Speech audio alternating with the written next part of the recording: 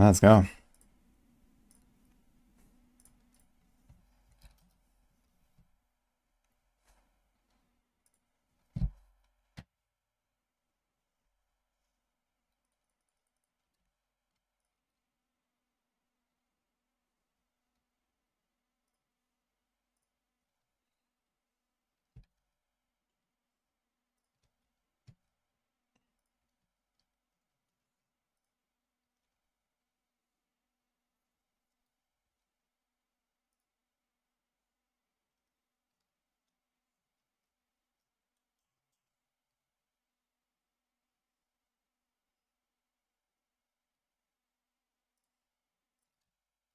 Oh, we're on Necro today, I guess.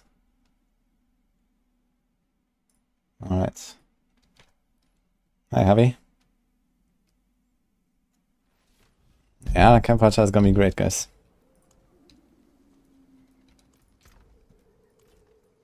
Yeah, what do we have here? Bone Spear.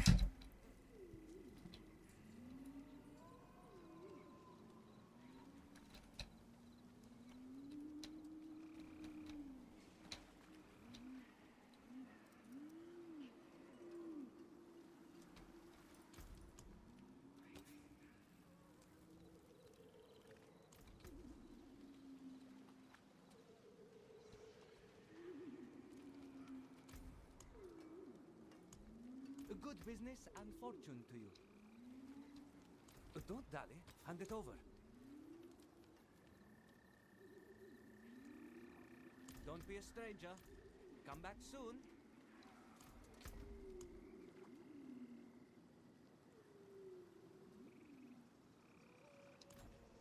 If you want work done, let's get started.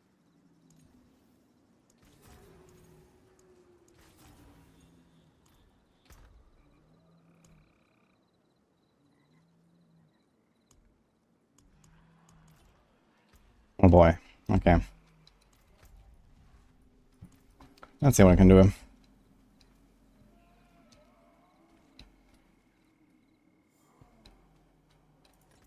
Been a while since I was on this character.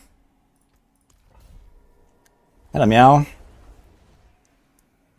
How's it going? I think it's about 15 months, man. You had copium for lunch. This better be a damn good main course. I just came home as well. Oh, Jay.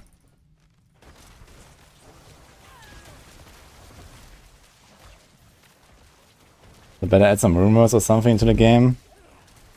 Yeah, I'm not sure if rumors are coming at some point. Could be interesting for sure. Okay, these are a bit too high here.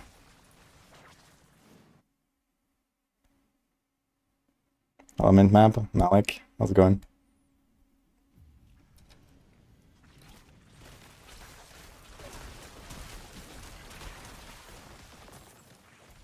Should probably play Bloodsurge actually at this point. Actually, we could play some Sever again. Sever could be pretty nice. Gonna try to make that work. Try to find some aspects and stuff for it, I guess.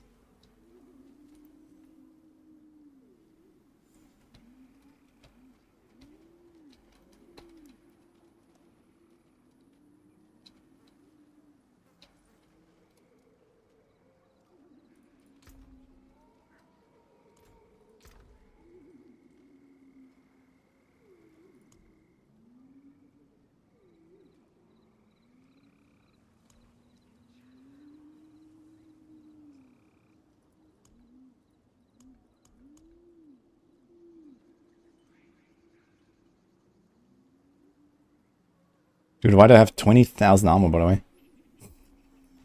Okay. Okay. Alright.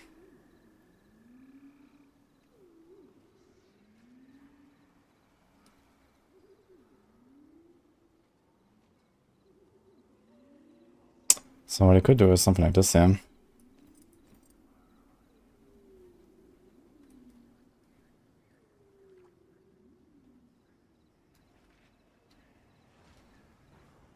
It's actually a pretty good shield, but you want an offhand, I guess.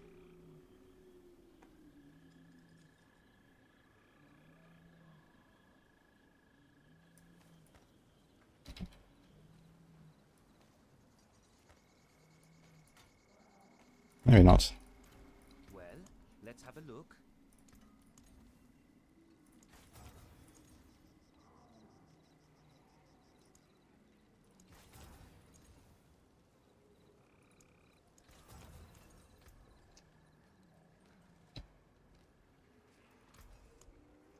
Of kingly make.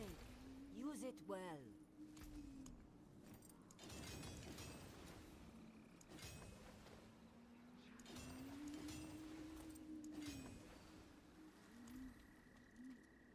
Don't daddy, hand it over.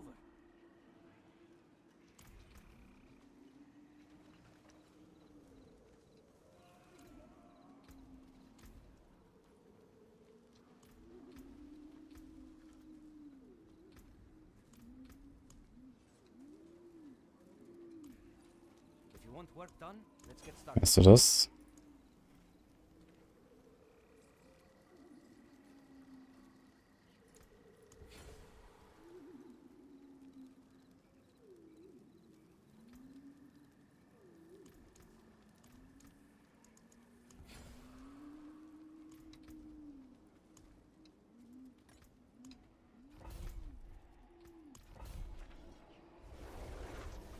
Hopefully cow level this season.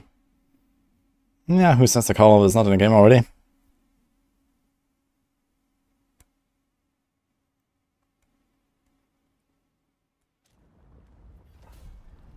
we get loot filters so I can further the actual attributes in the near future? Yeah, I don't think they want to do loot filters just yet. I could imagine that long term you're gonna get some loot filters. But I think the general idea is to make a loot system that does not require loot filters. So I think they're gonna try that first. And see how people like it. Okay, my damage is very poor right now.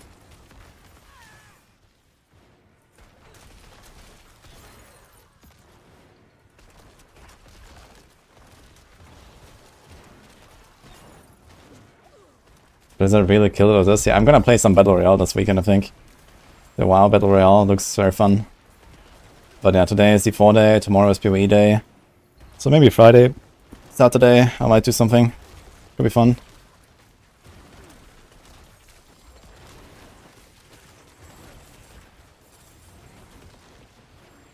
Copium max level today, let's go. Oh nice, you can click the swing Violent Blood Mist, that's actually OP.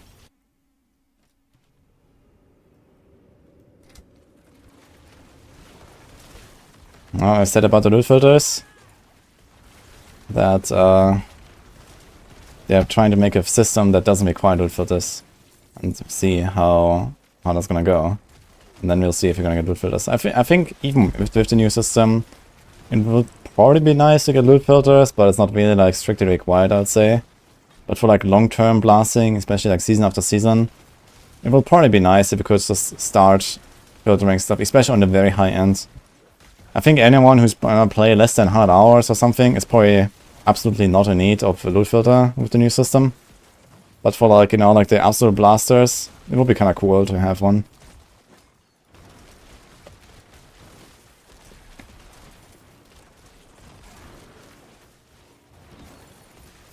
At 11 AM PST. No, PST or PDT?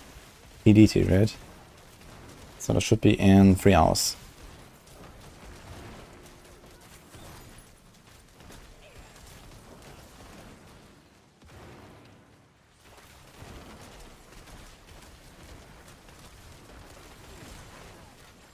Kind of appalled by how weak my character feels. But it's like some abomination I put together. So I'm not too surprised.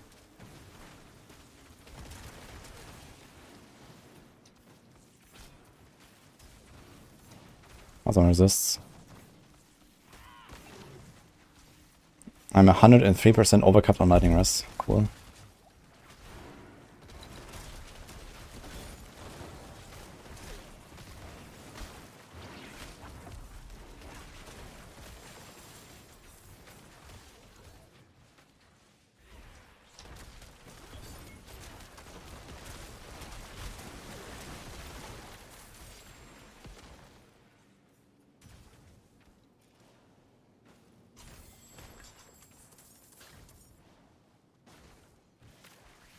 Ah, wait a minute.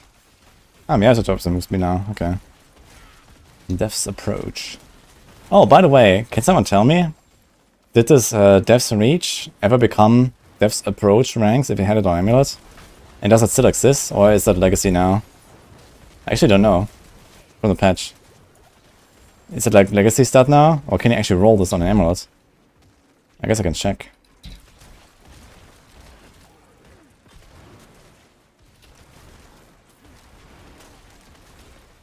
You need a subscription for WoW Battle Royale? Yes, you do. Can I change it to EST? No. The official announcement is in PDT as well, so I'm just gonna go with that. Okay, what do we have? I have 3 points.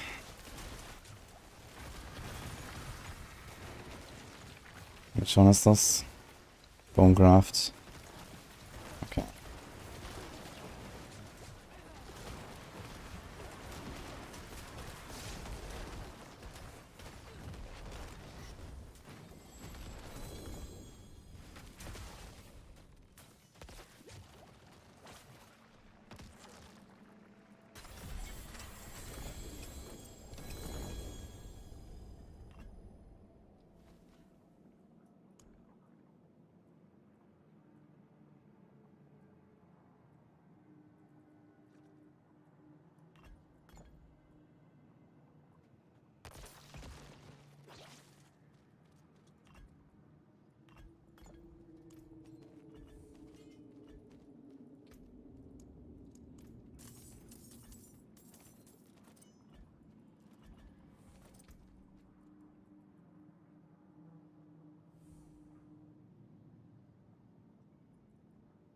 Okay, what can I do here?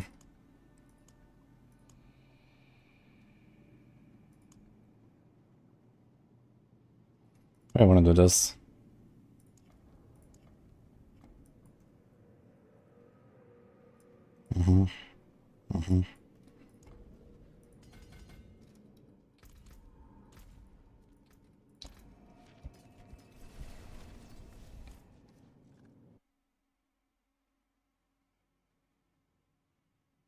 How do you make money? Super early game. Got a stash filled with Shattering Loot, but don't have the money to buy Shattering Runes. Well, if you don't have enough money to buy Shatter Runes, then you are picking up way too much shit. So that's what you need to know. If you want work done, let's get started. You're not supposed to just shatter everything. You're only supposed to shatter the stuff that you actually need to shatter for, like, you know, specific shards that you need for your build. And everything else you just don't pick up, or you just throw it.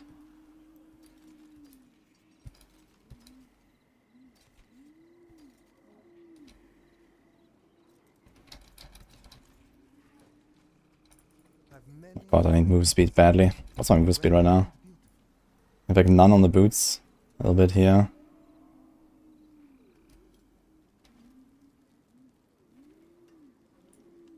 $116. Wait, the passive is not active while in town. Interesting. So I want to see, is there like an amulet here? Here's an amulet. Ah, look, here, Death's Approach passive. Oh, okay, this is an old one actually. This was from pre-patch. Is that another amulet? Here, okay. So let's see if I can roll this. Death's Approach. So here I can roll it. What about one that doesn't have it?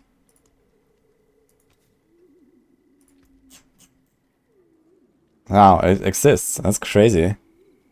You can actually roll it. Death's Approach. That's insane. Okay.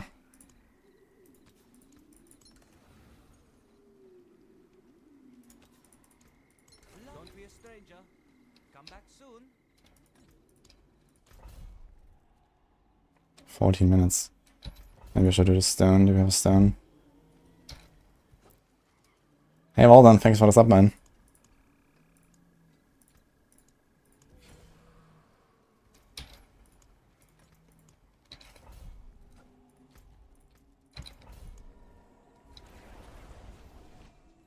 That's my yes, a Woo clip from. This is when I was the world first Greater Rift 104. Sorry. Greater Rift tier 45 in Diablo 3 Season 1.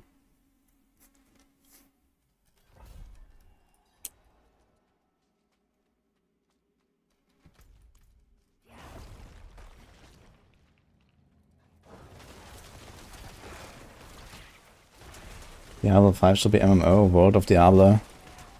Nah, that's not how RPGs work, I think. They already did like this open world, and you know, they can see people and stuff, and I mean, this is really the extent of how far they should go, I think. Maximum. I think they should really double down more on this. They already have 2 MMOs in Blizzard, so they don't need a third one.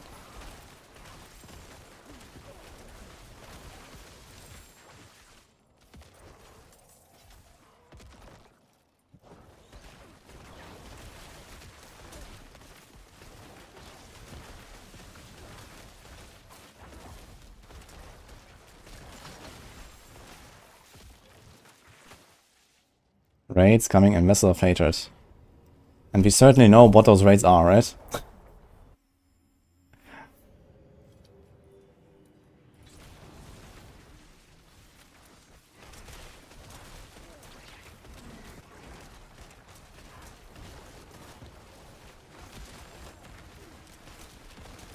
Because the Gauntlet is also exactly what we know from the PoE as a Gauntlet. So the raid will be exactly what we know from WoW as a raid.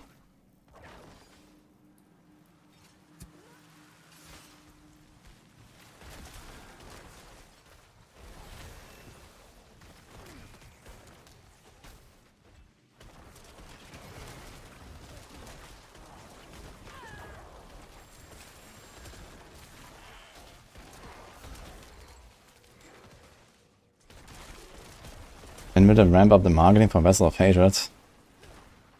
I guess at Gamescom or something in like 5 months. I don't really think before that. What exactly are you expecting to see from Vessel of Hatred right now? I mean, they might mention it. Because I did mention a thing about it actually in the content creator preview. But that was just like kind of like a side sentence somewhere, so I don't think there will be anything for Vessel of Hatred today, and I don't think there should be.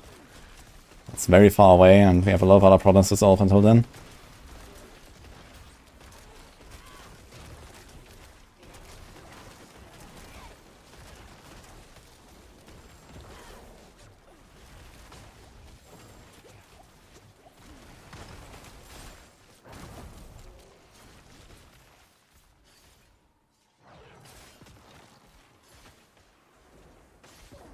Oh my god, dude.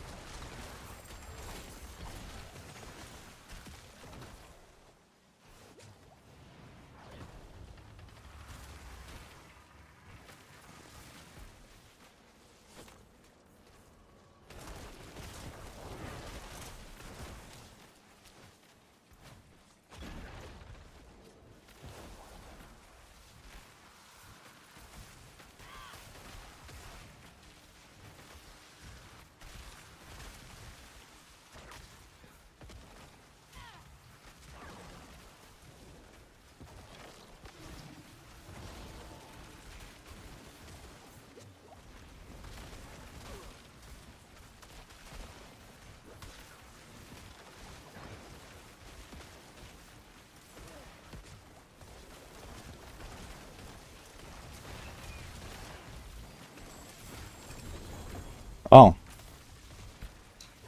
Oh. That's gonna be a drop. Okay. Also perfect maximum essence, really high life. Good lucky hit. Okay. Really nice roll on the affix. Let's go. I'll take it.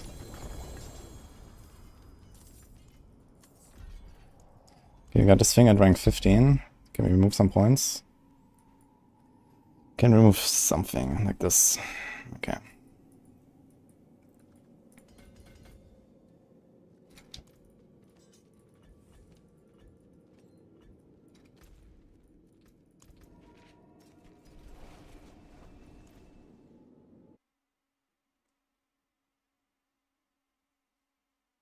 I'm using WSD movement sometimes, yeah, for like inventory and stuff. It's very nice.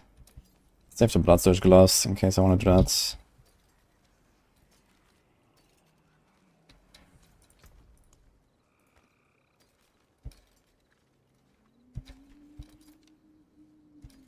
Okay, might want to try some minion stuff as well.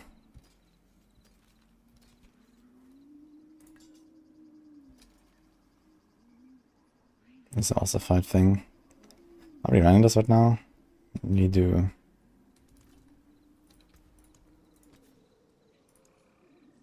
Fuck, I have 0 for consoles, dude. It's a good roll. I think I'm gonna put it on the wand.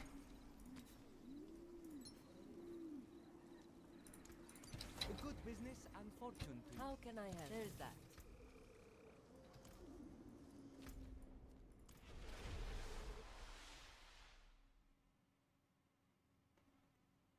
Yeah, I know what's coming later in the Campfire Blitz, guys. It's gonna be good.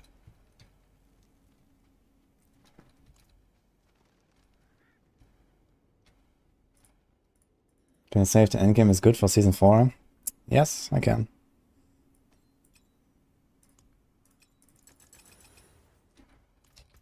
Just watch it later, guys. We're gonna be here.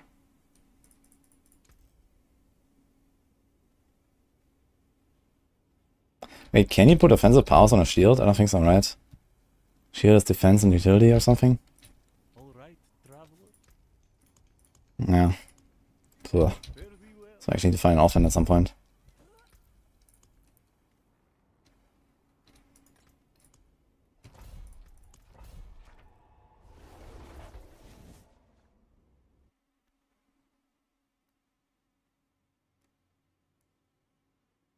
I'll play some Necropolis too, yes. Timing should be fine. Depending on the PTR and everything. But yeah, definitely gonna blast probably the opening weekend. And then we'll see. Maybe more after. Speaking of PoE Necropolis, hashtag sponsored, there's also I think some drops tomorrow and all that stuff. And some other things. But yeah, I'm kind of looking forward to some PoE blasting again. Last league before PoE 2.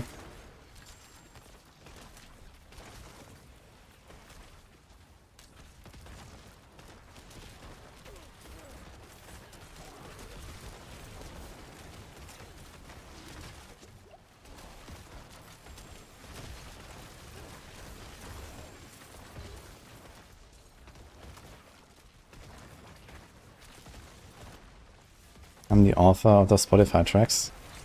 Not exactly. But there my name is. They were produced for me, basically.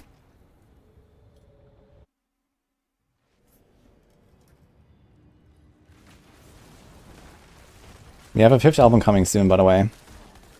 It's gonna be good. Apparently people like it a lot. So we made more.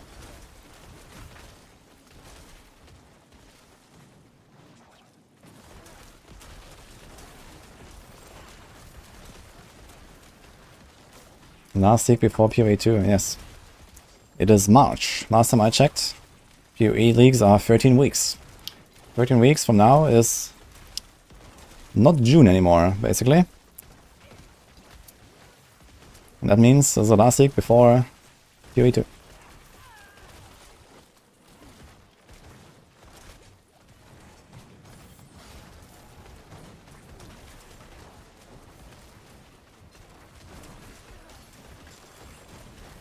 Could actually imagine that they're going to delay 3.25 anyway a little bit.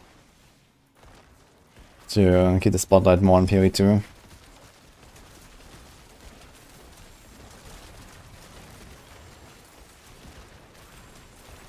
Like now they can really, like, you know, do it very freely. Just delaying leagues. When is PoE 2 coming out? Well, the real release is like maybe December. But, you know, practically it's the 2nd week of June. So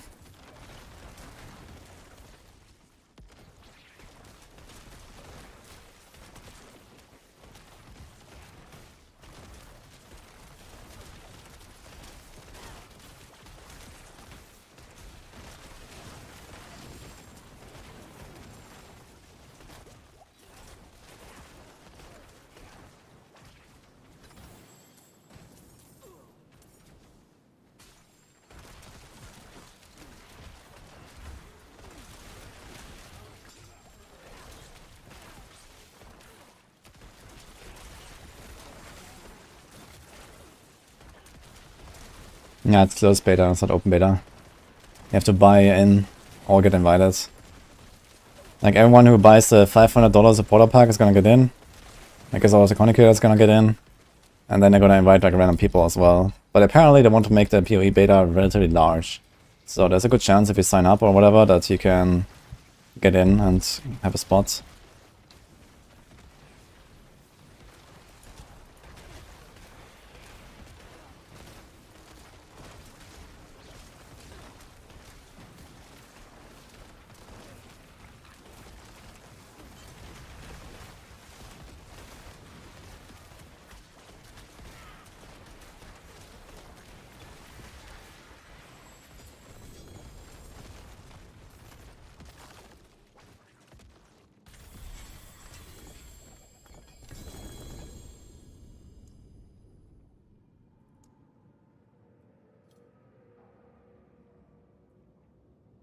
We do this. Actually, what do we have here? Resistance to all elements. Ah, wait a minute. That should be this, I suppose. Vulnerable, maximum essence.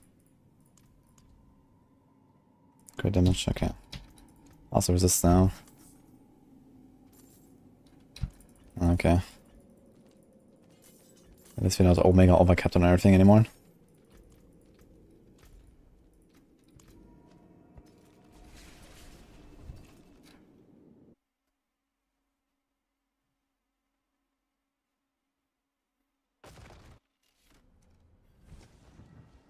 Dataman is telling that a 5-wing raid is coming, like wow. Yeah, I think it would be kind of cool to have something like a, you know, like I imagine something like Naxxramas, and you know, you go in and it takes like, you know, I don't know, 5 hours in a week to complete, and it resets weekly or something, and, you know, doing like some cool boss fights and shit. And if you can do all that solo, I mean, that would be pretty amazing shit, I think.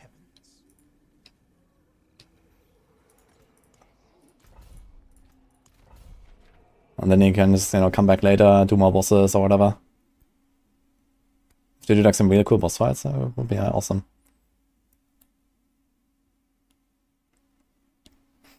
Did I get a sneak peek like some other streamers? No, they only showed it to the other guys, not to me, of course.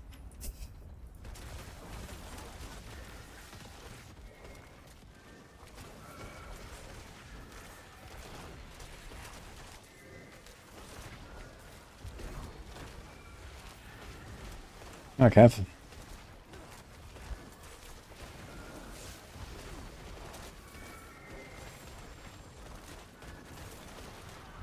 Do not invite this guy.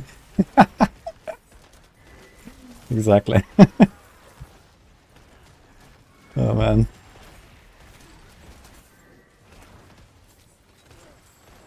And they were going down in the list in alphabetical order. And then they were like, you know... They were like, you know, OP,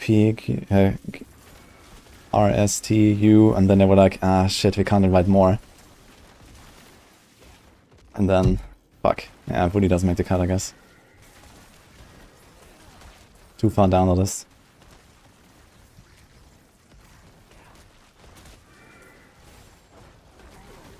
Hello, Azark.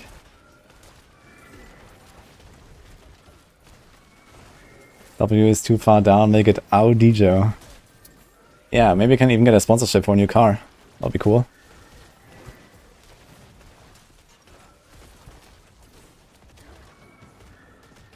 Rex was the last spot.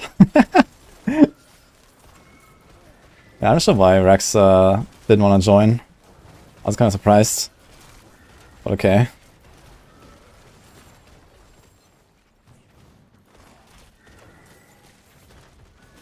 I mean, new Campfire chat also means the new D4 bad wave is coming.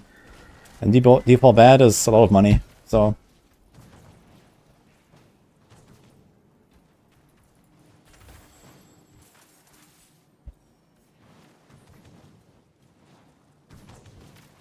Where's my nickname from?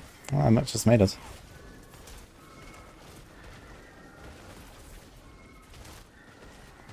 D4 bad is listed on stock market now. Yeah, plus 800%, man. In the last 6 months. To the moon.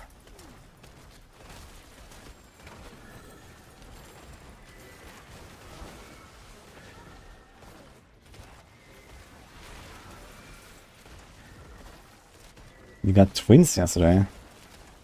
Congratulations, honestly, Bob.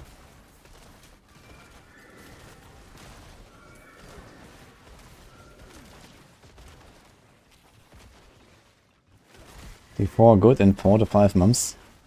I'll make it 4 to 5 weeks maybe.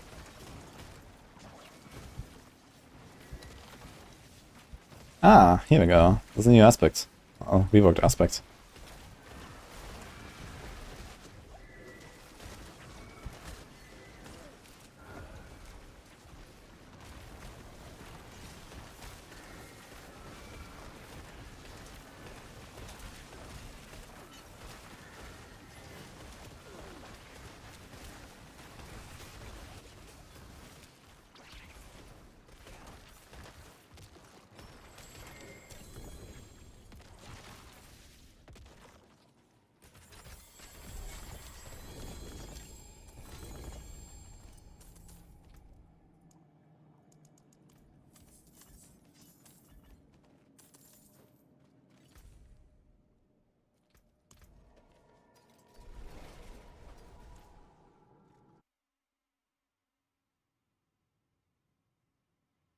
You're back into OSRS. Really? Did you play that in the past, Iceberg?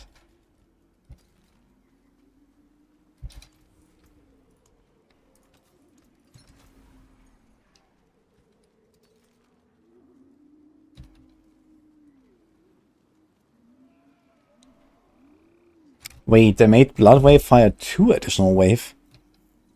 I thought they just changed this to like be less of a downside. When did this become 2 additional waves? Oh, never mind, this is Blood Wave. I was thinking about Blood Surge for some reason. No, okay, forget it. I was like, huh? No, okay, and the Blood Surge aspect is still like, you know, changed, right? Ah, here it's considered. They're running Temerity right now, so maybe, yeah. Do you have any pots? Here we go.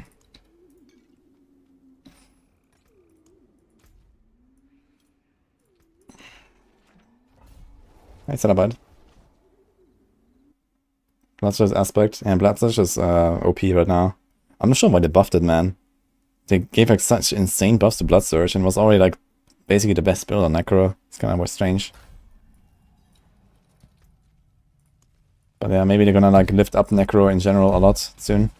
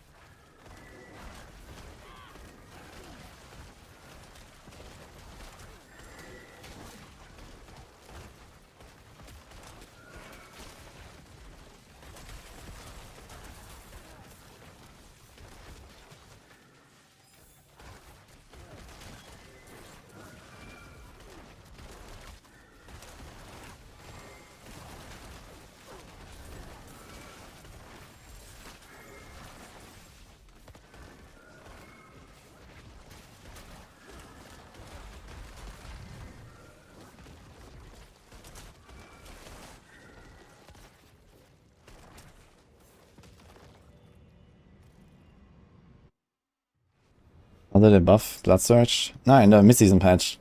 They gave Blood Surge some 50 something % damage buff. It's pretty nasty. At least on single targets. A bit less on AoE, but on single targets was like over 50% damage buff for Blood Surge.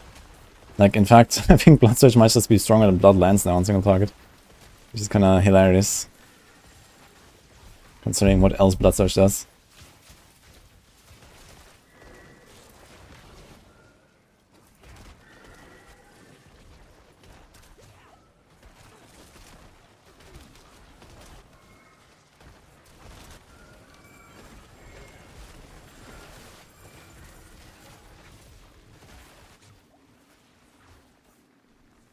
Campfire is later today, yes. Actually, I should put the time in the title. Let me do that. It's 7 PM, right? CET and 11 AM PDT.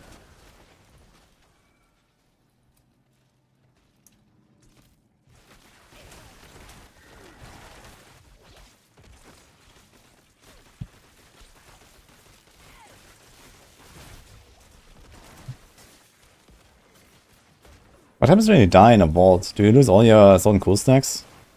I guess you lose them, right?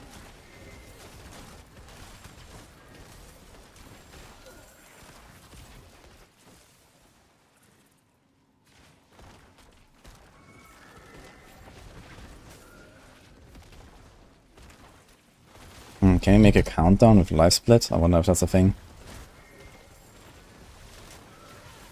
Maybe.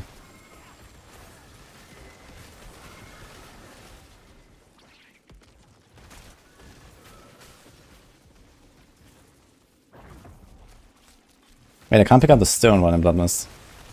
I can clear the portal, but I can't open the stone. Okay.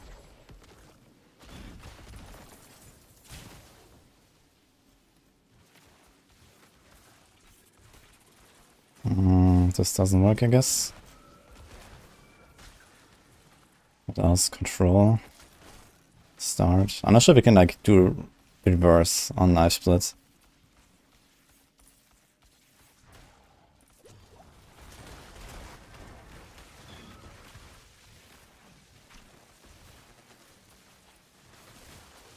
Layout. Settings.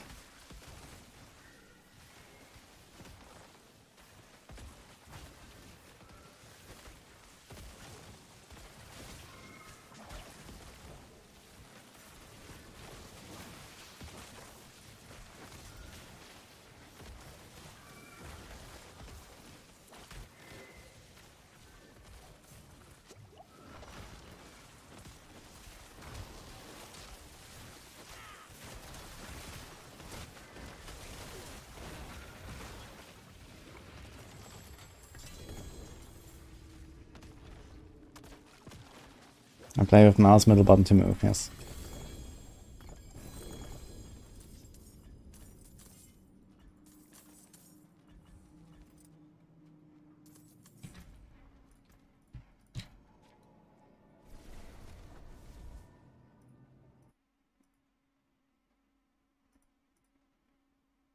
I always wondered how this stuff works with the real time and the game time. Like I see, for example, Gymnasium doing his D2 speedruns, and somehow this program recognizes when the loading screen is happening and pauses the timer automatically or something. It seems kind of wild. It's kind of interesting.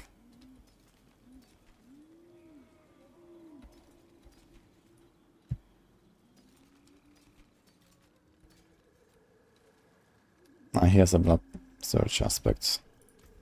Minimum roll.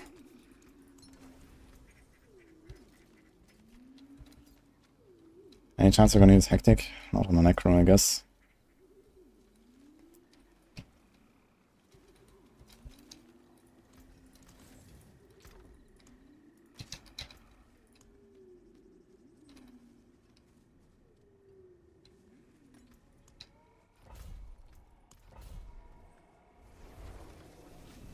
Yeah, I don't think I can do a time, like a countdown.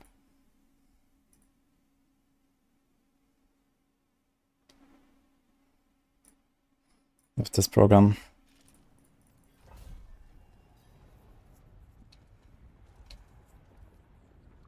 Okay, let's split up target time and then set it to show time left to complete it. Ah.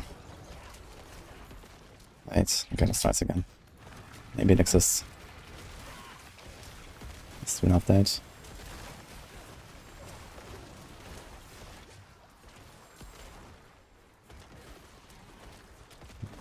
We need a countdown so that we have approximately 80% less questions in chat about the Campfire chat.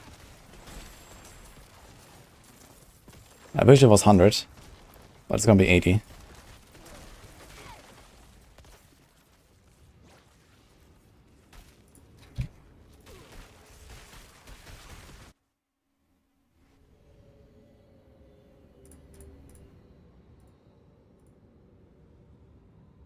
Maybe add comparison?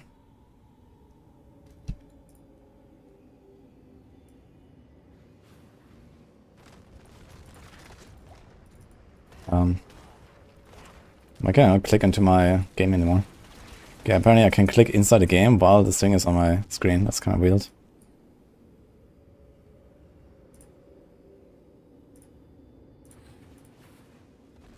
Okay, I don't want to bother with this, man. Fuck it. Okay. Now did I break it? Okay, now it's back to normal.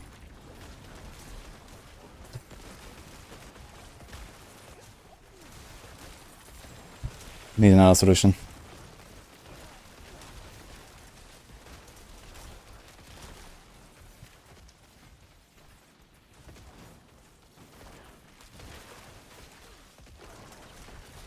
In OBS, you go into tools and scripts. There's a countdown one, it's default. And in OBS. I'll try that.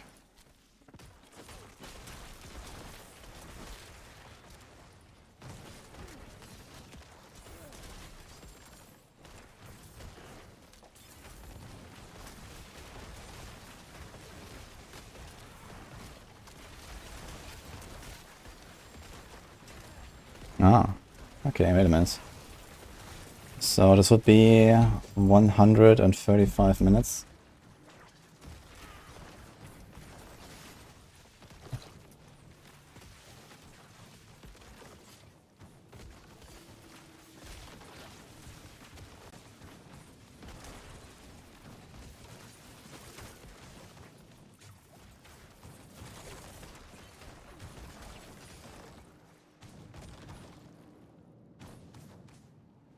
Now, where did it go? So I see it here, scripts. It says sets a text source. Ah. Countdown.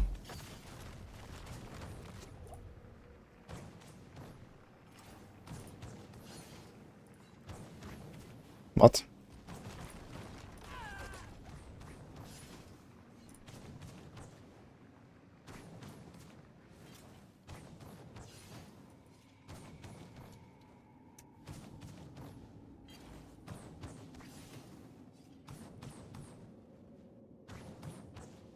Try this.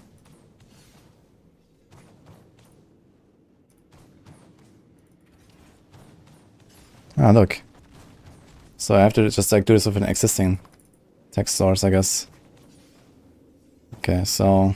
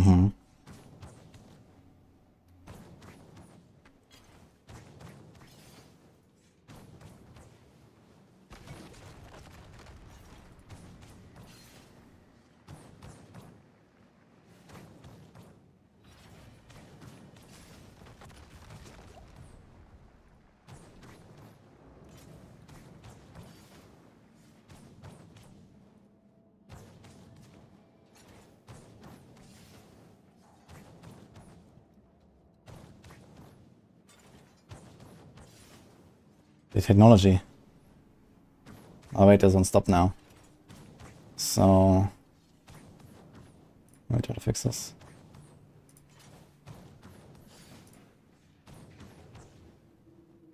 Delete.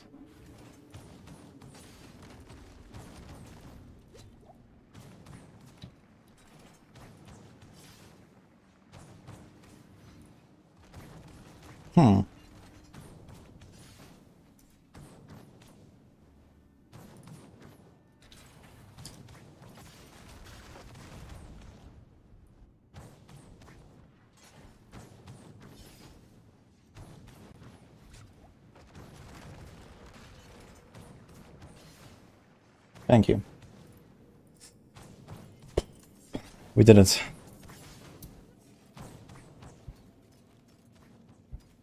It's actually a very useful tool.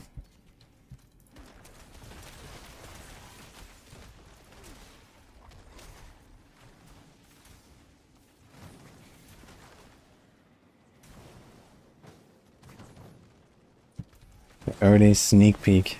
It wasn't just a sneak peek.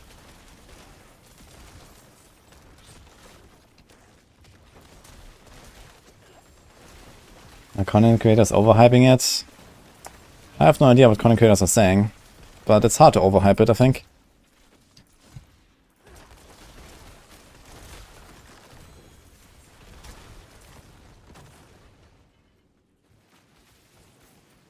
When Blurred Beast rework.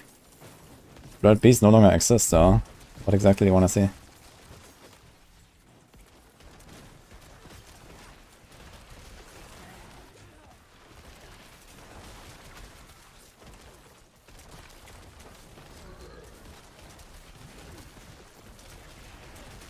Is this the new Lich?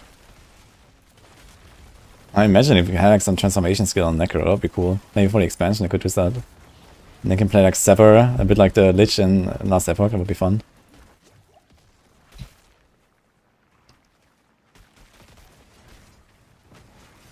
I think we're gonna save this thing. Ah, look. Crit, Sever, Blood Surge, Bloodlands, huh? Save this.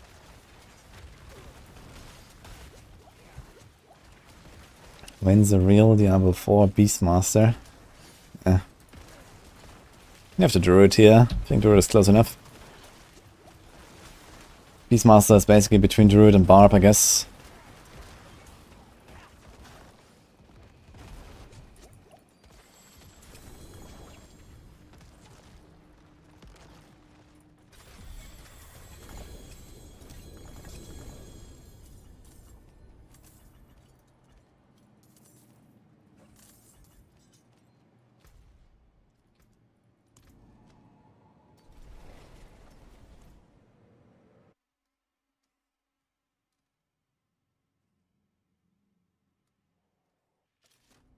$90 expansion. Yeah, in your dreams, dude.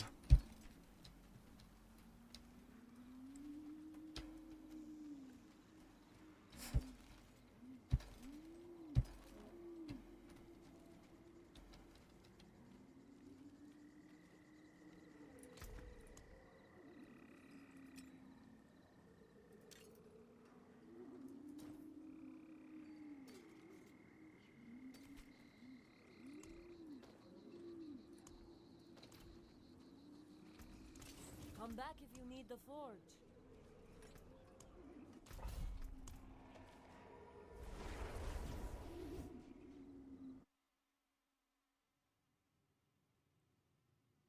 I did not buy the battle pass.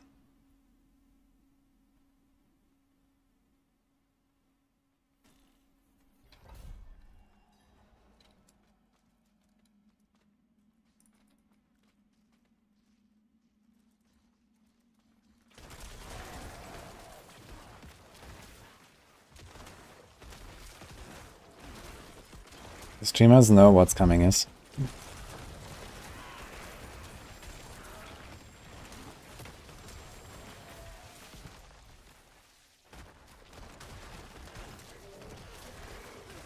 No, it's not hardcore. This is softcore shower.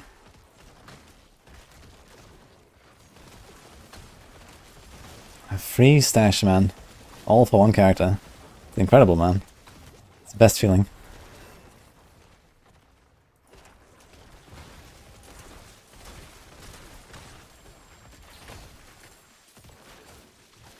Hello, Jacob. No, I put a countdown there just so that I bamboozle you. Hello, PM.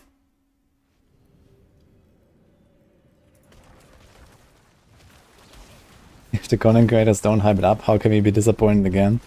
I don't know. It's easy to disappoint some people, I guess. There's a Necro I played with the Greek community, yeah. I decided to just go on the Necro today a little bit. I don't want to do Gauntlet right now, I just want to like chill and, you know, get ready for Campfire basically. Although we could do a bit of Gauntlet maybe, like for an hour or something. Stay a bit in shape with the map.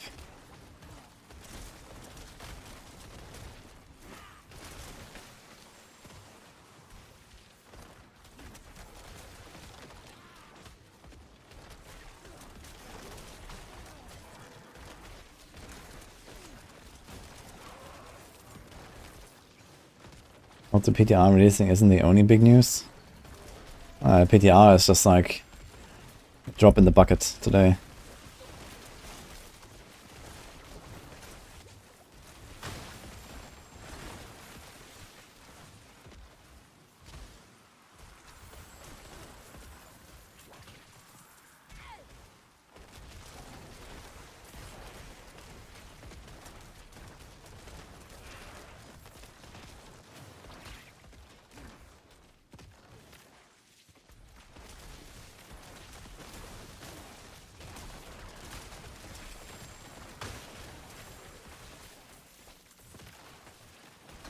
Playing this Dogma 2 in 2 days. Wait, it's on Friday already? Ah, shit. I was hoping to play some WoW Battle Royale this weekend actually, but I guess we're gonna play Dragon's Dogma then. Or at least try it. I don't really see much beyond the trailer, but apparently it's pretty good, so... Let's see.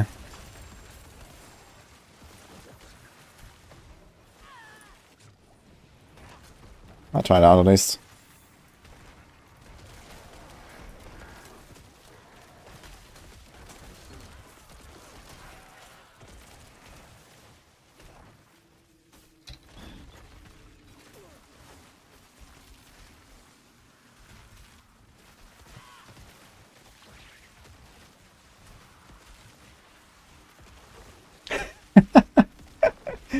How much am I not telling you? Not telling you a lot, guys. But luckily I don't have to. You just need to wait 2 hours. And then I can tell you everything.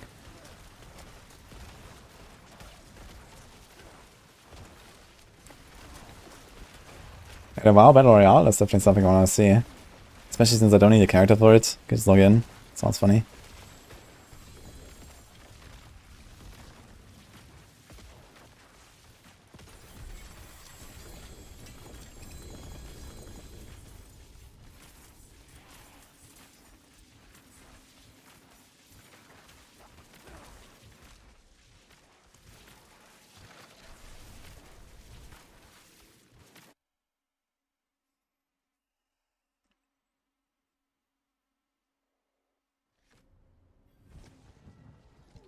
I know things, yes.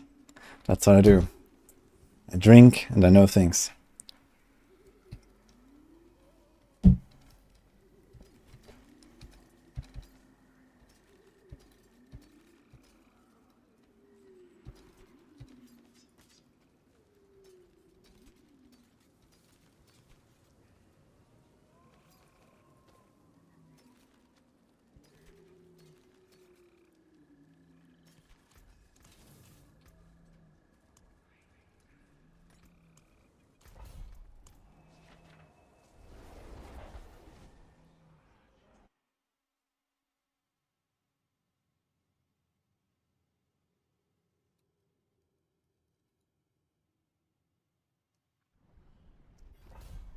Oh, I'm drinking lemonade, it's 15% too sour. Oh man, you're really evil today, Wonkas. I actually did have a pretty sour lemonade earlier on lunch.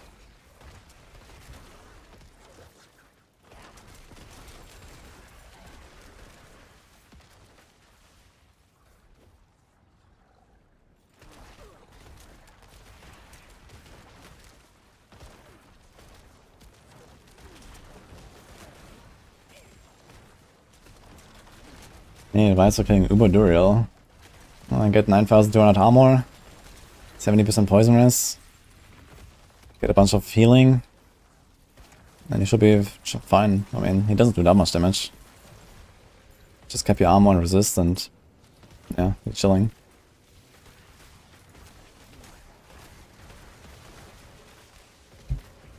Don't get eaten, I guess. He does like some swing and then he impales you and eats you. You don't want to get hit by that.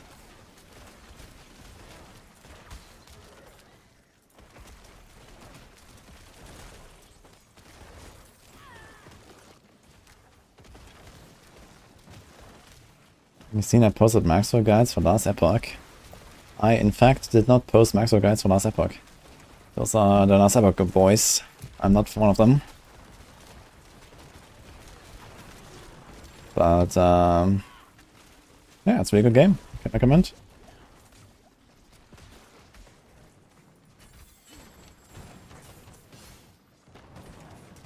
Wanna buy last Epoch? Can type !Nexus. It's on my Nexus store.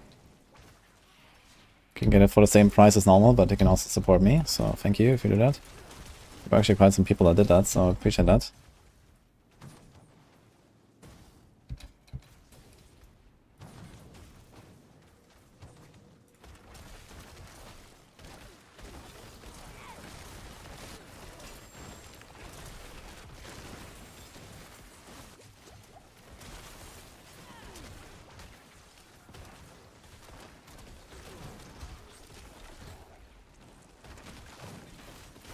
Yeah, Bloodsurge is nutty as suns up.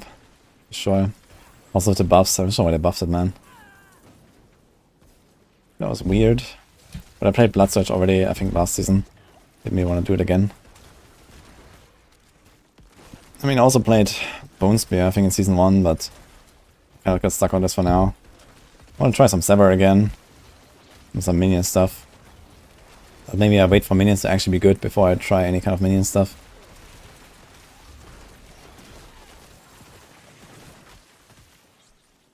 This is Bone Spear build. Hey Mogurf, thank you.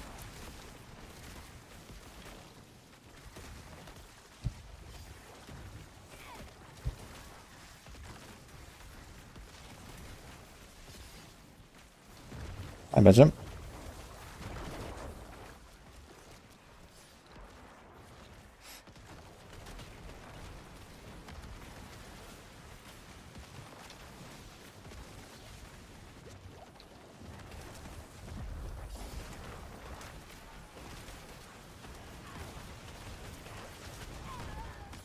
Oh. Made one Molten? Wait, how much fire res do I have? 40 fire res.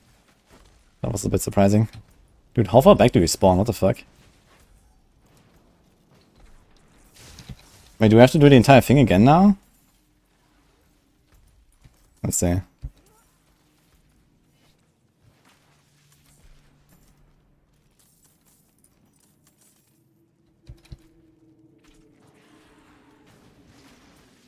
Oh man, I have to wait 30 seconds again.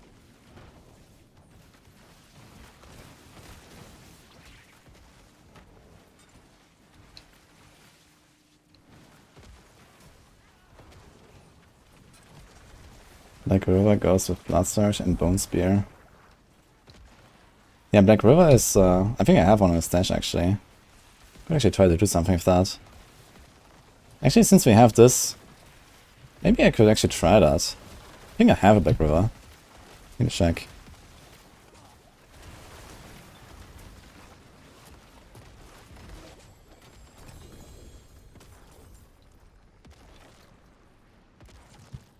I actually wanted to try some Bone Spirit stuff as well.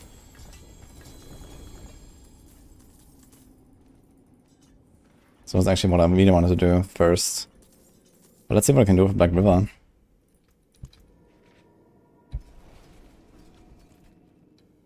I'd have to get an offhand, I guess, that I can put an offensive power on.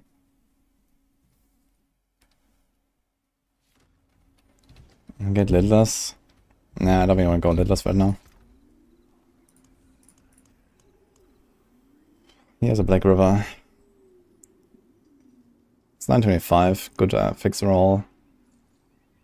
Rest is not that crazy though. Yeah. So give up the ossified thing. But let's see what happens if I do this actually. Dude, in fact, no ranks or call skills here. Not here, not here. You don't have Forgotten Souls to upgrade as well, so it's gonna stay 1. This is gonna stay 1. God damn it. Okay, let's see what happens. So.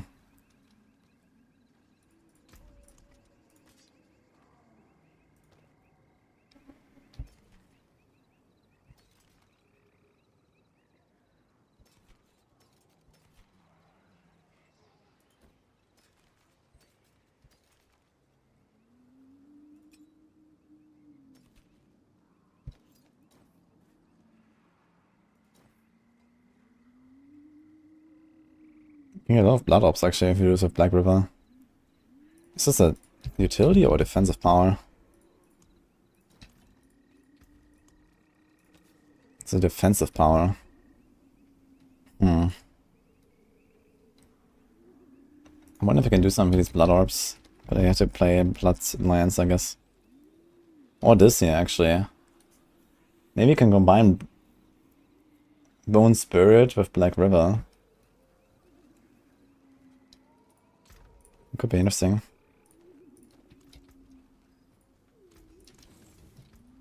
So, also I realized we never put a socket in a ring there. Let's do that.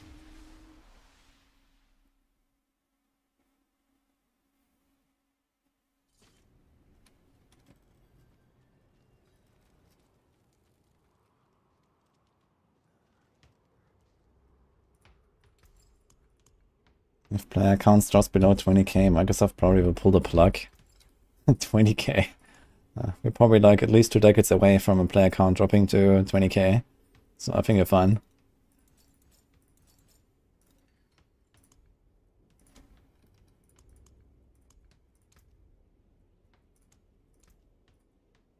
Oh, I don't have that many shards there.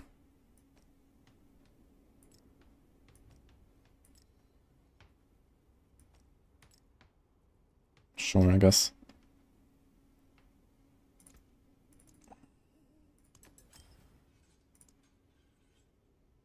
Do we do this? I guess we do.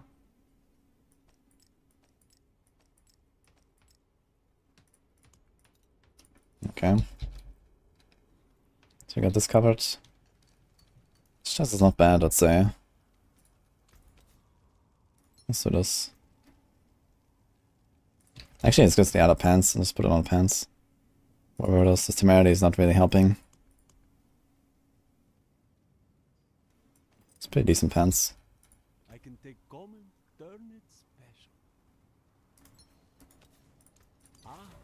Such a good aspect now. 20% damage reduction, straight up, flat for anything, including the minions. Okay, can we put some points into the corp stuff? How about this as well? We're gonna lose movement speed, but... Increase damage to enemies are slowed, stunned, or vulnerable. And it stacks. So we have stun and slow here. And vulnerable. They have actually everything. Right? Can we get an extra point?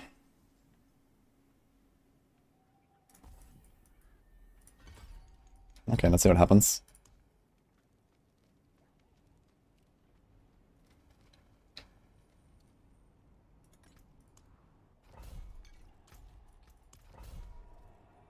Fraps, thanks for 6 months, man. Appreciate that.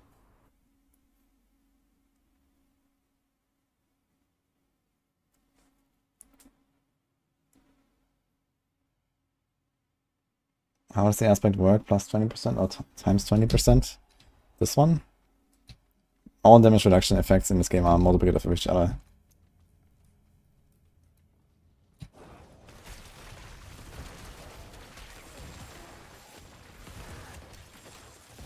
Okay, let's see if we get some big pops here.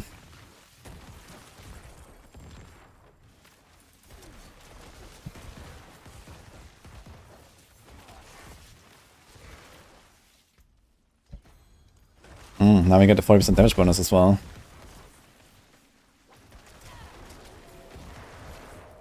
Yeah, Calls Explosion actually kind of feels nice. I like it. Boom, boom, boom. But it consumes so many corpses at once, that's crazy. Okay.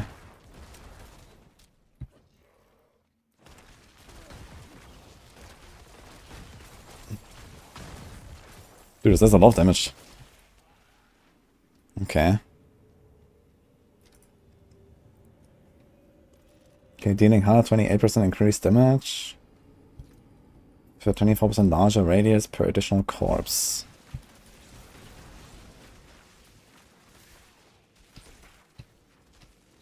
Wait, okay, so it always does the additional damage? And then just gets a bigger radius for more corpses? Oh. So damage is actually still good on single target, for example. Interesting. So you just walk and stuff dies, I guess.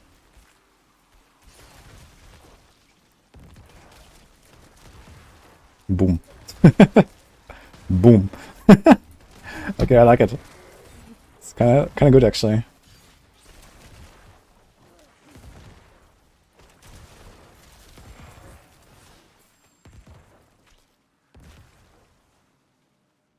Oh, the cool glasses. Sure, let's do that. That's a nice upgrade for our Necro here.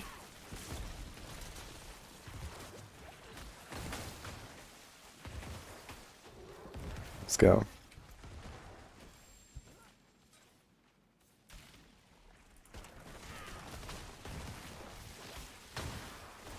Yeah, this makes Corpse Explosion actually feel really good here, I gotta say. Just need to like get the first corpse from like killing something and then kapow. I'd like to see some bosses actually. I wonder how many corpses I'm generating from this huge flesh. Do we have? Yes. Wait, we have only 1 point, right? So I need more points there. I mean, honestly, I don't think I need this, yeah. So that's... There's some chance I can hit, okay. I'm not really pressing Blood Mist that much.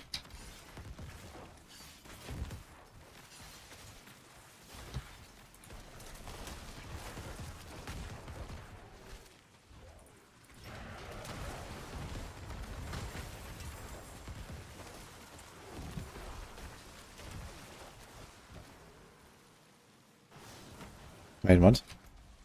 Oh, it cancelled. What the fuck?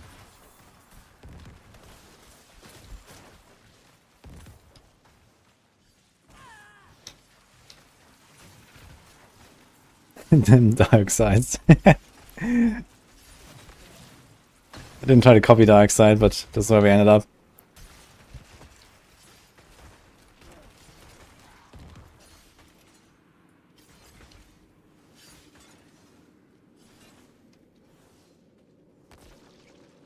This is a softcore character, yes.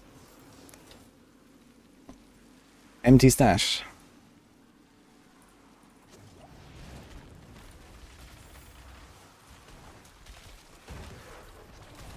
What I gotta say, I'm very excited for hardcore next season. A lot of hardcore.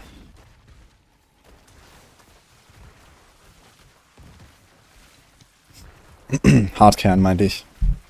Natürlich. Nächste Saison. Ganz viel Hardkern.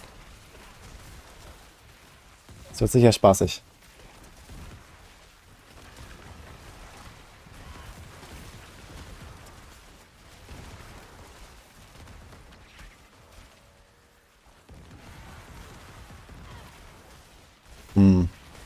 Kann ich einfach in der Mitte stehen und Leichenexplosion drücken? Nee, es braucht so viele Leichen. Okay.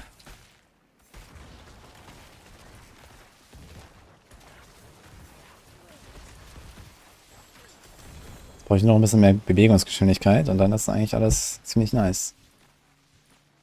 Schön, meine ich.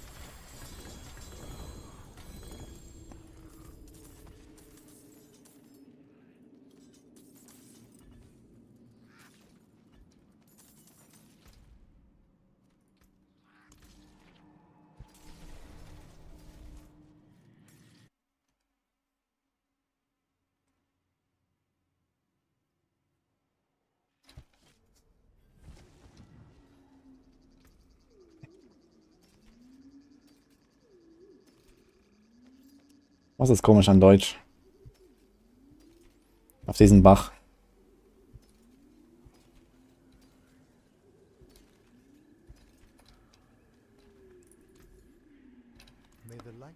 Ah, das schmelzen wir ein. Okay. Ich brauche die Baumaterialien.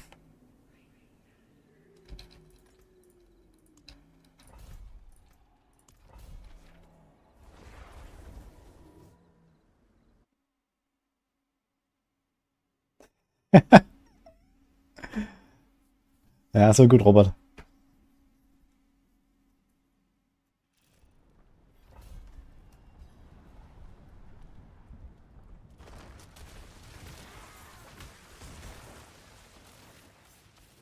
Ne, ich bin gerade in Bulgarien, nicht in Griechenland. Wir gehen wahrscheinlich wieder nach Griechenland.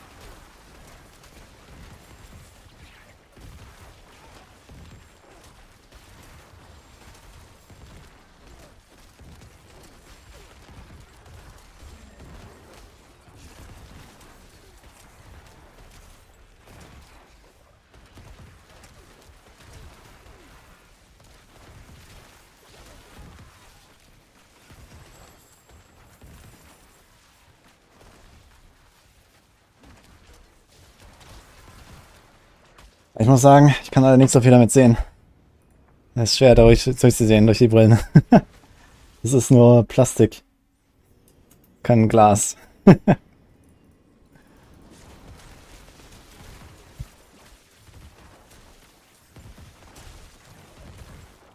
We've been playing Wolfson the last 2 days. Wolfson, man. I actually enjoyed Wolfson. It was such a messed up game, man. But it was fun. Wish there was something more of that. But it never came back after this insanely bad start.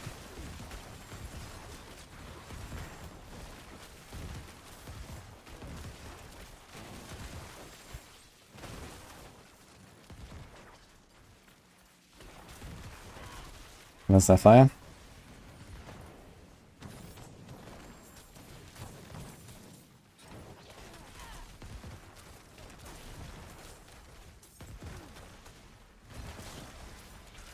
The dual resource system was cool. Yeah, it was kind of cool actually. Also like the rune system, which is basically like the Diablo 3 runes kind of, but you can like do multiple and they have like their own costs, so you can like combine them and stuff. That's kind of fun. I like that.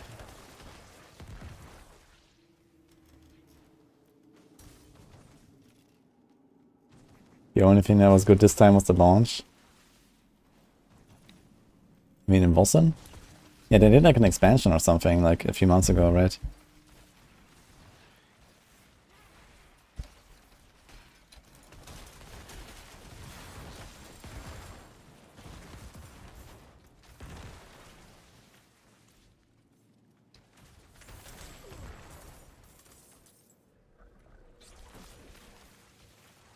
Alright, referring to D4 Season 3, okay.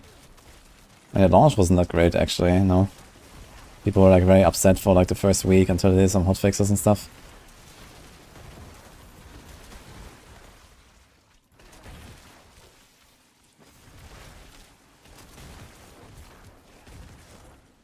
The dual resource system killed the game. Wait, was there like anyone unhappy with the dual resource system in Wolfson? I don't know, I found it kind of refreshing. Like what killed the game was that... Wait, do we still have to command? No, we don't. The fact that the game crashes like every 7 minutes maximum. That was kind of what killed the game. Plus insane imbalance issues and skill bugs and everything.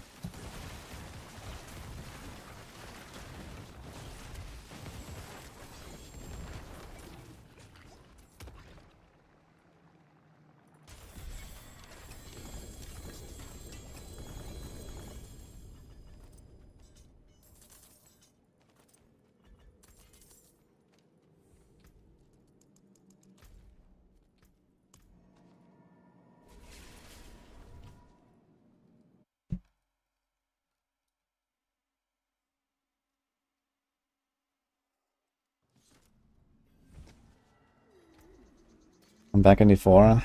Yeah, I need to get the Gauntlet rank 1 this week for the price.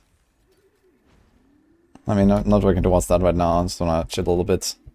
But yeah, for sure we have to, before the PTR, I guess this week, I wanna get the rank 1 for the price, that will be fun. Also looking actually.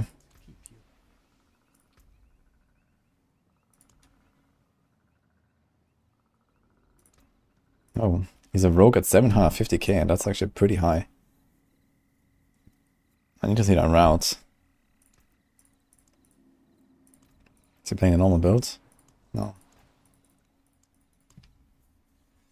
Okay, we're at 600. I was thinking about trying to push it to 700-ish. That's quite doable, I guess, if I try a bit more and get a bit around. 750 is pretty crazy, actually. I'd like to see that. Fix the exploits.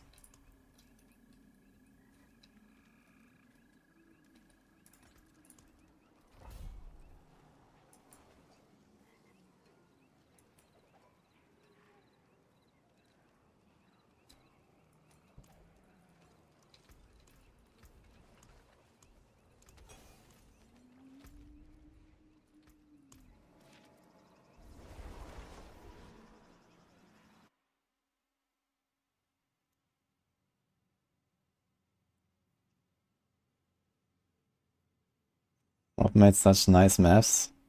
I don't think it's himself drawing the maps. It's someone else doing it.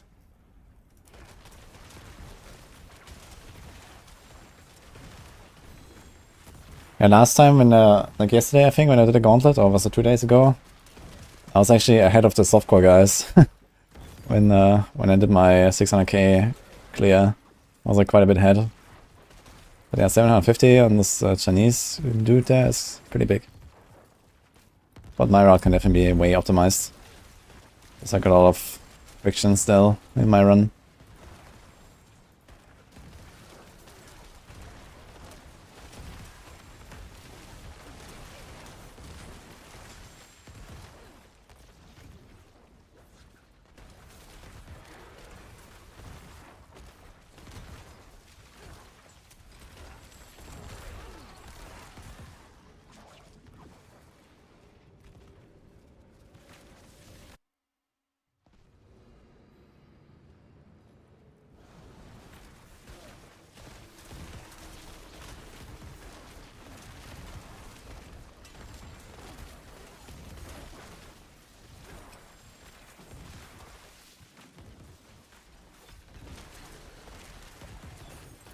Yeah, type Exile price. All the rank 1s in softcore and hardcore this week and next week, and to get a prize. Some artwork or something. That's kinda cool. I wanna try to get it.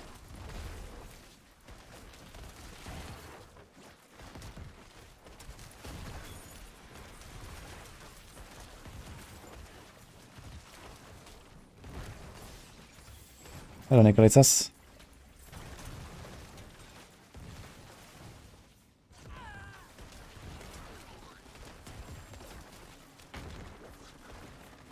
Reached Monkbird, that's S tier on the leaderboard. Oh boy. Not sure if this guy is very late or very early. Because I think the next time I'm gonna play Monk is gonna be on the 7th of June.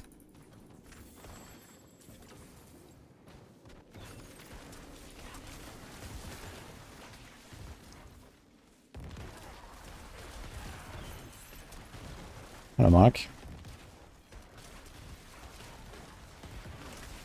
Should be a shrineless Gauntlet version. I think it's kind of interesting trying to make a route and play around the shrines. I think in general, like the routing of Gauntlet is pretty interesting. I mean, it's like a very niche thing, especially for RPGs. But it's like an interesting, like, you know, feature, I guess, to have. It's Gauntlet is like completely unique in how it works compared to any other RPG. I don't think there's anything like it. I think it would have been a feature for like a year or 2 from now, and not a season 3 feature, but I guess here we are.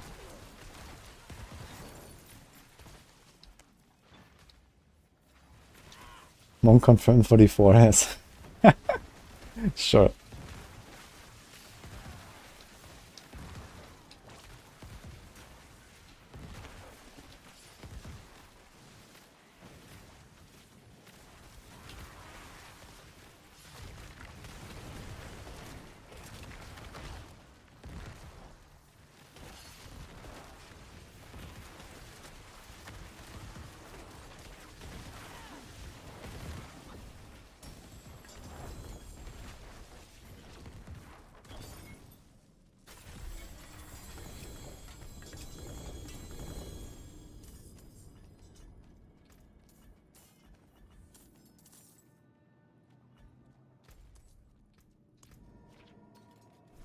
Oh. Ooh. Good love. I don't have any Forgotten Souls to to roll anything. Fuck. That's an insane glove though. Well, actually, if we do Black Widow stuff, we need the unique gloves at some point, right?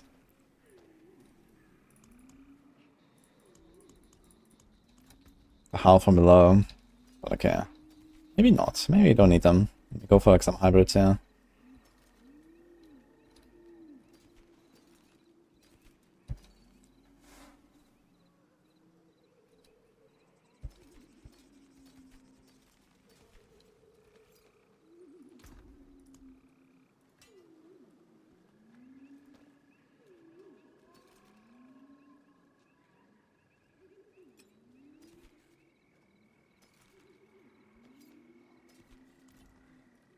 That looks I can break that down.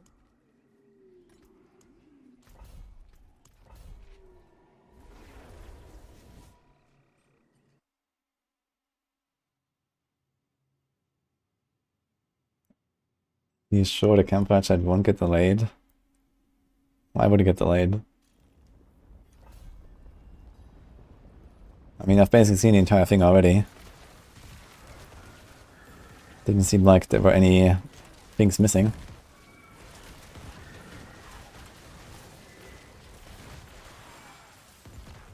Had a Falk.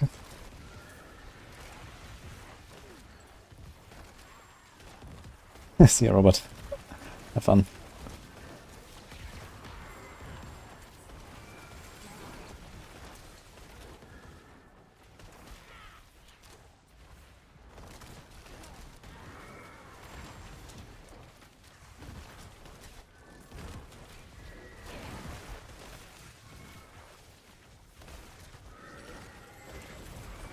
Actually, maybe we're gonna go a bit on last Epoch until the Campfire. It's still 1.5 hours, right? I gotta say.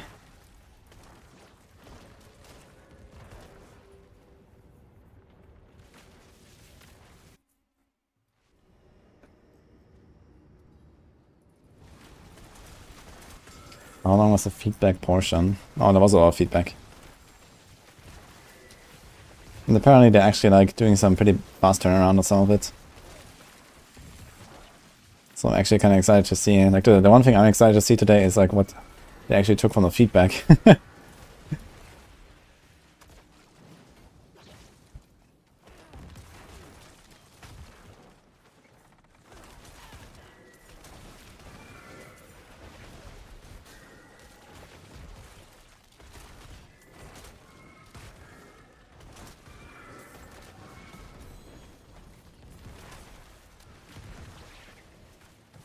How's Bone Necro doing this season?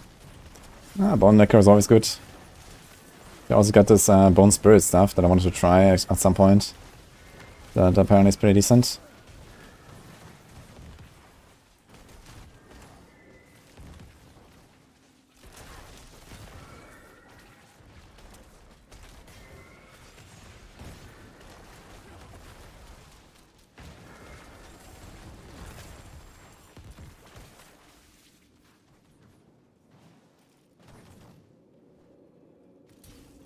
How far was it from my idea of this is good for the item mods? I mean, I didn't like, think about how I would design an entire itemization and, affix system.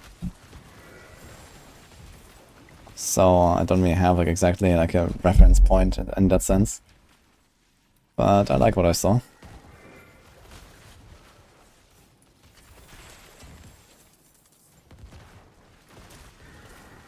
Last chance D4. Yeah, if you exclude like, Season 5 and Season 6 and the expansion and then Season 7 and Season 8 and Season 9 and Season 10 and Expansion 2 and Season 11 and Season 12 and Season 13. Did Rex like what he saw? Well, Rex, I don't think saw it, so I don't know. He wasn't there. Maybe he saw it, I don't know. Can ask Rex, I guess.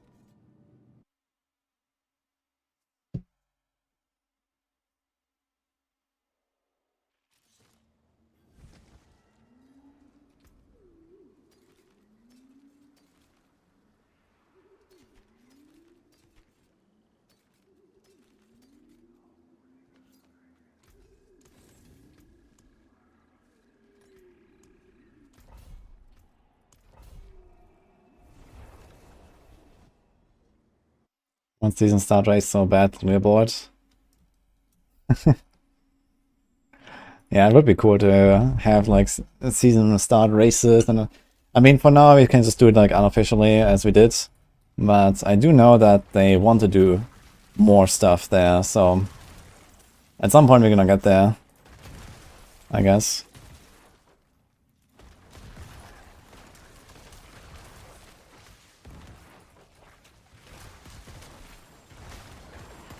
And until then, it's gonna do like unofficial races, I guess, which is also fun, you know.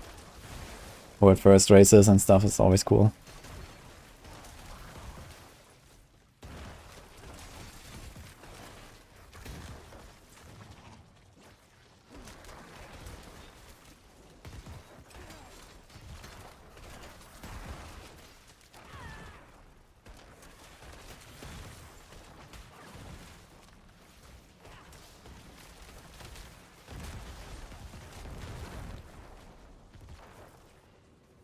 PvE stream will be so big. Yeah, I mean, it's gonna be a bit of PoE 2 news in there, right? But otherwise it's just like a new league. Which is always like a big stream, but I think compared to the Season 4 news, I'm not sure if it's gonna be the same.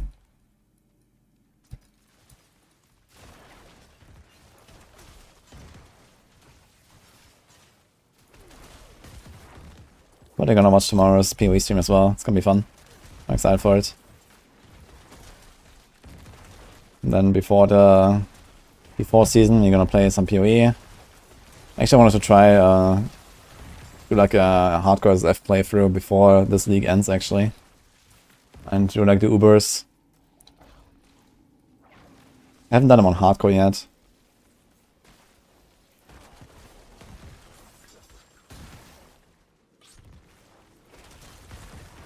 Will show us something from the new season? I don't think they will show us the season, actually. At least the preview didn't have anything about a season theme. I mean, honestly, I couldn't care less about a season theme in Season 4. At this point. Like, they could literally just launch Season 4 without a season theme and it would be fine.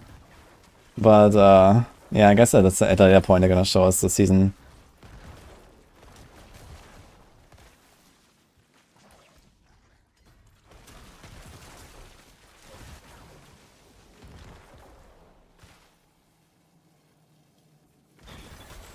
But yeah, I mean, the season theme is like completely irrelevant, I'd say, for Season 4, so.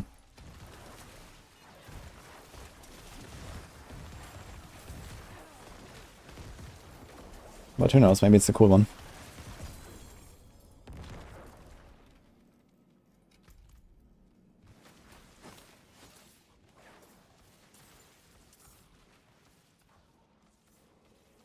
And then the A-lifts tomorrow for the press thing that happens.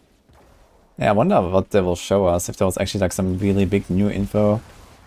I mean, they flew in people, so I guess there is like some new stuff, some hype stuff, but I mean, what have they, like, what could they show us for PoE 2 that they have not already like talked about anywhere? I wonder. I mean, you've seen all the different classes, and okay, that's probably like 1 or 2 new classes that we have not seen in detail before, like the Ranger and stuff like that, okay. But I mean, what else? The league mechanics, maybe? Some of the bosses, maybe? Or something? Like, I don't know. What will it show us? I don't know. That is like completely under the radar so far. Yeah, I guess the embargo will lift at around the time of the dev livestream tomorrow, right? So they're probably gonna show everything on the dev livestream, and then the embargo lifts, and then everyone can talk about everything that they've seen in LA, I guess.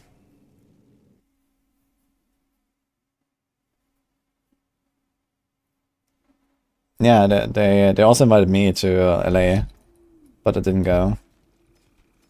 I would have liked to, but you know, it's very far. So I told them I'm gonna come to ExileCon.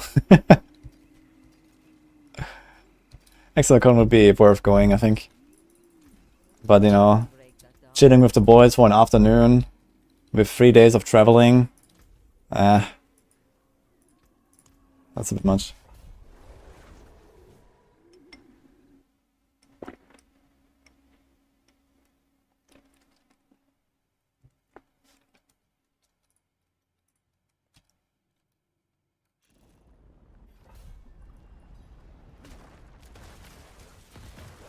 The videos are already edited, just waiting for button push to upload to YouTube. Yeah, of course.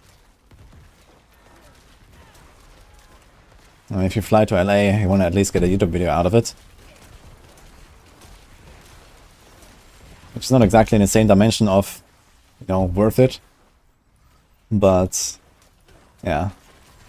Having a video ready is definitely expected, I guess, for everyone who was there.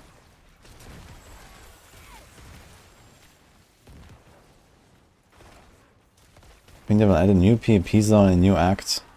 Not unlikely. Maybe they have like maybe a different rule set as well for a new PvP zone. Potentially try to push it a little bit.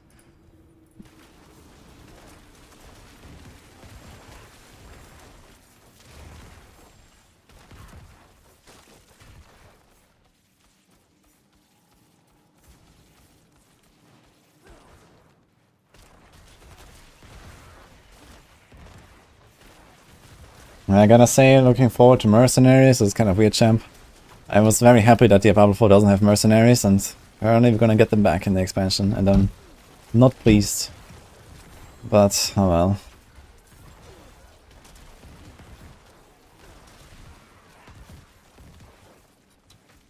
D4 Battle Royale. That would actually be amazing. Like, imagine it was like a low-level Battle Royale, like level 1 to 20 or something. That would actually be badass as fuck. Battle Royale always works, man. It's just fun.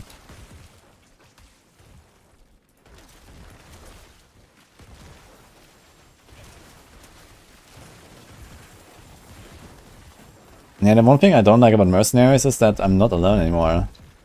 Like, there's always like this thing, like, you know, every single build suddenly becomes like a half a pet build, basically. It becomes like a mercenary suddenly that does shit, and, you know, the monsters behave completely differently when you're not alone, and I don't know, all that kind of stuff. So maybe you have to make it like some very, very like passive thing. Or maybe it's like not always active, but you can only use it in like some zones, or I don't know what, you know, maybe like that. But I don't really want to have like a permanent companion all the time, man.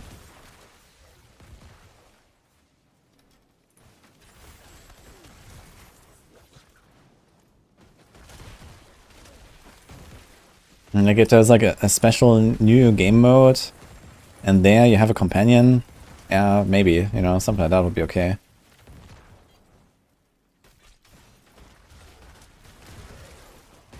Oh, Grey Warden, thank you for the sub. It's gonna be good.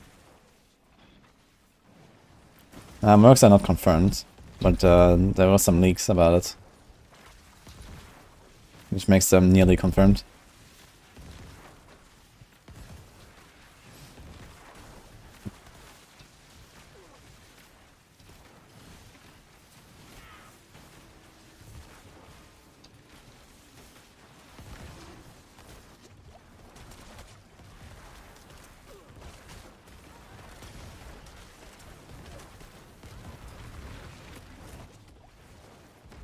I can't open a chest while in the blood mist. Yeah. Can you dismiss your Seneschal? Yeah, I guess the Seneschal is like, you know, passive enough. Like, if it was like the Seneschal, I think that would be somewhat okay, but on the other hand, you know, there's always like this thing running around with me, right? And if it's like some actual mercenary, some actual dude running next to me all the time, I don't know, man. I don't like the idea.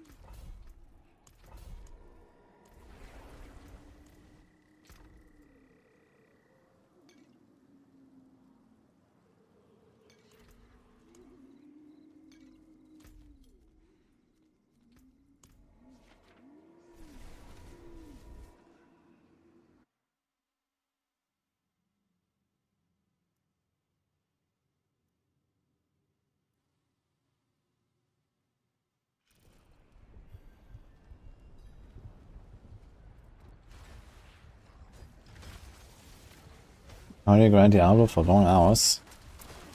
Well, with a lot of water and snacks.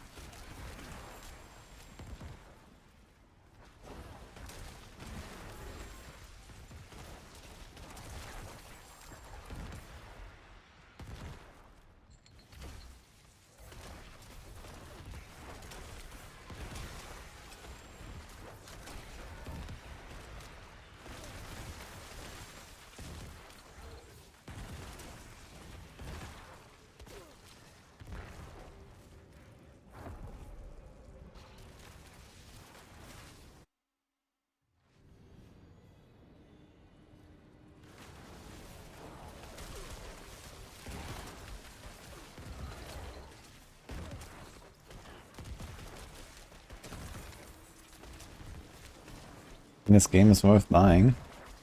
Yes. What build I'm going for? Right now I'm doing like some Bone Spear, Cause Explosion hybrid. Let's see how that will go. It's kind of nice so far. I just need more movement speed, man. I have like no movement speed on my boots. I have like shitty Sacred Amulets. A lot of stuff I need to change here. But once you improve that, that's gonna be kind of nice.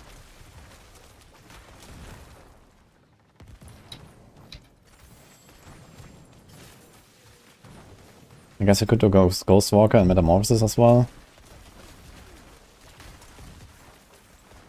Some nice movement speed in there.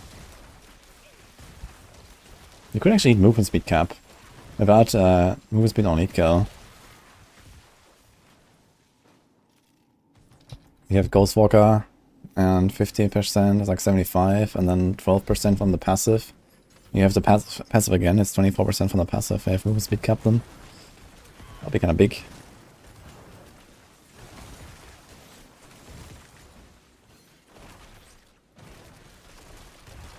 Need some loot though.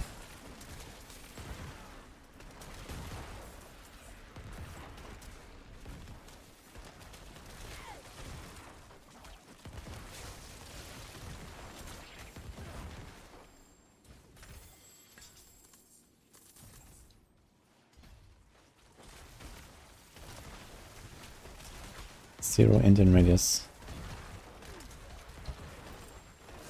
It's a kind of shitty place to put an Intliff, I gotta say.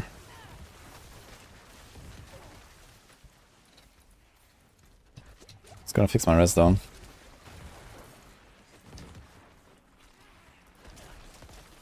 Lightning, cold, lightning. Lightning, shadow, dude.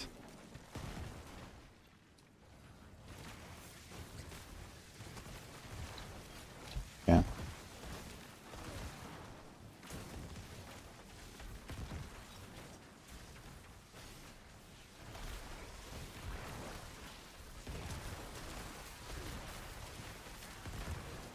New itemization is that normally you have to change a lot more.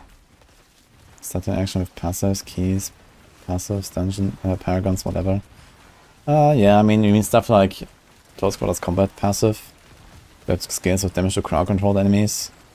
Yeah, I mean, they might have to like, you know, make it scale with other stats or just not make it scale anymore or whatever. So, I mean, this is easily solved, I'd say.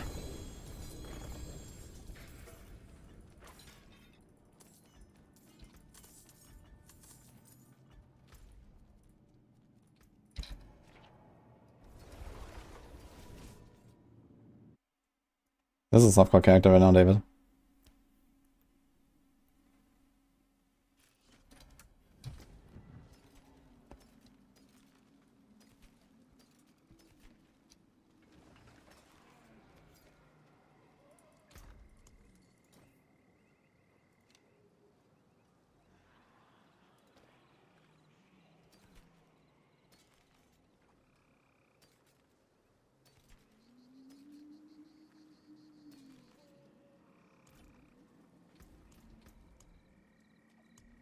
Yeah, I mean, maybe he saved us. It's kind of nice, actually. Moonrise aspect, 20% attack speed and 15% move speed. Has a 10 seconds duration as well. So if you like sometimes like regularly attack, I might put Moonrise into like rogue builds in the future. Actually, it's a really nice aspect. 20% attack speed, 15% move speed, just like that. If you have like combo point rogue builds, I think that goes in there for the future. Don't ruin all At least early on, when you still need movement speed. It's almost like an accelerating aspect, but probably even more consistent, because accelerating only lasts 5 seconds after critting with a core skill. And then sometimes you might just run for 5 seconds without actually ever using a core skill again, because you're building combo points. So it might actually be more consistent to go Moonrise.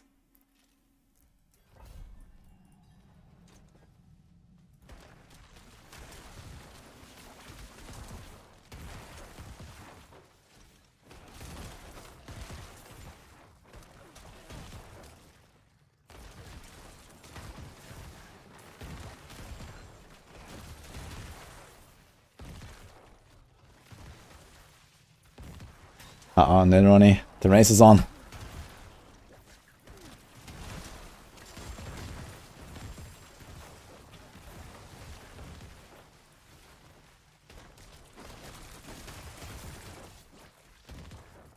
People still play this live service game that's gonna last for a decade that came out less than a year ago. Yes, Pilz.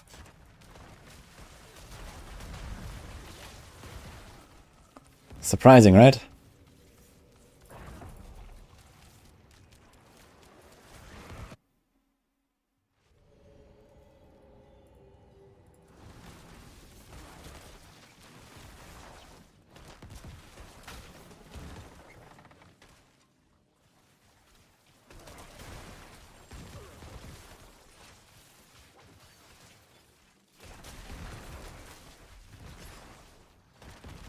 You're the second person that asked this, actually, Bozak Brain. Oh, I was here yesterday asking that. But I remember exactly that question yesterday. I mean, yeah, you can do that if you don't care about the Fury. How's my damage on this guy, actually? Not great right now. Although we do have Hemorrhage.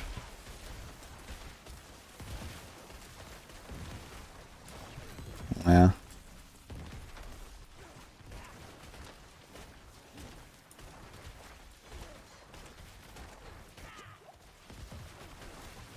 Let's get him.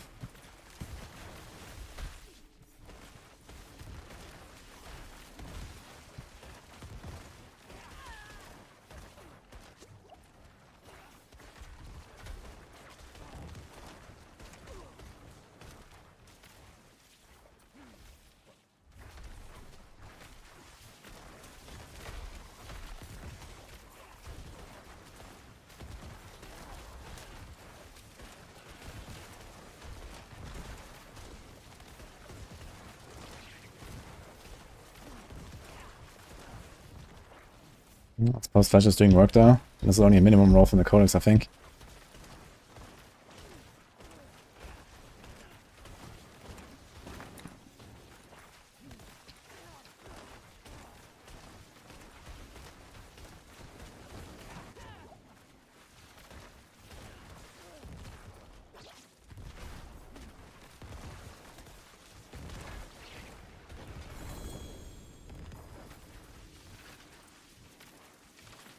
Oh, Boiler. Thank you for the 30 mouse then.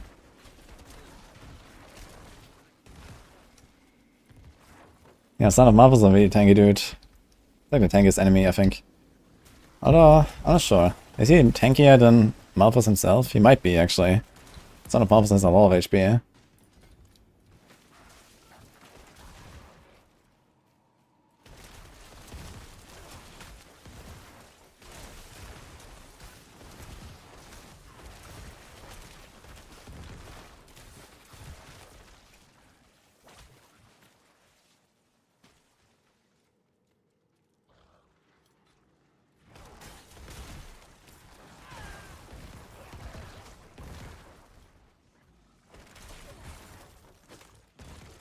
Yeah, T100, of course. Like T100 Son of Malphus, I think is tankier than real Malphus and Foreman, right? Not sure how much SP he has. I think like a typical like T100 Nightmare Dungeon boss is like, I don't know, somewhere between 50 to 100 million HP. Pretty sure Son of Malphus is probably double that. Like 200 mil, I don't know.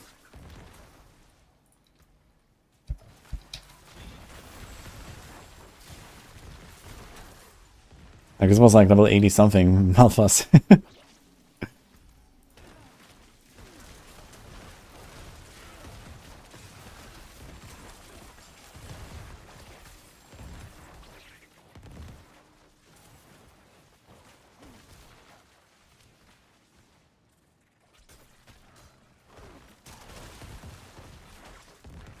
Alright, there's a sale right now for Diablo, right? And also soon you're gonna have the Xbox Game Pass people.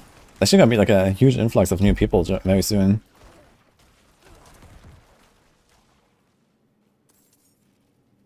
Can Alpha start Ubers? No. Well, technically yes, but practically no.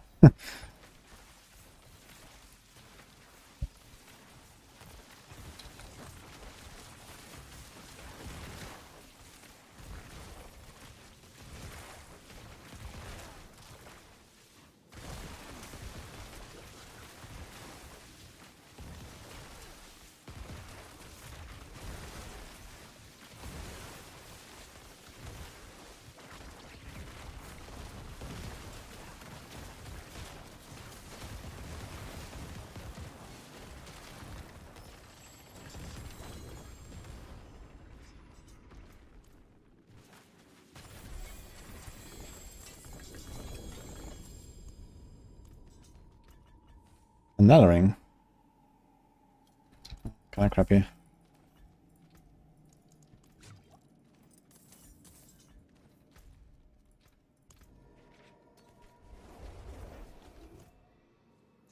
Hey mailman, how's it going?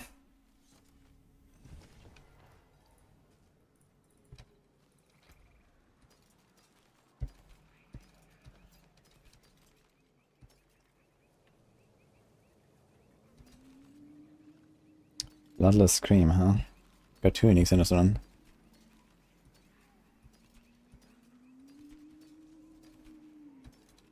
How can I help?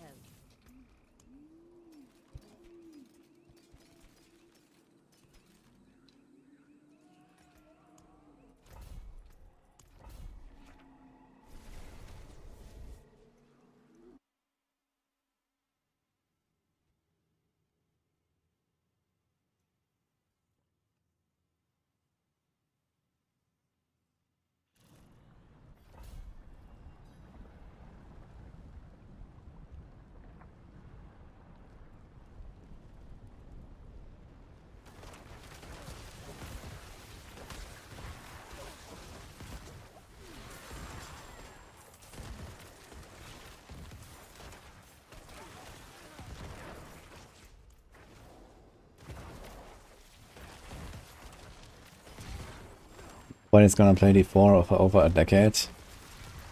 That's Envy and... Okay. We'll see.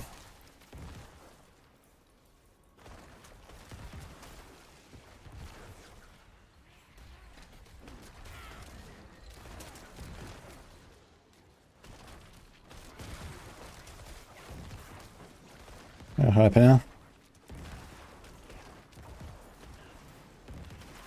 Yeah, I'm pretty excited to watch it later. I'm also excited to see what they changed from the feedback that we gave him.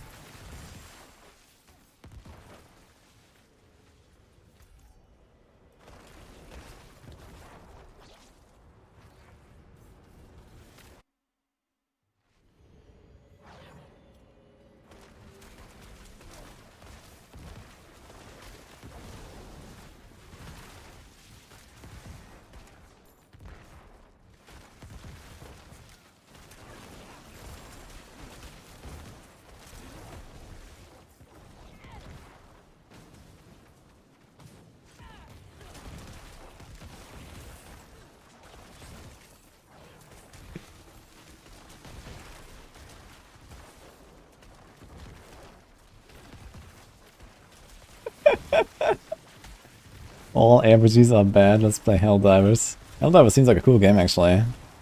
I watched Maximum play a little bit with Ben and I don't know whom. Looked kind of fun.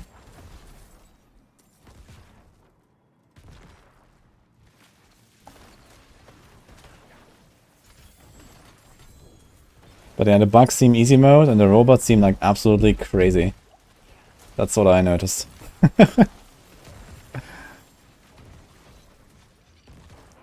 Hello, Never 13.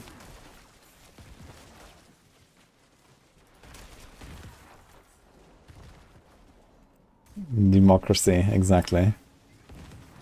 I really like this whole like world building in Helldivers too. Like these like absolute democracy fanatics. It's it's hilarious, man.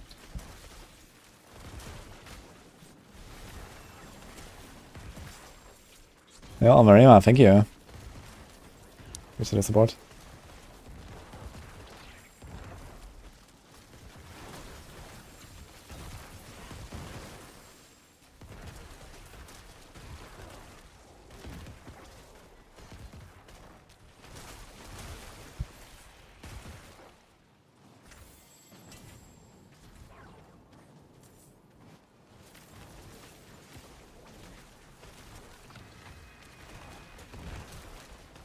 Did it change the way the corpses look? I don't think they did, no. They seem very much the same to me.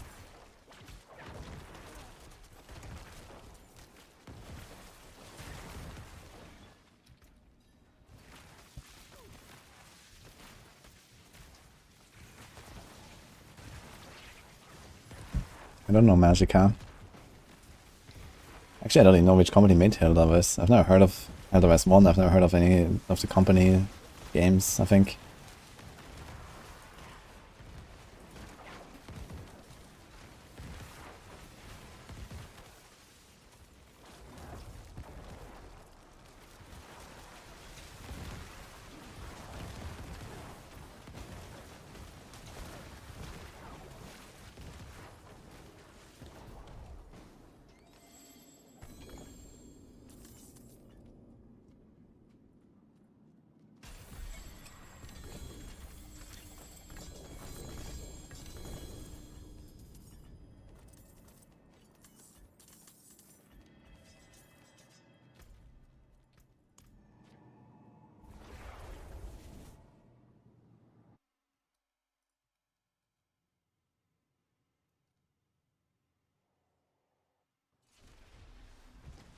Precious stones to catch the light.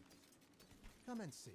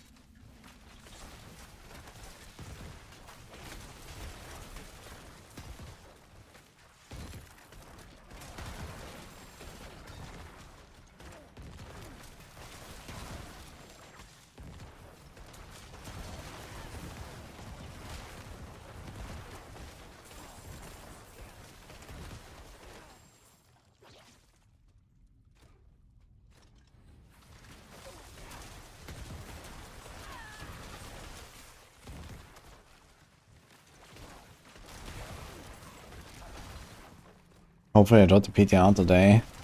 That'll be huge news, actually. Just like, Campfire is over, boom, log in. But I don't think that's gonna happen.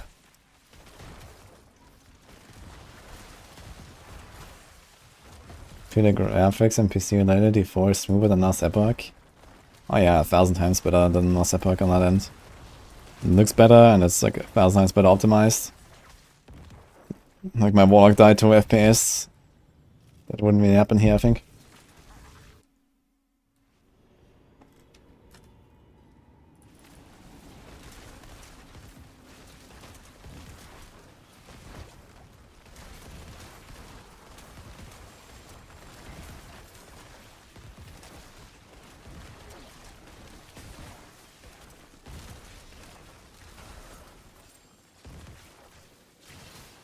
Can you die in D4? Not currently. But next season, yep.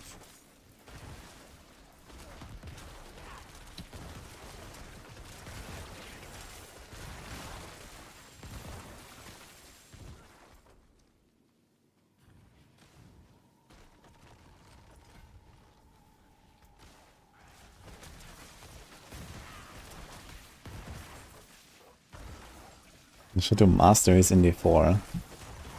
That could be interesting, actually. I think like a subclass system probably doesn't make much sense in this game because of, you know, the insane, like, you know, flavor and class fantasy that they put into each class.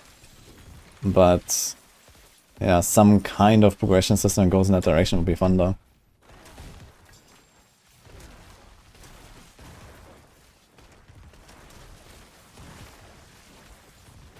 Season 4 is hardcore only, no more softcore. Let's go.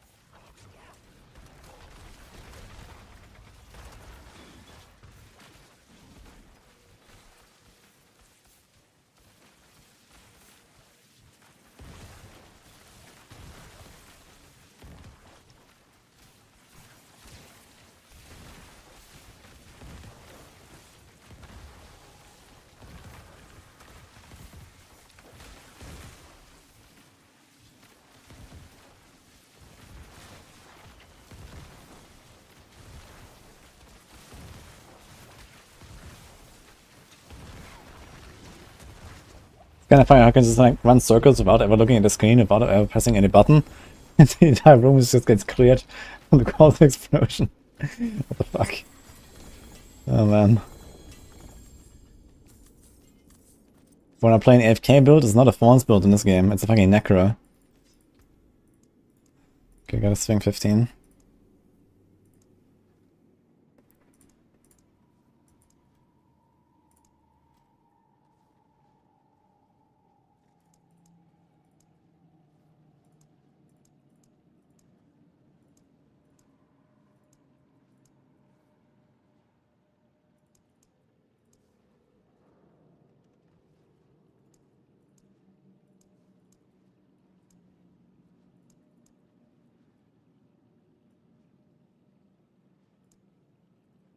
Mm-hmm.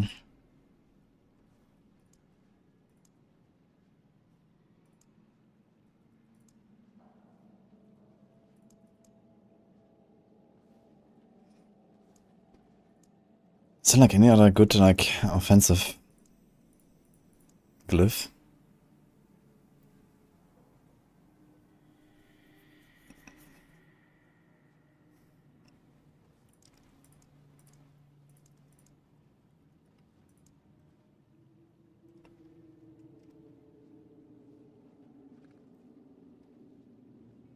Maybe something like exploit glyph.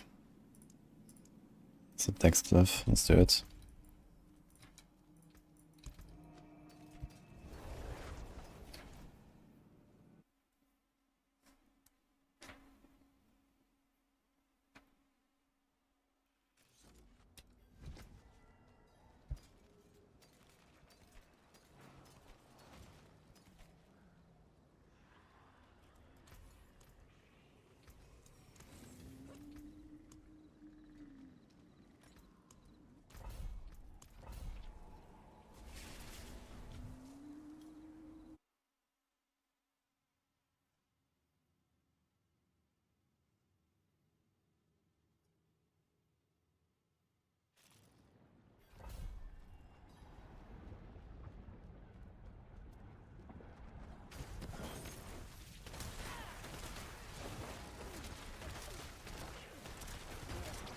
Yeah, that will certainly help Bonkers, making an exclamation mark FAQ. That will then open up to like another 12 commands. And people will certainly use that and then the other command to find the answer to the question that they could just type in chat. I'm sure that is how it's gonna work.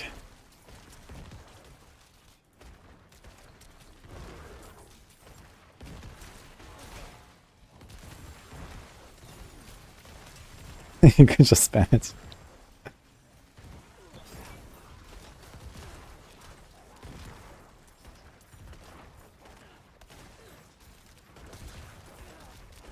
I don't have a build link for this. Just check out the Bone Spear. Well, actually, it's like some kind of hybrid now. But yeah, Maxwell has, I think, a Corpse Explosion build and a Bone Spear build, and this is like something in the middle. LE has seasons, yeah. LE has the first season that started a month ago.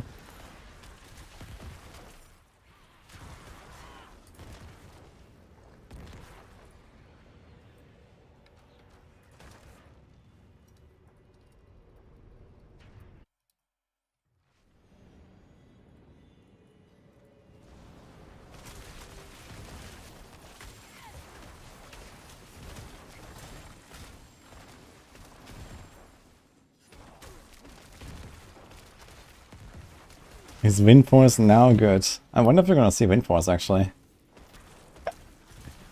Yeah, maybe Wind Force will be buffed to 50% lucky hit instead of 40 now, guys.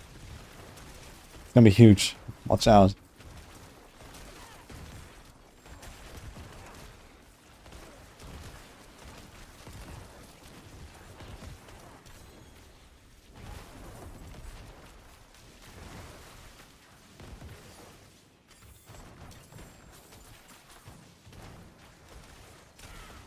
Do that East seasons do anything mechanically? Not yet.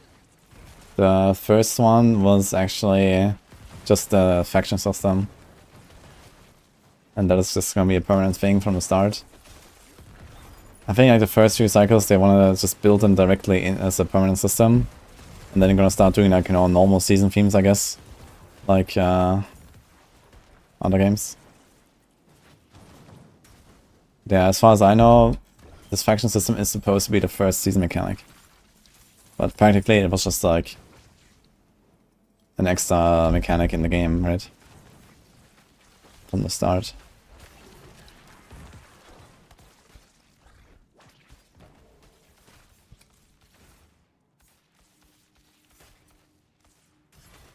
The Moses aspect is on boots.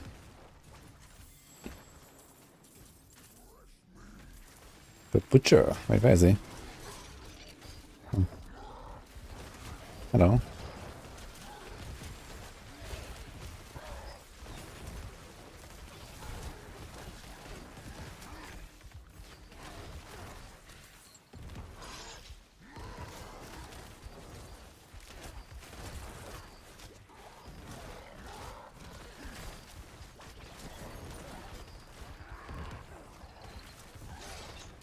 Yeah, he's pulling the poor robot, man.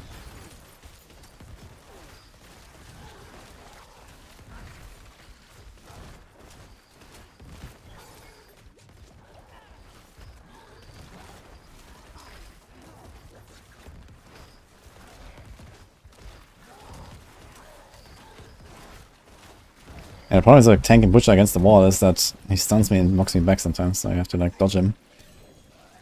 Ooh, that was a nasty dive here. When he died. Interesting.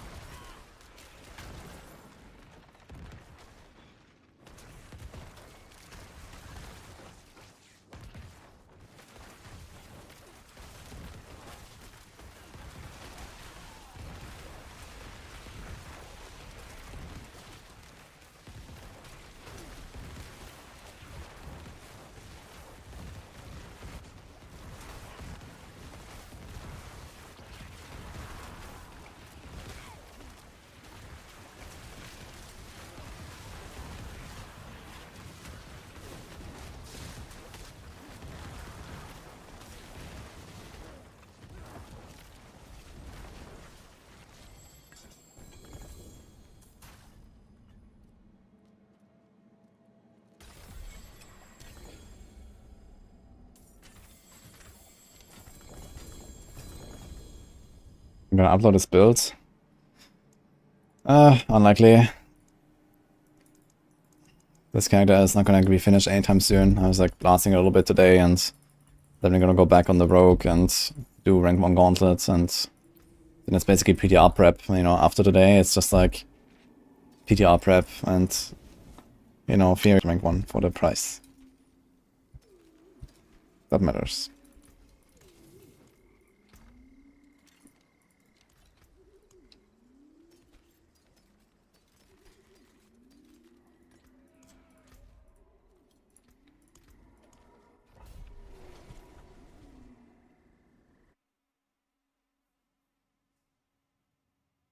Even before they pull Overwatch 2.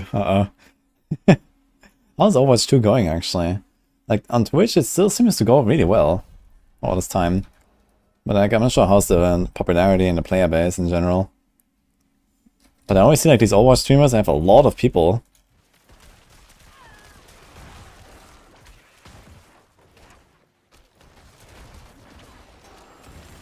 Yo, PoE farmer, hello. Ah, is it the competitive changes that they announced at BlizzCon? Are they here now, or what?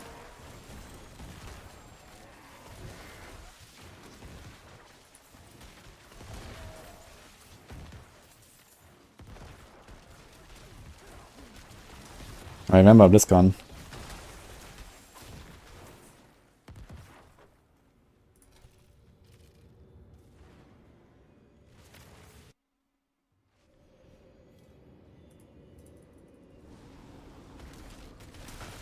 This announced new hero is going to be free instead of being locked behind the battle pass. Sounds like a good idea.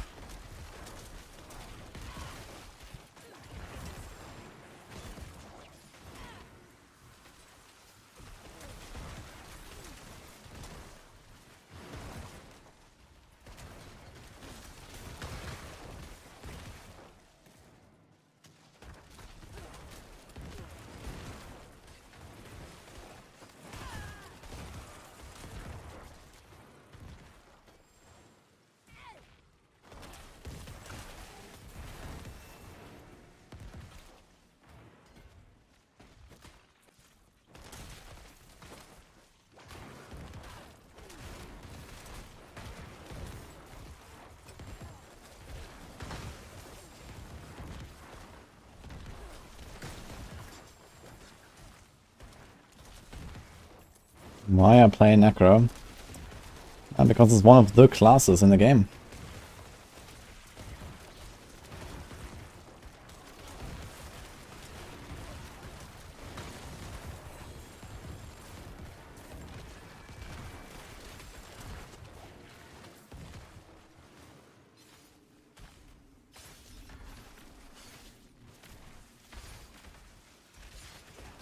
Normally on Rogue.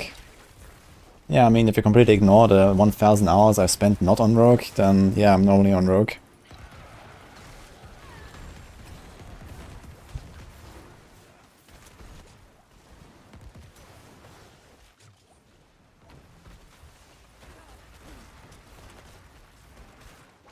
We compete in Team 3 or Team 4, easy to get additional prizes.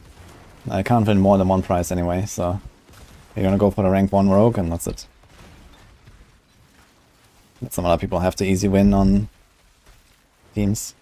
I don't have a Sorc anyway, so without a Sorc, I mean, okay, it's easy wins, but if someone tries as a Sorc in the team, then yeah.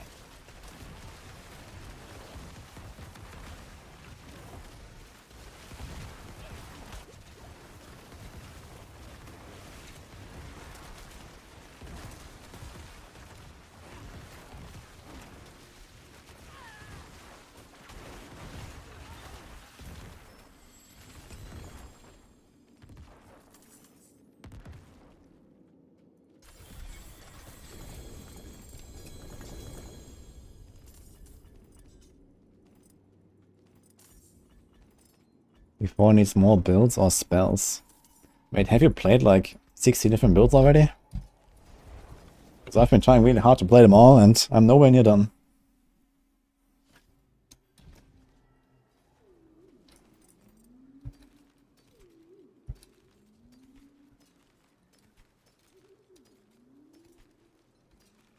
The four can still use these.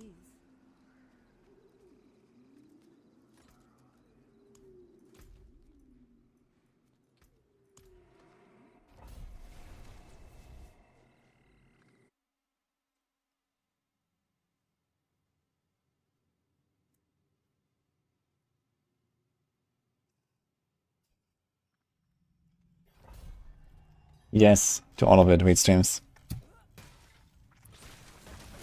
Thanks for asking.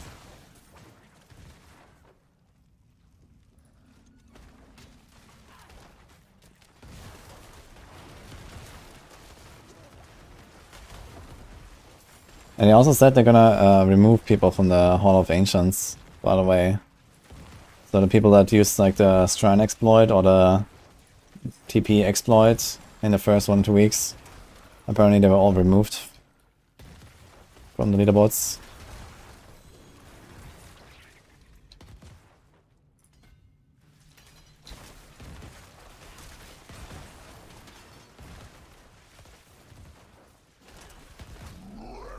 Oh, hello, again.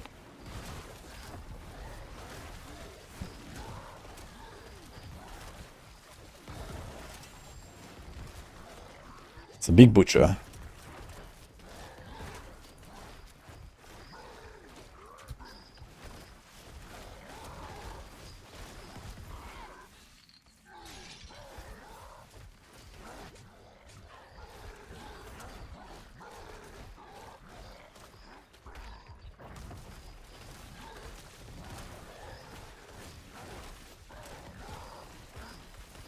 Dodge. Easy clap. Okay.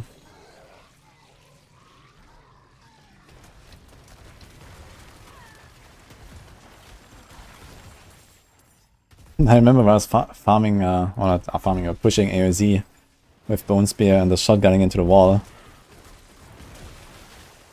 That was actually extremely effective. With the low life. Oh, bigger stuff.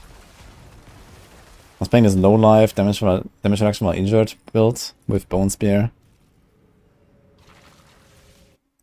And just face tanking stuff at the wall and doing like insane shotgunning. Wasn't as good as like the Cold version builds. But it was kind of funny.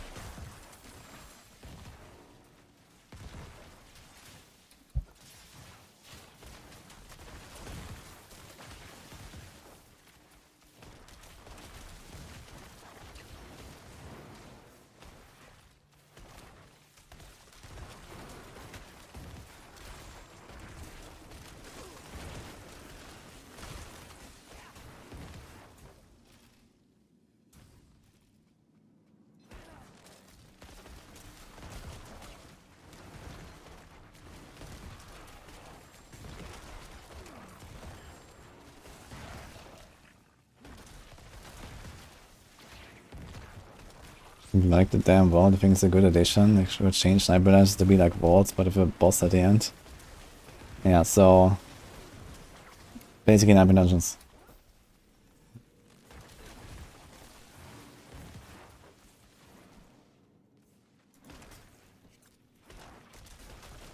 The leaderboards must be slowing down. Yeah, I mean, of course, the first week was probably like the most hype week, but I mean, right now we have like this prize thing, but I guess it's only really relevant for like, you know, very few people, right? So only at the very top end there's gonna be like some competition. Like on the casual end, I don't think there's really a lot of stuff going on in Gauntlet. People are just in PTR waiting room and Season 4 waiting room anyway.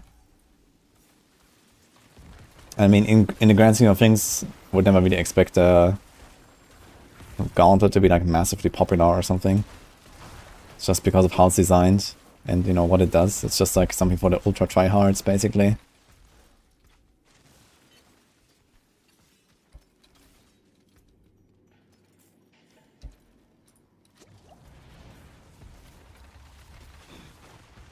Alright, 10% damage. So it's like a Fisher Glyph now actually works, right? They fixed it. So previously it wasn't working because of the Seneschal. DLC probably comes with Season 6. It should be, I guess, yeah. So it's gonna be Season 4 now, big update. It's gonna be Season 5, whatever that is, and then... yeah, I guess they might extend Season 5 a little bit. To last until the expansion, and then boom. They're gonna get expansion like November or something, and there you go.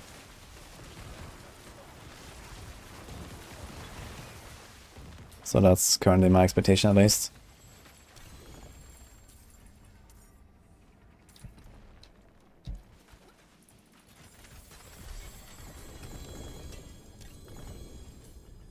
It's kind of crazy to think about that, you know, like Season 4 is around the corner. And then there's like one more season and then we have the fucking expansion. Like, what? But apparently, that's where we are right now.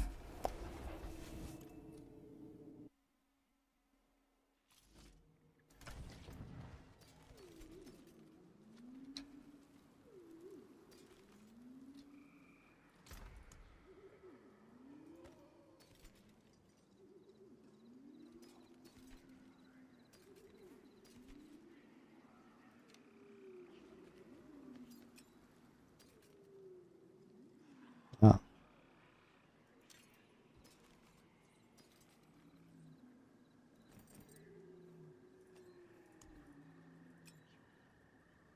Look at all our stash space here, man. Incredible.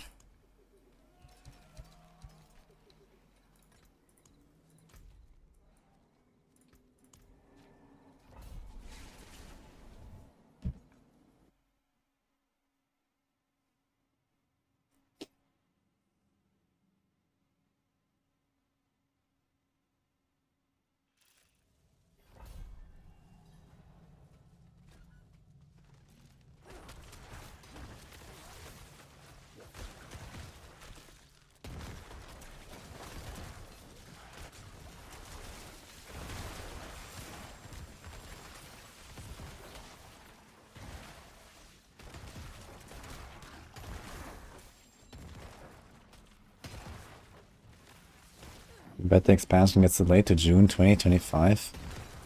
Why would it delay it so long though? They seem pretty confident to pump it out this year. I mean, they made the announcement around the year before the scheduled release. There's not really any way I can see that they would delay it by, you know, more than 50% of that, basically. They had to be like extremely far off with their prediction. And realistically, I think they're aiming to get the expansion out before PoE 2. Because then PoE 2 comes. And if PoE 2 has any flaws, then D4 will be really good off having the expansion already out.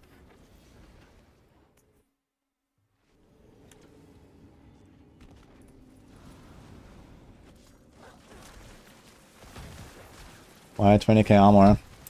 That's an accident.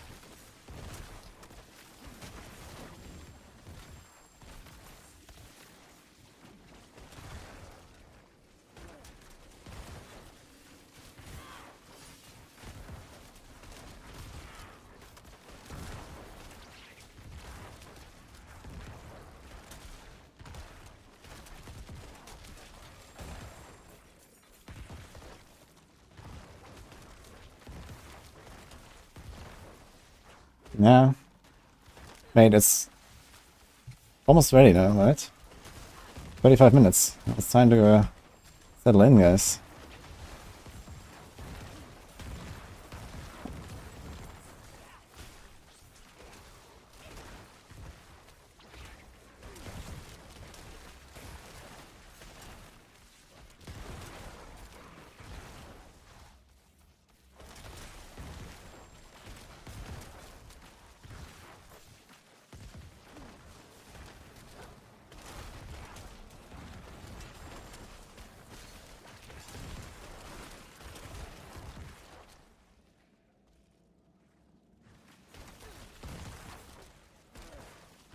In Farm Ubers in 2 they're 100% dropping the item you want, just gambling on the roll. Wait, what items do the Ubers drop exactly? Just a torch, you know? Is there anything else that they drop that is like special to Ubers? I don't think so, right?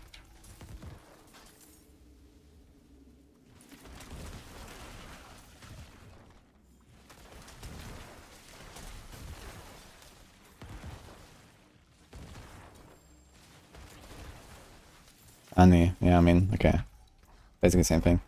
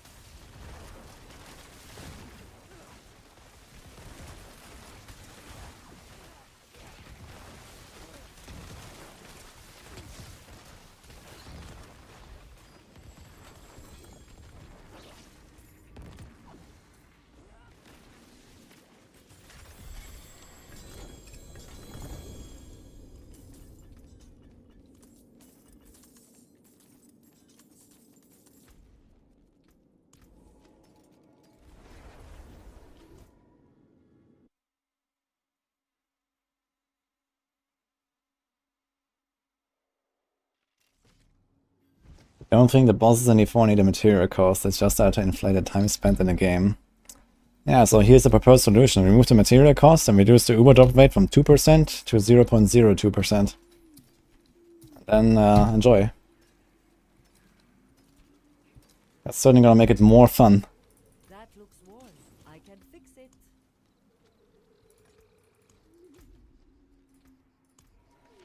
I really want to farm more Duriels, not less. Yeah.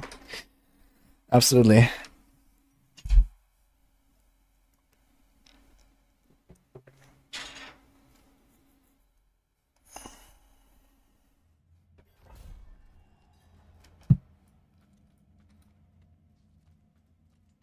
Yo, Jody.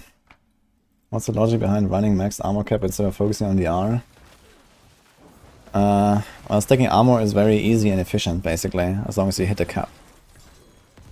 Basically, the only reason to not stack armor is if you have no hope of capping armor, and you're very, very far away from capping armor, and generally it's kind of easy to stack armor and cap out. There are some builds that don't do that, or did not do that in the past. In particular, the low-life Sorcs in AOZ did not do that, because they just stacked like 2 or 3 damage reduction by injured rolls and a bunch of other damage reduction things. They just become completely immortal. So, especially with the Bloodseekers doing mostly elemental damage, that was actually a viable strategy. But in general, physical damage is like the most dangerous damage type in the game. Like basically any game. And Diablo 4 is no exception. And this means you want to cap out your armor. Because you can't really stack so much damage reduction to really become that tanky. Like, you can get to 85% damage reduction from physical attacks by stacking armor. And it's very difficult to actually stack anywhere close to that kind of damage reduction from other sources. Because usually you already have, like, you know, triple or quadruple damage reduction on your chest and maybe even your pants. And then you have other stuff like pseudo, EHP, like, you know, buffs or something like, you know, Shaco with the life, or, you know, some life rolls on your rings. But in the grand scheme of things, if you don't stack armor, you're gonna have something like, I don't know, 30% damage reduction instead of 85% damage reduction. So you take like, you know, 5 times the amount of damage from physical attacks. And there's like no way that you can ever make up for that without armor. So anything will just wreck you if you don't have armor.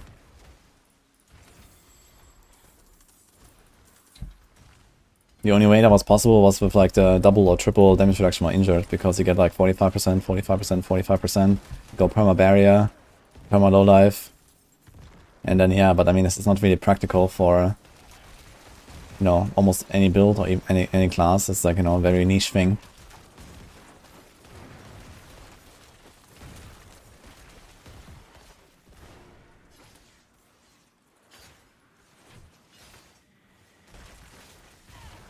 Actually can stack DR far beyond 80% physical DR. Yeah, but you have to see that, you know, typical builds have 85% physical DR and another, I don't know, 80% from everything else, you know. So you actually have like, you know, 95% or 98% or something physical DR. And if you don't have that armor, then your physical DR will be, you know, maybe 90% instead of 98. So you literally take 5 times the damage. So the same problem persists anyway. Like you're supposed to have, like in T100s or something, you're supposed to have like, you know, 97, 98, 99% damage reduction. If you don't have that, you're gonna get shredded.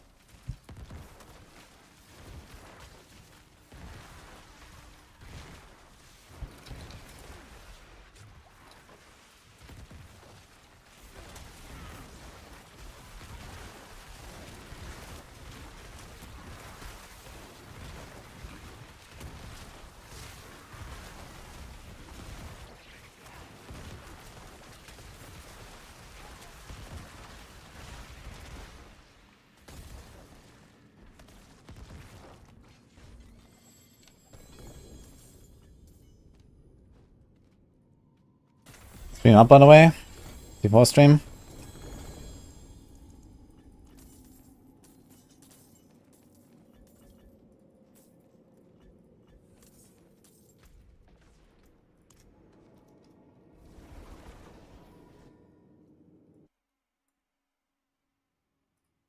Starting soon. There you go.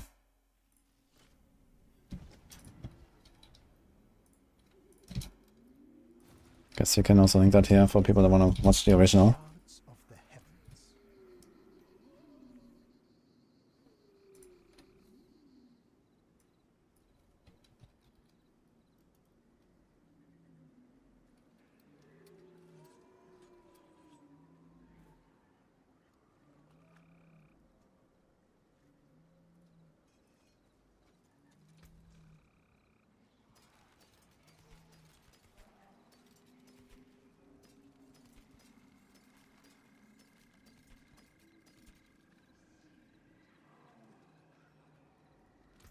Don't ruin all that work.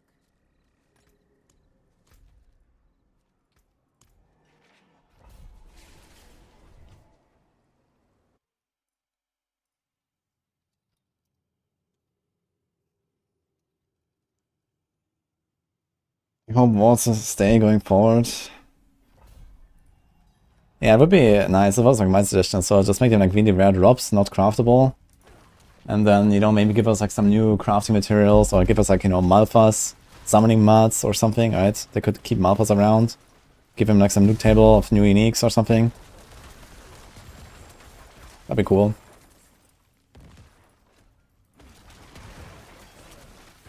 Expansion will be $39.99.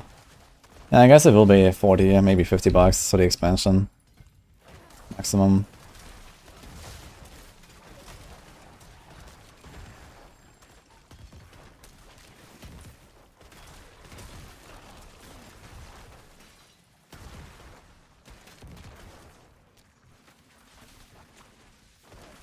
We have 3k hours, so this isn't an experienced noob talking. I haven't run any character in hardcore with more than 6k armor since season 1. Yeah, but the thing is, like, you can't really stack much more DR. I mean, okay, maybe on like Necros you have like damage reduction from shadow damage over time or something. And like, I mean, if you have like the perfect chest, usually it's like armor, DR, close DR, distant DR or something like that. And then maybe if it's like a melee build, then you're gonna replace this distant DR with like bleeding DR or damage over time DR or whatever. But yeah, if you're talking about like, for example, poison DR, bleeding DR, like not every build even runs those effects necessarily. So you have to get those effects in. And even if you do that, then you have trouble filling on the last slot. And okay, you can like replace armor with life, but then you're just making a mistake. Because, you know, you need like 2-3% armor rolls, and you're basically fine with armor. And suddenly you take like only a third of the physical damage. Versus, okay, I can have like those 3 things could be like a 10 DR roll and like a life roll and maybe another life roll. And yeah, my EHP would go up by like, I don't know what, 20%, maybe 30%. But I take triple damage on physical. Like, it just doesn't check out, you know? The math just doesn't check out. Like, capping armor is the way. Like, it's just how it works. I mean, there are, you know, setups where you can probably get away with it because the setup is very tanky. Like, I talked about this AOZ low-life stuff for Sorc. Or like in my Gauntlet setup, like I'm supposed to have 11.2k armor on my rogue, but I'm actually running 8k. But I do feel very squishy from physical attacks, for example, because of that. But I just accept it. Because, well, damage is everything and speed is everything in Gauntlet, so... Most of the time you're carried by the shrines and stuff doesn't live long and you're fine. But if you ever do like, you know, T100s, and you actually fight stuff for more than like a second, well, stuff gets very dangerous, and if they hit you with physical damage, then you ditch.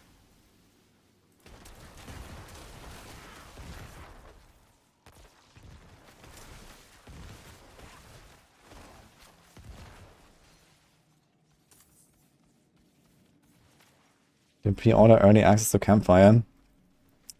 I didn't order, actually. I was invited. And it was free. You know that time last week when all of the content creators suddenly went offline? Yeah.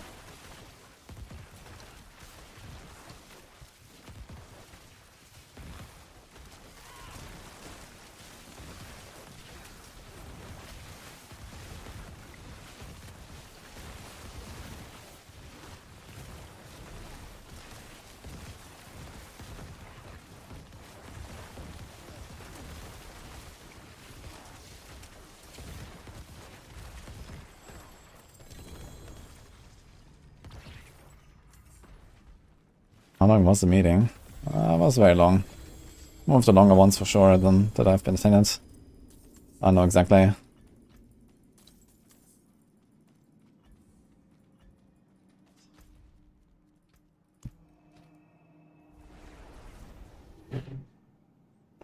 People vanish. Hopefully we didn't sugarcoat.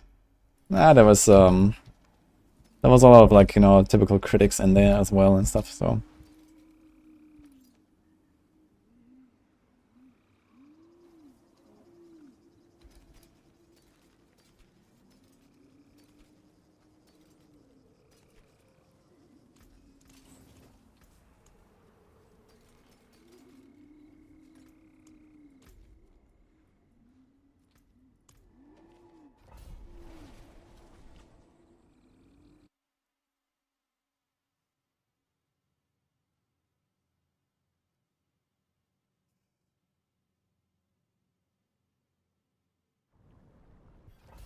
Storm Runner.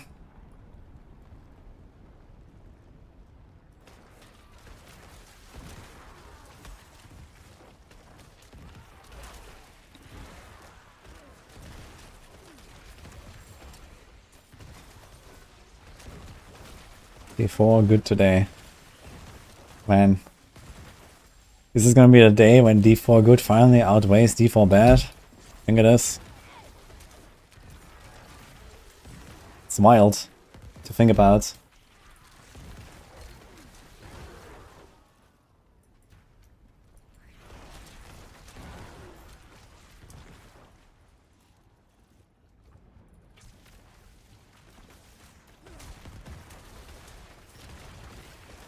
I think I'm gonna put on the thing and I'm gonna get a drink. Let us run.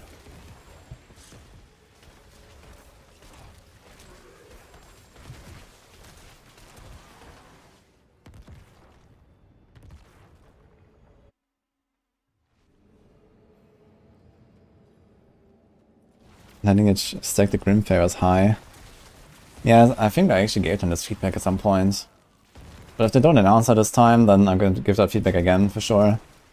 I think allowing you to stack Grimfair is not 100, but if you can at least like stack 2 turn-ins or something like that, that would already help a lot.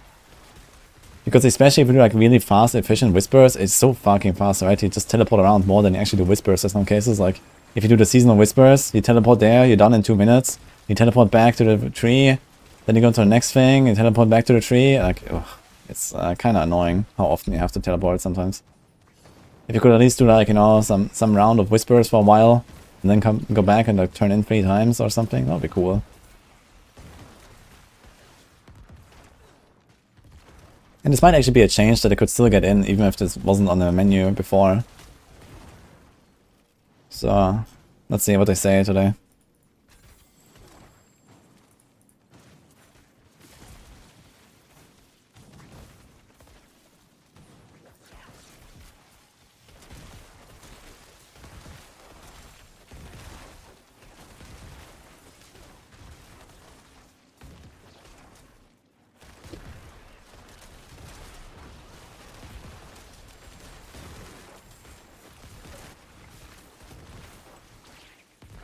Yeah, Jody, I guess it also depends a bit on what class you're playing and what aspects you have available and how easy it is to stack the armor from Paragons and all that stuff, right? Okay, I guess in the world of Juggernaut, we don't really stack armor from Paragons much anymore. Like, I've definitely moved away from that on basically all of the rogue builds. Like, in the past, I was always taking a lot of Paragon points on armor on rogue builds and stuff like that. But, yeah, with Juggernaut, that's not really a thing anymore because it's how efficient it is to just, like, sacrifice one defensive slot for Juggernaut and you have like all the armor in the world. But yeah, especially with Juggernaut making armor so consistent and strong, I think there's not really much of a way around it.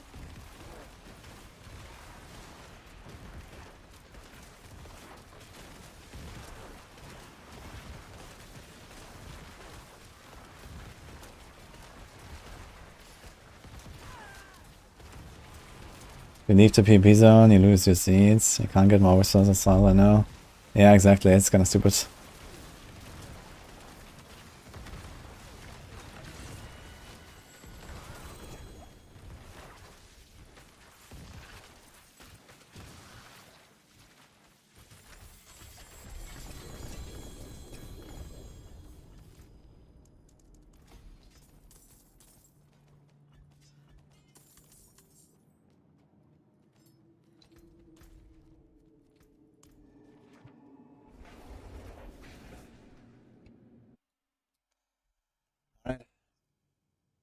I guess we order for the shit.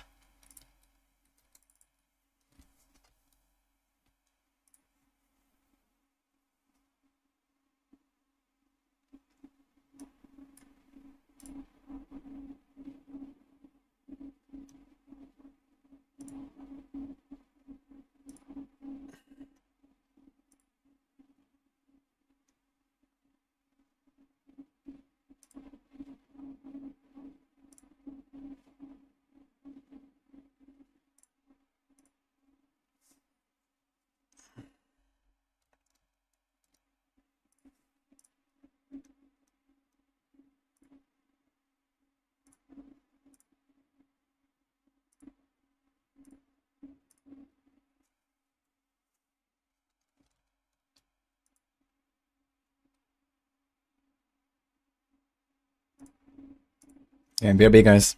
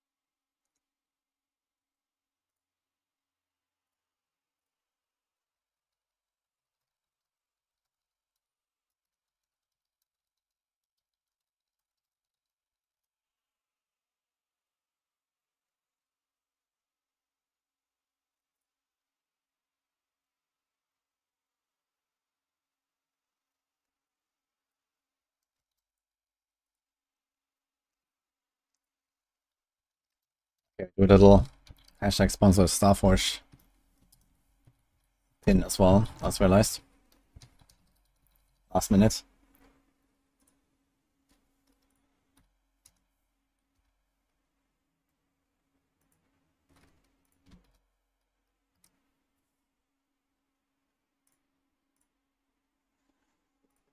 Okay. Wait, am I muted? No, okay. 11 minutes. So guys, predictions.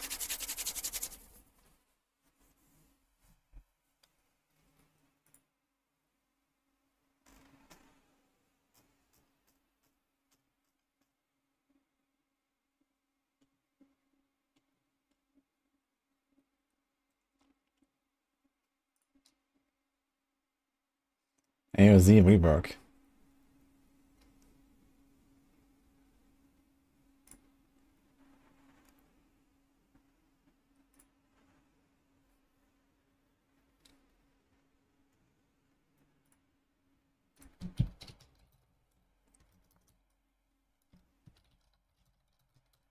Okay, let's do a poll. What's the excitement level for today? Log in.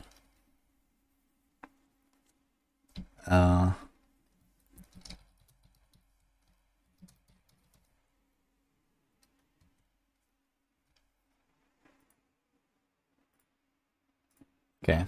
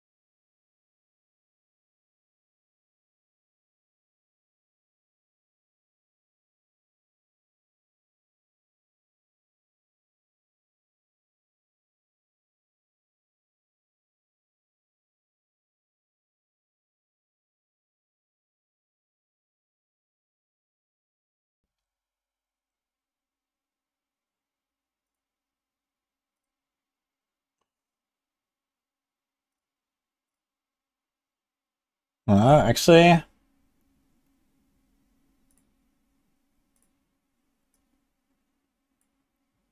maybe even. Really? Wait, okay, I have to can there now, right? But he has like all like a third. Funny. Let's see afterwards. I'm gonna make another poll later when we're done here. Let's see how it will be then.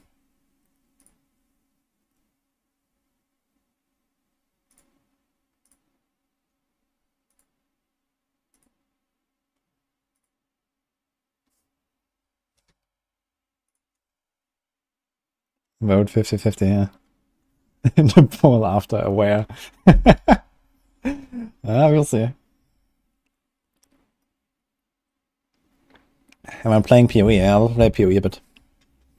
Actually, I wanted to log into PoE either this week or next week already. And do a hardcore ZF playthrough to Ubers.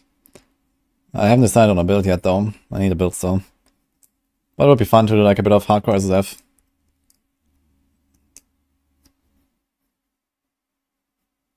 I think it's going to be a W. Yes. So what's the play to try this here? It's just a season 3 trailer. Save the result, compare and after. Maybe. Actually, it goes a lot more like, let's see. D4 bad, 30%. I should make D4 bad content, man. I could earn millions. Fuck.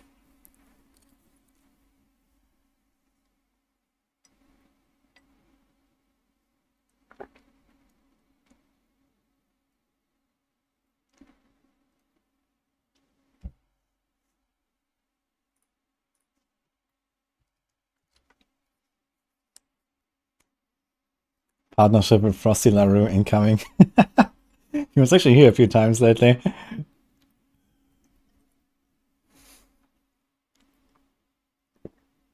I'll get so many views making D4 hate content. I know, yeah.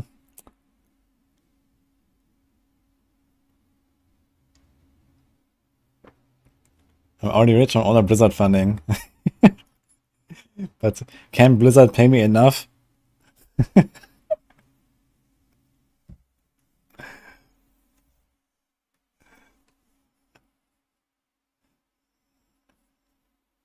Sound? You really want to listen to this?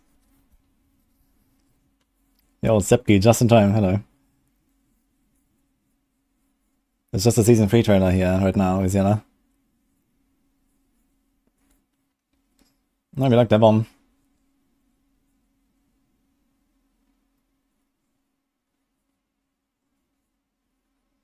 Yeah, I saw the D4 LE video. D4 badass content. I like it. Let's go.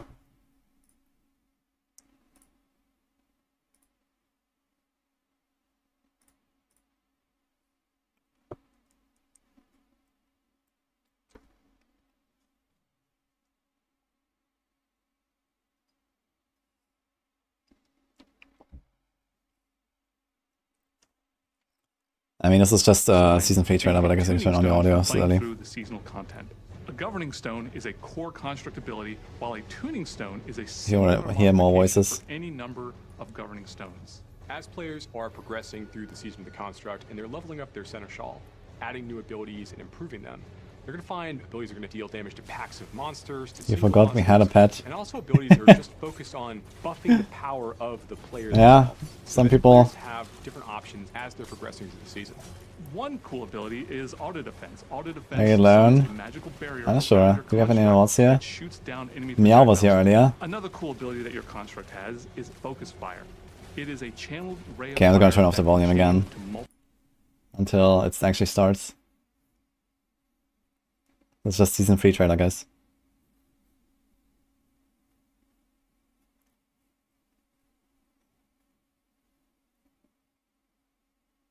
Four minutes. Oh yeah, true. Actually, turn up the music a bit earlier, right? Okay, fuck it. Let's do it.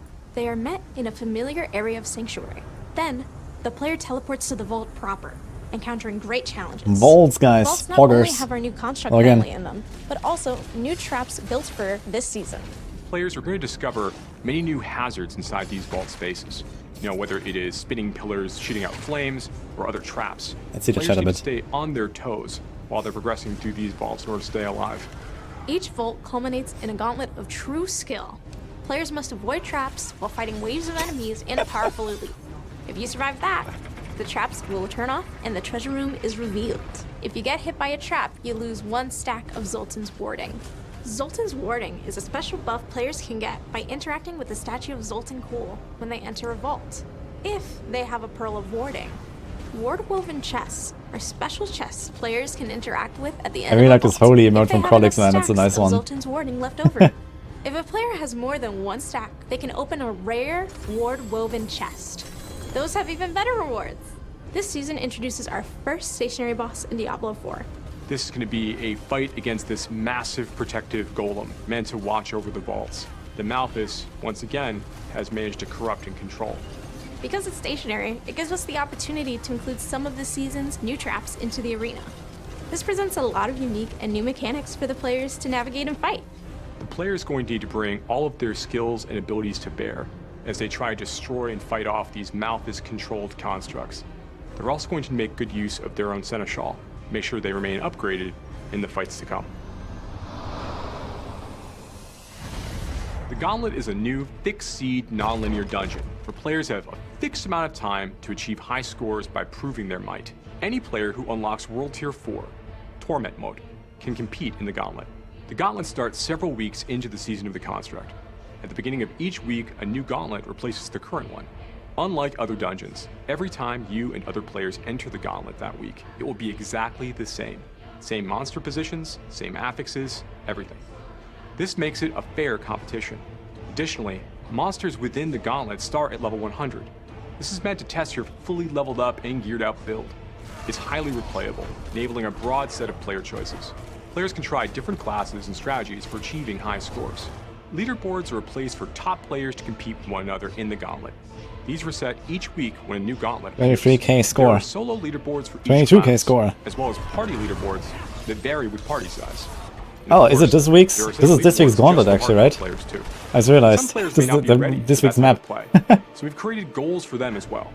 Each leaderboard has a ladder that you climb to reach it. Each rung of the ladder awards a seal that you can show off. And when you earn the seal of the worthy, you'll be ready for leaderboard competition. Can't wait to see you in Sanctuary.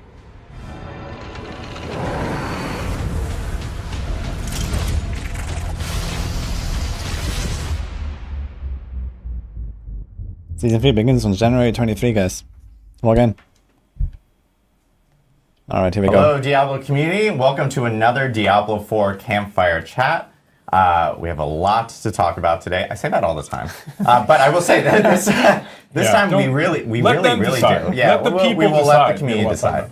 I promise you, this is a lot though. But my name is Adam Fletcher.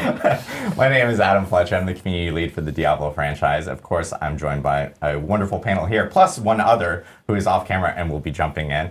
We have Charles Dunn, who's a game designer on Diablo 4, Mr. Joe Shelley, who is the game director of Diablo 4, and Mr. Joe Pipora, who's the associate game director of Diablo 4. Hello. And we will be joined by Adam Jackson, who's the lead class designer of Diablo 4. Before we get to And Adam the Jackson's always there. class-specific, He always has so much to talk information about. that we're going to share today.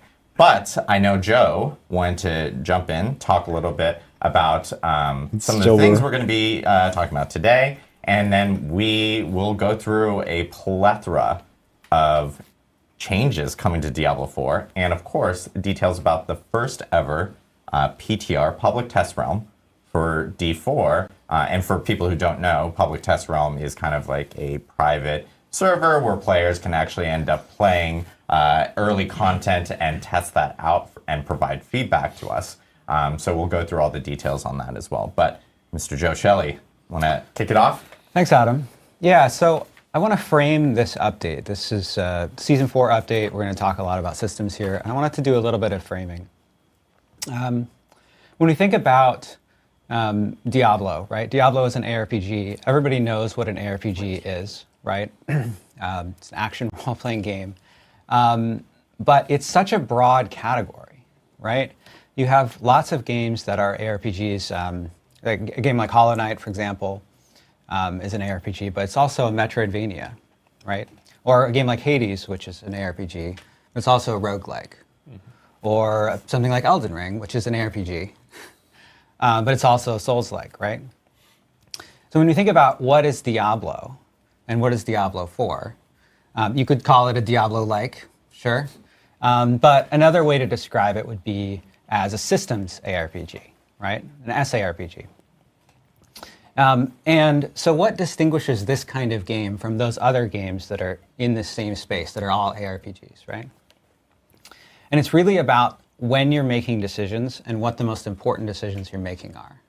The most important decisions in a game like this are the decisions you're making before combat, between combat. Decisions you make in combat are important too, but those are the ones that are the most important. Action combat, RPG elements, and systems are all foundational elements of any ARPG. But in a systems ARPG, the systems in particular, including the endgame, itemization, things like crafting, those are what comprise the soul of the game. And they're the lifeblood of a game like Diablo 4, and they don't just have to be deep, but also lush, Guys, chill out a bit. exciting. So as many of you know, we've been designing this update for a while. We're putting it on the PTR because it's important, and it's important to get it right, like Adam was saying. And everything that you'll hear about today is from that S part of the SARPG, the soul of it. Joe, Adam, and Charles are going to take you through the changes, all the changes, in detail. And there are a lot. So sit back, grab a drink, get your React faces ready, and let's do it. Awesome. Well, appreciate it, Joe. So I know what we want to do first, we kind of have an agenda of items, but one thing we do want to talk about really quickly is about PTR. We do want to get some housekeeping notes and what players can expect from PTR, along with the dates for PTR, so when they can actually jump in. So Season 4 PTR is actually going to start on April 2nd, and it's actually going to run for a week through April 9th. So players will be able to jump into PTR and try everything out that we're about to tell you all about here in this stream. Now, I know a lot of people are probably asking, like, hey, that seems pretty close to the end of Season 3. Is that enough time for you guys to actually react to, you know, the feedback that we're going to be getting from PTR? 2 weeks. And I will note here that we do plan on actually extending Season 3 for this. So Season 3 is actually going to have a new end date. We're pushing it back a few weeks to ensure that we get all the feedback from this PTR and we apply it to Season 4 to make sure that all these new system changes that we're doing are right and work for the community based off of everyone's feedback. So Season 3 is now going to end on May 14th. And of course, with that, Are you excited for your Seneschal companion? May 14th. The last another month. There are a few different changes coming on for the schedule. So you'll see that in-game message, which actually notes like when the season is actually ending, change today probably with this new date for players, so that again we can make sure that we apply all the feedback from PTR, which starts on April 2nd through April 9th. Okay. So if one other note is that again PTR itself is specifically for PC BattleNet only.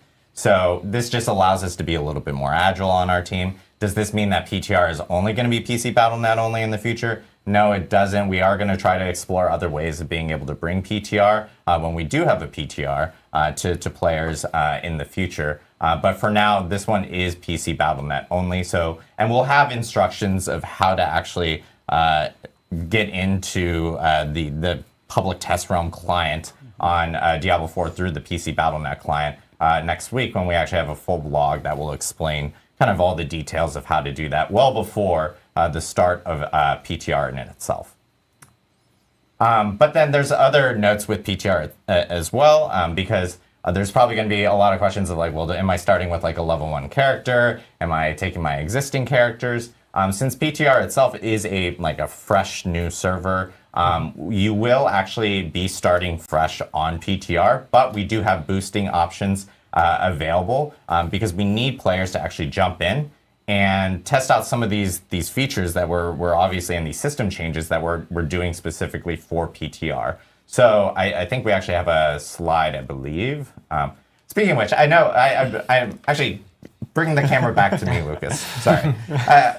I've seen a lot of feedback about, hey, you guys have a lot of slides. Sometimes the slides have a lot of information specifically in them that we need to actually showcase because there might be a lot of details in there. I will say we will have slides today because there's a lot to share, but we also have a live build. So we will actually be going to the live build to showcase some of the changes just because we know that a lot of players want to see more gameplay or see them in game. So we do have that here today. Okay. Now we can go to the next one. So slide. So there will be PTR boosting features available for players that are jumping into PTR. You will be able to boost a character immediately up to 100. When you do that, you will receive 100 million gold and 1,000 obols. You can do this multiple times. You can even trade amongst gold across your characters, of course. And then we will also mark the campaign completed for your character, as well as offering you a mount, all your skill points, and more. Skill points again. Paragon, Fog of War will be completely cleared. Altar of Lilith points will also be cleared. It's actually going to match the renown progress on your original Diablo 4 account. So if you've already done all your renown rewards and everything, you'll end up getting that completely covered off on your character for PTR. And of course, all the class system mechanics, things like enchantment for sorcerer, or like Book of the Dead stuff will be enabled for you for this character. That's not a big deal. Doesn't matter. Creating for PTR or any other characters that you create. And then all your Paragon glyphs will be unlocked, and legendary drop rates will be doubled. And I believe glyphs are also... Yeah, glyphs are maxed. Yeah, glyphs are also maxed up. So you will have that capability there. There are like a few things that will be not present in PTR, but that is like, for example, one of the things is Codex of Power, but we'll explain why here in a minute. There's some more details related to Codex of Power for players to kind of understand why that's not present there. So we will be accepting, of course, feedback for the PTR across all our different social channels, across all our different community channels, and we will be turning on a specific PTR forum on Diablo4.com. That is not on right now, so no one can actually see it. But once that does come online, we will also be checking feedback there. So please provide feedback based off of everything that you are hearing today and playing through during PTR. Why not quadruple drop rates or whatever? Because the team is going to be looking at it you'll learn why. Making sure that we can make any changes it's before test the new the systems. start of Season 4. Like L100 is basically just a start now. It's not the end. With that, now that we've gotten through the PTR like housekeeping notes, Mr. Joe Pipe. Let's dive in, okay? Let's dive in. There is quite a bit to cover today, so we're going to try to move briskly through parts where we can. So there's three major things we're going to be discussing today. The first, Charles will be bringing us through a number of itemization and crafting changes you're going to see when Season 4 goes live. I want to also be very clear that the changes we're talking about today are all going to be on the Eternal Realm and on the Seasonal Realm. We're not actually talking about the season specifically today. We're really talking about this massive item update and these other updates that are happening kind of in parallel to season development during this time. So that's going to be the first part. The next, I'll be guiding us through some of the new endgame content that we're going to be implementing and integrating into the Season 4 release. I know what's coming. And then Adam Jackson is going to be coming on to talk about a lot of the live class updates we're making across the various mechanics of the game. So there's a lot to look forward to. Let's go ahead and just, I guess, dive right in. Charles, if you don't mind taking us away. Yeah, absolutely. Let's start talking about itemization. So when we think about the itemization updates, I think it's really helpful to frame this conversation around some of the goals that we have for the itemization update. So our number one main goal here is to focus on quality of items over quantity of items. So one of the persistent points of feedback that we've gotten since we've launched Diablo 4 last year was that a lot of the items that you find I've seen this like 4 months ago throughout the game, last week. You end up just sifting through a lot of items, searching through your inventory, and reading a lot of lines of text, and ultimately a lot of the items just end up being junk for you. And that was never really, it never really felt great. And so with this update, that's been our number one goal is to focus on making sure that when we do give you items, they're high quality items, they're much more likely to be useful for your build, rather than just flooding you with endless streams of often junk items. The second goal we have here is that the best items in the game, the really pinnacle ones that you get at the end game, they have a journey associated with them. As I said before, you were kind of sifting through your inventory and looking for these items, but once you found that perfect item, you were pretty much done. It was basically a complete item, and you're already done with the item. You've completed it. We think that the game is a lot more engaging when you have a bit of a journey, an investment, whether it be in time, crafting materials, and you really get to customize and make items your own and make it feel like this is for me and my build and my character. Yeah, and feel that power progression too. It's so critical to the experience. Yeah. And the third goal that we have here is to focus on moments of surprise and delight in the itemization chase. This leads to moments of, hey, I found the item. You get really excited about it. And you just, you have these infrequent moments. It's not going to be all the time, but when you do find it, you're going to know it. You're going to feel it. You're going to be really excited about what just dropped. So with that, we have a number of topics within the itemization update. So the overview here is that we've got updates to existing systems, such as base items updates. We've got a few additional updates that are kind of adjacent to the itemization system. We've got some updates to Codex of Power, which we sort of alluded to earlier, and I think those are going to be some really big wins. We also have some new systems being introduced here. We've got Tempering, which is going to be a new customization system. Greater affixes, which help to provide some chase in the end game. These are going to be some of the most powerful items, ones that have greater affixes. And then once you do reach that end game with great gear, you're going to be able to masterwork it to really unlock its full potential and upgrade it to the best possible version that it can be. So let's hop into some of the base item updates. So this is where we're going to focus on making a smaller pool of affixes that are more relevant and more potent for your specific build.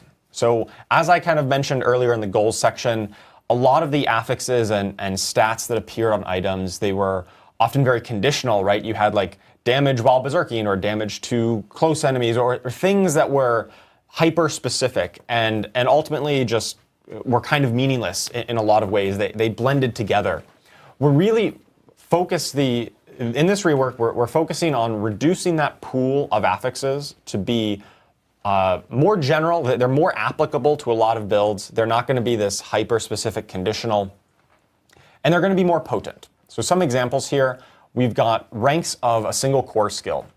Sometimes on gear, you would find items that have ranks of upheaval, ranks of whirlwind, and ranks of double swing, all on the same item. And almost no build wants all three of those things at once. So we've made it so that, hey, only one of these can appear. That makes just the subset of items that you find much more likely to be relevant for you. And in terms of like being more potent, we're looking at things like in World Tier 3, only sacred items are going to appear. And then once you get into World Tier 4, only ancestral, only those most powerful versions of items will appear. This means you're just getting less junk, right? Sometimes you'd get sacred items in World Tier 4, and that never felt great because, hey, I'm in World Tier 4, I should be getting the best items now. We also did a pass on the affix values to make sure they're a bit punchier, that you could feel it when you really equip an item. This often was just some numerical tuning. In the past, you might get an item that said plus 2% critical strike chance, and honestly, it was hard to ever notice that, or like plus 5% damage or something like that. I know everything. Yeah? And those really small values, almost everything, I guess, were just hard to ever notice when you're swapping it, and it never felt like you got to upgrade your gear. So let's take a look at some examples here. Oh, right. So the other update is that we are reducing the total number of affixes on gear that initially drops. So legendary items used to drop with 4 affixes, 4 lines of stats. That's going down to 3. And then rare items, the yellow items, used to have up to 4, and now they'll just go down to 2. And so the goal here, once again, is to really focus on the quality of the affixes that appear on the gear rather than just the pure quantity. And this also gives us room to build on it in some of the later crafting and tempering systems. You are going to get more affixes, but the base item is going to start with a little bit less, just so we have room to grow. One of the changes that we're making in response to this also, we know Adam. That right now, rare items are the items that players are using to trade in situations where you find a really, really powerful template item. So you get a max roll helmet with CDR and such, right? There's a just wait, guys. Really important for players. So There's as part of be this more. change, we are going to open up trading to allow legendary items and unique items to also be tradable in the starting in Season 4. This is a big change for us. Now, one distinction here to let people keep this in mind is that crafting on either of these items, whether you're going to be tempering or masterworking or anything else later on down the road, these things like enchanting does today, these make these items account bound. So you can't trade them once you get them and after you've done some crafting on them. So we think this does a great job of making sure that the trade economy is still interesting, and that when you're looking for a specific item or an item is dropped for you that a friend can use, it's going to be a lot easier for you to go ahead and hand those things around now. Yeah, absolutely, and that's. By the way, I'm gonna know. Adam Jackson. Oh, yeah, Adam Jackson snuck in here. Yeah. Trading is a big deal. Very important. I'm okay with taking that out. Literally appeared for trading. He appeared for trading. The trading fairy. Okay. Yeah, absolutely. That's a very important note, and I know a lot of people, might have saw this and thought, "Oh, rare items are now, how can I trade?" But now you can still be trading these legendary items that you find if they're useful for you, or you think they might be useful for a friend. Oh, and also, I should say uber unique items are not going to be tradable. Right, in Season 4. Everything that isn't an Uber. Yeah, everything is not an Uber unique. And Uber unique, yeah. Those are the most powerful items, and if you want those, you're going to have to go and find them yourself. That's right. Those are the most powerful items in the game there. All right, so let's take a look at a closer example here. Thanks, so Mark. we've got, kind of on the left, before, this is a boned wand of serration. This was before our update. This is what you could currently get on live. And you can see how it's got, plus intelligence, vulnerable damage, damage to shadow damage over time affected enemies. That is a mouthful. Same with the lucky hit, chance to execute injured non-elites. These are the really hyper-specific affixes that we're talking about that really bloat items. It takes a while to parse this. Like, you just can't at a glance tell, hey, is this even good for me? Yeah, reading through a number of conditional additive damage modifiers is like when you're like item to item, it's just very, it is taxing. Especially when you really fill up your That is a inventory real with, affix, 30 plus of these items, trying to sort through them all at once when you just really want to get back into the action, right? You want to get back into fighting demons. So after this itemization update, in the after section here, we have got a similar item. It has intelligence. It has plus damage. That just applies to all of your damage. It's not, hyper specific. And we still do give you a larger bonus if you're hitting vulnerable enemies with this. Can you get an item now that gives you like int, dex, and strength on it? No. In fact, because this wand just has intelligence on it, it is just the main stat for your class. So if you are a sorcerer, you're only going to find intelligence on items. If you're a bard, you're only going to find strength, and so on. I can still find all stat, right? Yes. Yeah, you still have all stat, but no more are you going to find, I got. I'm going to change the Paragon system then? That's with like the extra basically stats? a completely dead stat for you. I wonder if they're going to change the Paragon system a bit. All right, so let's talk about some of the other additional updates that are kind of adjacent to the main itemization updates. Legendary item drops from monsters that are level 95 or higher are always going to be at item power 925. That is the highest item power in the game. And once you're really facing the toughest monsters in the game, we want to make sure that you're constantly getting the best possible items. This really comes back to our idea of quality over quantity. Once you're at this point of the game, you don't don't know anything about care about changes. anything that isn't 925. So why are we dropping that for you, right? You're going to be kind of graduating out of caring about item power because you just know that everything I'm getting is the maximum item power. Next, we've done a pass to update our gems. They are a little bit simpler. Some of the gems used to have, once again, those very conditional things like critical strike damage to vulnerable enemies was like one stat on one gem. So we've kind of simplified it, so now we just have bonus critical strike damage or bonus vulnerable damage. We've also added some updates to have core stats on them. So some of the gems will have strength, some will have dex, and so on. And they'll have a little bit of a longer crafting tail. They're a bit more powerful at the top end, but they do require a bit more investment to really unlock that highest power level. And once you have all the gems that you want, excess gems will now sell for quite a bit more gold. So that way you're not really going to waste once you have kind of found those best gems.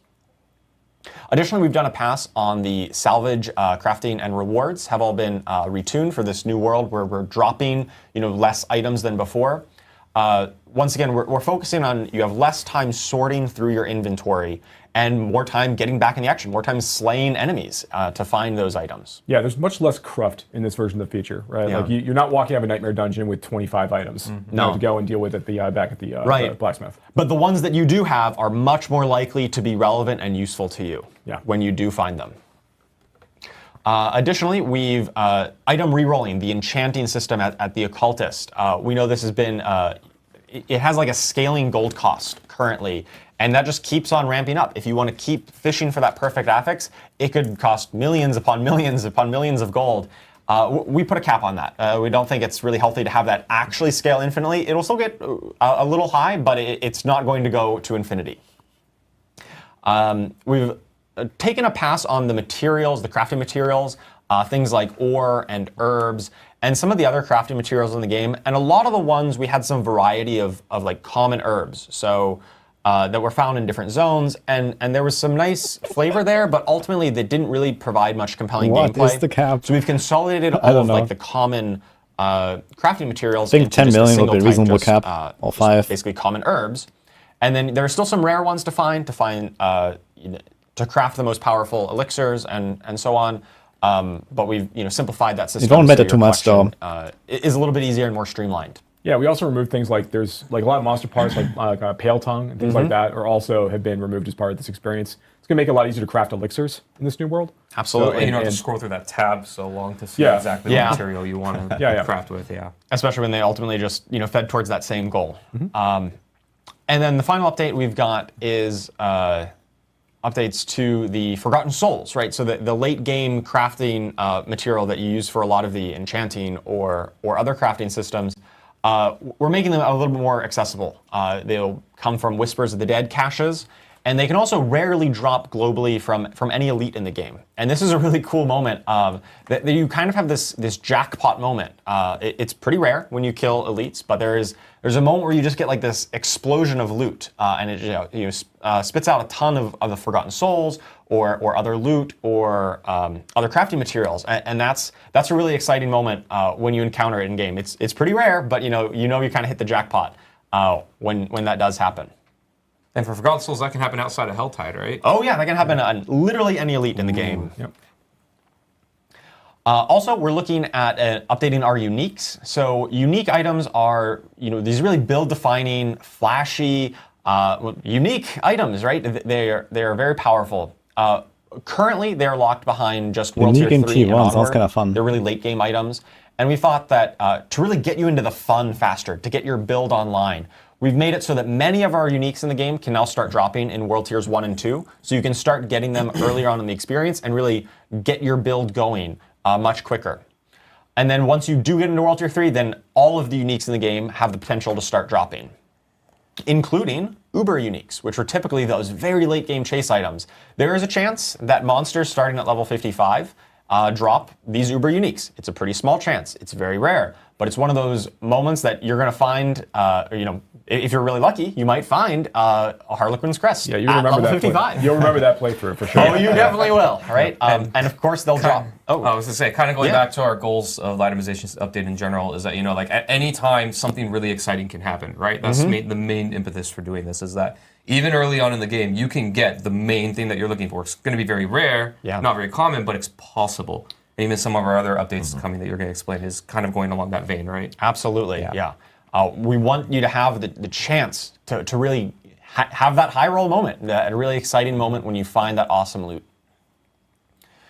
Talk to them about World Tier 5. The additional updates we've got. I don't think it's going to be this season, but to talk about the Codex of Power at some point, I guess. Right. So the Codex of Power is a system that has been in the game since launch, and we're making a big update here, where now all legendary aspects in the game will start appearing in the Codex of Power. Every single one. Previously, it was just a small subset. And I believe we even have some in-game footage that we can talk and go through an example of what this looks like. Yeah, we'll jump over to it. We have behind the scenes, we actually have Ruben, aka Bloodshed, former content creator, now part of the Blizzard team here on Diablo. He's actually driving us through our build here, but he will be driving through all our little demos that we have today. So yeah, awesome. Yeah, so you can see in our inventory right now, we've got Edgemaster's Siege Bow. And this has a little icon on it in the upper right in your inventory there. And that indicates that if you salvage this legendary, it will upgrade an aspect in the Codex of Power when you salvage it. That's right. So you no longer need to go to the occultist to extract aspects in any way, because aspect crystals are no longer a thing in this new version of the Codex of Power. Yeah, aspect crystals are gone. It's just when you salvage the legendary, it will upgrade it. So we salvage it, we can see that Edgemaster's aspect has been upgraded in the Codex of Power. So we go to our Codex of Power, and let's go take a look. So we've got Edgemaster's Aspect here, that skills deal up to 6% increased damage based on your available resource when cast. So that is the kind of legendary rank of the one that we just salvaged. Now this says 6% here. In-game it was 12% because it was on a two-handed bow, and that doubles the range. But you can see it's not a minimum roll. Right now on live Diablo 4, it's always just a minimum roll, and so once you find something better, a better aspect crystal, the Codex is kind of irrelevant. Now the Codex will continue being relevant because every time you find a higher roll of it, it's going to upgrade your Codex, and you can continually re-imprint this legendary power onto any gear that you find going forward. That's right. So if Ruben finds a 10% roll, on something else, then that is now he can go ahead and salvage that item down. That 10% version is now going to replace the 6% version he has right now. and that's the new version that you have. So when we're talking about upgrading, what we really mean is like as you find the better versions of these aspects, they replace the older ones. Now, every time you decide you want to imprint the Codex of Power, that's going to be the version that you get from that point forward. So if you find a max roll the first time, are you just super lucky? You have it forever? You are super lucky, and you would have that forever. Yes, you can continually imprint it. However, the ranks of legendaries, you won't be able to find a max roll of these legendaries in World Tiers 1 and 2 when you're just starting out your journey. We have extended the range, so a lot of legendaries used to say, hypothetically, if a legendary rolled between 20% and 30%, now we've extended that range from 20 to 35%. But those like 30 to 35%, the highest range, the most powerful versions, those are only going to be accessible in World Tier 4 in the later games. So this does give you a bit more of progression. So you can find it early and you can upgrade it, but then you're going to find even better versions as you progress through the World Tiers. And if we actually, can we go back to the build really quickly? Because, Ruben, if you can pull up the Codex of Power really quickly. Show the UI a little bit here. Yeah. Because one big thing is like I know we glazed over this really quickly, but there are filters, ways of searching through everything, which is really nice. And then, of course, on the icons as well, I think people... The favorite aspect thing is that's really cool. I know. So you can just do it per build that you're playing. Is changed obviously with this new Codex of Power, where it's showcasing like, hey, there's a golden version of aspect of quickening. The 1 in 16 means the perfection level. Hey, you have 16 out of 16 is perfect, and it's like the range. And of course, there's different ranks as you're kind of like leveling up throughout the Codex Power and finding different aspects. Of it. Yeah, I really love that gold border to really indicate that, hey, you found the best version, you've kind of completed this. And some of them, you kind of cheat on it, right? Things that only have one rank. As soon as you unlock it, you get the best version. Yeah, that's an example of one that you could max out in World Tier 1. You probably could, right? But most of them have now, up to 16 ranks is kind of our standard, for the most part. And those highest ranks are just going to be in the later World Tiers. And for a lot of these aspects too, when we went to 16 ranks on these, we actually extended the value, the power of these, and potency of these aspects upwards. Right? We didn't water it down. We actually extended it up. Yeah, for the most part, these have increased in power at the highest level, just to make them really rewarding in World Tier 4 when you find them. And I'm sure there's people asking specifically about, hey, is this a seasonal thing? Is this an eternal thing? This is everywhere forever. This is the new world. This is the new world. That's right. All the updates we're talking about today, once again, are for the Eternal Realm and for the Seasonal Realm. These are not seasonal updates only. They're coming with Season 4, but they are applying to the whole game. And I do want to note, like, Codex of Power with seasonal characters, of course, will end up change like every single time it there's does a new reset. season. It does. The same way that it does today. But eternal characters, will just happen You can forever. actually fill it out eternally. Forever, Yes, eternally. Of course. There you go. All right, so that was a ton on the systems that already exist in the game, right? The base item affixes, No the endgame, other right? updates, and Codex He's of Power. asking 30 But there's minutes into also the new 2-hour Campfire. systems coming. We're not done with Itemization. That was updates to existing done. things, but we have got a lot of new stuff. So let's talk about tempering. Tempering is a new crafting system that will allow you to add really cool new affixes to your items.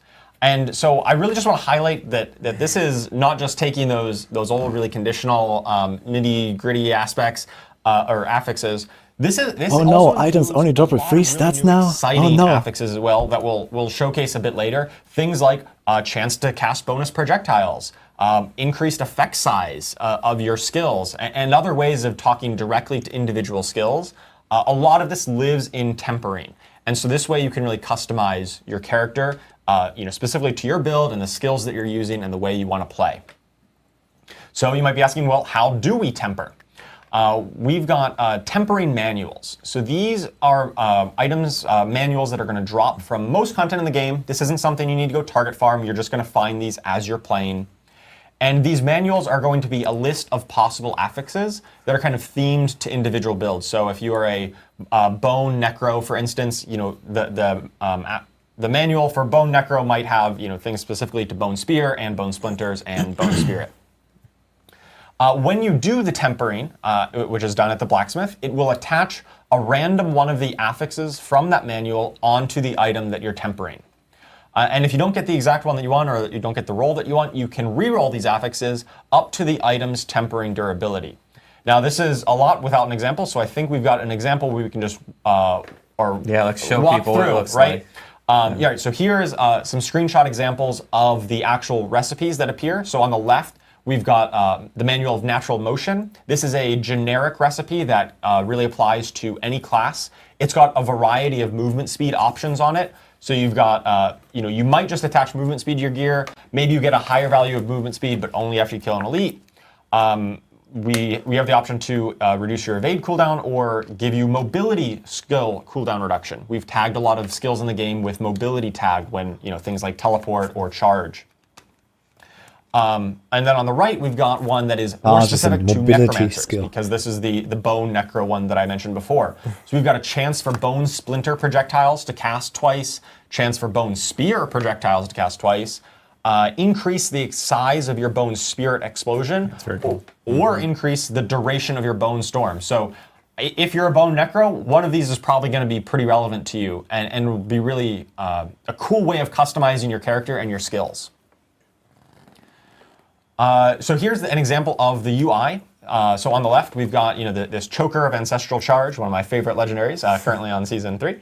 And so it's got the relatively simpler affixes. It's got just max life, damage, and critical strike chance. And we go to the blacksmith, we put it into the menu here, and we can see that there are kind of 6 categories with 10% critical strike chance. These categories are the categories of recipes. So each recipe corresponds to one of these categories. And on amulets, you can put anything except the weapons category. So that's why offensive, defensive, utility, mobility, and resource are all highlighted here. And once we go through this, we can do this twice because most items can only be tempered once. You can get just one affix on them. But ancestral items, these really late game World Tier 4 items, can be tempered twice from 2 separate categories. So you can't put, say, 2 defensive ones on there. You're going to diversify. And in this case, we've got charge cooldown reduction added on the right. And we've also got some bonus damage while berserking. So we've got an offensive one here. And then we've got a utility one that gives us the cooldown reduction. Do we have a live example of going through this actual flow so we can kind of show you what this ends up looking like? Yep. Once again, yep. That's right there. Look. Points at the blacksmith. Yes. So in here we've got our bow of branching volleys. We can put in here because this is a weapon. We can attach ones from the offensive category. And so here's all the examples. We've got 5 different recipes that we've unlocked here, depending on how we want to build our character. So if we want to do, say, marksman skills to put on there, we can do marksman finesse, and this will give us either bonus marksman damage. Why don't we just temper it and see what it looks like? So we get this flashy animation that comes in, and we get to see, hey, we added 29% marksman damage. Yep. Right? Actually worked out quite nicely, yeah. Yeah, that's awesome. So Not scripted, by the way. Definitely not scripted. So yeah. Actually, it wasn't. But It actually was. you were actually lucky, but You're in the grips of RNG. Yeah. One thing I want to call out also while we're looking at this is that so we are in the season 4 update, or this PTR update that we're talking about right now. This is our first PTR update. There's a lot of changes we have going in, and there's some things that are going to be are kind of in the middle of being polished now, or kind of getting wrapped up for some things in dev. There's going to be some things that players will see and on 31% resource cost reduction, by the way. It's like it's a fucking Yangtze curve. We might find bugs and things. Yep. That's kind of the nature of the PTR experience. Yeah. We want you to report those, like Adam called out a little bit earlier, and get your feedback on the experience. Yeah, that's actually a really good reminder, because I think a lot of people haven't experienced PTR, especially if you're kind of new to Diablo and you do jump in. PTRs will have bugs. It is an early look at the build. So there will be bugs, polished things that won't be incorporated. So yes, provide feedback on all those things so that we can actually hear those and make changes for those. But if we throw back to Ruben real quick, the thing I wanted to point out was when the the tempering process went through, so you got 28% for that marksman damage, but the item itself got a slightly different number. There's just a bug that we've identified that we're in the middle of fixing right now. Right, that's just a display bug, but this is one of the things that we're working on, we're aware of, and going to polish up, because that's the nature of game development. Just for the eagle-eyed among the viewers. Yes. Yeah, this is a thing. All right, so a few other things to call out here. Let's actually close this menu and then take a look at when it's in there. We can talk about tempering durability a little bit. So you can see when this is in here, we've got tempered affixes, 1 out of 2. Because this is an ancestral item, you can temper it twice from 2 different categories. So you're going to be able to put 1 weapon and 1 offensive on there. And then there's this tempering durability remaining. So this is how many times you can re-roll the tempered affixes. The first ones that you attach should not be consuming tempering durability. I think this one might have one of those bugs where it did consume it, but ultimately this is going to be the number of times you can re-roll. Yeah, we're actually going to update the string. I think it's going to literally be called tempering re-rolls. Re-roll. Yeah, okay. to make it really, really clear. Yeah. Yeah. So this is the kind of things that we're actively working on, and we love your feedback on to make sure that we can get this right and really communicate the way the system works. So we've attached an offensive affix onto this. Let's take a look at some of the weapon ones that we can attach on. So here we've got ones that not great. Live build. Yeah, live build indeed. Live build. Well, so we can talk through what would have happened there. Yeah. Right. So when you would attach the weapon category, those are often the ones that are the more I would say more interesting, right? The bonus projectiles, the bonus effect size. Yeah, that was the weapon category that had a chance to create different, like multiple bone splinters. Yes. Just as I was about to mouse over, man. Yeah, that's in There's the probably weapon like a category. missing so there affix we or would attach something one in of the those. list. Maybe we'd get a chance for rapid fire projectiles to fire an extra time. And then when we do that, maybe, we actually want to play a penetrating shot build, right? Maybe rapid fire is not that great. We could consume one of the tempering durabilities to re-roll that and try to get that bonus rapid fire projectile ones that we want. At least people now believe it's live. Do people still think we weren't doing it live? Looking at it. But yeah, I know we're getting the build back up here and everything. But there's a lot of really cool new affixes in general inside the tempering system. Like I know that, like I've been playing a lot of Season 4, like on our dev build. And I'm playing a Barbarian right now, and I've been playing a lot with Dust Devils, which I know we'll talk maybe a little bit more about later. We're going to talk about Dust Devils. But there's like opportunities to like spawn, like instead of spawning one Dust Devil, you'll spawn multiple Dust Devils. There's Dust Devil size. There's a lot of really, and duration. Like there's a lot of really neat new things to play with to build upon. Now we need an aspect that makes the Dust Devils come back to the enemies, like the tornado really thing the from goal Druid. of tempering is customization and really cool new ways of building your character. That's not just plus damage. There is still some bonus damage as you still need to in order to actually do damage, but there's a lot of ways you can customize your skills and make it really your own.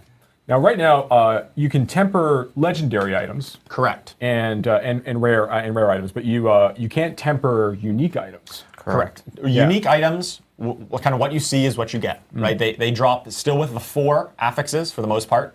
Those are going to be unchanged. You won't be able to temper onto them. With tempering, yeah. With tempering, right. And then we show the tempering durability, as part of, or tempering rerolls in this case. So the idea here is that like when the player has you're not happy with all the affixes you've got, you've kind of rerolled through all of your options.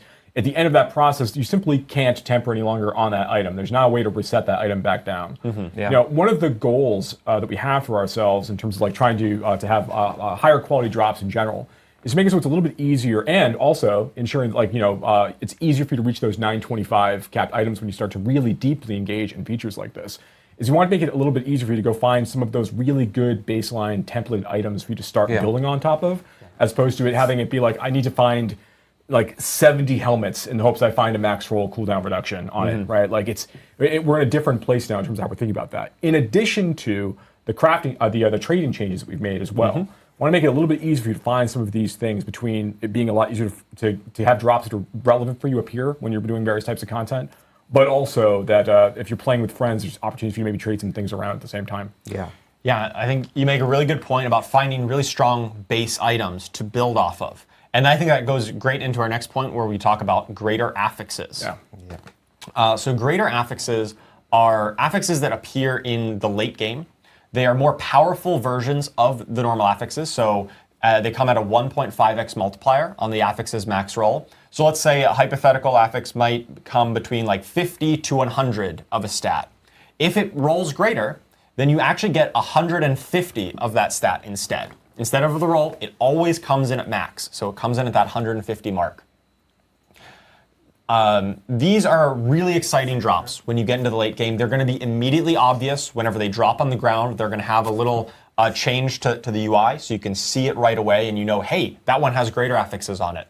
And that's going to be ones that you're really going to want to pick up and make sure that you take a look at, and then you really want to build off of, because they are basically sounds a bit like Exalted affixes in the game. I think we've got an example here. And one other note, these, as I mentioned, they're late game. They only appear on Ancestral Legendary items and Ancestral Uniques that are dropping in World Tier 4. I think we can zoom in on the top one here, where we can see we've got a little, like some Roman numerals at the end of it, 2. That indicates that this pair of gloves has 2 greater affixes on it. And when you actually go and pick it up, we can take a look at the tooltip of the item itself. And we can see that intelligence here is highlighted, and so is critical strike damage. And these roll at the max roll. And I think we've got a comparison kind of between, a standard version. So on the left is a non-greater version of a dagger. You've got, say, 74 dexterity, and maybe it rolled between 70 and 84. But on the right, we've got a greater version of dexterity, and that's going to always give you 126, which is 1.5 times the 84. Same with the critical strike damage down at the bottom. So if you find the dagger on the right, that's a really good one. I mean, not only do you have 2 greater affixes, you also max roll the attack speed in between. That is a great base item to start building through the tempering system on. 15 attack speed, dude. The next topic to talk about is Masterworking.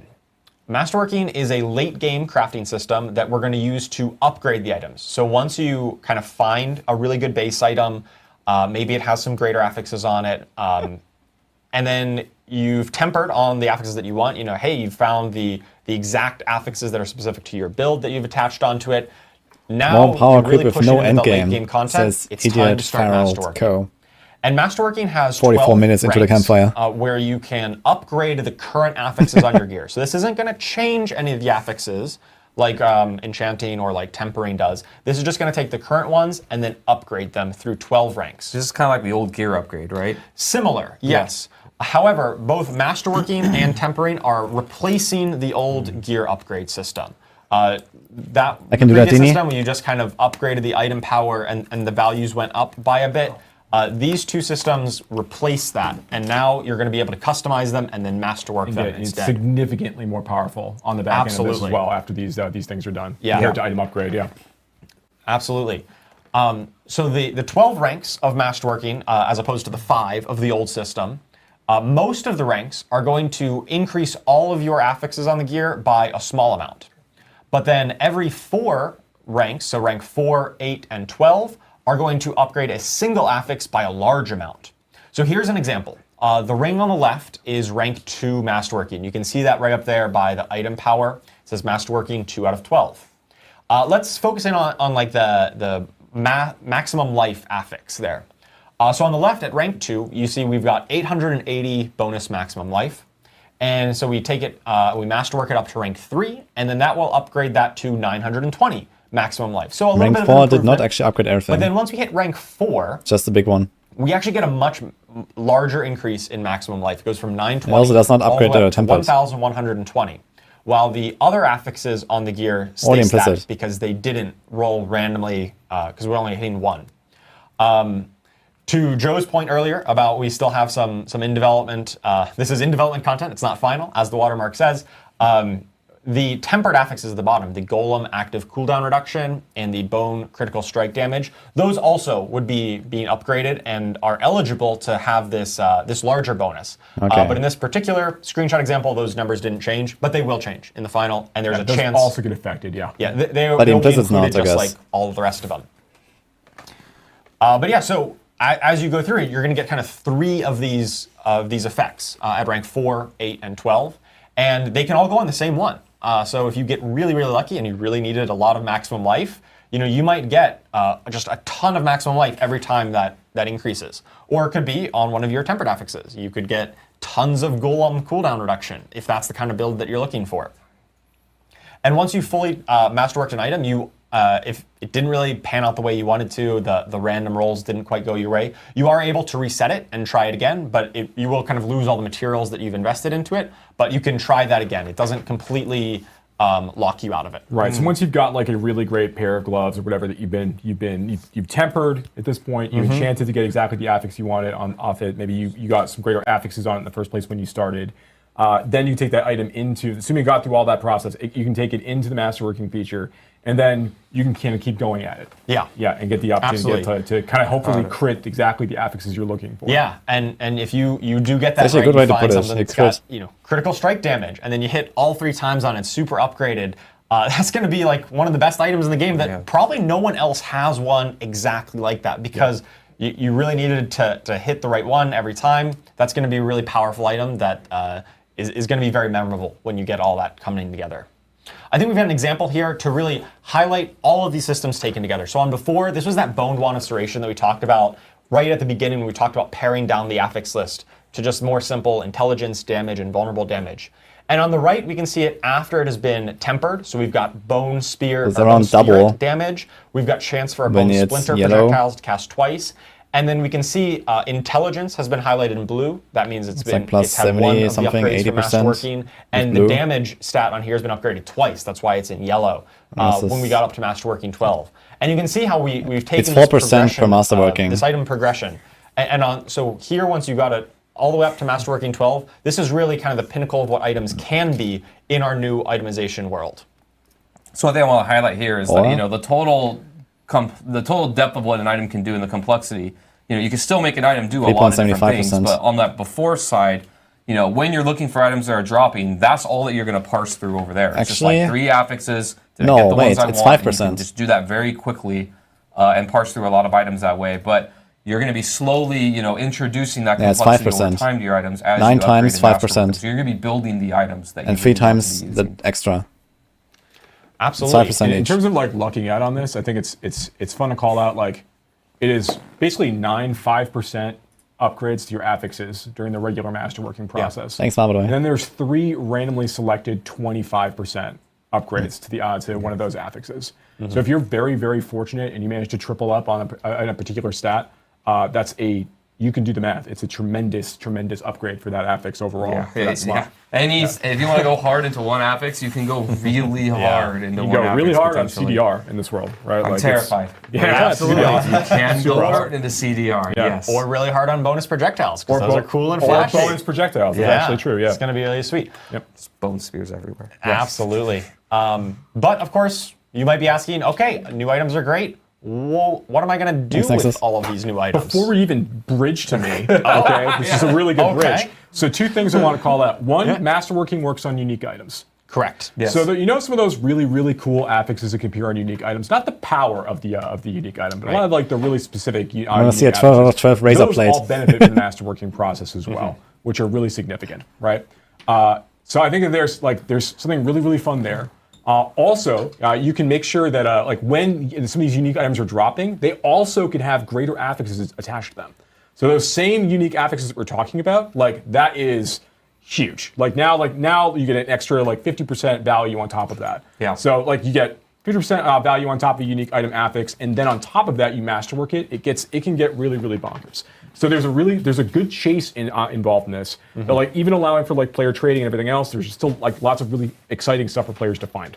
Yeah, and the other thing I've seen a little bit of this in chat as well as a lot of people are going hey, when are we actually able to experience this? PTR. PTR. Well, first PTR, and also at the same time, this is something that does start immediately with Season 4 when it begins. Yes. This is all grandfather with 12,000 life. All the itemization Let's go. changes will start with the start of Season 4. Because I know a lot of people were questioning because they're going well, we had heard Gauntlet in the past, and then Gauntlet actually started mid-season. The itemization changes, and all the changes you're hearing today will start right at the beginning of Season 4, which is on May 14th, PTR being on April 2nd. So there's a couple other things I also want to say. It doesn't fit I neatly. got one too. Oh, do you? Oh, no, you go first. You go first. All right, I want to clarify something because I know it's going to be a lot of questions that people have on greater affixes. Yes. So greater affixes, the way that you get them is you can only get them from things that drop. Ooh, so the you're rupture. actually looking for that moment when you kill the mob, kill the enemy, the loot drops. That's the exciting moment that we're targeting. Enchanting is still going to exist. You can still enchant your affixes like normal on those 3 ones that drop. You cannot enchant into a greater affix. You can enchant out of a greater affix. So if you choose to, if you've got a 1 greater affix item, you can enchant that greater affix to something else, but it won't change to another greater, and you can't change anything into a greater. It's all about killing monsters, finding that moment that is really exciting when the item drops, seeing if that works for you. So I just wanted to clarify that on how enchanting works and kind of what we're going for. Yeah, absolutely. Focusing on the drop, the moment The of drop excitement. is the moment when of you get it. excitement that we're going for there. Right, and then one other thing I want to call out as well that we didn't talk about already, and that is that there's a lot of other changes that we haven't actually discussed here that you'll see when we get to play in the PTR. But one of them I think is really cool is we actually add a bunch of other new baseline rare affixes that can appear on items. Yeah. That like players haven't seen before. Yes. You know, Yeah. so there's as an example of a few of these, we have like Fury per second. You know, can appear on items, which is very, very exciting and very interesting for my barbarian friends. Transformative. Yeah. It's very transformative. Like there's a number of other ones like life per hit. You know, is now something that players can find as you're going through the experience. Like, are there any that you two thought of that are kind of cool, or and also ones that are cool and powerful that appear on different slots. So previously, weapons almost always had bonus damage of some sort. We've extended that, so a lot of weapons can now have resource cost reduction. They can have bonus attack speed and other things that increase your output through not just saying damage to a certain way. More interesting ways of increasing your output. Yeah, very cool. To me, bonus projectiles. That's just the most popular. I'm terrified of it. It's so having bonus projectiles drop and then have that potentially be a greater affix when it grows, and then you masterwork bonus projectiles, and it gets silly. Yeah. I know we want to talk about some endgame stuff that's coming to the game. Maybe we leave that for the end of the stream itself, right before we go into Q&A. Is there? I'm going to ask production here. I'm going to pivot them. Is there a way that we can jump to class changes coming to me next? Yeah, you next. I'm pivoting. We got kind of a shrug. So I think so. Yeah. We'll go through the end game stuff here because we do have a lot of additional things that we still need to talk about that even pair with this itemization, these itemization changes. But we'll jump into class changes really quick. Sure, we can go to me next. That's fine. Do it. Take us away, Adam. All right, so are we ready to go? Yeah, okay. So we've got kind of 3 big goals for class updates. We've got a lot going on. I'm going to try and breeze through a little quick in the interest of time. The first one is going through a very high volume of meaningful class updates. And what I mean by meaningful is, not just moving numbers up and down on things that exist, but kind of either updating systems of how things interact at a systemic level, or adding things that are really, really powerful and are actually going to move the needle and change how you interact with the class or the skill or the legendary or whatever we're changing.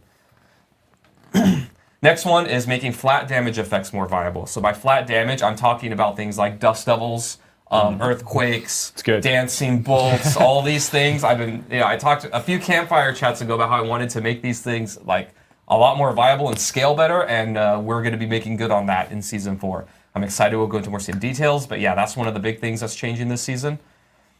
And last but not least, opening up designs to be more generally useful. So kind of similar to item affixes, how you've got these like multi-conditional things. We're going through classes across the items board really and ignore durability looking loss for ways a that we lot. can open up Greater things. affix. So you're going to find that things that were a little more restrictive, we're going to try and make interact with more And then you different masterwork it. pieces. So something may have only talked to core skills, now it can be any skill, things like that.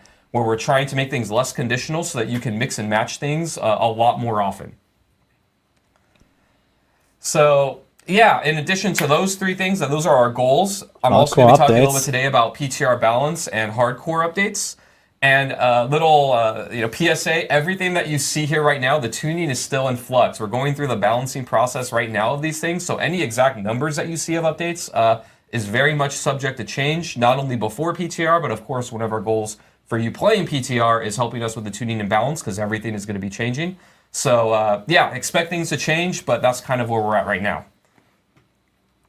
So first, let's talk about uniques. So in Season 4, you're going to be getting double the normal amount of uniques added to the game. Normally, every class gets 1. Every class is going to be getting 2 this time. So again, more content. We're also adding a new Uber unique here, Tyrael's Might. This is a defensive-oriented unique. It's going to be a chess piece. You can see the stats there. Lots of resistance-oriented things and damage reduction. By the way, in this new world, damage reduction is going to be much harder to come by. So it's actually a lot more special that it exists here. And the special power of this is that when you're at maximum life, so when you have the entire life bar full, you're going to be shooting out projectiles very similar to the artillery shrine. So you can see here kind of in action, you can see that sometimes he's attacking and it's not going off, and then as he heals up, you get those bolts that's hitting enemies. It's really, really flashy and cool. There's a crazy item. Class updates. Like I mentioned before, we're really looking to move the needle on these. We are still going to be having a number of changes, quite a few of just things going up and down for tuning. But we're also looking at updating some systems and designs. And I'm going to give you some examples. Now, everything I talk about here today, I'm giving you a small snippet of the things that we're doing, like 1 or 2 examples per class. But when you get the patch notes, you're going to see it's like a giant wall. There's a lot of stuff that we're doing everywhere. Just a slice of the overall pie. Yeah. So, some examples here. Skill tag updates. So we're not only doing this on the Sorcerers, but on other classes as well, but this is the one example I want to give. One of the pain points that Sorcerers has always had is that they have kind of core skills and then mastery skills. Mastery skills are things like Firewall, Meteor, things like that. And the mastery skills, you know, we're always kind of second class to the core skills because we had a lot of things that skill. I was asking about Frozen Orb the other day. Mastery skill damage. So we've updated our skill tags and kind of change things around so that they make more sense. So you're going to see more skill tags added to things across the board. And the example here is that mastery skills will also just have the core skill tag. They'll be considered both mastery and core skill. So all your core skill damage bonuses, interactions, all that stuff will just work now. Did you have something? Yeah, we also talked about like mobility skill tag added to a lot of skills as well, and how that interacts with the tempering system. You have ways of getting mobility skill cooldown reduction that ties into the same concept. We're actually adding the mobility skill tag to all things across all classes that have mobility attached to them, so then they can interact with the itemization system, and you'll have these things working in tandem together. That's a good point. Yeah, so now some other examples. Frozen Orb on the Sorceress is getting a lot of love. Before, when you cast it, it would go an exact set distance and then blow up, but now it's going to go exactly where you point it at it to with your cursor.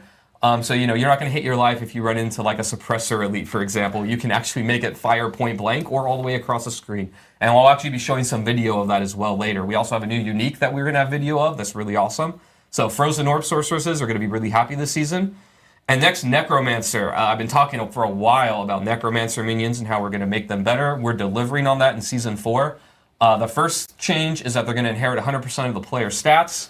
So, you know, your crit chance, crit damage, all those things, they're just going to inherit it from you. So they're going to scale way better with you, the player. And this is not only going to apply to Necromancer minions, but all minion types in our game. Things like Druid Wolves are also going to be inherited. What about the Ravens and the Creeper? We're also looking. We took a look at the Book of the Dead, and basically revamped everything. All the upgrades almost are getting some type of either number or I didn't test change, it, but I saw it. Going through some examples there, but it's just going to be a lot more punchy. We're not only looking for effectiveness here, like making things stronger, but we also like the rule of cool, where you know the things that are awesome and look cool and are visual are going to stand out more, and so we're trying to do that as much as we can. So next, let's talk about game balance. So as I kind of alluded to earlier, you know, the landscape of everything is changing pretty drastically, right? Itemization is going to be changing a lot of how player power works and how things work in the game. We've got a lot of class updates that are going to be changing how things are. You can expect a pretty big shakeup of like just how all the different classes and builds perform. Like it's going to be a brave new world really here.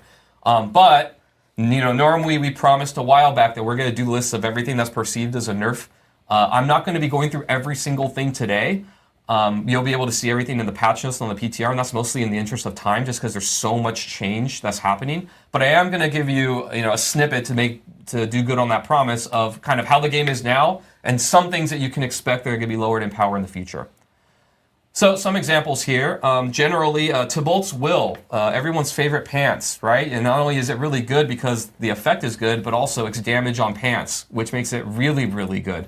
That damage amount is being reduced. Same with Banished Lord's Talesman. Both of these uniques are insanely powerful. They're still going to be really good after this, but the damage is just being lowered so that other things can be competitive. Next, the Barbarian, everybody's favorite charging class. First thing that we're doing is, many of you may not know this, but when we launched the game, we actually gave them 10% inherent damage reduction. This was back when melee classes in general and the Barbarian were having trouble in the early game. Our game balance has changed radically since then, and we don't feel like they really need this anymore. And we don't want them to have an inherent advantage over all the other classes in the game anymore. So that's going to be removed, and even like I mentioned before when Charles was talking, damage reduction in general is going to be much more rare and special. You're not just going to find it on any defensive stat.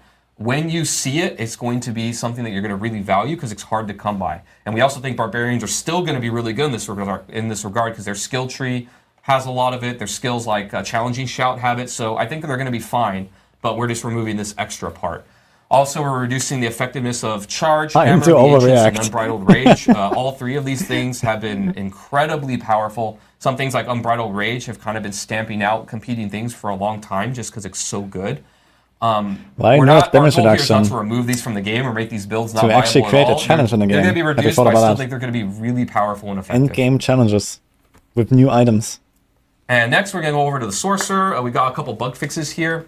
We have more bug fixes than this, but this is just some that I wanted to call out. The first one, we had one where the evade cooldown reduction affix was triggering off of unstable currents casts.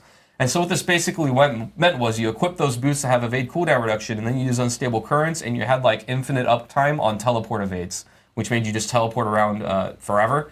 This has been fixed, so now it's only going to work with intentional casts now, as it was intended to. And the next one is Isu's Ferocity. This is a key passive on the Sorcerer that used to apply its critical strike damage to all damage types, but it was the fire key passive. Now it's only going to apply to fire damage as it was intended to. And again, this is just a snippet of everything, but there's going to be a lot more stuff. And again, like everything you know is basically going to change because of how many things are being updated in the game. So I wouldn't worry too much about any specific build. All right, so now let's get to the fun part, class updates. So I'm going to be going through all the different classes here and just showing like 1 to 2 examples of kind of the ideas of things that we're changing. Again, lots more than what you're going to see, but kind of giving you an idea of what to expect in the direction that we're going here.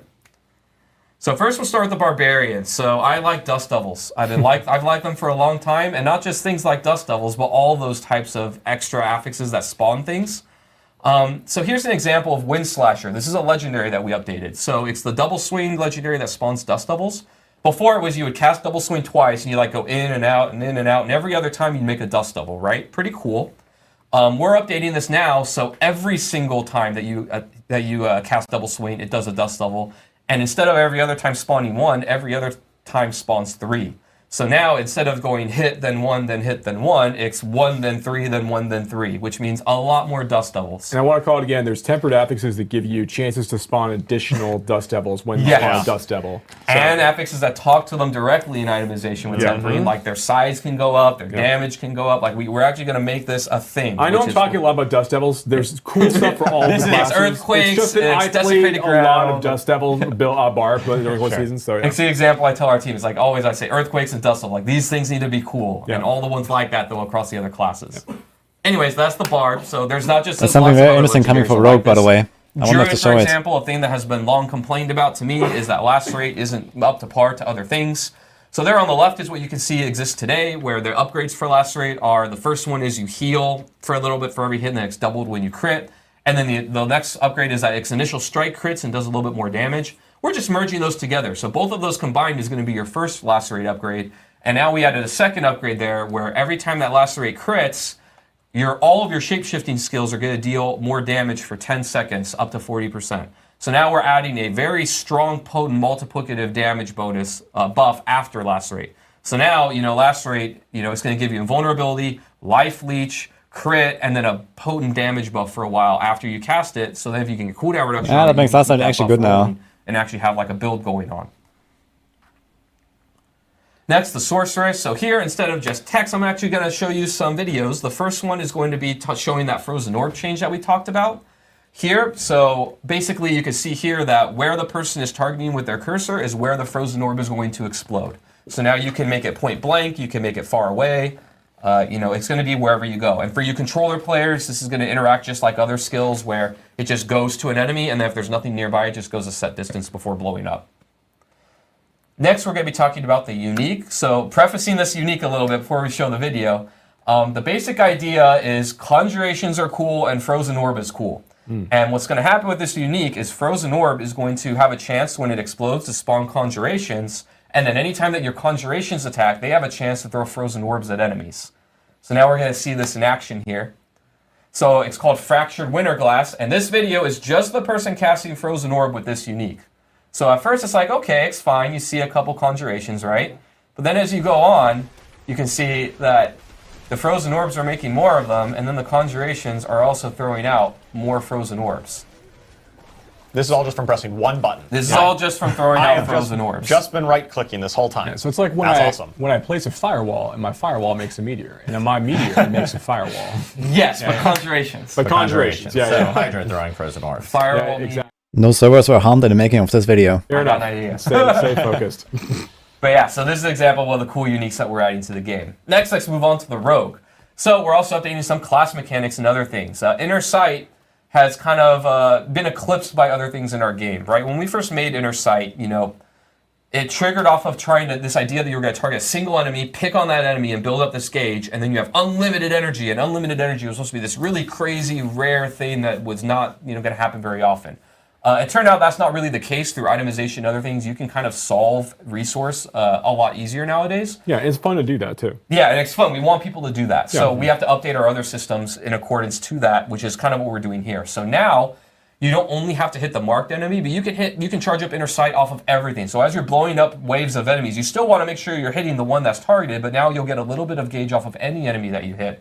And now in addition to that, the payoff is better. So not only are you going to get that unlimited energy still, but you're also going to get a 25%. This is really good now, I think. Boost. So now you're going to be hitting harder when really you're powerful. in Inner Sight mode. So now there's actually a damage component there too, in addition to the unlimited energy. Next, Necromancer. So like I said, Book of the Dead is getting upgrades. I kind of They picked didn't show the other thing for the rogue. slice Feels from bad. each part from each minion type. So here you can see your Skeletal Reapers, the wind-up attacks now can reduce one of your active cooldowns by a pretty chunky amount.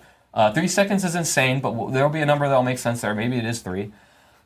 Next one for the mages. Certainly not imbalanced. One of their upgrades used to be that they've made frozen enemies vulnerable, and now they just make everything vulnerable. So actually, if you want cold mages to solve vulnerable for you, you pretty much can, just with this upgrade.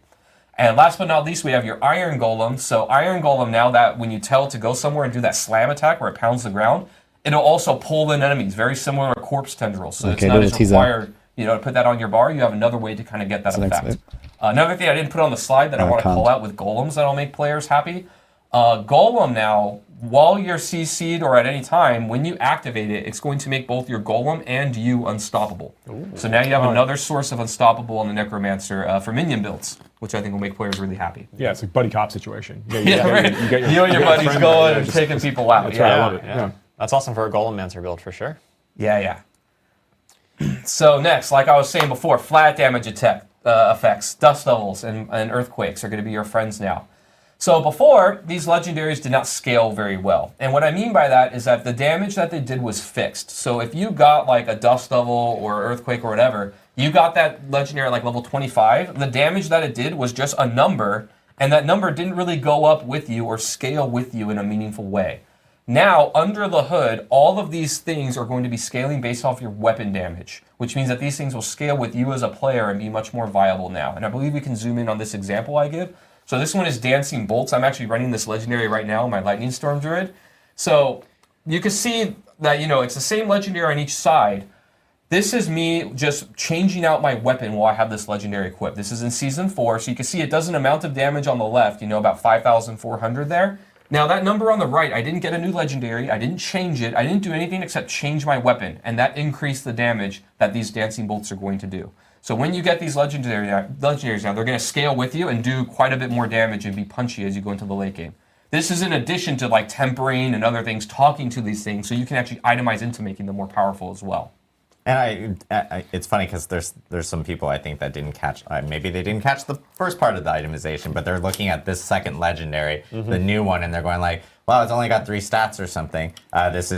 You should probably watch a recording of this. Yeah, that's when it drops, not after you've done all your stuff on it. There's a lot of itemization changes to make the items feel more valuable themselves in Season 4. So I recommend watching the recording just for people that may miss the itemization or checking Blizzard's going to be nasty, I guess. 2 more affixes on them. There you go. Yeah, they got 5. That's right.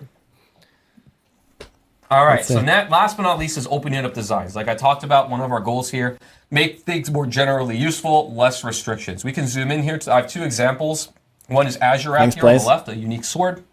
So 2 things going on here. First, you can see before, it was that your core skills have a chance to freeze enemies and deal a bunch of damage to them.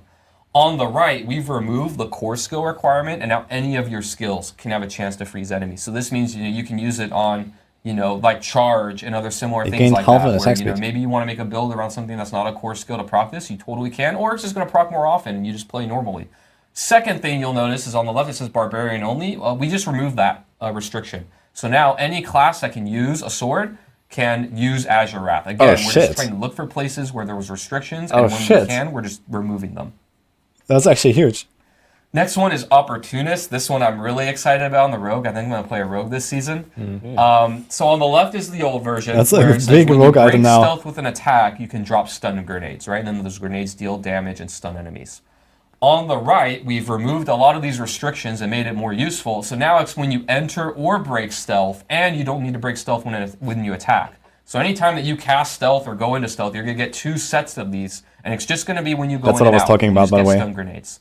You also notice that this is a tuning thing, but the stun duration on stun grenades has been buffed. It's a second now. And then we also did a thing that I'm really excited about here, where every single stun grenade legendary will increase the damage of your grenade skills, and all of them are going to have this. So if you want to make a stun grenade build, if you collect, you know, the 4 or 5 of these legendaries that kind of combo together, every one is going to incrementally increase your grenade's damage as well, to a point where, you know, they'll be doing a lot more meaningful damage in your build. 1, 2, 3, All right, last 4, but not least, we've 5, got hardcore updates. 6, So for you hardcore 7, players, 8. Elixir of Death Evasion is being removed from the game. It's dying, and it's not coming back, just like you will in hardcore.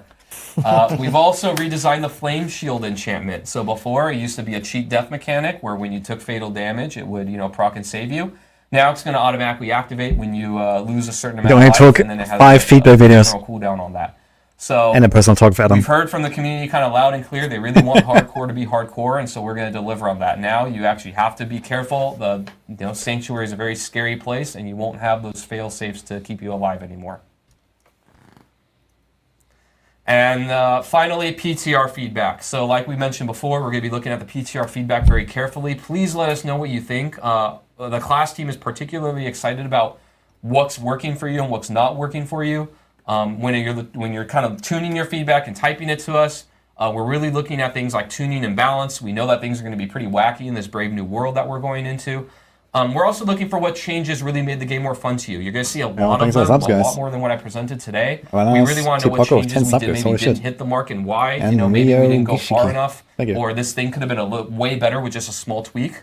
And then last but not least, we want to know what would you like to see that didn't make it in, right? We're forever going to be updating this game, and we really want to know, you know, a lot of these changes are coming from your feedback, like, you know, flat damage scaling, Unstoppable coming on the Golem for Necromancers who've been wanting more sources of it. You know, what other things are you seeing that, you know, have always kind of bugged you or have always been kind of a pain point that you would like us to change? And we'll be looking for that feedback. So yeah, that's pretty much everything we got for classes. Thanks everybody again. Yes, We're excited.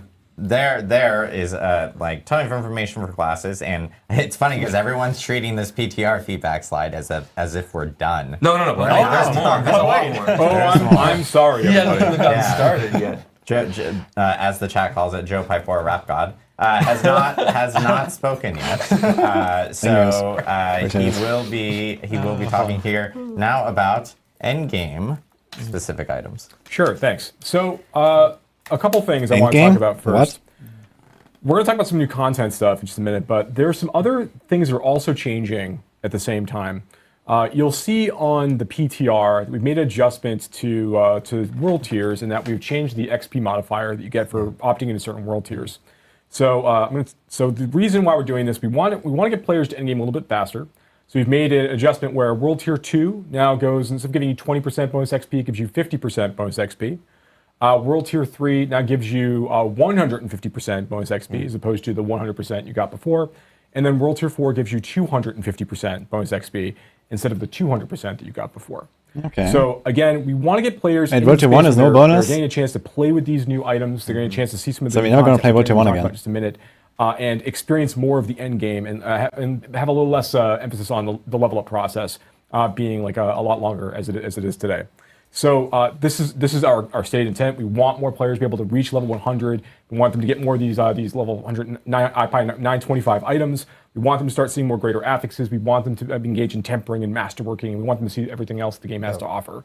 We want to make sure that we're removing some of the restrictions and making that possible. And we're continuing to think about that as we move forward. This is just all of the things we're talking about Bring today back Greater are Rift. just one more Oh, that sounds like step a good on the journey idea. of Maybe I should Diablo put it in 4. Season 4 even. We're going to continue, as Adam already called out, to continue to make the game better based on feedback and just continue to add more cool stuff that we think is great for the game, and that also that we're Why didn't you hearing think from about our this? player base, our community, would be really, really great for the game experience. So, with that quick little thing out of the way, let's go ahead and jump into the first major update we have planned that you get a chance to see on PTR. And that is, we made a significant update to Helltide. Now, I think that everyone will remember that in Season 3, we made an adjustment to Helltide timing, where now they're basically up for 55 minutes out of every hour. There's a 5-minute gap between each Helltide experience. And we think that that's great. Players are able to get better access to Forgotten Souls and all the gameplay there. But we also, like, looking back on Season 2 and the Blood Harvest regions where the armies of Lord Zir were marching across Sanctuary, as we all recall from quarter 4 of last year, and capturing people and draining them of blood. That was we thought that was a really fun, frenetic, like social experience in the overworld. Like, it's just a blast, kind of go through, kill vampires, save people. And summon Bloodseekers as well along the way, and getting good rewards as you go. It was a fun experience.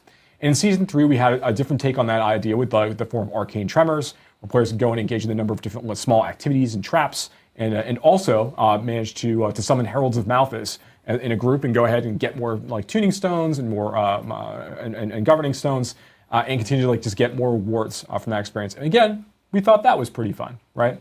Mm-hmm. So we wanted to take some of these ideas back to Helltide, and I'll be. They finally did it, man. Actually, I think it might be even easier if we could just throw to Ruben potentially, who I think might Sounds actually really fun. be in Helltide right now. Yeah. Here we go. Fantastic. Looks like that's the case.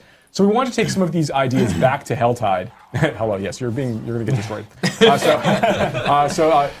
to take some of these ideas back to Helltide and make sure that our overworld, exciting, demonic invasion experience that players get to go through here is just more fun to engage with. Was that just a giant hellworm belching a bunch of enemies at? That was a giant hellworm belching a bunch of enemies up. So a bunch of things have changed. So one of the things that let me dive in. So one of the things that we did is we add this new idea of a threat system. Now you'll see the eagle-eyed among you can look to the left of the minimap. Thank you, Ruben. Can look to the left of the minimap, and you'll see a horizontal bar. It's segmented in 3 pieces next to that kind of like half-completed pentagram there. As the players are killing demons in Helltide areas, they are slowly growing their threat over the course of the experience. And as they do that, they're going to find like more like ambushes. They're going to find more creatures coming and trying to kill them as they kind of like roll through the space. And they're gaining threat by doing anything. If they're opening tortured gifts, if they are killing like regular monsters and elites, they're always earning more threat for the things that they do. The armies of hell are paying more attention. So as the player is going to go through this process, they are going to start feeling like more pressure as they go through the experience. Now, once the player is gotten towards the end of this, like they actually have, when the armies of hell have been fully alerted, you'll hear a tone, which I think that I think we might actually hear soon potentially. I guess we'll have to see. But you'll hear a tone alerting you to the fact that the armies of hell are basically coming for your blood, right? They're coming for you at this time. And in that case, you're going to see that there's going to be a new creature type that's going to appear, which we'll be able to get to in just a second. I wonder if they're going to make the chest actually worth it now. Alongside this, while we kind of wait for some of this stuff to happen, is we have reduced the level requirement or the world tier requirement for Helltides. You'll start to see them in lower world tiers now, so they're in a great way for you to level up. Okay, it looks like the forces of hell have been alerted. So now there's going to be like it's going to be almost a little more of a holdout. More invasions and ambushes are going to start to occur at this time, and it's going to have a kind of cap-off event towards the end. We'll talk about as it arrives. But you can see right now that threat is draining while this event is occurring. So you've kind of like reached that maximum threshold. The minions of hell are coming for you. You're going to be kind of fighting pretty hard for this stuff. But it's a great way to get like access to a lot of elites. Once this bar is drained once again, you can start building it up by, again, going out. Elixir of momentum. Inside the Helltide experience. It's yellow. You're going to get more opportunities for more cinders and more of these ambushes again as as time goes on. Looks like we're getting towards the end of this now. Oh yeah. Should be getting this Hellborn here. Yeah. So yes, and now one of the Hellborn has managed to appear. Hellborn are they're very much a similar creature to some of the Bloodseekers that we've seen in the past. These are adventurers who have fallen to the depravities of hell, are now serving their Infernal Masters. They have great drops, like they'll drop like legendary equipment, and they will also drop summoning materials for Lord Zir moving forward. So there's more ways for you to get some of those mats as you go through the experience. And that's actually one of the other things that we did as part of our general updates, is we kind of wanted to go through and do a pass to make it easier to find more of those boss summoning materials, like from doing like different kinds of content.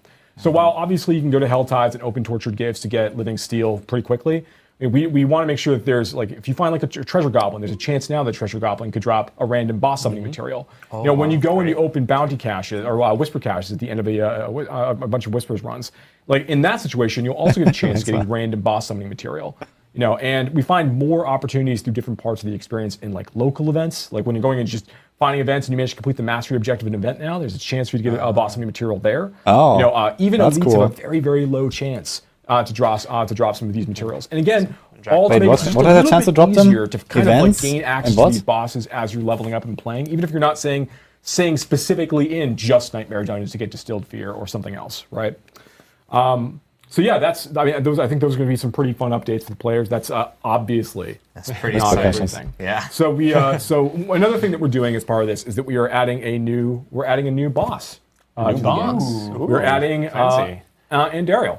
So you can now fight Andariel. She is summonable by defeating the Beast in Ice and Lord Zir, and she's got the same drop table as Duriel. So we want to make sure that players have a couple different ways to kind of gain access to these really, really powerful uniques that Duriel drops, but also for that shot at getting those uber uniques without always requiring players to go back to those same places. So between opening up the options of how you gain access to materials you can use to go farm uber uniques a little bit earlier, to like now saying, hey, go do Nightmare Dungeons, go do some of this overworld content and Helltide content to gain access to Beast and Ice and Lord Zir, so you can go farm Andariel there. We think that's going to be like a really, really fun change. Andariel is a really cool fight. I think we might actually have like a quick little shot of the summoning for Andariel, as we all know her and love her. There she is. Wow. She's back. She's tough. It's going to be. I want to say the fight's been updated too. It's not exactly the same as what you did before. Yeah, so. The designer's been very excited about this fight and very excited about Andariel for a while, bringing her back into the equation. So yeah, she's going to be a lot of fun to summon. Oh, the Poison Nova class. Yeah. Okay, enough Andariel. Enough Andariel. All right, people will see that. We're on a timer, people. Okay, I got things to talk about still. Okay, but that's not even all the things that we're changing with regards to bosses. There's more stuff that we're doing as well. So one of the things that we're going to be talking about in just a minute is a new feature it gets exciting, called guys. Pit. And inside the pit, you're going to be earning Stygian stones you'll be able to use to summon higher level versions of all of these bosses as you go deeper into the experience. So we think this is extremely exciting. It provides another way for players to be able to express their build strength, and going and fighting these bosses are going to provide much, much greater rewards. In fact, when you kill one of these new, very, very powerful, tormented versions of these bosses out there, they are going to give you one resplendent spark the first time you kill any of them. So of all the ones that you can summon, the first time you kill one of them, you're going to get a resplendent spark for you to use in the future. Now, and that is not all that we're doing, obviously. I mentioned the pit. So if we could just go ahead and, I guess we can talk about it. I can speak to it, actually, yeah. So we've been getting a lot of feedback from our experience with the Abattoir of Zir. Towards the end of season 2, we had this really, really difficult dungeon dive. We were going against forces of Lord Zir inside this experience, and fighting Bloodseekers and kind of racing the clock. And that was a pretty fun experience. We got a lot of really good information and feedback about how that really played out. We made a number of adjustments in the form of this new content type that we're calling the Artificer's Pit. And what it effectively is a way for players to go and once players have managed to complete a tier 45 Nightmare Dungeon, which is filled with level 100 monsters, they're going to gain access to a quest that's going to send them around the world looking for rune shards. And rune shards are just this new material that players will collect to open up Artificer's Rifts. And they drop from elite creatures, they drop all over the place. It's pretty easy to find the materials you'll need to start this process. And when you have a number of them, you can bring them back to this obelisk in Karagar and kind of use that to form your first pit run effectively. And there's hundreds of levels of this, and the monsters that you will begin fighting immediately are all like right at level 100. Do we have we have a video of it. Yeah. Let's see what we got. So we have Ruben like kind of near live, there. Yeah. Perfect. Yeah, we have the live play with that awesome debug text. Yeah, there it is. Yeah, with the awesome debug text. Everybody, it's PTR. Look forward, and we're talking about dev stuff right now. This is what it looks like sometimes. So okay, so we see here that Ruben's coming here. He's already done the rift before. He's going to go ahead and just open up a tier 1 Artificer's Rift, and we'll see how this goes. So he's going to spend 1 rune shard to do this. That's going to open up right here in Karagar, and we're going to go. There's a little bit of a stacking issue there. Yeah, we're going to have that fixed too. Again, sends that feedback, everybody. And you're going to dive into your first pit run. Now, each pit experience it's a randomized layout filled with random monsters. There's no nightmare affixes like what we have in, or like afflictions like we have in Nightmare Dungeons. Instead, the players really like just pushing themselves up as against this timer as fast as they can, trying to complete it. So as you're going through this, you'll see it's very, very similar to a lot of the things that we did in the Abattoir of Zir.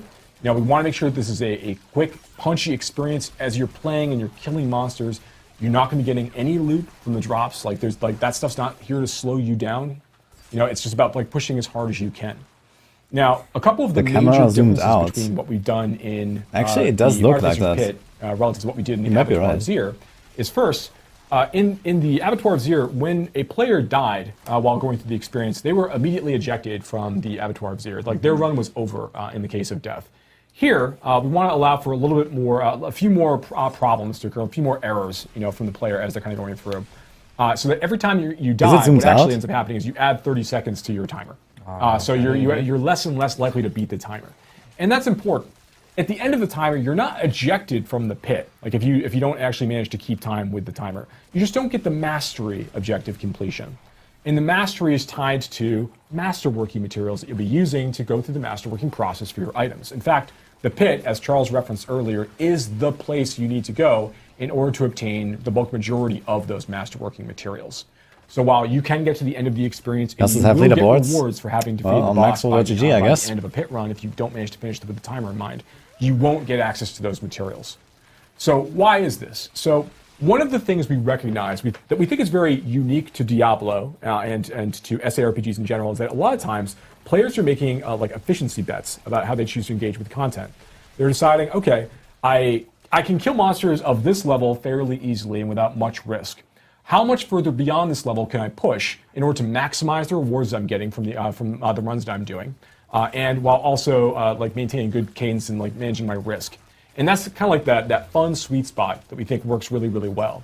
AOZ was meant to like tap into a little bit of this but it was also AOZ was designed to be an extraordinarily challenging piece of content from the get-go. Here, the pit starts in a somewhat more reasonable place. I think we understand that tier 45 Nightmare Dungeons are not the most challenging content in the entirety of the game. It goes up much higher than that. And the pit does as well. As the pit can go like well past tier 100, so you can be fighting level 200 monsters, level 250 monsters as you go deeper and deeper into the experience. So, okay, it looks like Ruben's making pretty good time going through this. I think we saw earlier that Ruben actually like jumped into a portal to move to a different area. Yep. Yeah, he did. Mm-hmm. Yeah, you can't finish an entire pit run inside like that first area. You kind of are expected to like move on, but you also don't need to kill everything in either. I wonder if you're gonna have like a boss arena or how's it work? A good amount of creatures in both spaces. You kind of like make up the time that you need. He's making pretty good time here though. Thanks, it's a crisis for the prime. Okay. So the idea is to try and find that level in the pit where you can go pretty efficiently and quickly, but where you're pushing hard so you can get better rewards, right? Right. Okay. So Ruben did a great job, Ruben. So you managed to do it. Okay. Let's not get too excited. All right. So now he's gonna go and he's gonna fight the boss in just a moment. Mm-hmm. Now the second thing that's different about the pit that we you just start to see it a little bit. Yeah. There's different from what we've done in AOZ in the past. Is that occasionally during a pit run, you're going to be confronted by another major boss or villain that you've seen. Like you'll see their echo occasionally appear just for a moment to perform a big attack, big sweeping attack, or that you're going to have to like avoid or deal with while you're dealing with the boss you're already fighting. I want to say Maven. And this is happening throughout the duration of the pit as well. And as you go deeper, it's you'll not see the Doom Lord, man. at the same time. So these are just another complication, like another thing that you're going to have to be thinking about while you're playing and trying to like remember the sorts of patterns. Eventually, you'll see a couple of these appearing as well. You know, so like you'll be dealing with that like that kind of pattern following as you play deeper and deeper into the pit. Yeah, I'll so, say so it's kind of like Elias, for instance, like a shade of Elias can Yeah, appear so you can come and do an attack. just do an attack in the middle. A shade of Lilith can appear as well. A shade of Lilith can also appear, which is pretty cool. These are definitely tough, tough things as you go deeper and deeper, and eventually you might see a couple of them as well in combination. So okay, so here Ruben killed the boss, got a number of different drops. There's a bug in this version that we're looking at right now where the items are dropping are not actually ancestral, but that's not the case when players will be playing on the PTR. You all see ancestral items as the rewards for killing the boss here at the end. And then after that, when you open the chest, you're going to see that there's a bunch of obdicite that popped out of it, which is a masterworking material. You know, I think he got 5, you know, from the first run. So as you go deeper in the pit, there's basically 3 tiers of masterworking materials you're going to be able to earn through.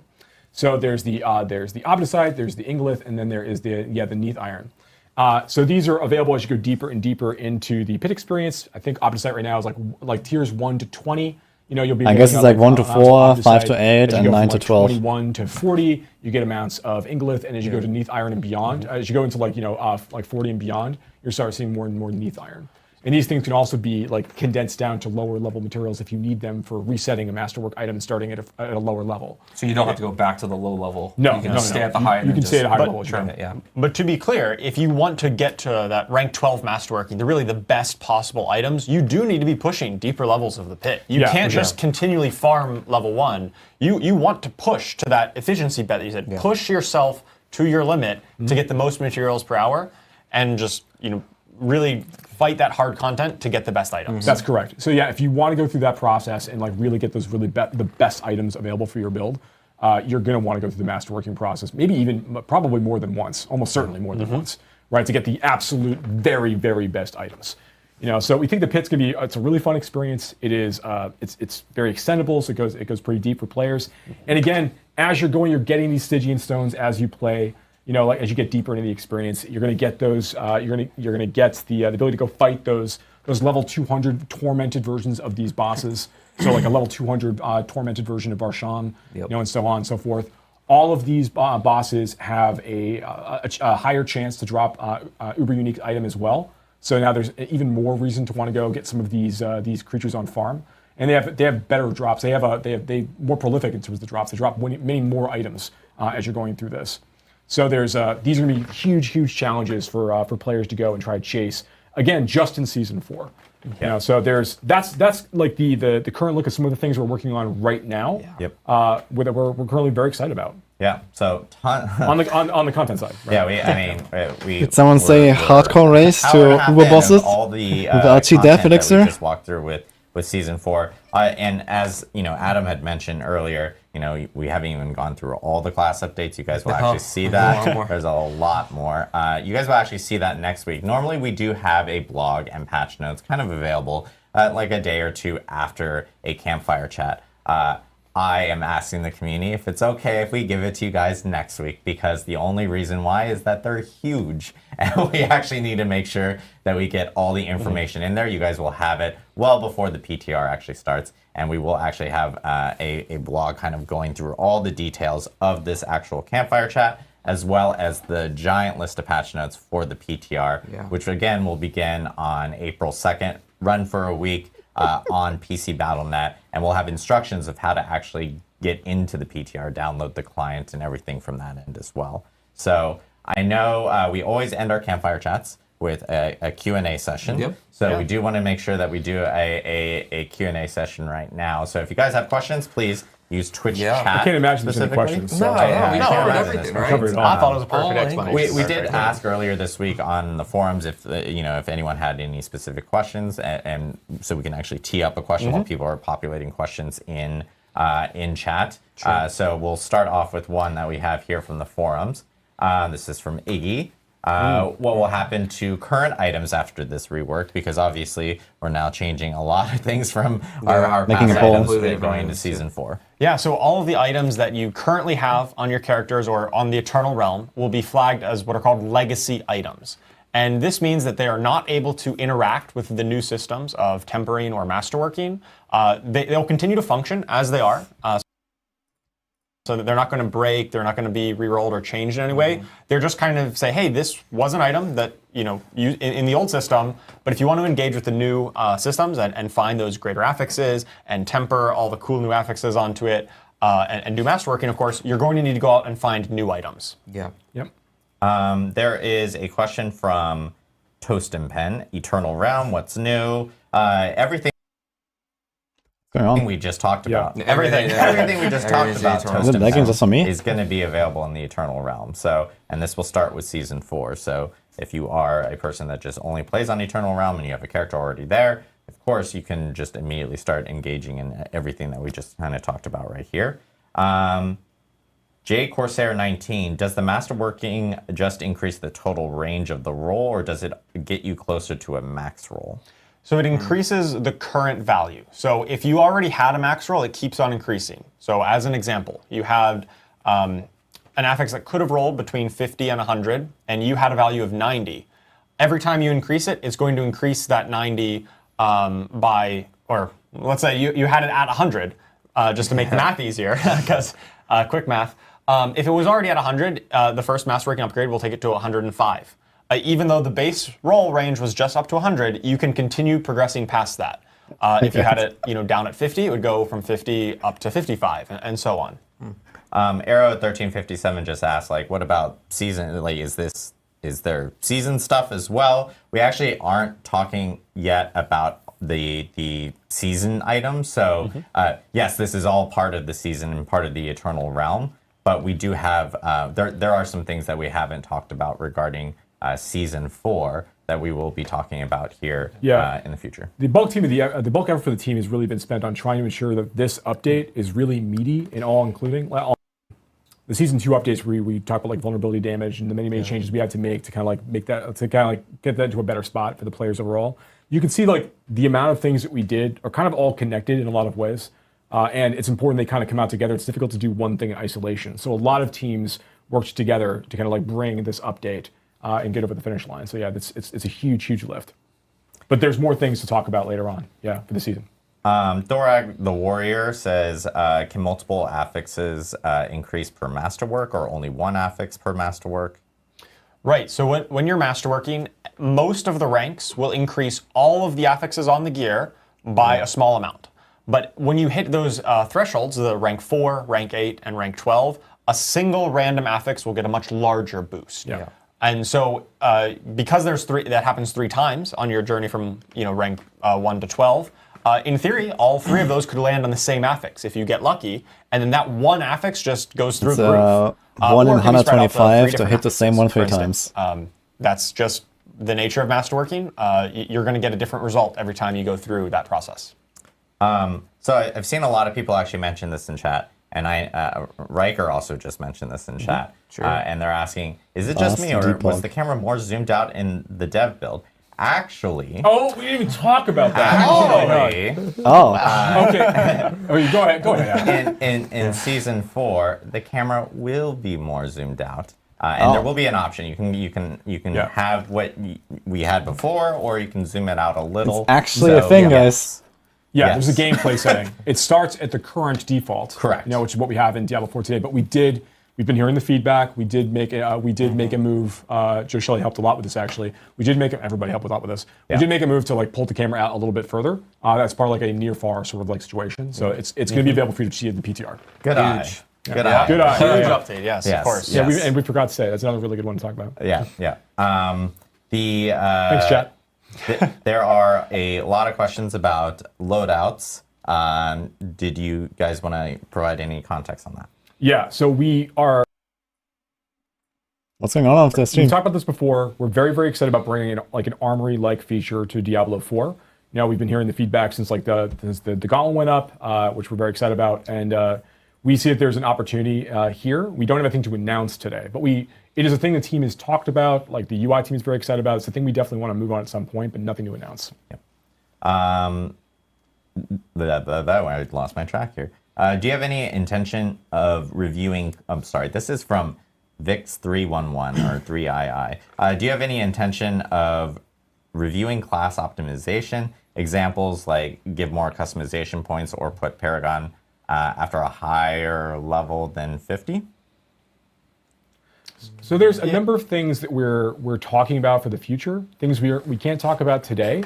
But you can imagine that like we're going to be having an expansion soon. We probably want to talk about some of that stuff then. There's things for us to be considering. A lot of people mentioning a loot filter. Season 6 expansion? Which I know, like we had mentioned as well that we wanted to get through the itemization stuff. So Sure, I can talk a little bit about that. I think a lot of the desire for a loot filter in the current version of Diablo 4 stems from the problems that we initially mentioned with we really do just flood you with items and it's like sifting sand, right? You need to look through all these items and the one response is, hey, a loot filter could automate all this.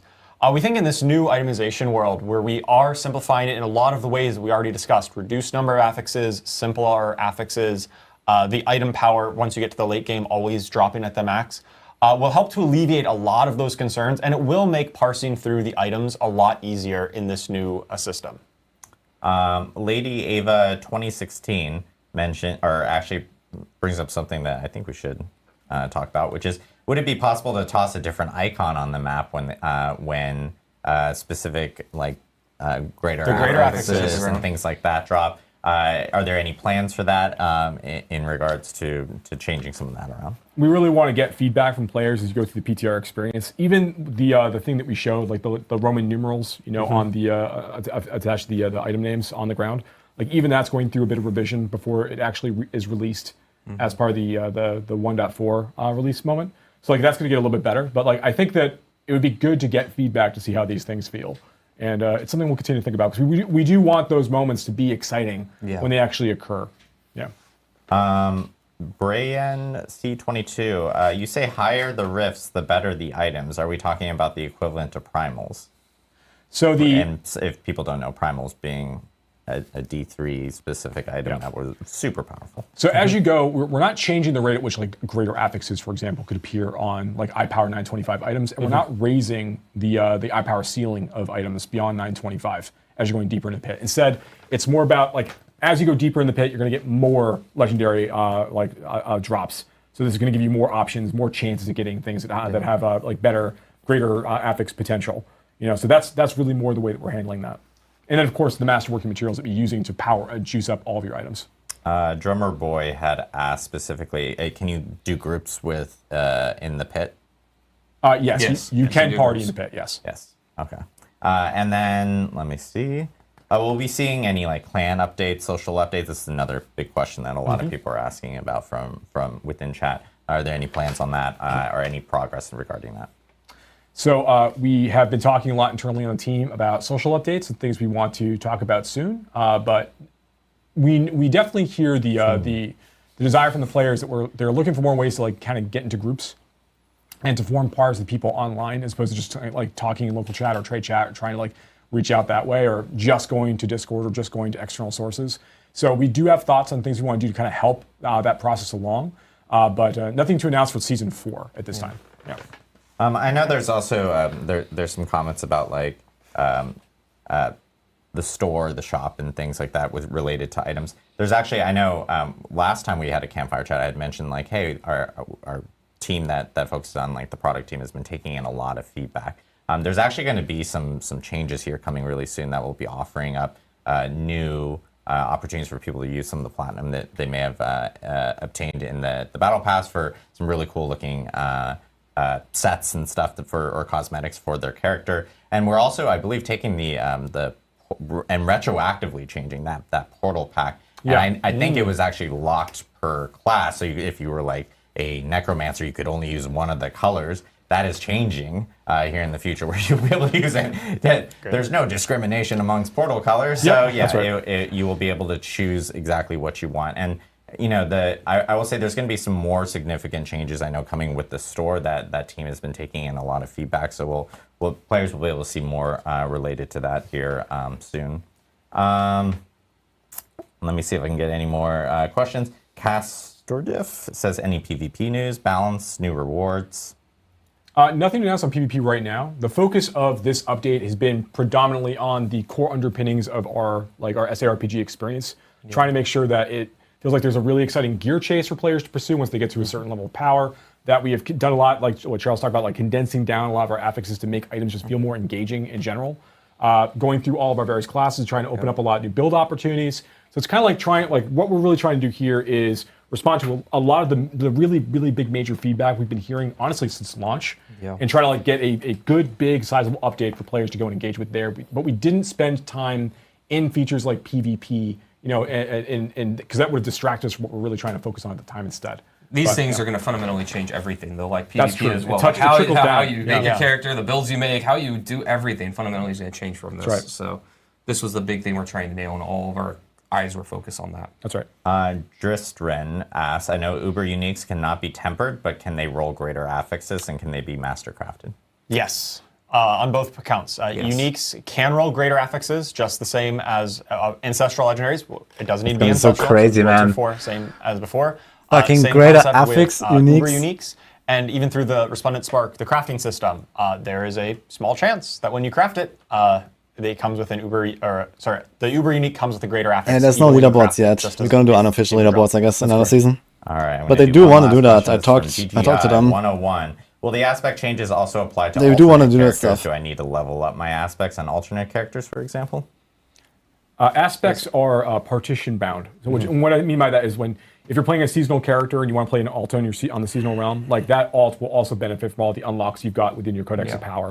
I do believe your first character. There is a separation between hardcore and not hardcore characters. That's correct as well. Yeah. That's correct. Hardcore characters are kind of their own thing, even on the seasonal realm. Yeah.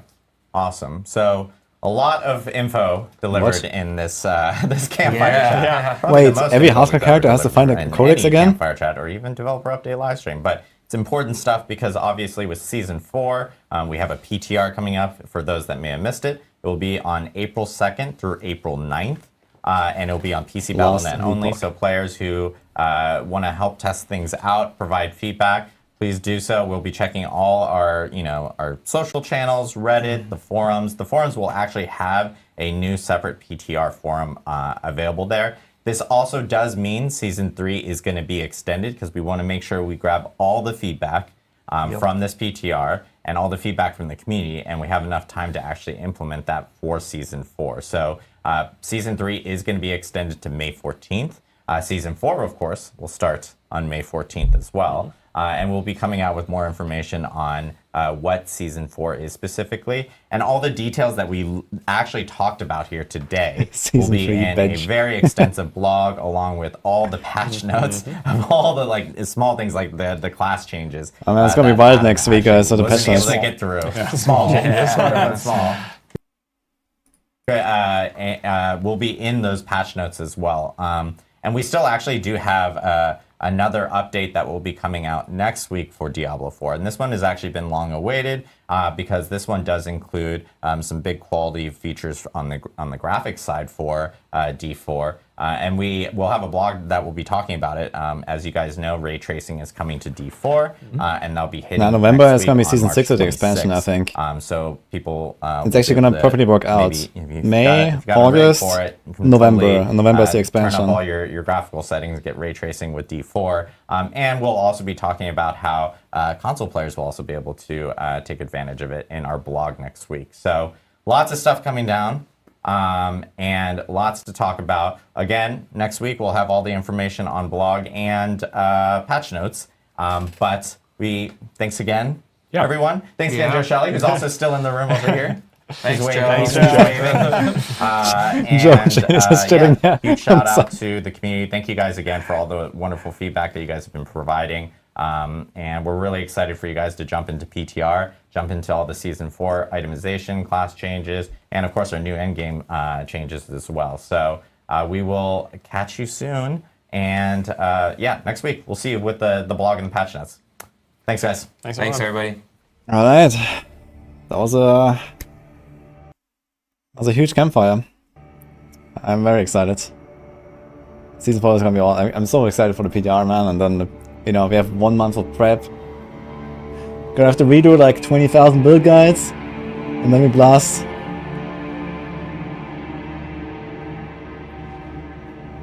It's gonna be great.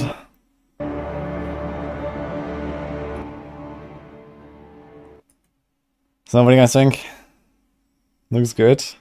Yeah, D4 is finally out of beta, guys. I think that's what's gonna it's gonna be the title of the video, I guess, that we're about to record. Well, yeah, it's only 1 week of PTR, man. I wish I would make it 2 weeks. 1 week is very short, man. You have to try out all this pit stuff. You have to try the bosses. I guess I also want to actually level a character 1 to 100 just to see like the speed a bit or something and the codex stuff. And like the World Tier 1 Hell Tides, I have to like try out the Hell Tide shit. Oh my god, dude. That's gonna be fun.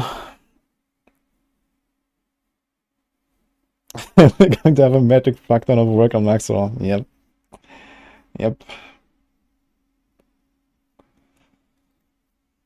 It's gonna be fun.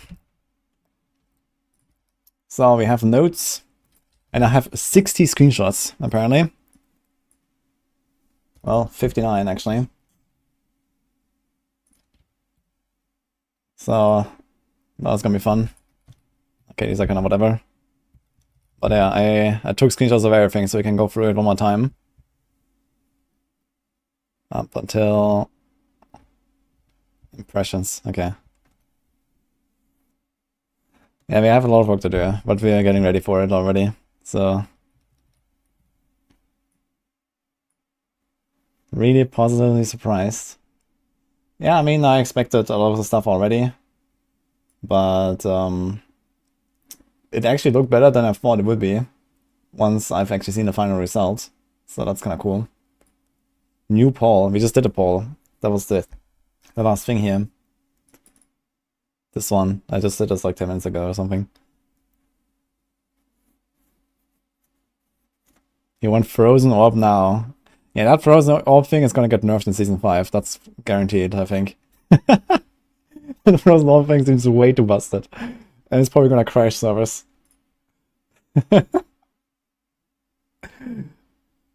That's gonna be fun. We'll be playing Rogue in Season 4. Well, I will play whatever I have to play to get World First. So, we'll see. Probably Rogue.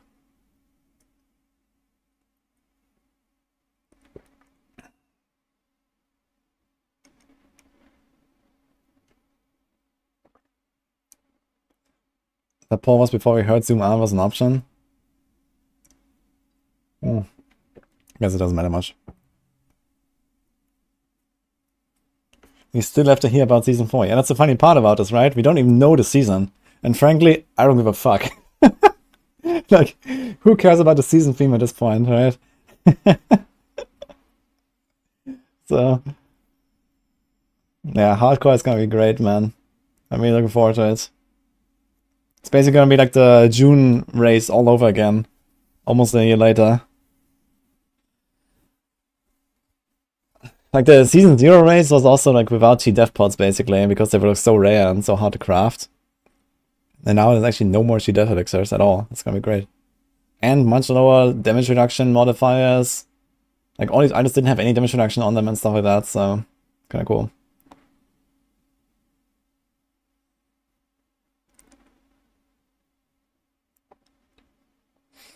Got more pressure now for Maxwell since the devs watch the sides.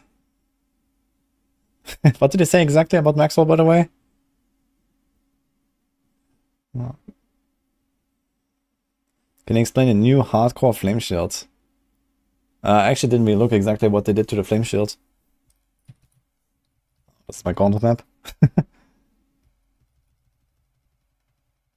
What is the flame shield thing? Here. Flame shield automatically activates after cumulatively losing 100% maximum life. Can only happen once every 30 seconds. Yeah.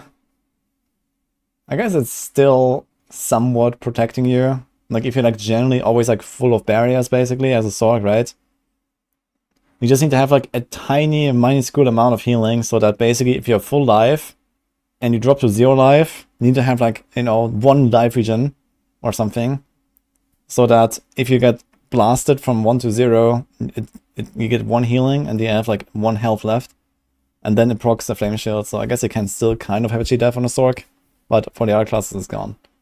But it's not really cheat death, so you can still get 1 shot, I guess. So Yeah, that's gonna be great, man. You see the PoE and last Epoch shortcuts on the desktop? Someone posted a clip, but I saw nothing there on the shortcuts. But yeah, I mean, why not?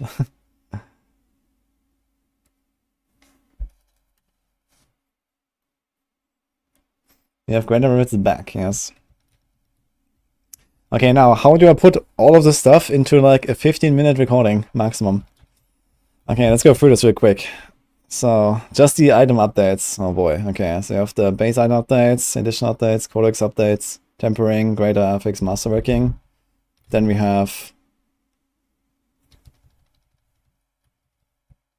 the class stuff. Oh boy. So I'm probably gonna breeze through this, but a few things are interesting there. And then we have the hardcore thing, that's gonna be huge. Then we have the Helltide updates. So there's a few screenshots. Then we have the pit. And then we have the level 200 bosses. And where's Andariel? Andariel was before the pit, right? Yeah. So there's Andariel. Do we have, where's the rest of the boss ladder? That was after the pit, right? Mm-hmm. Just split into 3 videos. Yeah, I mean, I'm definitely gonna make like dedicated videos for each topic, and you know, we're gonna be talking about everything. But for like the summary now, you know, I wanna make a YouTube summary over here.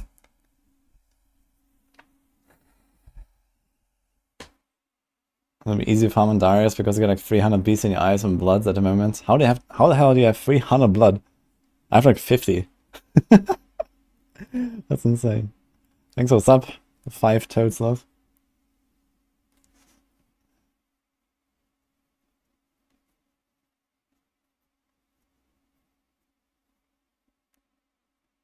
New farms, man. Yeah, it sounds really good that you can get the blood now from the, what are they called? Hellborn. I actually gave them some feedback like a while ago about, you know, they could bring back Bloodseekers and they could make them drop Ziermats because that would actually make some sense. And, well, they brought back Bloodseekers and they dropped Ziermats, so that's kind of nice. Yeah, we get the blood from Helltide now. Zier farm was disgusting. Yeah, I mean, Zier farm is like, it was like completely just time gated, right? So. Did I already do my recap? Now we're about to. I was just prepping. Okay. Can we do like full screen here? Is that like an option? Ah, here we go. Okay, guys. So we're gonna do YouTube recording. Ah, shit. I guess I should move my cam again. So let me do that actually. I turned the cam off already, but let's do this again. And I guess we're gonna do this, and we're gonna move the chat. Because else we're not gonna see anything here. Alright. That should be fine.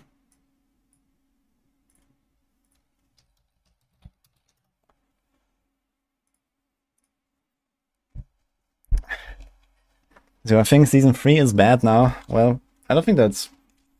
Season 3 is like terrible, but of course, you know, compared to this, Season 3 is nothing. So I'm not really planning to play much more Season 3 besides getting rank 1 in Gauntlet and these kind of things. We're gonna blast the PDR, and then we're gonna blast PoE, and then we're gonna blast Season 4, basically. So that's kind of how it's gonna go. Maybe a bit of variety as well. Yeah, no chat on screen because there's, you know, a lot of text and stuff, so... But you can say hi to YouTube anyway. Okay, let's do it, guys. Actually, let me put this off here. I'm gonna do YouTube recording and get it out. Alright, so we just had the Campfire chat, guys. I'm recording this live on stream, so you have a lot of people here that cannot say hi, YouTube. But there is a lot of stuff to go through in this update, and they have talked about the itemization changes, there's Helltide changes, there's class changes, there is a new endgame system, the pit, there is a boss ladder updates, and a lot of other stuff that I'm gonna go through as fast as possible in this. So this was a 2-hour campfire. I'm gonna try to break it down as much as possible. We had a lot of devs here as well. There's the 2 Joes, there was Adam Jackson, there was, I don't remember his name actually. but here, Charles Dunn. So he's one of the game designers as well. Adam Fletcher was there. So it was a really packed lineup. And, well, let's get into it. So what you need to know is Season 4 is changing the entire game. And I'm not being hyperbolic here. This is literally what's going to happen. So in general, the sentiment on stream was going from D4 bad to mostly D4 good, it seems. I have a poll for that as well to show later. But in general, the impressions are very good. So I've seen the stuff before. I was not really surprised by a lot of things here. But I'm gonna try to give you the update here. So what you need to know is items are completely changing. So first of all, there's gonna be way fewer affixes. There's gonna be more potent affixes. And legendaries now only drop with 3 affixes. So hear me out. There is going to be more affixes you can put on these items. So it's going to be way easier to parse what is actually dropping on the ground. There's going to be less of it. And in general, this whole like flood of loot is going to disappear. So here's an example of a new item. For example, we have, this is an old one here, and this is like a new one where it's like more simplified. You have int, damage, vulnerable damage, etc. And stuff like this lucky hit, execute thing, stuff like damage to shadow damage over time, affected enemies, you know, damage on Tuesdays. That stuff is gone. And it's way, way simpler now. And you can actually put more stuff onto these items later. So there is some other updates here. So you're going to see 925 loot much earlier, much more often. So basically everything in the late game is going to be 925 by default. They also simplified some stuff, gems, etc. And yeah, the general idea is that you get less loot and they set like quality over quantity, basically. There's also some other small changes, item rewarding gold cost capped. So that's kind of nice. It's much easier to actually also like, you know, finish your item basically when you find one. Yeah, removed materials, consolidated things. You can get forgotten souls now from whispers and from elites. They mentioned that there's sometimes going to be like some loot explosions of materials that are like really exciting. And in general, they said that they want to make loot more exciting. And they have a pretty good way of doing that, I think. So another update here is also uniques are going to start dropping earlier. So World Tier 1 and 2, you can find most uniques. World Tier 3, you can find all of them. Even Uber uniques, you can find them in World Tier 3 now. And potentially get extremely lucky if you get them very early. Here's an example of the new tempering system. So there is going to be 2 crafting systems layered on top of each other. The first one is tempering. The second one is masterworking. So what tempering does is that you can add up to 2 extra affixes to an item. So you're going to see this. Oh, sorry, this is actually the Codex update first. So in the, yeah, that's in the Codex update as well. So let's go over that real quick. TLDR. Codex powers now get salvaged into the Codex directly, and you can put any power into the Codex and always imprint them over and over again. So you see this here, it says here on the bottom of the item, upgrades an item in the Codex, and you salvage it, it goes into the Codex, and you have a new interface here. You can filter for stuff, and you kind of like rank up those Codex powers with higher drops. They also mentioned that there's going to be higher power legendary aspects in World Tier 4, so you don't just get a perfect one in like level 20 and then you never look back, but you can actually find higher rolls as well, and generally they improve the potency of these legendary powers. Here's the filter. You can even like favorite aspects for your build, for example. You can do only your class, newly acquired, etc. So you can actually find exactly the stuff you want in this Codex now, and you can always imprint whatever you want. Now, a lot of people will also ask for like loadouts and stuff. I think they said that it's not yet, or maybe they didn't talk about it, but either way, it's not coming. But I think at least the system would open up the possibility for this in the future. So I kind of expect this for like Season 5 maybe, or for the expansion maybe. Okay, let's talk about tempering. So since I was talking about the itemization. So tempering allows you to add 2 new affixes to an item that you have found. And you're going to find these manuals. I think there's a screenshot here. You can find basically recipes and unlock them. And at the blacksmith, you can take an item and then add basically a random one of a certain recipe on the item. So for example, there's this natural motion thing here that has like any kind of like movement, speed related things and mobility related things. And here's like the bone thing for necromancers that has like bone splinter stuff, bone spear stuff, whatever. And there's a lot of interesting affixes that actually customize your build a little bit. For example, increased AoE size, more projectiles, maybe faster attack speed, more movement speed, cooldown, lots of stuff that actually like, you know, feel impactful and are, you know, kind of like exciting. They showed us a few of these examples. Here's what the interface looks like. So you find an item, you can have 2 of these tempered affixes. So on the left, you see an item that is like baseline, and on the right, you see an item that is tempered with 2 different affixes. So you just take this, add 2 stats. You have a few attempts, so you can't do this like all the time. But when you find an item, you have a few tries to try and get a random one of this recipe of a certain thing. So I think we have more screenshots here. So they did this live on the stream. They took this bow, and then you have this drop down here where you have multiple recipes, and they see here they have like a bunch of them unlocked. There's like an offensive recipe for a bow, for example. And here's, for example, shadow step damage, dash damage, shadow clone damage, etc. And I think you have another one. They chose like here's marksman thing, for example. There's marksman damage, marksman crit chance, marksman crit damage, famous damage. And yeah, some of those more interesting ones as well that we saw. For example, here, charge, cooldown reduction, etc. And then you have like this little animation that plays, and this is tempered now. And then you can basically go back and you can temper again, and you can like put 2 separate of these categories here. So you see here there's like weapon, offense, defense, utility, mobility, and resource, each with their list of recipes, each with their list of stats, and you can actually have a lot of kind of like customization on your build basically. So while the items that drop on the ground are very simple, you can put a lot of extra stuff there later. So this is the tempering system. So that's kind of like the first step in how you continue with your items. Then come the greater affixes. So this is also more drop related, but basically you can find, well, if you've played Last Epoch lately, exalted items. So there's going to be higher rolls of drop only stats that you can find. So this is an example here. They have like this golden brownish color basically, or beige color, and they go 50% higher than before. And it seems like they always roll the maximum as well, as you can see here, at least in the examples they've given us. And when an item drops, you will immediately be able to tell that it has greater affixes because it has these Roman numerals here. It says like this little Roman 2, and there can be like 1, 2, or 3 of them. And this also applies to uniques. So you can actually find copies of uniques that have higher stats than other copies of uniques, including Uber uniques, I believe, if I'm not mistaken. But either way, actually there was something. Oh yeah, okay, this is another thing, tradable. You can trade everything as well, legendaries and uniques, but not Uber uniques.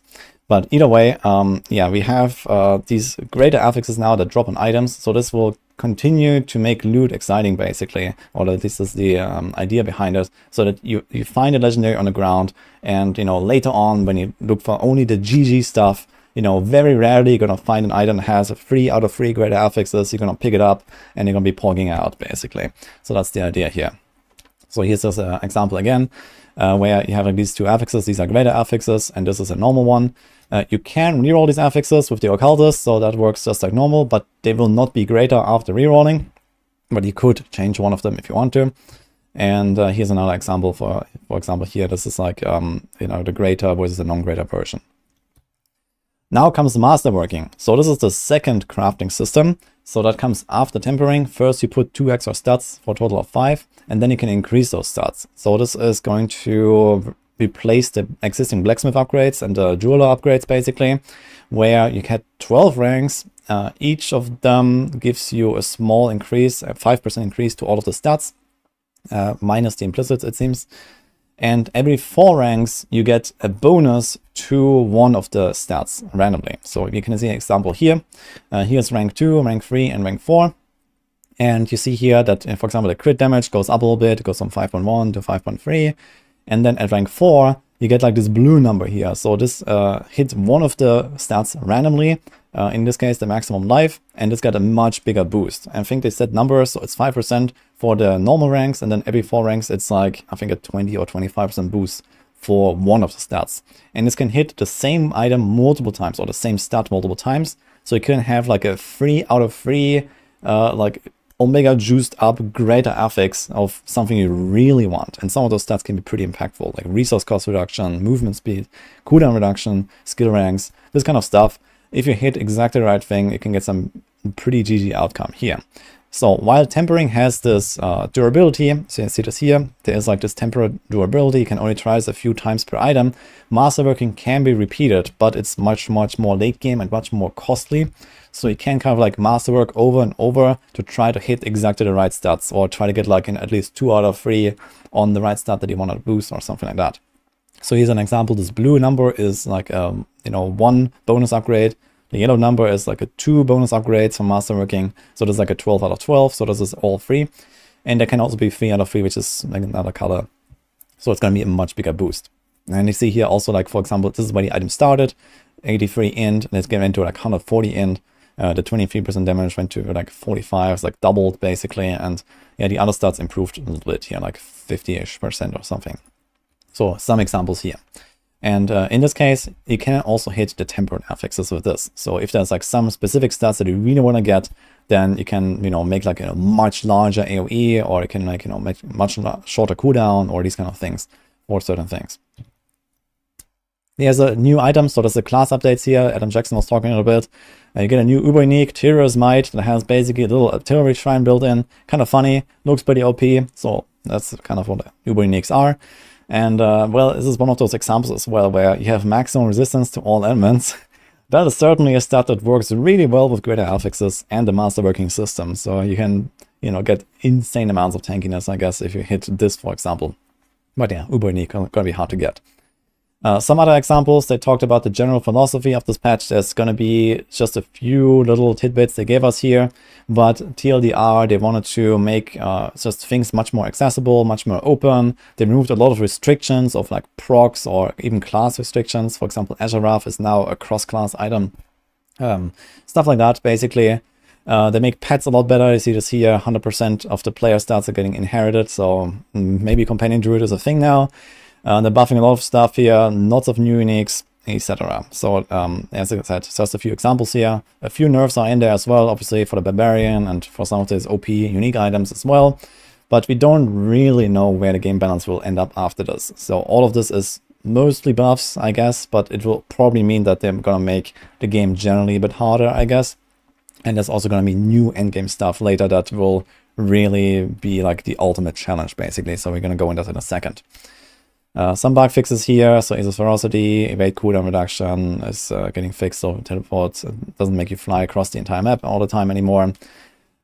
Here's also some stuff of examples, for example, all these like proc-based affixes like Dust Devils and Desecrated Ground and grenades. All these things are getting mega buffed. In fact, they scale with your weapon now, so you can actually scale all these things now to late game much easier. You don't have to like find the same aspect over and over again.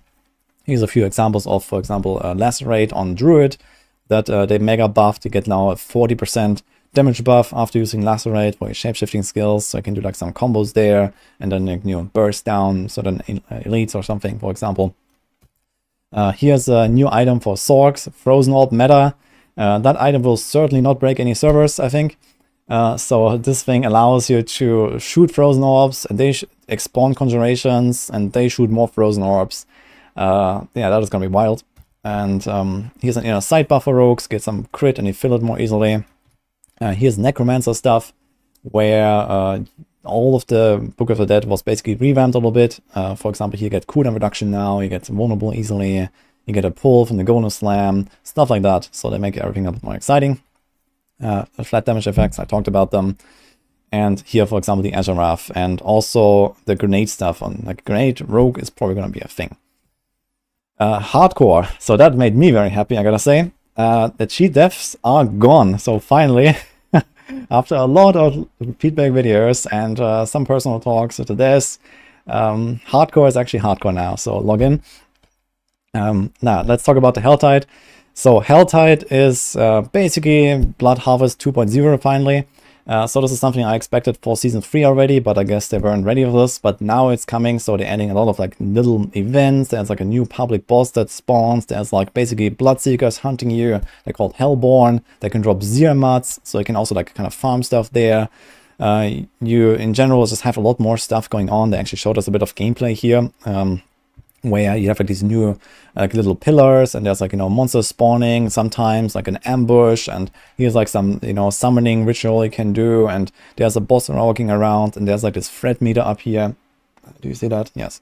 So there's basically a lot of stuff going on, and I expect it's gonna feel a lot more like the Blood Harvest did, and a lot more action, a lot more stuff happening. Here's Harbingers spawning, for example. There's a lot more Forgotten Souls drops.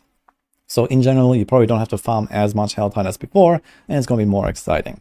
So I'm kind of excited for this. And you can do it from World Tier 1 already, from level 1 basically. So that's kind of cool. There's also like some new materials and some new elixirs that we saw here, but we don't really know much about them. There's rune shards and elixir of momentum and yeah, some stuff that I captured basically. So there might be some revamps here for some of these systems. But yeah, here's also one of these Hellborns, for example, basically the Bloodseeker, like a very tanky elite that uses like player abilities and stuff like that. So like they also have like an icon here, for example. So sounds really cool. Here's a new boss, by the way. Andariel is coming. So I guess a lot of people already expected that. That is going to be one of the new Uber bosses. And in fact, there is a huge update to this entire boss system. I'm going to go through that real quick here. So the boss ladder updates. So there's going to be level 200 versions of each boss now. So this means like Grigar, Lord Zir, Duriel, Andariel, and so on. So all of them going to get a level 200 version that is supposedly extremely hard. And yeah, you get boss materials like from many more places, like Whisper caches can now drop them randomly, events can drop them randomly, and in general you get more of them. So it's going to be easier to access those bosses, and you have like these super high level, super hard versions of bosses. I'm very excited for these. And you can only acquire them, or you can only summon them with the Stygian stones that you get from the pit. So let's go back to that real quick. The pit. So that is, well, basically rifts. So basically greater rifts from Diablo 3. So there's like this little portal activator. It's called the Artificer's Obelisk. And you open up this thing and it has this drop down list with extra like tiers. And apparently it's going to be hundreds of tiers of difficulty. So effectively an infinite system, or nearly infinite system that gets harder and harder as you go.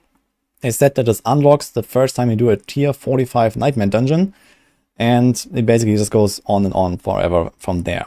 You need like this rune shard. I think this is actually this rune shard that we saw there in the Helltide to open one. So you can't just chain them back to back to back all the time. But we don't know how often they will drop. I expect you can do this quite a lot, but not all the time. And basically, this is where you're gonna go and really like push your build to the maximum, basically. And this is also where you get a lot of the materials that you need for the crafting, especially the Masterworking, and also the level 200 bosses. So they showed us a run here, so this was on the stream. Basically, you have a 10-minute timer. You get a penalty for dying, but you don't get kicked out like in Abattoir of Zir. And instead, you lose this Artificer's Mastery bonus reward. I think this is for Masterworking. So if you go too high and you die all the time, then you're not going to get the Masterworking rewards. But basically, going to higher tiers will reward you with more loot, better loot, and more Masterworking materials. So that's kind of like the main reason to go in there, so that you can upgrade your items. And as I mentioned, you can redo Masterworking. So in case you don't hit the Masterworking on exactly the right stats and you want to really boost a certain stat, then you want to redo this on your item. And like this, you want to kind of like chain run these things and try to get the perfect items in the end. So that's kind of the idea here. The way these things are structured is there's 2 floors of completely randomized maps. So you see here, this is like, this, desert town map, for example, and there's skellies, and then there's floor 2, and there's another random map. So here's like this archives with like, I don't know, bandits and stuff. And once you fill the bar, there is a portal spawning to a boss fight. And this boss fights are actually, mostly the normal boss fights that we know, but there's a twist. And this is that there is a second boss appearing with like a shade and doing like an attack sometimes. So here we saw like this campaign boss here. There's like this, I don't know what it's called, like from the campaign from Act 1. This succubus boss, for example, she was like coming in and doing like these swipe attacks there and some other stuff you had to dodge. And they mentioned that at later stages, there's actually going to be like more bosses, or there's going to be like multiple attacks you have to dodge while fighting a normal boss. And it sounds kind of interesting. So a bit like the Maven encounters in PoE, for example, where you just have like more stuff going on that spices up the boss fights a little bit. So that is definitely really exciting. Great Earths are coming basically, and the system sounds really fun. So I'm really excited to go on the PTR and try this out. And yeah, there's going to be these materials here. So this is what I mentioned. There's like certain materials dropping in certain tiers, and as you go higher, you get these better materials. I expect that this magic one is, for example, Masterworking 1 to 4, and then this one is like 5 to 8, and this one is like 9 to 12, for example. So you can kind of like rank up your items more and more as you go deeper into the pit, and then you can kind of like farm all of them on the higher levels. So that's probably how that's going to work. Yeah, and that was also pretty much it for the summary. There is some stuff in the Q&A, so I'm just going to check that real quick if I missed something. But there was yeah, a few more details that I talked about here. So people asked about legacy items, for example. So that like basically old items are going to be legacy. They cannot be crafted with tempering and masterworking and stuff like that if you're depending on Eternal. We don't have the Season 4 preview yet. That will come later. So this is all just base game updates that we just saw. And we're going to hear a lot more about Season 4 sometime soon. Speaking of Season 4, it's delayed. So it's going to be on the May 14th. So they are taking a few more weeks, basically. They're going to do PTR from April 2nd to April 9. So save the date. I'm going to be blasting non-stop on the PTR, trying to get everything done that I can. And then, you know, we're going to be pumping out build guides, etc. for the actual season start. But it's going to be mid-May. And they didn't say it this year, but I just expect this. So probably August Season 5, and then Season 6 is probably the expansion already. So kind of big. Some other stuff here. The camera is zoomed out more than before. Actually, I forgot to mention that. So in those screenshots here, you can see this a little bit. So the camera is definitely further away. A lot of people notice that. And that is an option now. So that is actually, you can have the normal zoom as before, and you can have a further zoom. And it looks much better in my opinion. So that's kind of cool. So we have that. And what else? No loot filter is coming, but they specifically addressed this and they said that the idea is basically you don't get that much loot that you would need one. I guess we'll see. Personally, I don't think that is gonna be really necessary, but it may be nice to have loot filters maybe in the future. So let's see what they will say and what they will do in the future. And yeah, I basically talked about everything here. Did I miss anything? I'm asking chat now if there's anything I didn't mention now that is important for the YouTube video. Otherwise, that was a summary. So I'm very excited. I think in general, most people are excited here.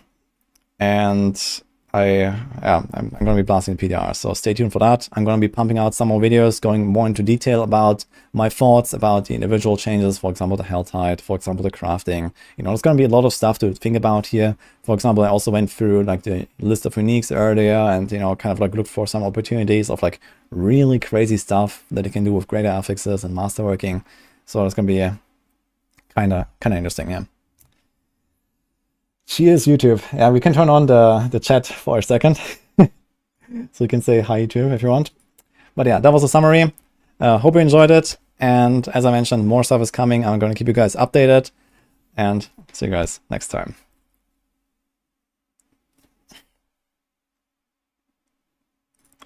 Okay, it was a 24-minute recording. I wanted to hit 15 minutes, but it was kind of tough. And, you know, a lot of stuff to think about at the same time. So...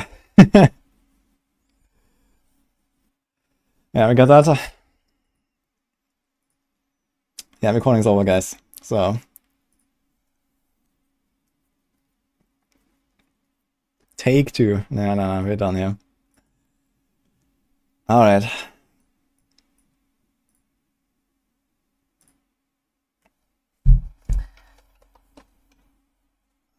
Kind of tough to break this down in like, you know, a shorter video because, you know, there was like so many details and so many things that they talked about. But yeah.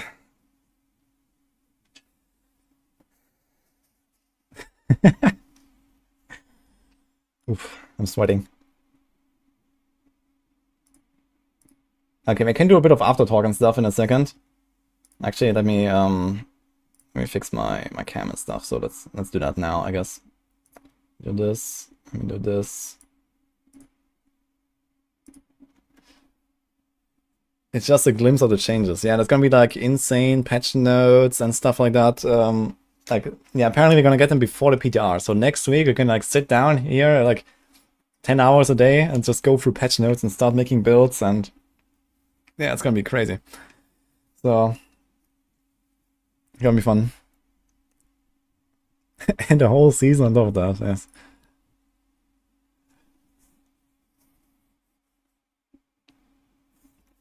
I must have blasted school presentations.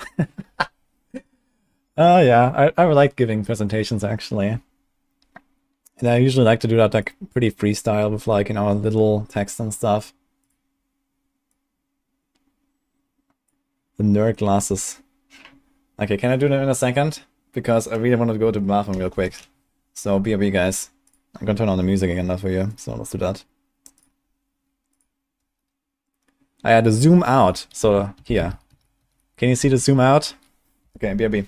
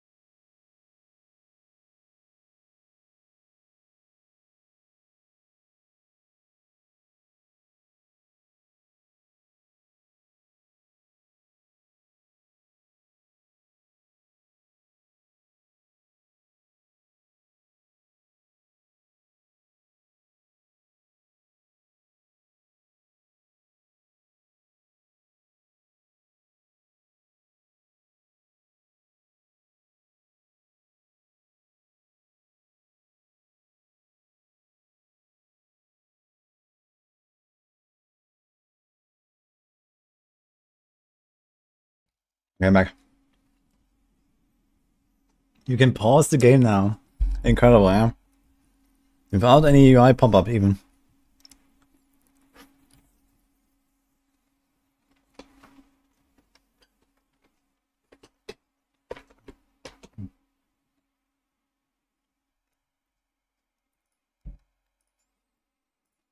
Oh boy.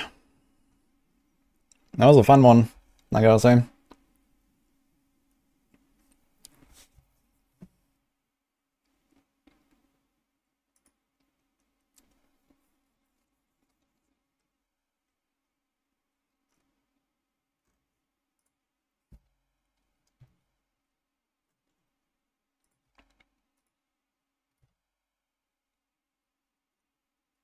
A second.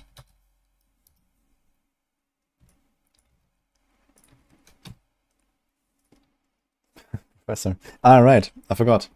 Someone redeemed the glasses. Let's do it. So I need to find something real quick.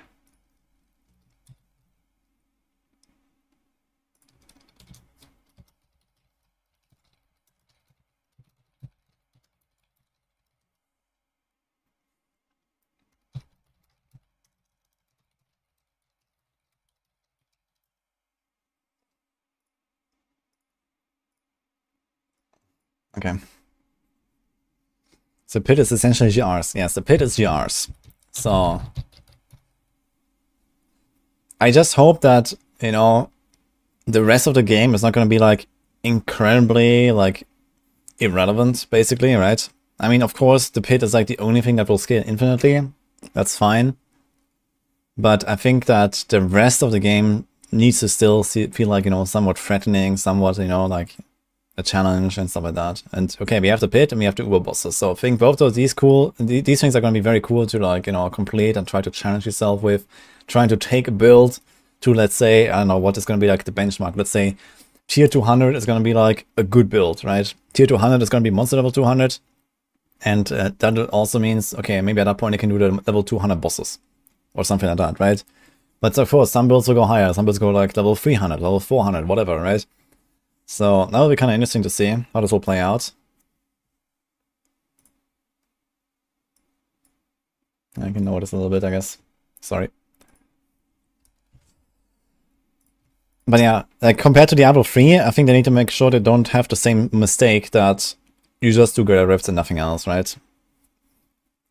Thanks, Nasman, for the prime, brother.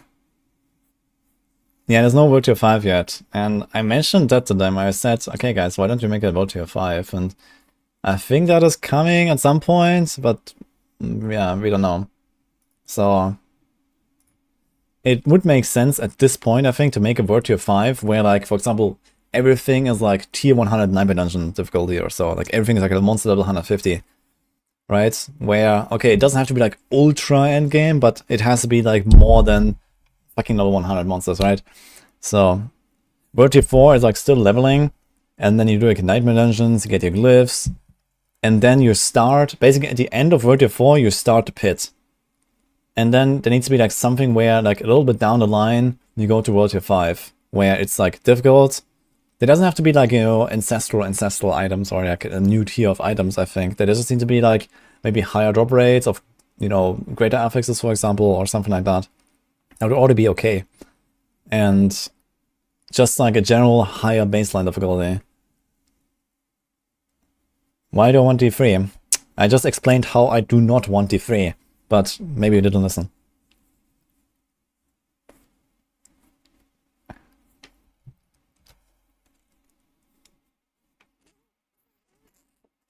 So Shady posted all bosses will now have an Uber drop chance, yes. Let me see that.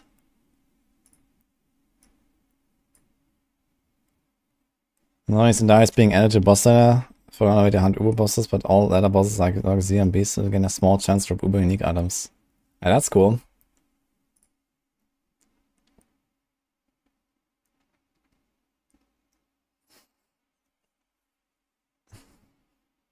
I'd like some kind of hell-tie scaling. Yeah. Okay, like, you know, when I say I want a World Tier 5,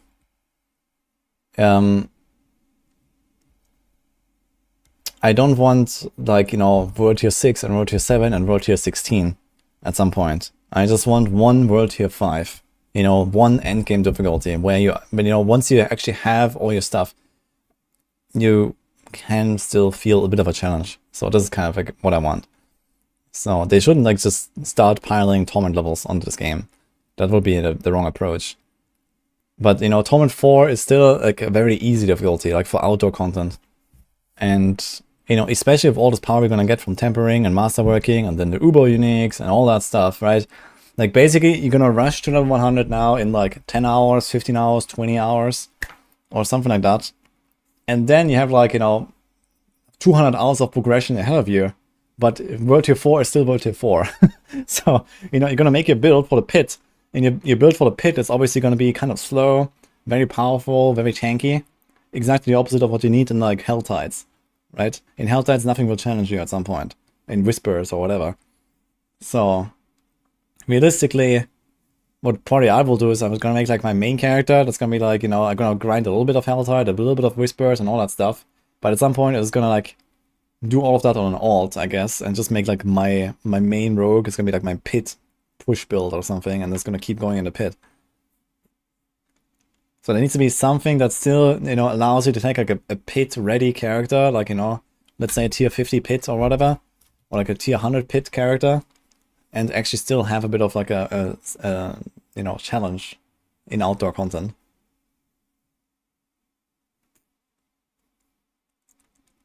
Dopamine tunnel's gone. We're not in Helltide now. Maybe.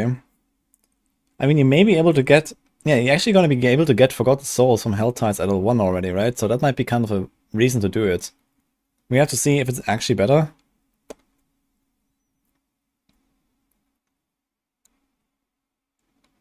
Like, personally, if they don't nerf dopamine tunnels, I would still expect dopamine tunnels to be better in terms of raw leveling speed.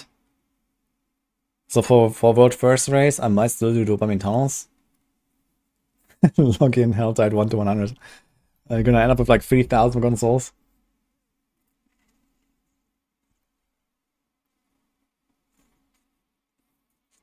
Yeah, hardcore is gonna be very fun, Nico. I'm very excited for the hardcore.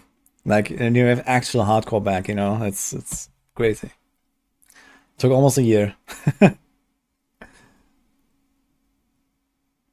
This also means hardcore Gauntlet. You know, you can die in a Gauntlet now. That's gonna be funny. Like, imagine there's actually someone who tries to push like a super squishy setup and just rips in the Gauntlet, man. And the scroll is still there, yeah? The scroll is fine. Cinders in PvP, collect someone and collect the cinders. Man, I really wish they would do some kind of like, I don't know, like a weekend. Maybe like the first weekend of every month or something like that. Just like converts everything into PvP or something. In fact, maybe some opt-out, you know? But everything PvP, like Helltide PvP, collect cinders. Imagine like Whispers, like, you know, someone, like imagine you kill someone in Whispers and then basically their Grim favors that they've completed drop on the ground, you can pick them, you have like more Grim favors. Oh man.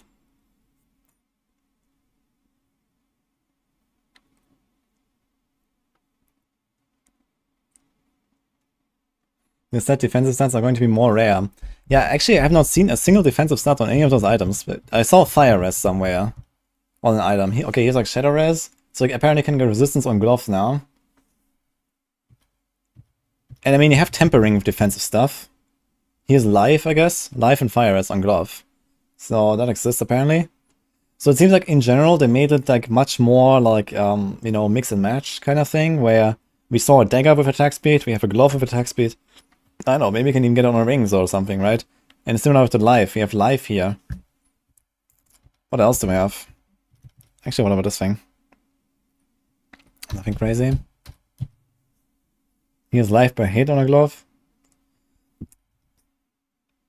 Here's attack speed, shadow res. Any other loot that we saw here?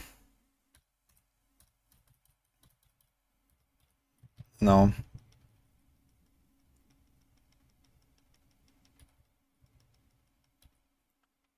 So here's int damage, vulnerable damage, bone spirit damage, chance for bone splinters projectiles to cast twice. This sounds really cool, man. I'm really excited for these stats. Like chance to cast twice and like bigger AoE and like whatever, and like, you know, proc this and proc that. That's probably gonna be some really cool stuff. Kinda excited. Like also these choices now with like, we already have the recipes. Here, this one, where, okay, you have like this natural motion recipe and you can put like a mobility thing, and you can put like movement speed somewhere, and then you can also put like the mobility cooldown reduction, or the evade cooldown reduction. This could be like something for Sorcs, for example. Like, it's kind of interesting. It's gonna be like a lot of interesting gearing decisions, I think. Arrow Storm scaling with weapon damage. Log in. Yeah, Arrow Storms could be pretty powerful now. I think the Grenade Rogue is gonna be really powerful, actually. Like, most of these grenade aspects are really shit, currently. Do I have the planner open still?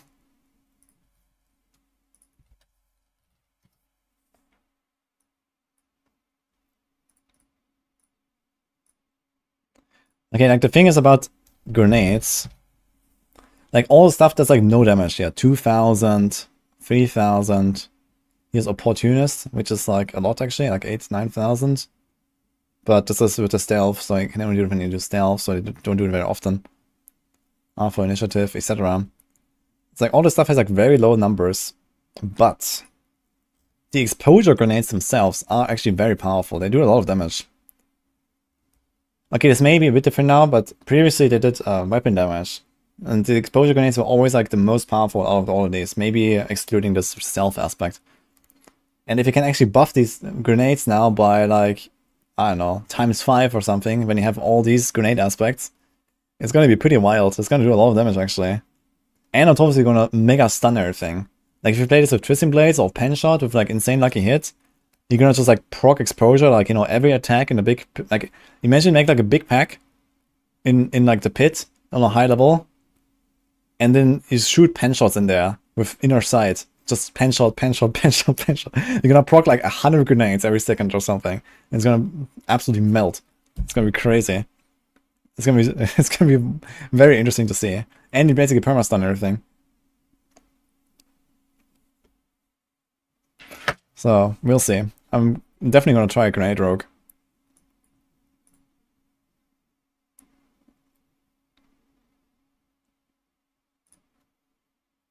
Bombo Rogue, yeah. Death Trap with grenades. Yeah, Death Trap build is definitely gonna get a big buff. You might even want to put in like 1 or 2 of these aspects. I mean, Death Trap is usually based around, like, not the grenade damage, but they're like a nice extra. But yeah, maybe you're gonna take grenade, maybe you're gonna take the Death Trap Rogue and put like all the grenade stuff in there, and this is gonna be like your build. Since you have exposure anyway, and you kind of want to do the Death Trap, I guess. Pull everything in, and then grenades start dropping. Yeah, Azure Wrath, man. Azure Wrath is gonna be big for rogues as well. So we'll see. Earthquake should have that effect too. Yeah, Earthquakes, I mean, they might actually be good now. Leapquake might actually be a thing now.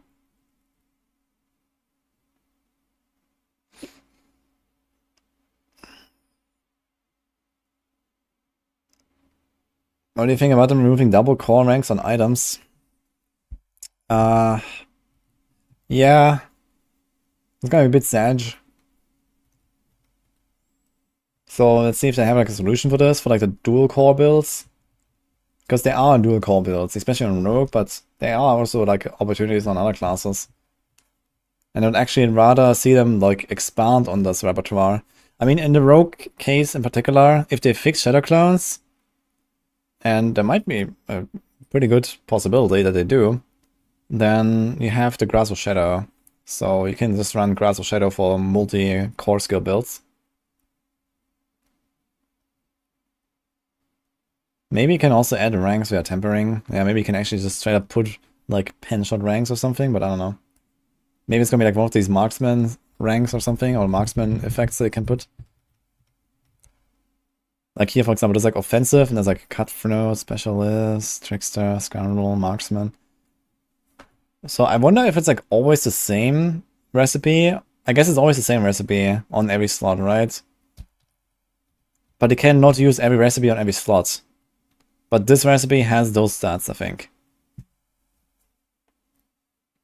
I wonder if we're generally gonna have like way lower additive damage now if the glyphs are nerfed and stuff like that. Because if you look at this, for example, like 8% crit is significantly better than 17 additive damage or something, I believe.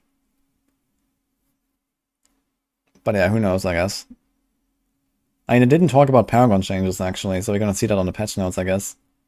Because they said that you can only find your main stat now. You can't find off stats on your class anymore.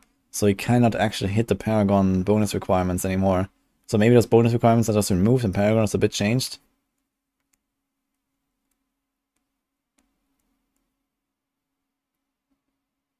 Wizard Marv is always on point, yeah. Hi, Gary.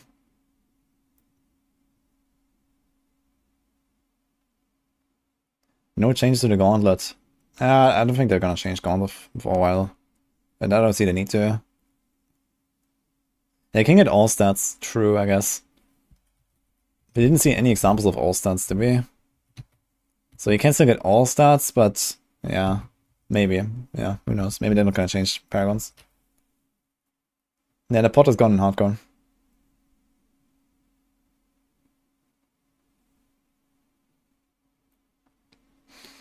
Yeah, especially not rolling like these individual off-class stats, like, it's kind of nice. I mean, all stats is usually kind of okay to get, I think. But, you know, as a rogue, you never want to get, like, int. Or even string for something on your items, right? You want to get dex or all stats, maybe. So, that makes sense. And also, like, the fact that they, like, you know, made like, more of these groups of stats. Like, you know, for example, the core skill ranks is, like, one of those examples where if you get one core skill rank, you cannot get another one on top of it. So you can't have, like, a glove that has, like, 3 different core skill ranks. But, yeah. If they maybe make like a stat that gives like ranks to all core skills, that could be a good solution for these multi-core builds. And they also said that mastery skills are now also core skills, right, on the Sorc. So you might even be able to roll all the stuff on the glove.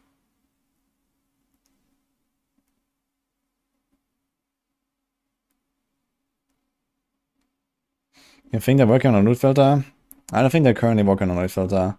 But I think they're gonna take like the feedback from season 4 and then they'll see if they make one, I guess. I think for now we have to wait and see how it actually feels with the new items.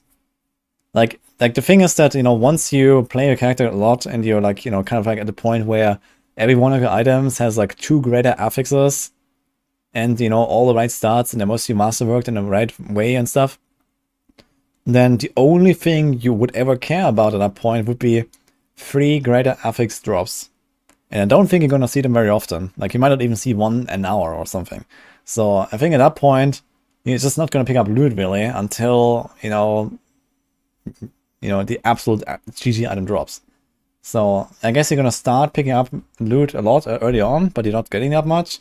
And then you start getting more and more loot later, but you don't pick up that much. So I think this is probably what's gonna happen. Yeah, I mean, early on, it's just like the gameplay is slower, right? You're in lower difficulty, you don't have that much clear speed, you don't find that much stuff, I guess. And then at some point, you're gonna be like level 100, you have like your 1 greater affix, kind of like decent items in every slot. And then you're only gonna look for items that have 2 greater affixes, and then at some point you have 2 greater affixes everywhere, and then you're gonna try to find items that have 3 greater affixes, and so on, right?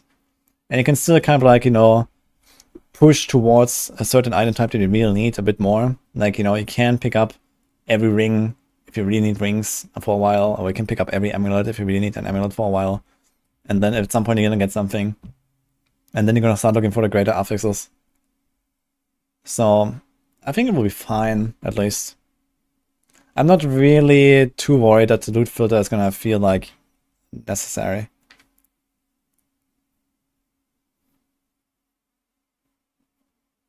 Yeah, getting a decent item is gonna be easy, and then, yeah, the thing is that decent, you know, it may look decent now, but, you know, a few weeks into season 4, your decent item with 0 greater affixes is like absolute trash, you know, it's like worthless. So, yeah, you can get your build online basically very easily because of the codex changes, because of, you know, just the loot and the rerolling and everything. But getting like this 2 out of 3 or 3 out of 3 greater affix stuff, like, it needs to drop like this. It needs to drop with the right 3 greater affixes. So, yeah.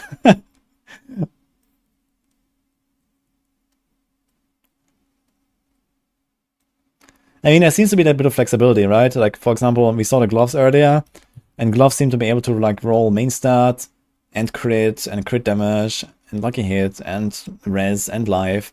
And you can kind of, like, mix and match a little bit. I guess you're just gonna, like, you know, collect all of those, like, you know, 2 greater affixes or 3 greater affix gloves. And you're gonna have, like, 5 or 10 of them lying around, and then you're gonna have, like, you know, 5 boots, and you're gonna have your 5 chests. And then at some point, it's gonna, like, mix and match it until you have exactly the right stuff with, like, good affixes everywhere. So this is probably how it's gonna work. It's gonna have, like, a bunch of stuff in your stash, and you're gonna try to mix and match it whenever a big item drops.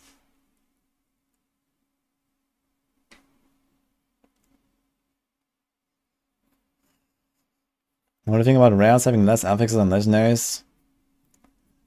Well, they mentioned, not today, but I think they want to do something with rares in the future. So I guess for now, rares are just kind of like early game stuff and then completely pointless. And at some point, it's just not going to see them much anymore, I guess. But I think they want to do more stuff in the future with, like, maybe more crafting or something. Like, it would be nice if, like, for example, if you take, like, a last Epoch example, right? We have, like, exalted items here with legendaries. But imagine if rare items could be something like experimental items, right? Where you maybe can have, like, you know, an extra type of stats that can roll on rares or something like that. So yeah, maybe slamming and start on them or something as well could be interesting.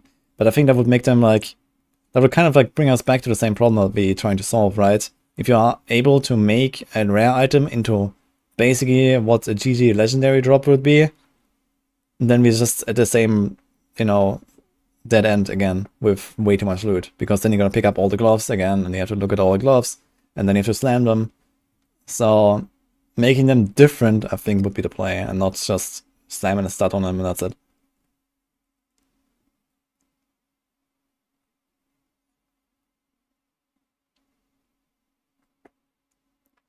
You can sell GG roll aspects and GG 3 out of 3 greater affix items now, yes.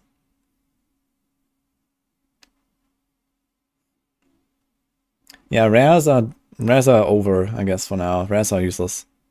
Like, after World Tier 2 or something, I guess it's gonna ignore rares for the most part.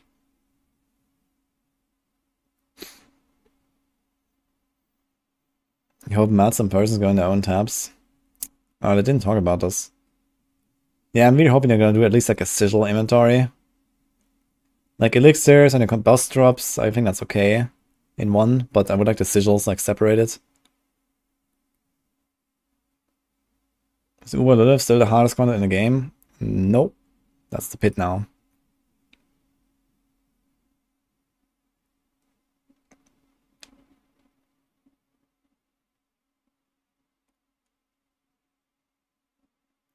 Rares could have been set up to get a random third affix when you imprint them. Yeah, but you kind of the same problem, right? And, you know, this would make it even more tedious. Like, you're gonna pick up the rare, you're gonna take it to your occultist, you're gonna imprint it, it's gonna roll a shit stat, then you're gonna salvage that thing. I mean, that doesn't solve the problem, that makes it worse, you know? The problem is you have too much loot. And making rares useless is a good step into making sure we don't have too much loot. And as I said, apparently they are planning something with rares in the future. But not yet, I guess. Yeah, you can still imprint them, but practically they're kind of worthless. They can turn the aspect inventory to sigil inventory. Yeah, true. Aspects actually don't exist anymore, right? As a item. Like, you can't actually item. I guess you can't extract anymore. At all. You just salvage them and they go directly to a cultist.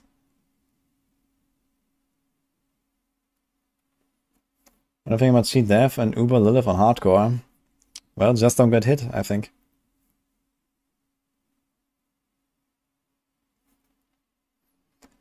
What concerns did the streamers bring up, and did it change anything from streamer feedback? Yeah, there were a few changes here compared to the presentation that I saw last time. In particular, the trade. That was actually, I think, a result of the feedback. Like, a lot of people were like, the trade and stuff. and they did a turnaround there, I think. Like legendaries and uniques. But yeah, there might be a few more details and stuff.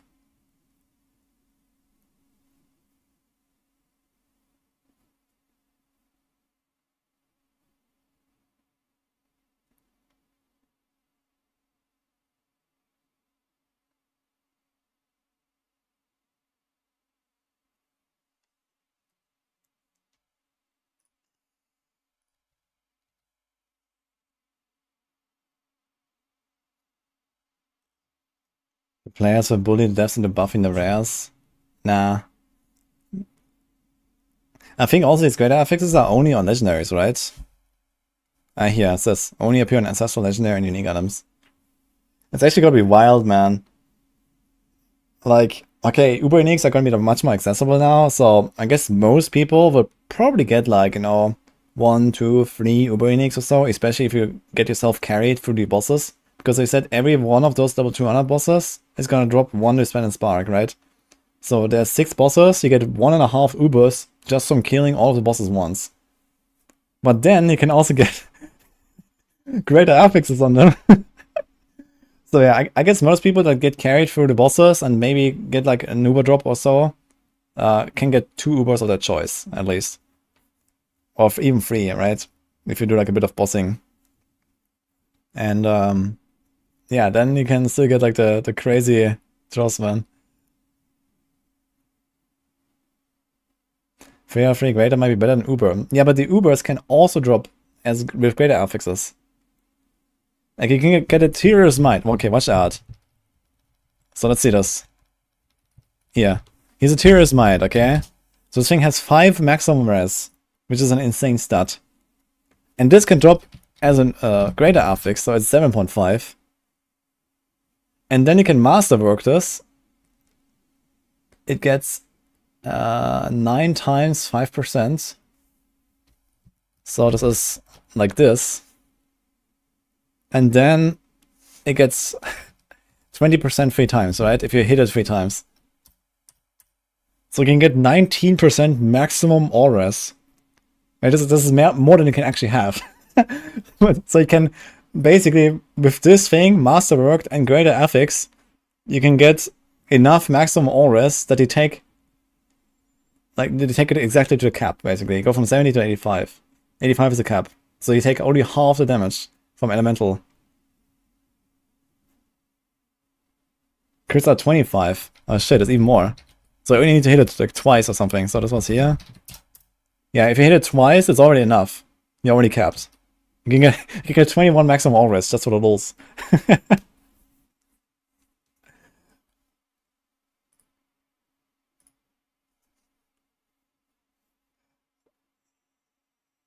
Yeah, that's just as ridiculous. It also has damage reduction, which is probably a pretty rare stat. It has all stats, which is always nice. The maximum, maximum rest, man. You have this like this perma artillery shrine.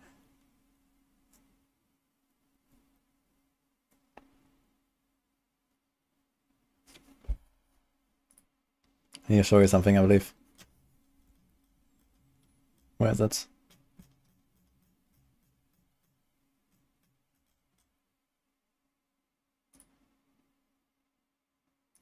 Ah, here.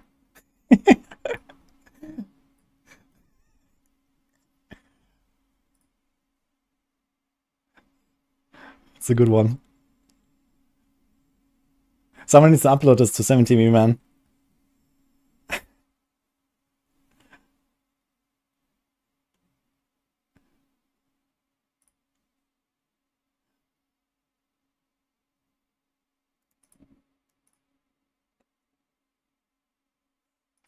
Let me see. Well, this is like a Discord link, so I'm not sure if you can. You can probably not open those because it's like an internal Discord. But Sparks made this, it's so nice. Like the reverse. I mean, you can just take the D-Fire and reverse it, basically. That's basically it. So.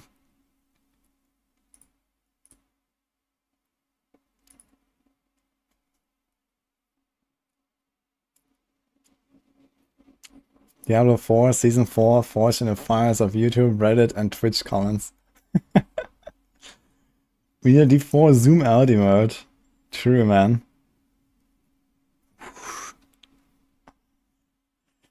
Yeah, it's, like the only bad thing really right now is that it's so long until season 4, man. We have to wait an extra month.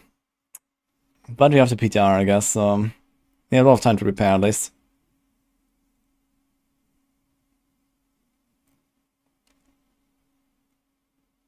We need to add a raise to 100 letter. Yeah, Joe Papiora actually talked about this. Like, he made a comment about some feedback I gave, and basically he said that they want to do this stuff. It's not going to be in this season, but I think he said something like they want to have a lot more drama around these events. Like I mentioned, like, you know, conquests from Diablo 3 and like, you know, season start racing and this kind of stuff. So at some point, I guess you're going to get some stuff. It ruined the rest of season 3. Dude, what rest of season 3 are we talking about?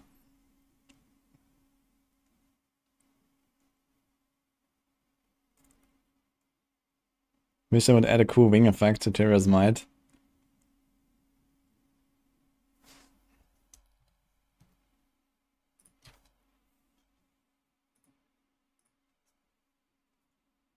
Wake me up when SSF comes.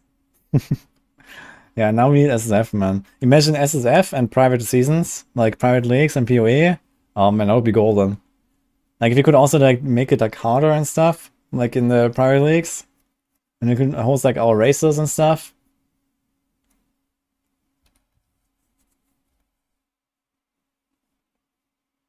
I'm surprised people aren't upset about the season 4 delay. Yeah.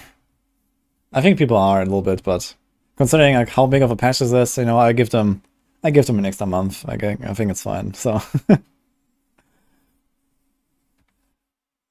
do the math for armor cap on item. We didn't see any item that has armor actually. So we don't know what the new armor values are and stuff. I mean, okay, this one seems like, yeah, this is like the crit chance, for example, is still the same as before. Maximum life also seems kind of the same. What about these resistances? Actually, you can get 50% res without upgrades. So this is a mafia.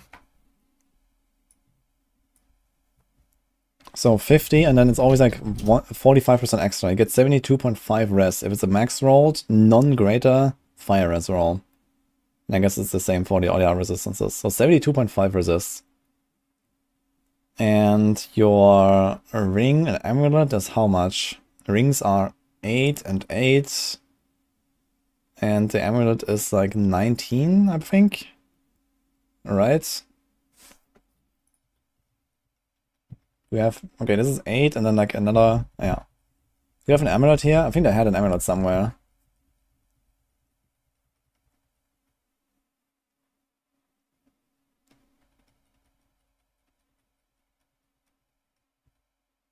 Yeah, it's 19. Okay, so it seems like it's unchanged. The implicits seem to be unchanged and stuff.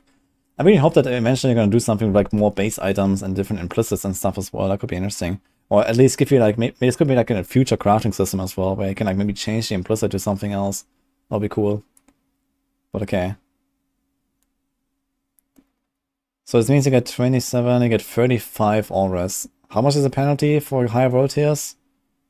It's like 50, right? You get minus 25 2 times, I believe. So yeah, like a normal high rolled res roll and 925 jewelry is almost enough to cap your resistances. So for example, when you gear up your character, you can definitely get away with like non-greater affix resistances, I think. Because it's, you know, gonna have a bit of int, it gives you a bit of res and all that stuff, right? And on some classes you get like res for free anyway. So at least on, for example, rogues or barbs, where you actually want to stack resistances on your items, like you can try to get greater like attack speed or resource or something, but you don't care much about getting the resistances greater, I guess. So it might be easier to kind of cap out your items in those cases compared to other classes.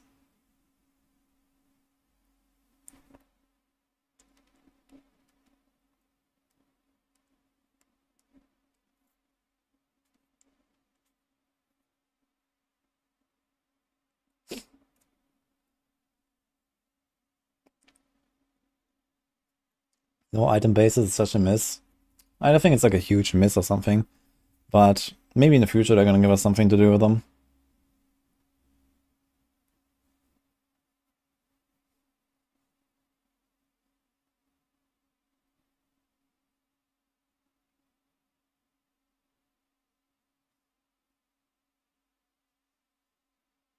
World boss lasted 2 seconds before and now it's going to be insta-kill. Yeah, I don't think so. I mean, I guess they're gonna just like generally like raise the power level of monsters across the board with these changes, because it seems like generally gonna be much more powerful than before, right? We're gonna have like much more access to the right aspects. We can craft the right stats on our gear, and in general, like the gear progression extends way further than before. So I guess especially in World Tier 4, the scaling is probably gonna be like much more rapid. Like, you know, let's say like a typical level 100 elite had like, I don't know, 50k health. And maybe now it's like, you know, 100k health or something. And but at level 70, maybe it's the same. Maybe level 70 elite is like 10k before and after. And then maybe at 80, it's like before 15, now 20. And then level 90 is like, you know, before 25, now 40. And then level 100 is like maybe before 50, now 100. Or something like that. You know, maybe it's gonna like rise up a little bit, the curve.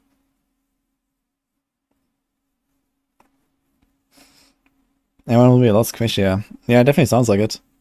I mean, I see all these like maximum life affixes everywhere, but I don't really see like armor. I don't see damage reduction. So I think that that stuff is probably mostly coming from this defensive stuff here. So defensive probably allows you to craft like some life stuff and some damage reduction stuff.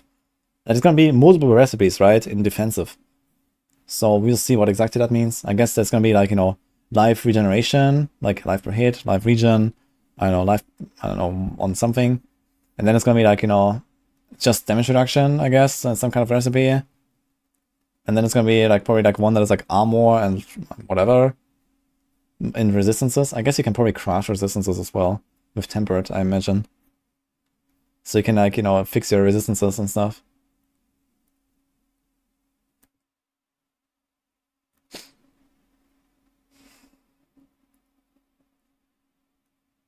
You trust them with the enemy power, they did well last time. Yeah, I mean, they were generally making the game too easy, in my opinion. And I mean, there's nothing wrong with making the game generally somewhat easy, as long as we have like some actual endgame challenge, and previously we didn't have that.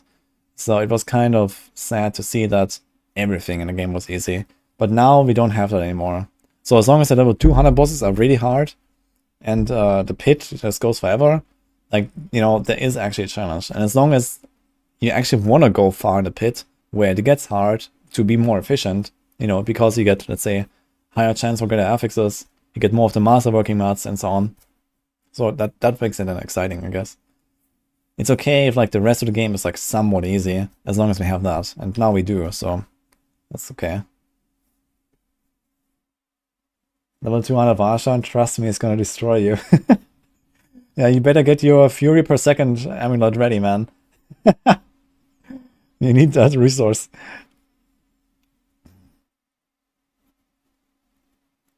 Will there be leaderboard for the pit? Well, I'm definitely gonna run a leaderboard event again, like AOZ, I guess. So maybe we're gonna do something like, you know, first 3 weeks of Season 4 or something.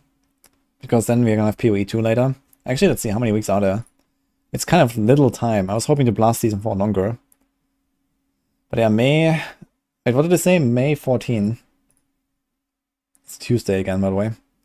So it's 1, 2, 3.5 weeks until PoE. That's alright, I guess.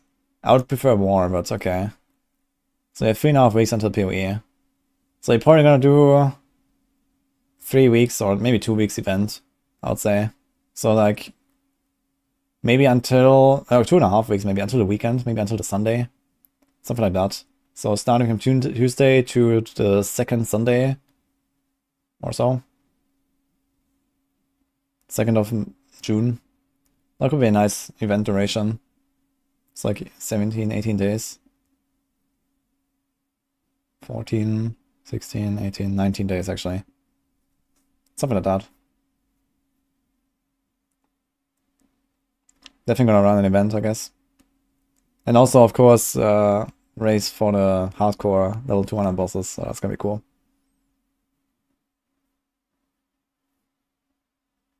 It's gonna be fun, Andy.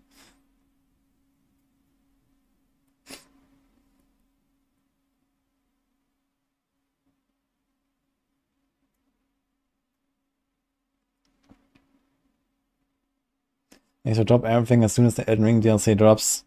Yeah. Elden Ring is like, what, 2 weeks after the PoE, right? That's too early, man. Like, basically my entire summer is gonna be PoE, I guess, so we'll see. But yeah, there's a lot of stuff to learn. I want to get world first in PoE, so...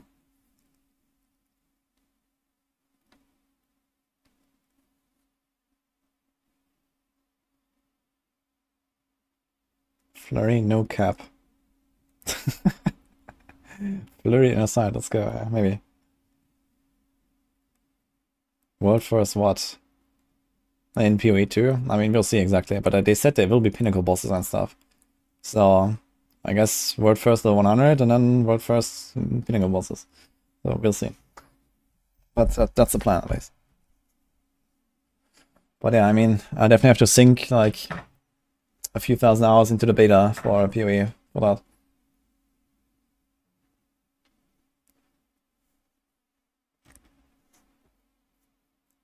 I've been running Flurry inner sight since beta. Oh boy. Rejoice, huh?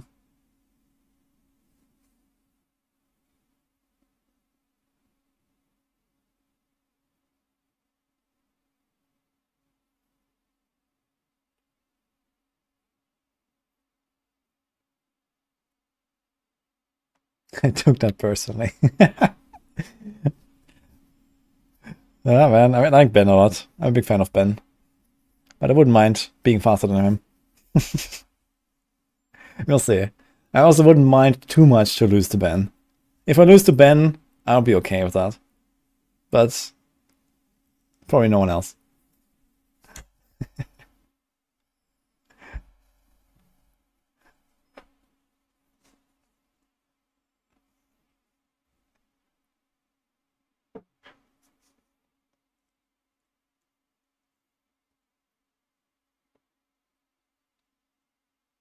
Yeah, PoE 2 is gonna be fun, man. I'm excited for the beta. We're also gonna hear like a lot of stuff about it tomorrow. So tomorrow is gonna be the PoE announcement. We're gonna watch that as well. And apparently PoE 2 info is gonna drop as well. So that was like this LA event. They also invited me there, but I didn't go.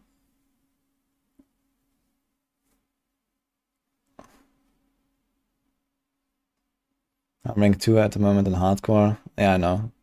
Doesn't matter. We actually rank 1 in 5 days from now, so all good.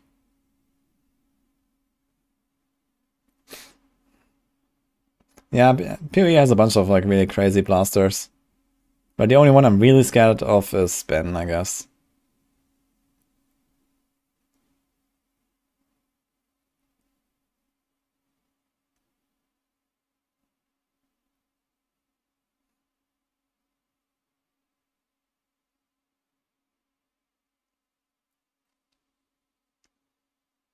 Yeah, Kaiser's probably not on Ben level, I'd say.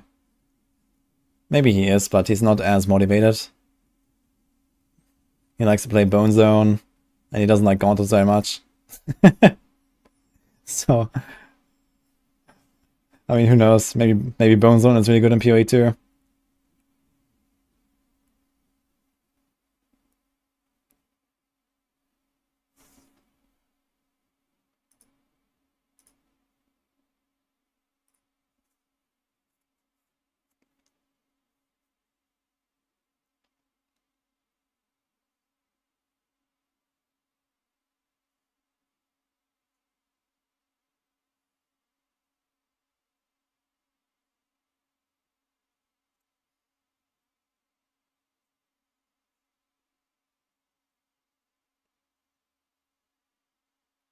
Was Ben that got first hardcore live? I think so, actually. And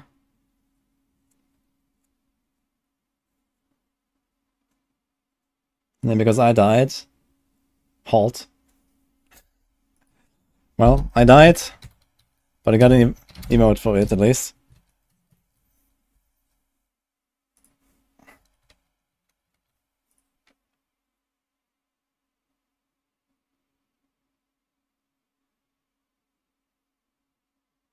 To continue like this with the expansion. Yeah, and the interesting thing is that the expansion is most likely going to launch before PoE 2, right? Like PoE 2 is actually coming much earlier than I had anticipated. I was expecting PoE no earlier than like spring next year. But apparently they want to get it out, you know, in December. So it means you're probably going to play Diablo 4 expansion in November for like a month or 1.5 or so. And then we're going to play PoE 2. And it will be very interesting to see, you know, the expansion out, all the new stuff in the game, like whatever else is coming in the expansion. Like Diablo 4 is going to be like, you know, a crazy game in like a year from now. It sounds kind of crazy. I've already getting an expansion. And the expansion is just 2 seasons away. Like, that's the crazy part, man. It's like we're like porking out here over season 4, and then there comes one more season, and then we're playing the fucking expansion, you know? Like, it's actually crazy when you think about it.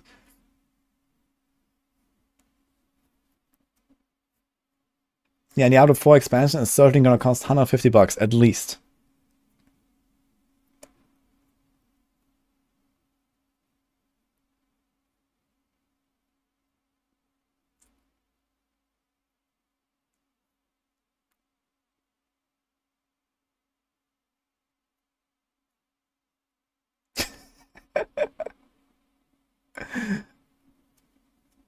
Only 150, yes. It will be over 1k. Yeah, the Super Premium Deluxe Edition will be 1k.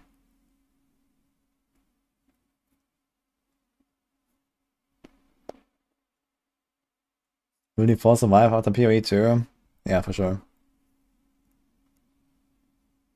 I mean, you still have to see that PoE 2, as good as it may be, is still gonna be PoE. And not Diablo. And that makes a huge difference. So they will definitely like massively grow and stuff. But ultimately, there's still gonna be a large player base that will just not play PoE. Especially with PoE 2 just like starting at like a you know, a higher starting point basically, and like a more complicated game and everything. People, like some people will just not play it. And I mean, okay, Diablo 4 is like developing in that direction now as well. But at least the people that started with Diablo 4 and kind of like see the transition and, you know, they kind of like familiarize themselves with the systems as they grow. It's way easier to kind of stick to a game than it is to like go and play PoE 2 suddenly. So I think that may still be, you know, a bit of a problem for them, but we'll see.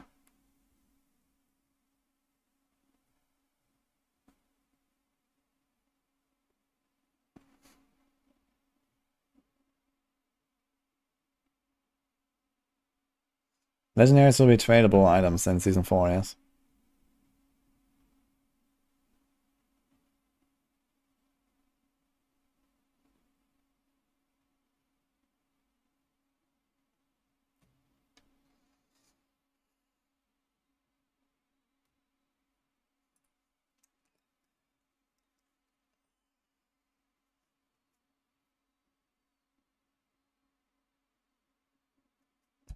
Hey, Relax.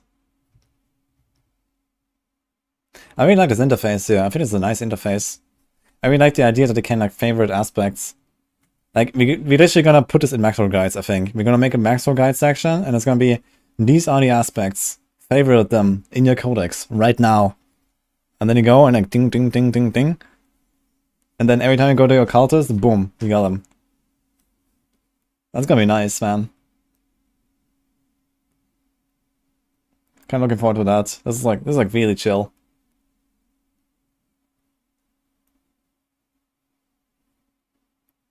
Yes, rogues.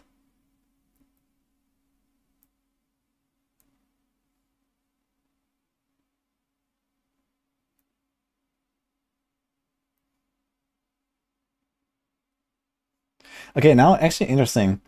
I need to make a poll about this. So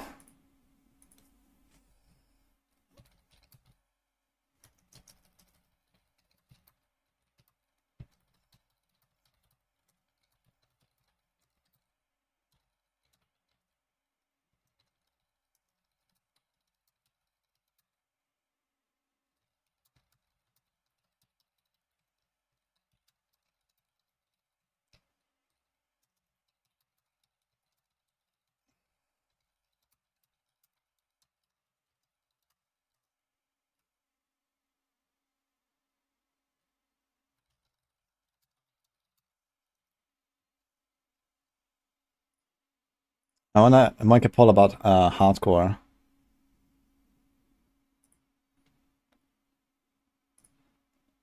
So let's see that. I mean, I don't expect a lot of people to play hardcore. But who here is motivated to play hardcore because no cheat death?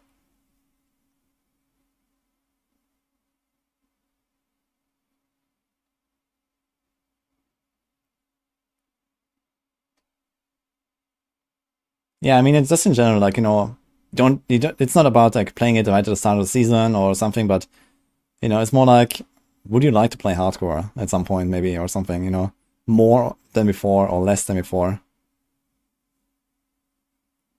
Without the cheat death pods.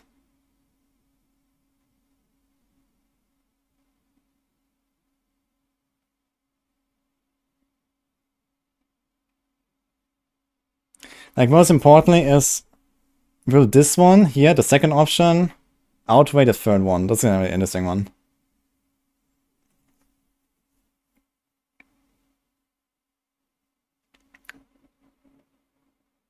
I think it might be easier, Copium.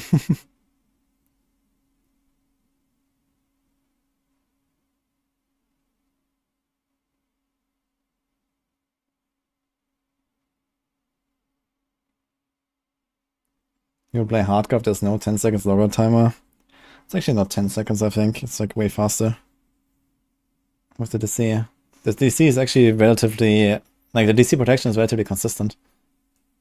Like, you can die from lags and stuff, but if you actually, like, fully DC, you're generally fine. Where's the poll? It's at the top of the chat.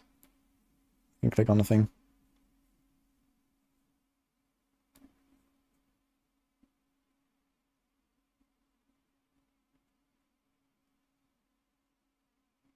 Okay, I mean, there's not many participants now. Most people will not play hardcore, of course, so as expected. So people that played hardcore still want to play hardcore. Some people that haven't played hardcore want to play hardcore, and like... Now some people have played hardcore but don't want to do it again. Maybe I should rephrase this question.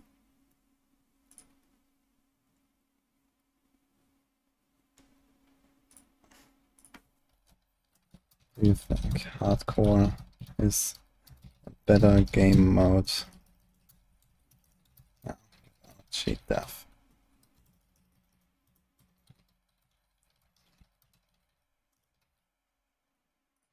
Let's make this more simple.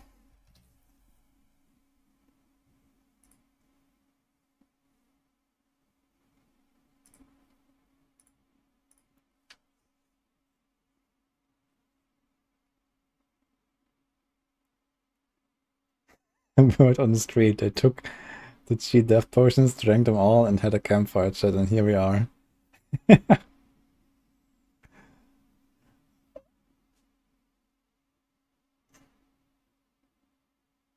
I mean, you can totally see, like, for like more casual players, like playing hardcore is definitely not really a good option. You know, like if you progress your character and you get to level 100, like 2 weeks in, and then you have to like grind another 100 hours to actually get your gear, and somewhere on the way you lose your character, and then that's the season for you, right? Of course, you know, it's a bit different story for me where, okay, I load up a new rogue and 13 hours later we're there, right? So, okay, it seems like in general it's a yes though for the hardcore no cheat death.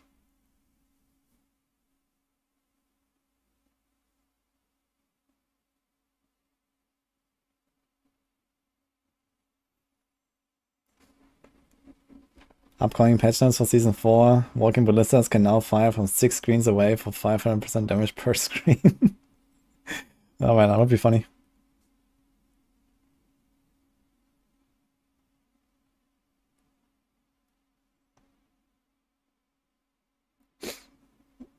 The deader hardcore guides, the happier I am as a viewer. I don't play hardcore. Well, honestly, I think there's gonna be more people playing hardcore now.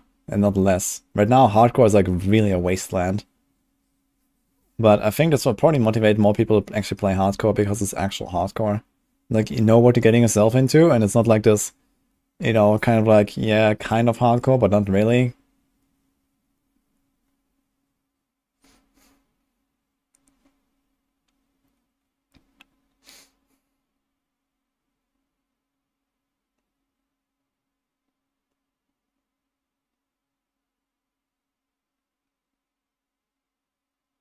It's gonna be very interesting to see actually like all these like competitive things. Like, you know, right now we have Gauntlet, and it's gonna be like the only like official competitive mode in the game. But maybe in season 5 you're gonna have like actual like, you know, pit ladder or, you know, Uber boss conquest race or, you know, whatever. And then it's gonna get real interesting. If it's like, you know, officially in the game with all that stuff. But even like the Gauntlet in season 4, it's gonna be interesting on hardcore. Because you can't just go in with like YOLO, like 5k armor, and eventually just get blasted in the Gauntlet run. Like,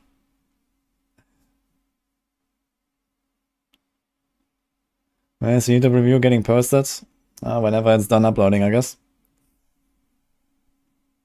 Soon.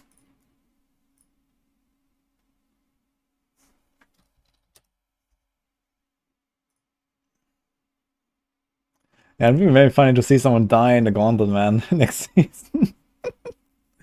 Oh, man.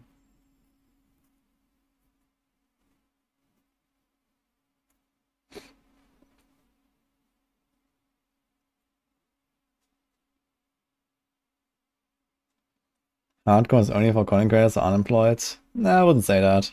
Hardcore is, you know, you don't have to like just blast the game all day long to play hardcore and enjoy it.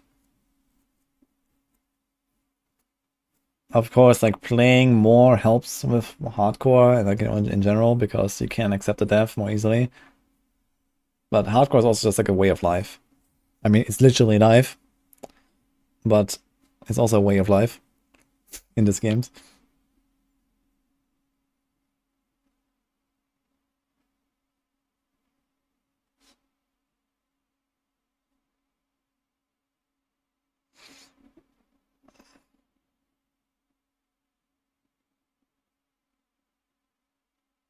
I like the Campfire. There's nobody who likes the challenge, just unemployed and content creators, yes.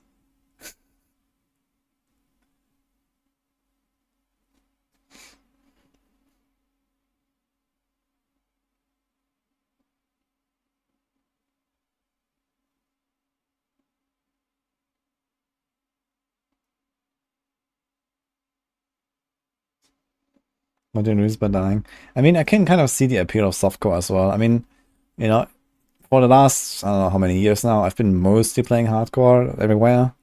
I have played some softcore stuff here and there as well. Usually, like, if I want to try to learn something new, like, for example, when I was, like, practicing runs in last Epoch pre-launch to, you know, prepare for the race to world first and stuff like that, I was playing that on softcore because I knew nothing about the game, basically. Just a few things, and, you know, I hadn't really ever pushed into endgame. I hadn't done the dungeons, I hadn't done any high corruption stuff and whatever. So of course, in that case, it makes sense to play softcore. But once you actually know the game and you have you know, something to look forward to, a challenge, a race, like all this stuff, it's always a lot more interesting on hardcore, I think. At this point, I just like generally play hardcore because I always do like the races on hardcore, like, you know, the season start, and then it's like, do you really want to start over now on softcore? Nah. So I just keep playing hardcore. So. Don't like trading without auction house?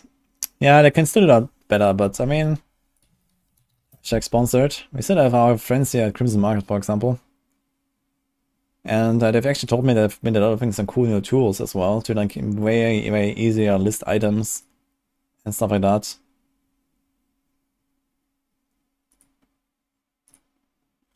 So that is gonna be kind of nice. So yeah, I think trade is gonna get like a big boost actually next season. Like, you know, these like 3 out of 3 greater affix items with the right stats and stuff like that. Like, people really wanna buy them. And it's also gonna make RMT a lot worse, I suppose. But yeah. Trading is gonna be generally much bigger now. Gonna be interesting to see how it's gonna be in hardcore. Hardcore economy. Dead as fuck, hopefully. No. Hopefully not, but probably. Yeah, hardcore is like dead as fuck for sure. Hardcore is basically SSF, man. It's like pseudo SSF at this point. Like, I was looking for items for like, you know, the Gauntlet and stuff. I was trying to get like a new amulet, new boost, shrine buff duration, whatever, man. No chance. I was trying to buy Druid mats, no chance, man. It just doesn't exist. Maybe I should have done this like earlier in the season. I had like 3 billion gold now and nothing to do with it. I think next time I was gonna like buy mods way earlier in the season. There might actually be some people early on in the season, but you know, like 1.5 months in right now, yeah, nothing.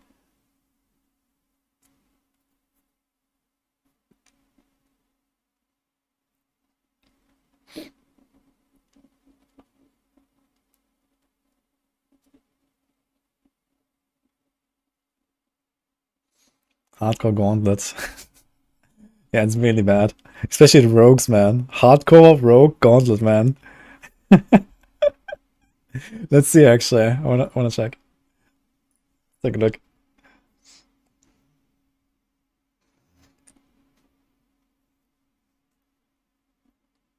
Can't believe how they couldn't come up with anything but the 3GRs as an endgame system.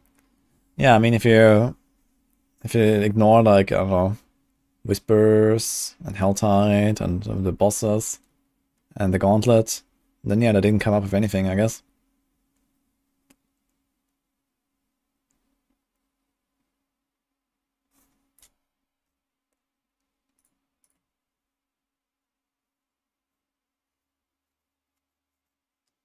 It's a new GR endgame season 4 only? No, this is permanent everywhere. Yo, Vega with the raid. Hello, Vega. Let's see, hardcore, the rogue ladder. There's 4 pages. 32 people did 1 gauntlet already. Actually, these guys haven't even done a gauntlet. They have 0 score. They just went into the gauntlet.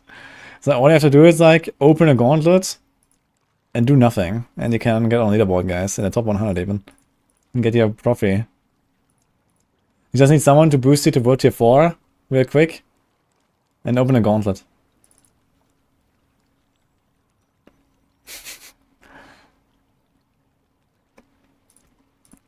Last week our result was actually pretty decent. This guy has really good result here, 750, that's a lot. I want to try to hit like 700k this week. So we're gonna log in there probably this weekend and try to get to 700k. I need to change my route. It's like 100k more, and I can probably do that. Yeah, if I get the rank 1 this week, that would be nice. Because, and when is the PDR? 2nd of April, right? So this week... Yeah, okay, we can do it this week or next week, I guess. But I want to get it this week. I want to get a prize. So let's see. Yeah, I mean, hardcore is like... hardcore rogue is like the most dead class, I guess. Sorc is okay. Barb has by far the most. Barb is just like the best class, like, especially in hardcore, I guess. Druid is also not that crazy, but yeah, rogue is just so low, man. How is softcore? Is softcore a letter filled actually? Let's see. 100, 100, 100, okay. Can we see? Let's jump back.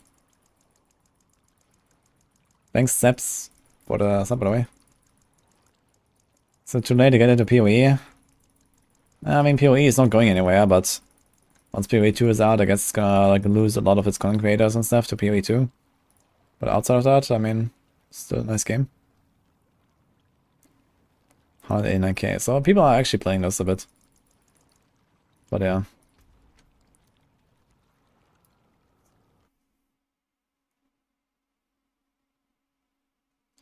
I think about Necro getting 100% stats on the minions. That could be interesting. I'm not sure how crazy that is exactly, but it sounds like a massive boost to the minions. Plus the Book of the Dead rework, plus whatever else you can do, probably with the crafting. There could be some pretty crazy stuff. I imagine actually that, you know, like a lot of this like temperate, or like, what is that, tempering, like necro minion stuff. Maybe there's like some, you know, offensive minion category and stuff like that. You can probably do some crazy stuff there. What do you do in top 10? In top 10, you get immortalized on the eternal leaderboard.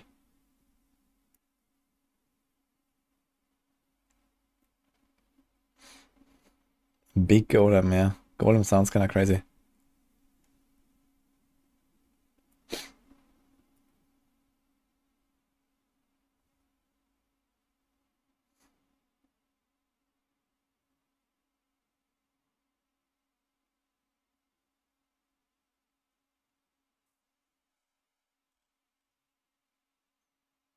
Minions are gonna be like the LE minions without Wrath Lord.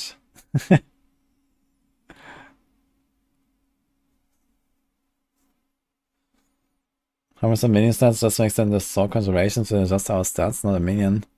Yeah, but I mean the minions also have like way more support, right? They have like, you know, Paragon boards, glyphs, they have legendary affixes. There's like this Army of the Dead stuff where you cast it and then your minions get like 200% attack speed. There's a bunch of stuff on the passive tree.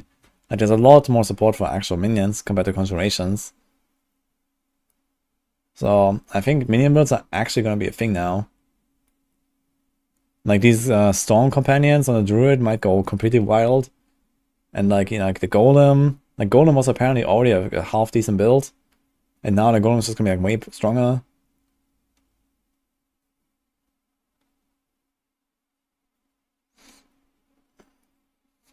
Wolf Scopium.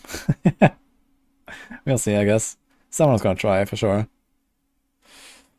I mean, you have 1 week of PTR. It's not very much. I guess I'm probably gonna dedicate like the first, like, I don't know what, 1-2 days to like grinding out the pit as much as possible, doing the Uber bosses and all that stuff. And then probably like the last 3-4 days of PTR is like speedrunning different builds and trying to make some stuff work and so on. Do like maybe 1 day per character. Like per class, I guess, or something like that. Oh man, it's gonna be insane.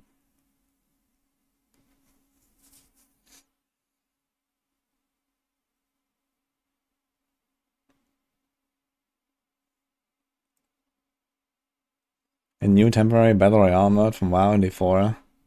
That would be cool. Imagine there was like a Battle Royale mode, you started at 1, maximum level is 20.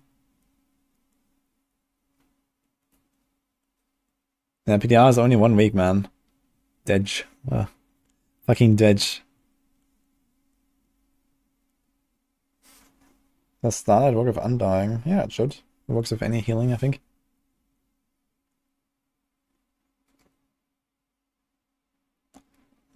Going to blast everyone to 100. On the PTR, there's like a boost. You don't need to level everything to 100. I'm probably going to level like 1 character. Just to kind of see a little bit, like, how's the Helltide versus how is Domain Tunnels and, you know, this kind of stuff. Just to get a bit of a feel for that.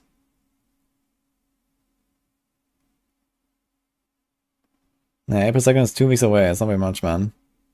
It's gonna be PoE before that as well.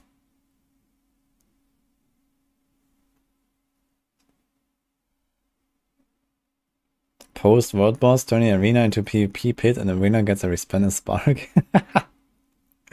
Oh man. There could be many funny things, I guess.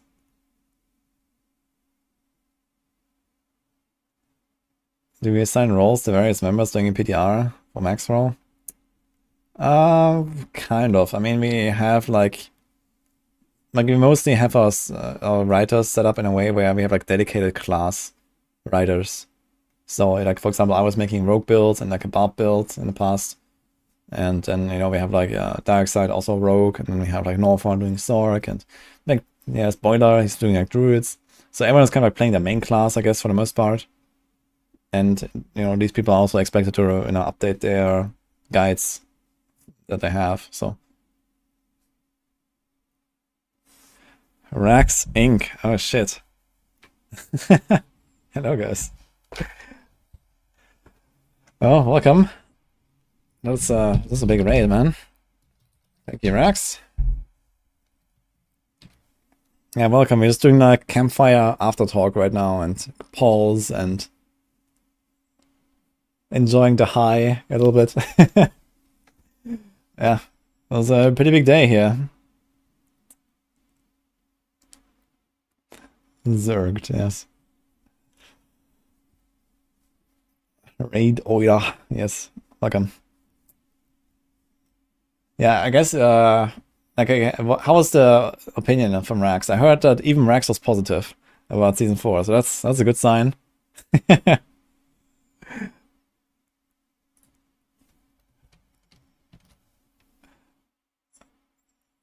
51 gonna be number 1 someday.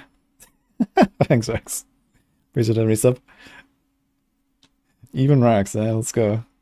What is your opinion? Give me a TLDR.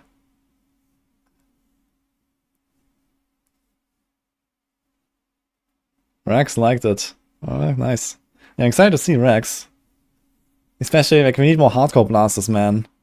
There's not many blasters on hardcore, and especially now, with the Death gone, that will be very fun, I think. You gonna do hardcore?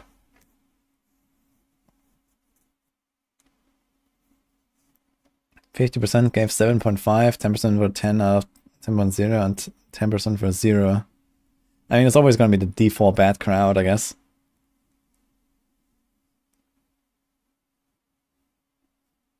Did enough to reverse the sinking of the ship. Yeah. I think it's like a huge turning point for the game. Like, it's not like enough to say that the game is perfect or anything. But, you know, it's like a huge turnaround, I think. And, yeah. If they keep building on that now, and then the expansion, like, the expansion is just 2 seasons away, probably. Like, 1 more season after this season, and then we're looking at the expansion already, right? So, it's kind of crazy. So, that's very exciting.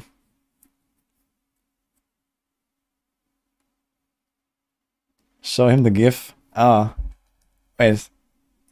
Let me find it.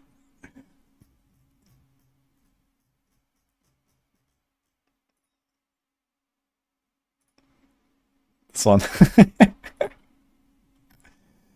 Taking it out of the fire again. Cornix Matus. It's a good one, man.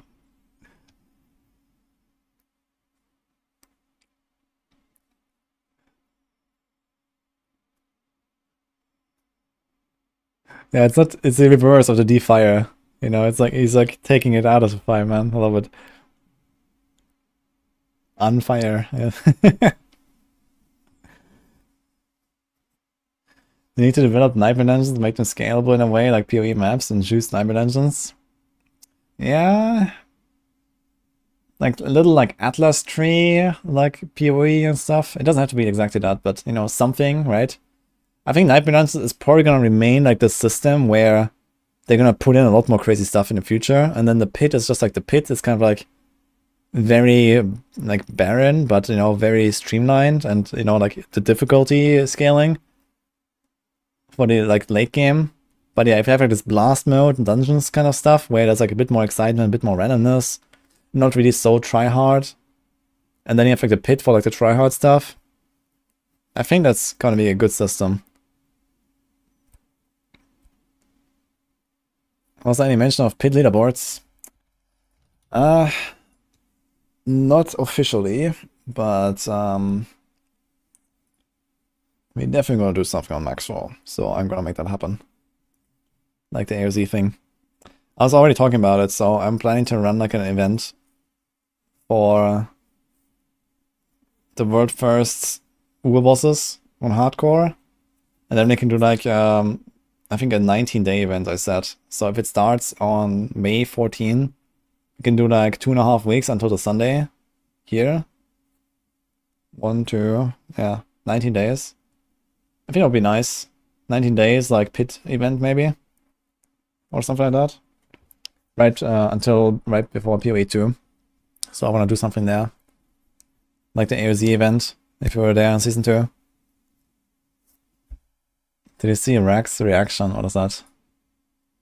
So yeah, this is the kind of things that we're actively working on, and we love your feedback on There are bugs. to make sure that we can get Just this right explain and to us really how it's communicate supposed the to way work. the system It's fine.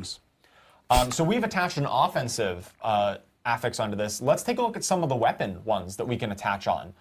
So here we've got ones that Diablo crash! well, live build. Yeah, live build indeed. Live build. Yeah, it was a very funny moment.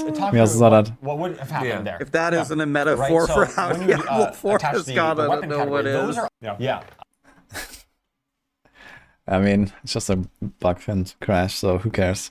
I don't think this really means anything.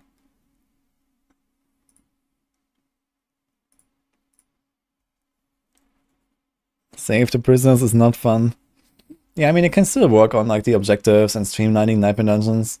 And I think if they actually like put more stuff into Nightmare Dungeons in the future, like imagine it's gonna be a bit like PoE maps, right? Where you open a map and then, you know, randomly there's a harvest and there's a legion, and then you go to the next map and there is a breach, and then you go to the next map and there is an expedition, right? This is the kind of stuff that you want in Nightmare Dungeons, I guess, where, you know, you open a Nightmare Dungeon and then instead of these like shitty objectives, like, you know, there's like the Bloodseeker event, and there is like the trap stuff, and there is like the Minion guys, and, you know, whatever, right? So that could be way more interesting, I guess. And if there's also like, you know, ways like similar to like the Atlas tree, for example, in PoE, where you can like, you know, customize this a bit, farm certain things more. Like you can like, you know, for example, maybe target farm one of the Uber bosses a bit more with the materials or something, or, you know, some of the crafting mods, or, you know, maybe you can customize the drops and you can say, okay, you can find more rings,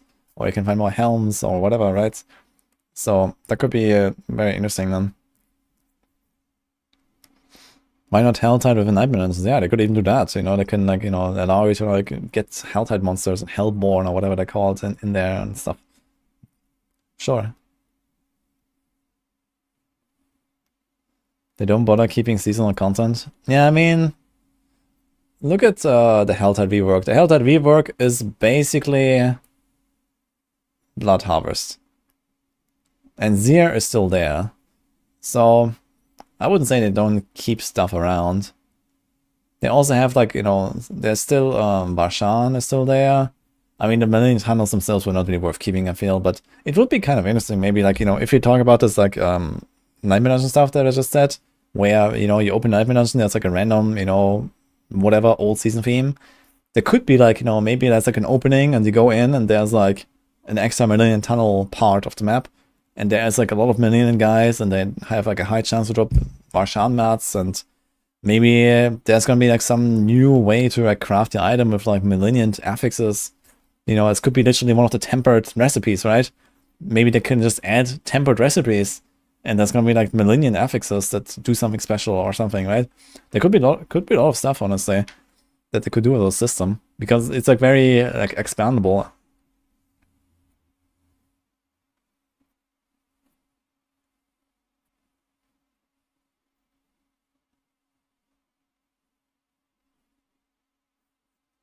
So yeah, this tempering affix system is a very good way to like add more interesting stuff in the future, I think. And it still always gives you like this choice, right? Okay, like do I want to go and farm, you know, let's say these new Malignant affixes, but it's gonna take one of the slots for your tempered affixes, right? And you're like, okay, do I really wanna put this one now, even though it's really cool, or do I really want to take like, you know, the other one instead? So if there's like, you know, these choices that you have to make, that will actually make it a lot more interesting.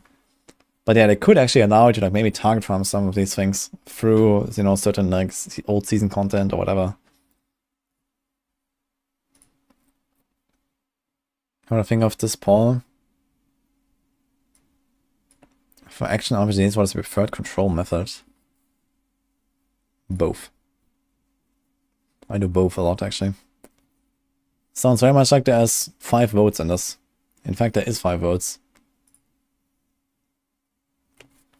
Souls Forge Games. Who is this?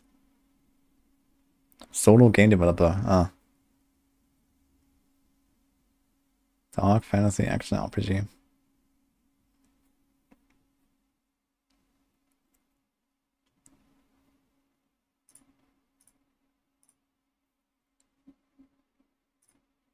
Hardcore is easy and bad, says Chatter in chat. Baited into hashtag ad. Whatever.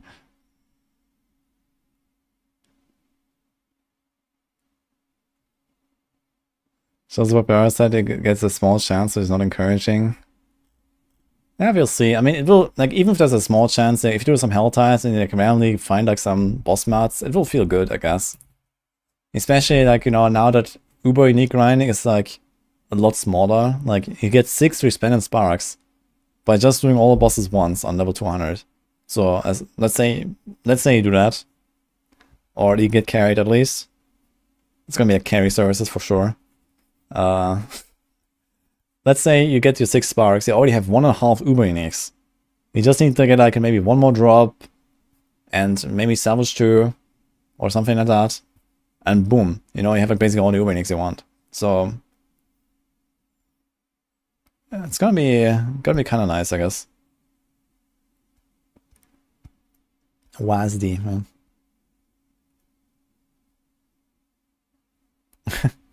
Yeah, it's gonna be nice, Chris. I'm very excited for Arkham.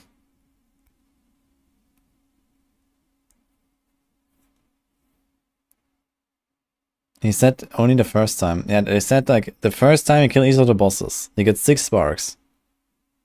I don't think you have to do just one of the bosses, because then he's gonna do like the easiest one, whatever that is.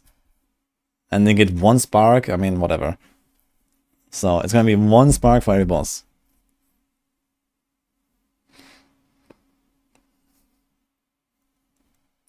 Is that like mentioned somewhere? Let's see. Towards the end, I think. Nah, there was not much on this. He just said I drafted on the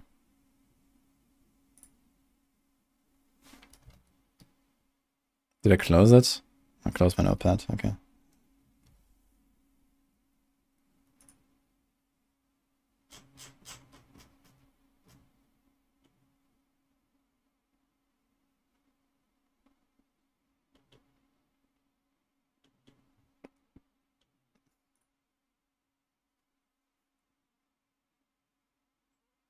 Yeah, I didn't write it down about the respin and sparks, but I'm pretty sure it's 1 spark per boss.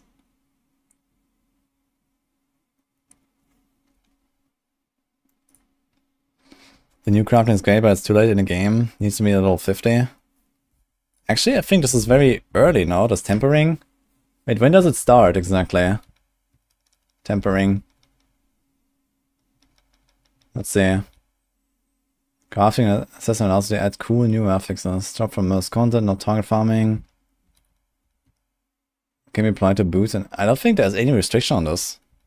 I mean, you might not get the materials early or something. Did we see like what it costs? Temper item, 0 gold. I'm not sure if we saw like the cost. Did anyone see the cost? But I think you can just do this like on even loadable stuff. Yeah, even maybe on sacred. But if you can do this on sacred items, then you know this is like 2 hours in or something, or 3 hours. You know, they're boosting the XP in early game. You can just like, you know, farm a bit of Helltide, 1 to 40 or something, 1 to 50, go Nightmare, and then you can start doing this. So I don't think that's really a big deal.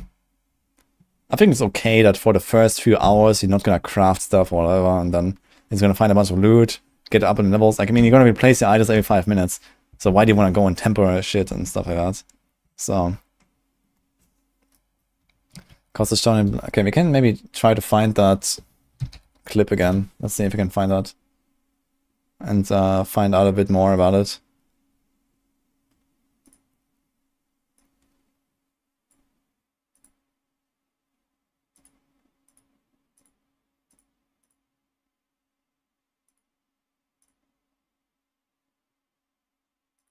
There's the codex stuff.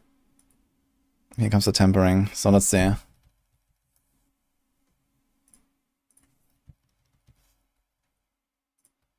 Didn't it say you get a quest at a specific level after they get the mats for tempering? Oh, let's see. So he's doing it live here. I don't think this is like very late. Tempering is very early, I think. If it's like in Nightmare difficulty or something, I think that would be fine. Like if it starts on sacred items or something.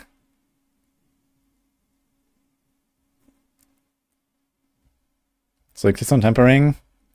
He puts the item. And this is a 925 item. Dude, look at this, man. It's actually crazy. Look at that resource roll on his item.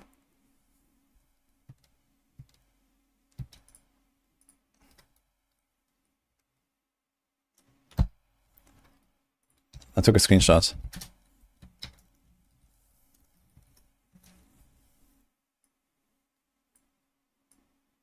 This fucking resource roll here. 31.1%. This is not Masterworks. So 31.1 times 1.45. You can get 45% resource cost reduction. And then you can Masterwork this 3 times.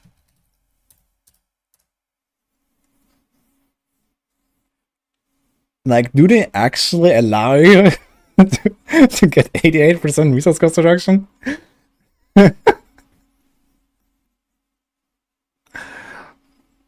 I mean...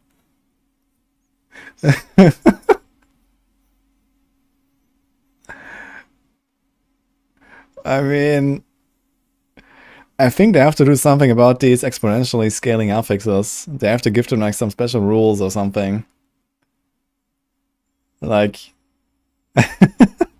That's a bit too much, I think. Resources solved. Yeah, exactly. It's not a miscalculation. It's 25% for the masterwork, and it's 5% for the small ranks.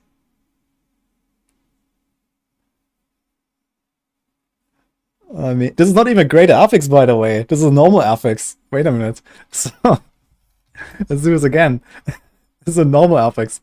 So 31.1 times 1.5, yeah. Then times 1.45. This is the 9 small masterworking upgrades. And then the big masterworking. Yeah. Like, this cannot work this way, right?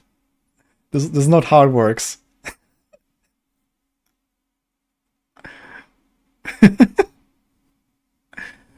Did we see a cooldown reduction somewhere? You gain resource on each cast, exactly. Was there a cooldown somewhere? Let's see. Okay, here's golden active cooldown reduction. Let's just take this one. 16.6, so it's like a special one. It's like global. I guess it's like a bit higher than normal. But let's try this one. It's tempered, so it cannot be greater. 16.6 times 1.45, the masterworking, and then times 1.25. 1, 2, 3. That's a lot of cooldown reduction, guys.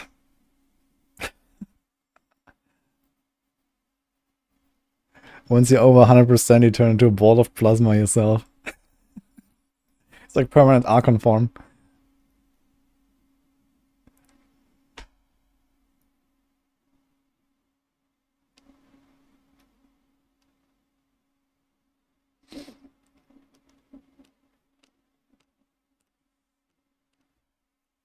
At least the way that upgrades work currently is that they are multiplicative of the base value. Like if you take resource roll, like a 12% resource roll, you take it to a blacksmith, it gets plus 50%, it has 18%. Well, actually there's like this weird 18.5% for whatever reason.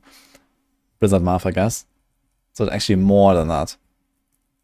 But yeah, typically I think 7.3 cooldown becomes nearly 11%. Like how much is that on actual items right now? Let me see that.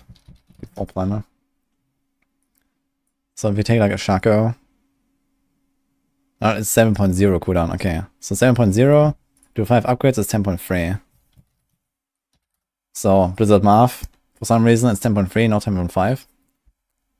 I guess it's like wrong decimals or something, but yeah. This is how it works currently, and it looks like, and this is also what they said, it's 5% per masterworking, and then at every 4 ranks you get the big one, which is 25%.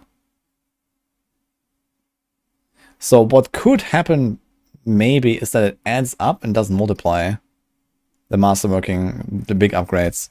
So let's see that. So if you go back to this example here, we take this 31.1 resource,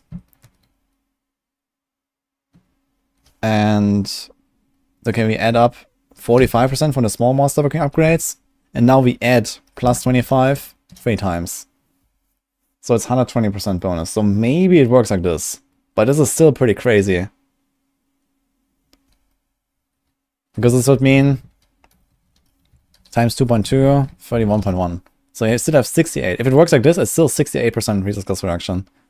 And the greater affix will still make it 100. So yeah, like they cannot let this work this way. Like they have, like for percentage based, for like exponential affixes, this cannot work this way. They have to do something different there. Like this just makes no sense. That's ridiculous. But okay, we'll see, I guess. Maybe the game is broken. Like, imagine this with damage reduction as well, right? Like, let's say there is like some, I don't know, 20% damage reduction, yeah? Times 1.5 greater affix. And then Masterworking. And then Masterworking 1 to 3. I mean, you know, 85% damage reduction? I mean, I don't know how much damage reduction you can get on an item, but Timorous Might, for example, has just like a 10% flat DR roll, right? So maybe there's like some conditional DR effects still in the game, like close, that rolls like 20%. Like, that would be way too crazy.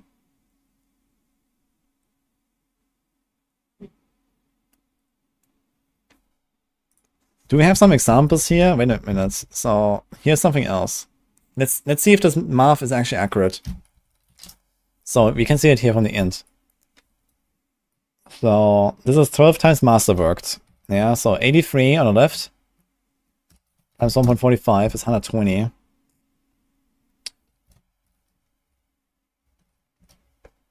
And if you do it times 125, it's 150. So this doesn't actually work this way, it seems. So if you do 45 plus 25, 70%.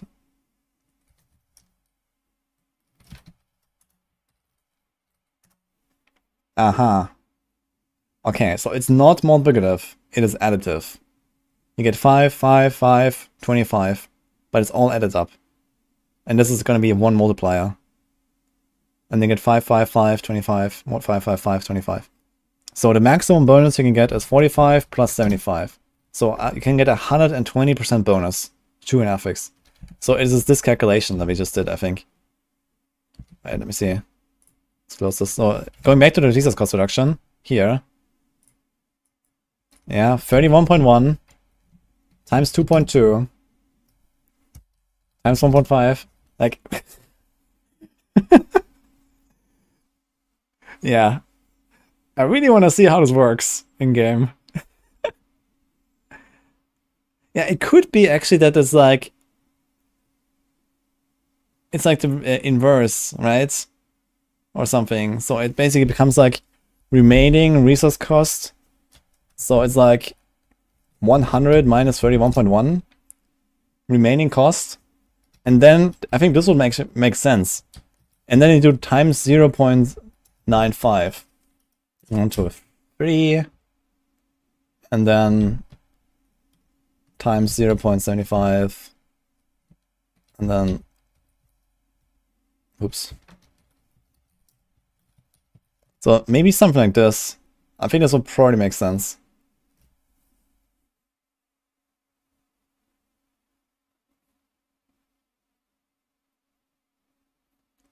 Any percent base stat will never go above 100% if multiplicative. 7% cooldown helm, the math is 0.93 times 0.993 to the power of 5. Yeah, maybe this is actually how it works then. So it's like this, it takes like the remaining cooldown and multiplies that or something, right?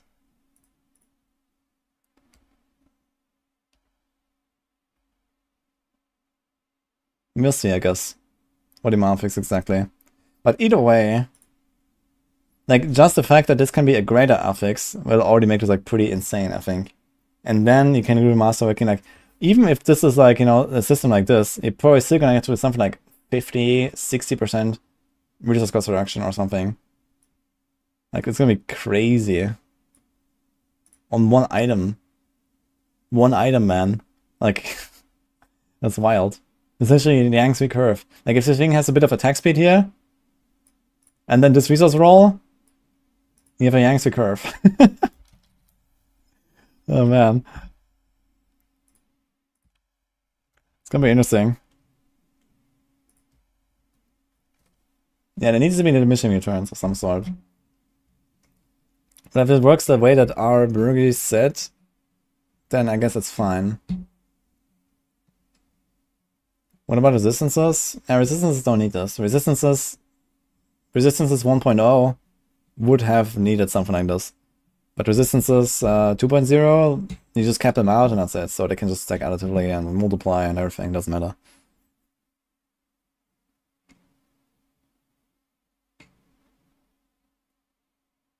People gonna have 100k life builds. Well, you also have to heal all that life, I guess.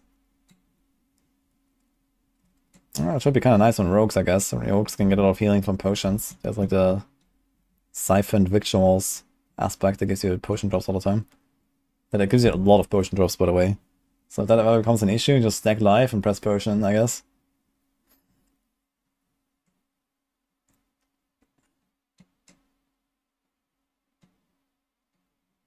But can you explain to me, like, where is that part coming from? Like, what exactly is this part here in this calculation above? Oops. Why is it 993?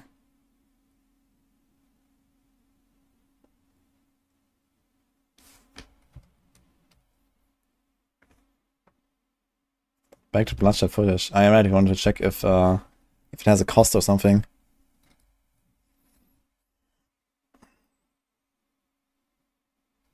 Okay, actually let's see some of these things here. Damage per combo point spent.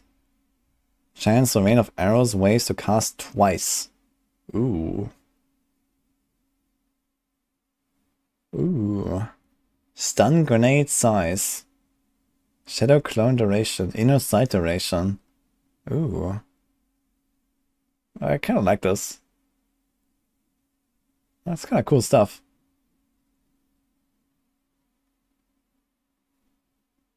It's kind of weird that Rain of Arrows is in there. But okay, it seems like all the ultimates is in there. Well, besides Death Trap, I guess. I guess technically a Stun Grenade is probably like Death Trap related.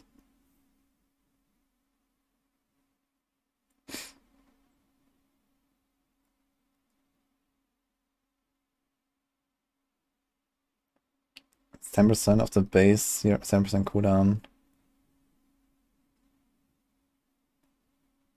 Ah, you mean, okay. I think you did 1-9 too much there, right? In that calculation. Is it like this? No. Where is that coming from?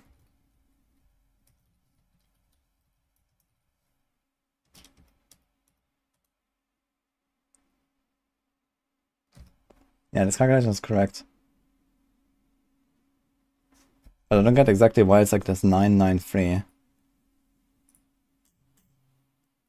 Ah, because it's 10% of it, so it's like another decimal. Okay, now I get it. It's 10% of it. Okay. Okay, anyway, let's go through this stuff here. I want to see like the other affixes actually. He's showing them all, so let's see what else is there. Let's take some screenshots over here. So...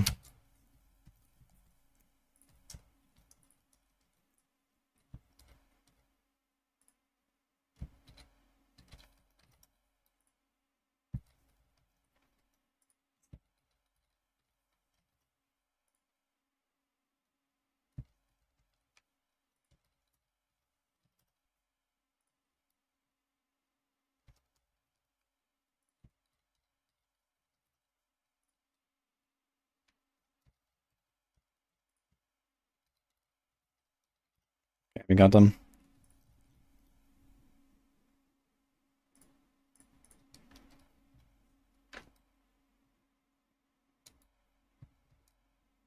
Last Epoch. And too bad that it crashed on the weapon thing here. I would like to see the weapon aspects.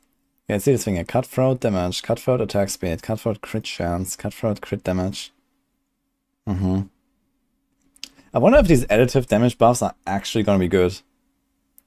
Like, unless they like mega nerf like glyphs and you know Paragon nodes and stuff, I think these ones are kind of bad compared to like attack speed and crit chance. Like these seem way better. But maybe they want some of them to be better.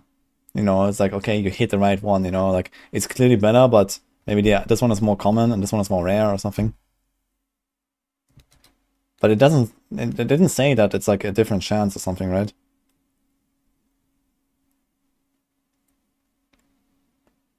Damage per combo point, man. When did we get our 22 combo points again?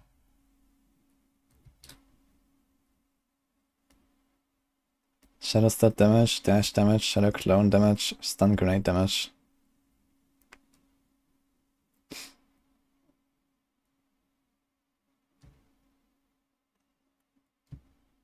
Damage to poison, damage to trapped, imbued, and trap. So it seems like they actually kept a lot of these, like, you know, special stats, like, you know, damage to poison, damage to trapped, etc. Like, the stuff still exists in the game, but it's all, like, hidden in this temperate system now. Which is kind of nice, you know, they can add a lot of affixes. It doesn't really matter. Because it's not, like, on the items to drop.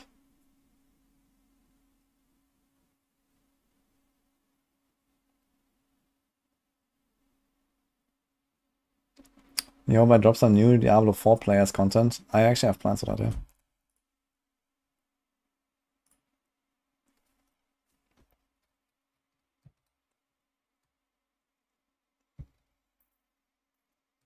Okay, here. You can't see it right now, but the cost is actually very low. At least what we see here. So, wait.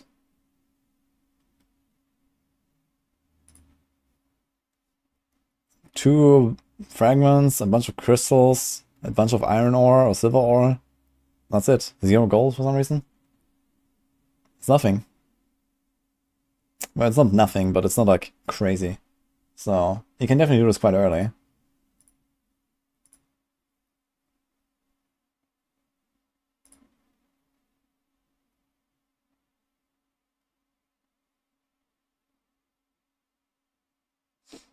Wonder if to add back the cooldown reduction affix for shouts.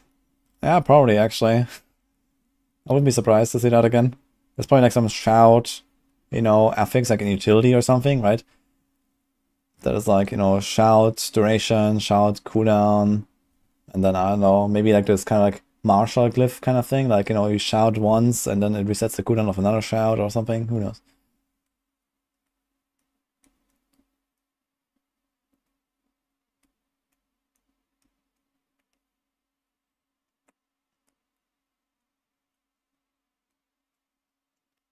You won't want to be tempering affix. There's no blacksmith upgrades anymore in Crucible. The Masterworking is the blacksmith upgrades now. I'm actually very happy that they finally did away with these fucking blacksmith upgrades. I found the system so boring. It's actually the first thing I said about blacksmith upgrades. When I was giving him feedback about it, like the first time I saw the system, like years ago at this point, I said, yeah, the blacksmith upgrades are boring. They're finally gone.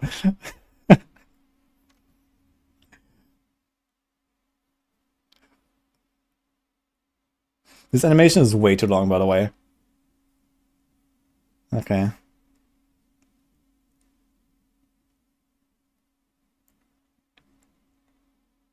And then it crashed, yeah. Unfortunate.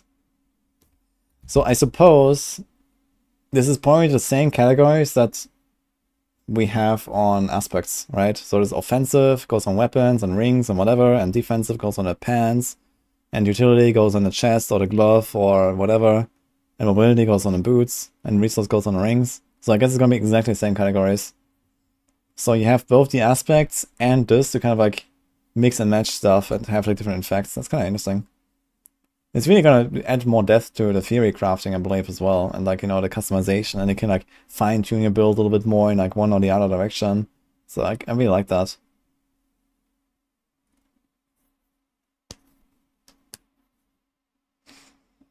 You don't want D5 anytime soon. Yeah, it's not gonna be D5 anytime soon, don't worry. It's shorter than killing Jura. D4 good, yes.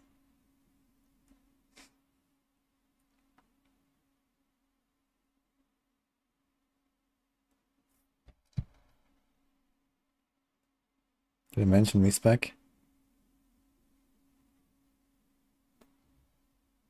What about respec? I mean like loadouts? There's no loadouts yet.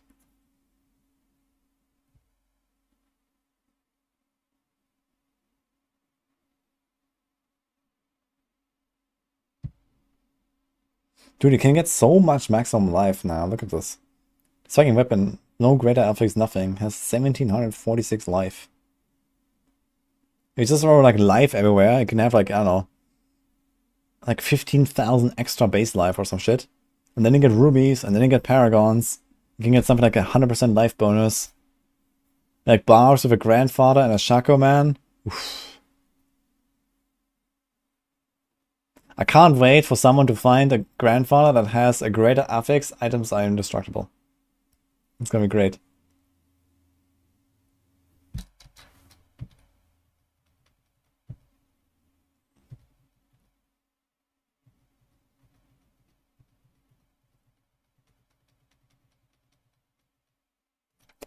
Okay. I'm gonna check the other items again. Is it like something that has resource or cooldown or something else? Yeah, just golem cooldown here. So it's like the only point of reference, I guess, that we have here. Golem cooldown reduction. It's gonna be kind of cool to put these stats on your item and try to like masterwork them and like hit them a few times, and then you have like this insane like 40% cooldown reduction on this golem or something. You know, it's gonna be very noticeable. And I kind of like the idea of that.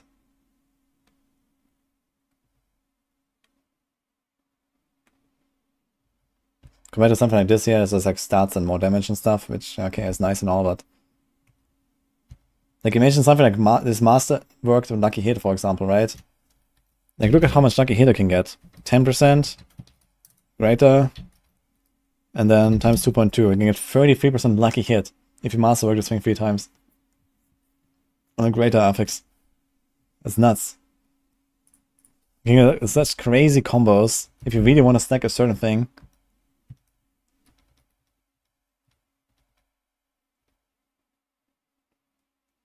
Chance of Bone Splinter projectiles to cast twice.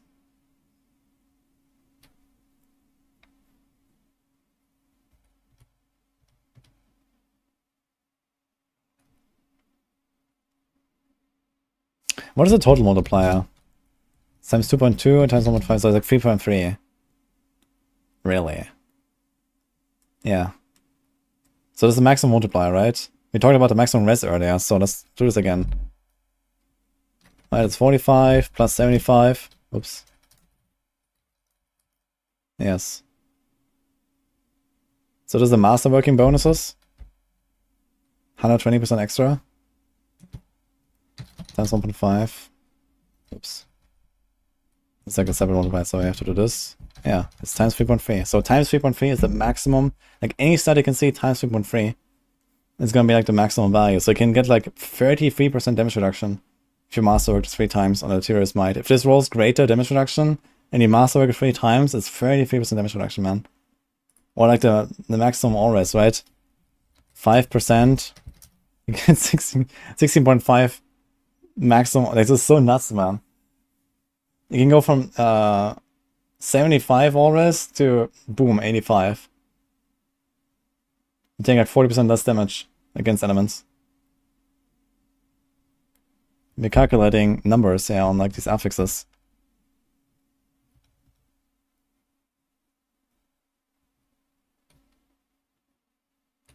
Looking at Frozen OP unique, the chance of spawn conservation is 50% and not lucky hit. Yes. That'd be fun. Here.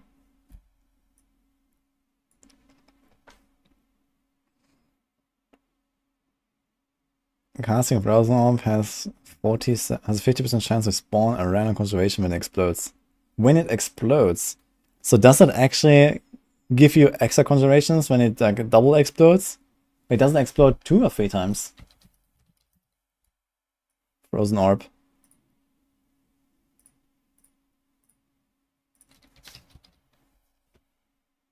Explodes 2 additional times.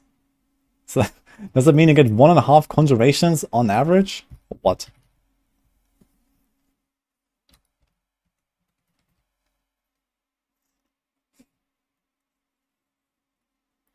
You can see the content creators now with the builds. Okay, you need to masterwork just the 40% CDR. Lol. Oh yeah. Get ready for the clickbait, guys.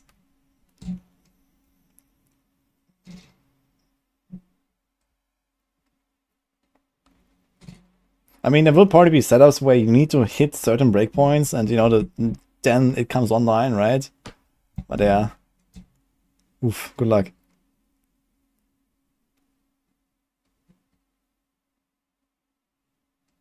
0.08. Yeah, it's like 1 in 125. Wait. 5. Yeah, 1 in 125 to hit the same one 3 times. Your concentrations have up to 100% chance of launch a frozen orb nearby. And dude, you play this thing, you stack lucky hit. Like, it's gonna be crazy. This thing is so strong, I think. We'll see. Conjuration Mastery, man.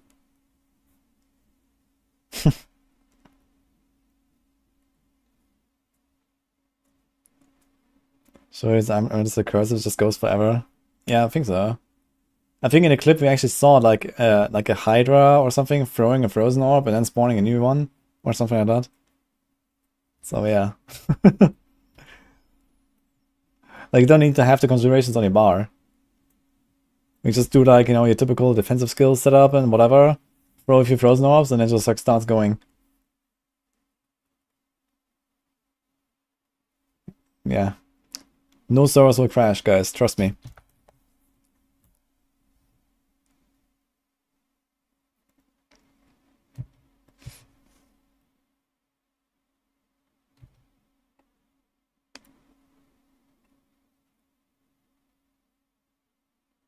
Seems like they allow you to like stack a lot of attack speed now.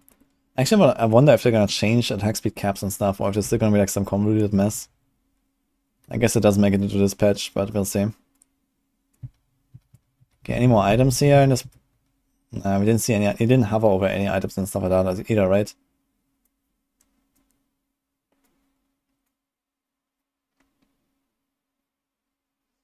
When will I be theory crafting? Well, I mean, we're trying to like siphon as much information as we can from this here.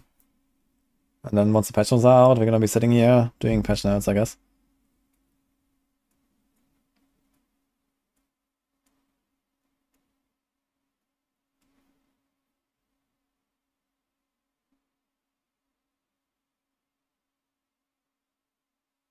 They're showing new Barbarian Rogue unique. No, but they said there's gonna be like a lot of uniques this time or something. Right?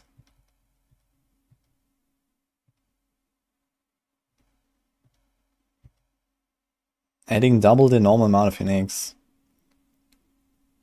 So I guess you're gonna get something like 10, 12 uniques or something. So we saw Tyrus Might and we saw the Sorc one, or one of them. So maybe it's gonna be like, you know, 3, 4 like normal uniques, then it's gonna be Tyrus Might, and then it's gonna be like 1 for each class or something. Something like that, I guess. Actually, I just realized, for some reason, this effect is not always max rolled on the Uber unique. 2 per class, they said. Oh shit. Yeah, that sounds interesting. So I imagine there's probably gonna be something inner sight related on Rogue. And maybe something grenade related.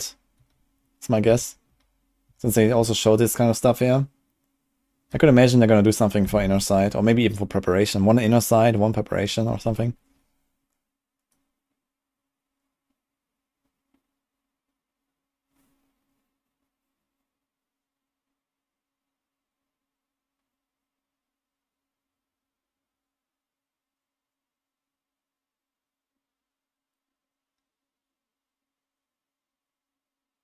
Don't think Ubers will be as much bits as before. Yeah, it's hard to say. I think that generally the power level of items has risen though, right? Like legendary items. Seems like these stats are pretty powerful. Look at this. Before upgrades, 15% attack speed. And, you know, I don't know, like lots of cooldown reduction. Like, look at this, yeah. You can't do tempering. You can do masterworking, but you can't do tempering. But you can get a lot of stats on these items. So yeah, I think in general the uniques have lost a little bit in this patch. But I think that's a good thing. It's not like uniques are useless now, but they have like a more defined purpose. And I like this. Like, I think uniques were too important before. And now it's like you only really take your uniques that you really want for your build. And maybe Uber uniques if you have them. So Uber uniques are probably still strong enough to be mostly stuck into every build, if you have them. But before that, at least, there's going to be a lot of stuff to do. And the thing is that if you don't get like a uber unique with greater affixes, you may not really want to use it necessarily. Like we see this Tyrio's Might now, but this Tyrio's Might also means you cannot have a defensive power on your chest. That defensive power makes up for this damage reduction and for this maximum res. The all res, you might not need it. Maybe you can get res somewhere else. The all stats are kind of whatever. And then, okay, you don't have this artillery shrine effect, but you know, imagine you can have a chest here with 5 stats, and one of them is like damage reduction, one of them is like armor or health. So you're already like tankier than before with the materials, and then you have like 3 more stats that you can stack, like, you know, I don't know, maybe you can get like 100 int, and you can get like, I don't know what, like some cooldown reduction thing, or whatever, right? So, like, if you don't get like a juicy like 1 or 2 greater affixes on your Tyrio's Might, maybe you don't even want to use it. Or similar for like Doombringer or whatever.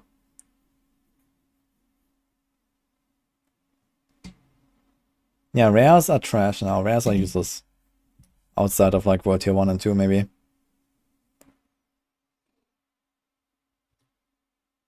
Yeah, technically the best items in the game will remain the Uber Uniques, but they're not there for every slot, not there for every build. And also, who knows how rare these greater affixes are. Let's just say, they didn't say like how much, right? But let's say hypothetically, 1 in 10 is like a greater affix, right? So this means you need to find like 2.5 Ubers of the same one to even get like one of the stats as a greater. And then, you know, wait for the 2 affixes as greater or something, right? So, yeah, good luck. How many Ubers do you want to farm? Yes. So, I think it's quite possible to actually get like legendaries that are just better than Uber Unique without greater affixes.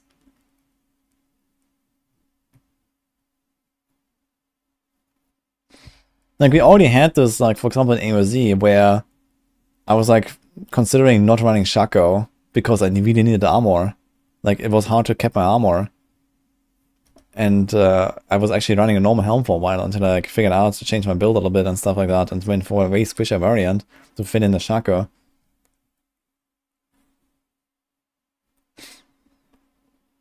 Shaco's gonna be more desirable because of 20 DR. Now, don't forget, they don't change the aspects. In fact, if anything, they buff the aspects. So they said that most aspects will have a higher ceiling than before. So maybe you can get like a might aspect that has, I don't know, 25% DR or 30% DR, or maybe you can get like, you know, some other like class-specific aspects that give you like 30% DR or whatever. So giving up the Shaco also means you give up, you know, the other stats you can get on a helm. And if one of those stats on a helm is, okay, you lose the 4 to all stats, or the 4 to all skills. But the defense of a Shaco versus a normal helm is probably similar. And then maybe you can get some crazy tempered affixes, you know, you can get like 25% CDR for your most important skill. That might be better than 4 to all skills or something. So I think there might be actually competition now with Uber Uniques.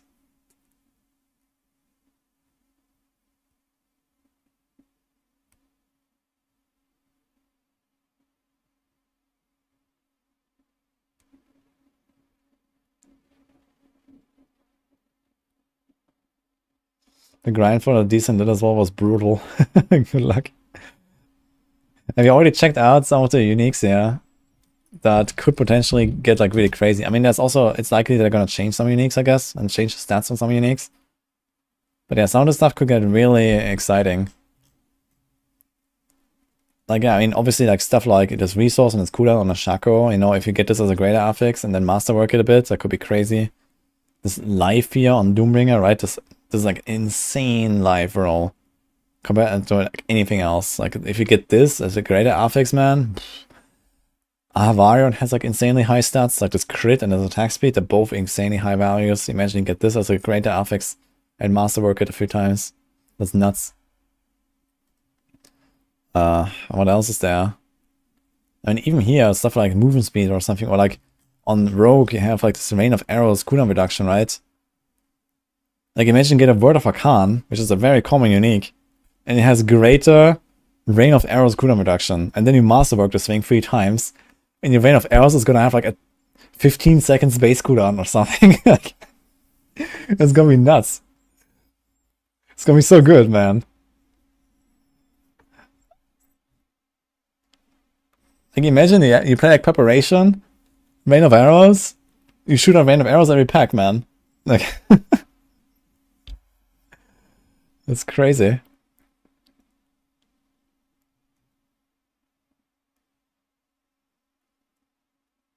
Yo, Connor's with the raid as well. Hello, man. Thank you, dude. How's it going? Hope we had a good time, man. Hardcore login. I do have the poll open still. I think I might have closed it. I have too much stuff open here. Ah, here. Look. Login.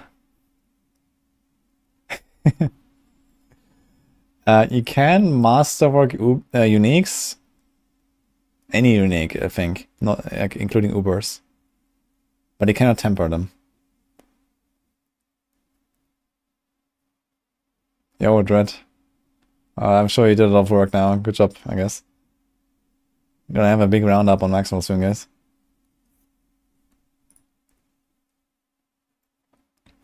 It's slowly going to turn into PoE, a lot of projectiles and zooming. Oh yeah.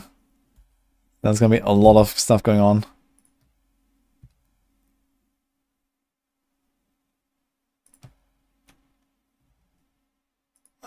What do you have to see here?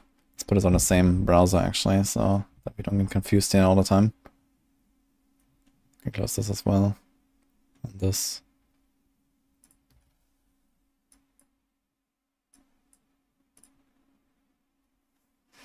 Very the arterial incoming with greater affix and ×3. Yeah, you can get it's a ×3.3 multiplier, right? Although for damage reduction it may work like multiplicatively, who knows? Like I was doing like some example calculations. I'm gonna show this again. I think I have it here. Is it this one? No. I'm trying to find it. Like there is probably some multiplicative calculation going on here. Because if you do this here and you multiply it by ×3.3, you actually have more than 100% resource cost reduction. So I don't think that for stuff like resource and cooldown and maybe like damage reduction, this will actually work the same way as for other affixes. Because it just like has this insane exponential scaling.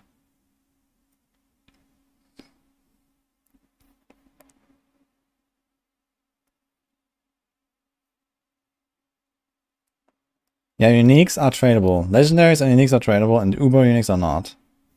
So Uber uniques are still going to be like the ultimate grind, you know, getting like, you know, now it's not like who finds a Shaco, now it's like who finds a Shaco with 4 out of 4 greater affixes. It's actually gonna be wild, man. Like imagine you see like this Shaco drop and it says like, you know, this Roman numeral, like, you know, 2 or 3 or something like that, man. And, oh my god, dude. Shaco LP4. Yeah, they didn't say what are the chances to get greater affixes, right? But yeah, it's gonna be crazy.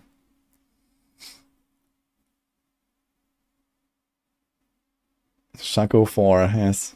MK4, I guess. You can trade aspects now, yes.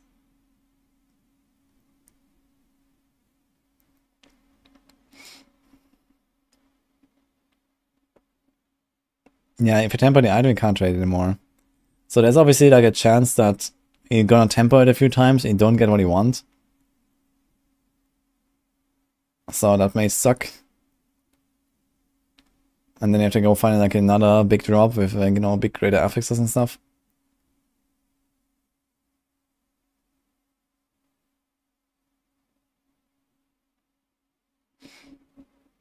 Do you know how many tempering recipes there are? Probably a lot. I mean, this is probably not all of them for offensive for the rogue, but you know, they have 5 here already with like 4 different stats each. Cutthroat, Specialist, Trickster, Scoundrel, Marksman. Yeah, I don't know. I would be surprised if this is all of them. And if anything, they can always expand this, right? They can always just add more stuff. And there's also a scroll bar here. Look. So at the very minimum, some of these categories gonna have at least 8, I guess. So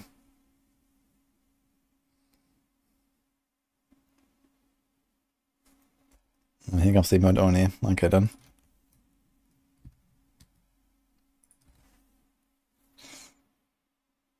See you, Gary, by the way. I'm getting exalted items in E4. I'm not mad about it. It's kind of funny, actually, right? Because last Epoch just came out. And now everyone is like, okay, exalt items, forcing potential, you know, it's like in everyone's mind, you know, like fresh. And they've kind of like been working on pretty much exactly that as well.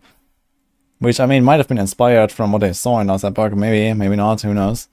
But it's kind of funny that, it, you know, with the timing, basically, right? I mean, exalted items have existed for a long time in last Epoch, right? For like 3 years or something. And this forging potential also is, it's kind of like this tempering durability. So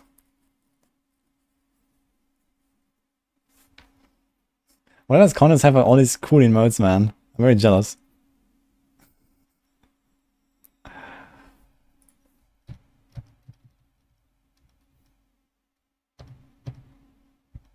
Now I'm really excited to see my like. I wonder if they're gonna put all these recipes into the patch notes, man. Probably not.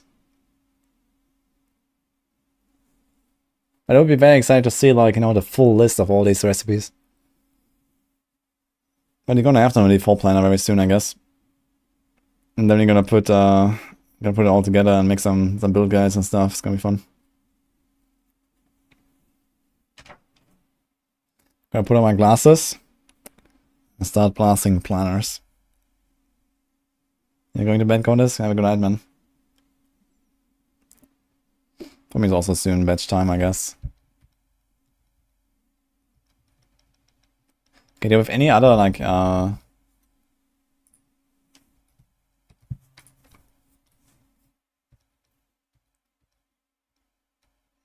wonder what this is actually. Elixir of Momentum. There's like a rare elixir here.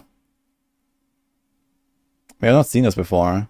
And I don't know what this is. It might be like a movement speed elixir or something. Also, Elixir of Fortitude 2, by the way. Monka, Also, there's a lot of rune shards. 1 rune shard, 2 rune shards. I think those are used for the pit, right? 23 ranks to teleport. I think they don't even do anything anymore at that point. Like, it has like lower and lower value. Like the first, like, I think 4 ranks are like 5, 5, 5. Like it's like this. Alright, I guess you do this, yeah. So like the cooldown reduction, for example, that you get for a teleport for each extra rank is like a 5, 5, 5, 5, and then it's like 4, 4, 4, and then it's like 3, 3, 3, and then 2, 2, 1, 1, 1, 1, and then I guess at some point it just gets 0. Like this, like, you know, rank, you know, rank 1, rank 2, rank 3, rank 4, rank 5, etc. So I don't think it actually adds anything anymore at some point. But it would be funny to see, at least. Coca-Cola, thanks for subbing. There's no rank ladder. Casting kind of implies that only your FOs can proc Conjuration. You can watch the thing again. Let's see it. Masterworking.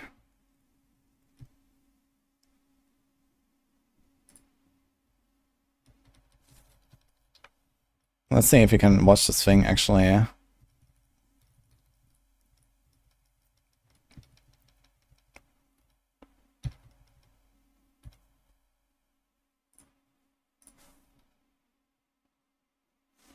Want to create a PTR account? You have to own the game on PC Battle.net, and then you can download the PTR. You don't have to make an account with it or something. You just like download it and then log in, I guess. Okay, let's watch this clip. So we're trying to see if a frozen orb procs a conjuration and then procs another frozen orb, and I think that should work. So it should be able to like perpetuate itself. And then that frozen orb needs to spawn another conjuration. So here's an Ice Blades and a Lightning Spear. So here, this thing just threw the frozen orb to the left, and it looks like there it spawned the Lightning Spear. It's kind of hard to tell.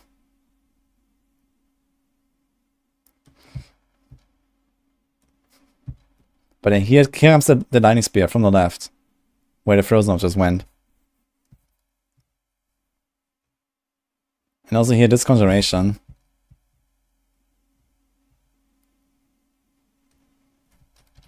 Let's do this again.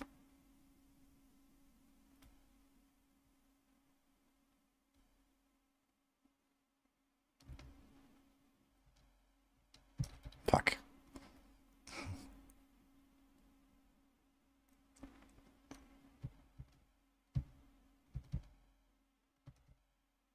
Okay, so the guy is casting it to the top. And this rose are going to the left, it's on a Hydra.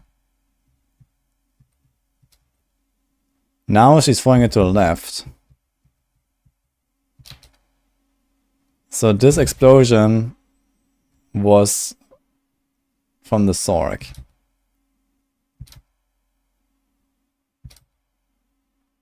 And I think they spawned the ice blades there, so okay, so it's not this one.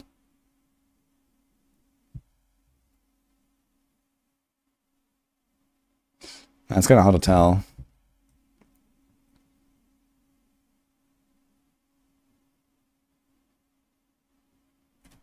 But considering how much stuff they're spawning, it kind of looks like they're spawning itself. I think this can just go infinite, honestly. I mean, maybe if you have enough lucky hits, it can just go infinite, especially if there's like a big pool.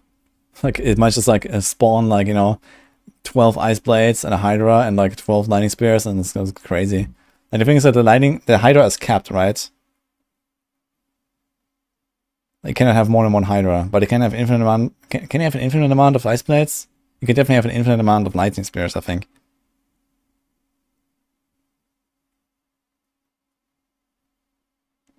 It's beautiful. They say when season 4, yeah, it's on May 14. Blaze is capped at 6. Ah, shit, okay. Okay, if it's somewhere capped, then I guess it's not too bad, so you're not gonna crash Soras. Spears have no cap. Ah, okay. So 1 Hydra, 6 blades, and infinite lightning spears. Ah, okay. Oh, PTR build guys done already. Yes, just get Chaco with 4 great affixes. Masterwork, cooldown 3 times. Good luck.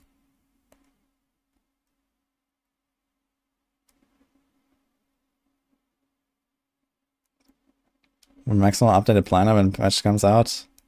Yeah, Riff is already working on it as we speak. So the plan is to have that in place for the PTR. So we can also like directly like theory craft everything there, and you know, he's gonna pull the data from the PTR basically. We're gonna have all the tempered stuff, etc.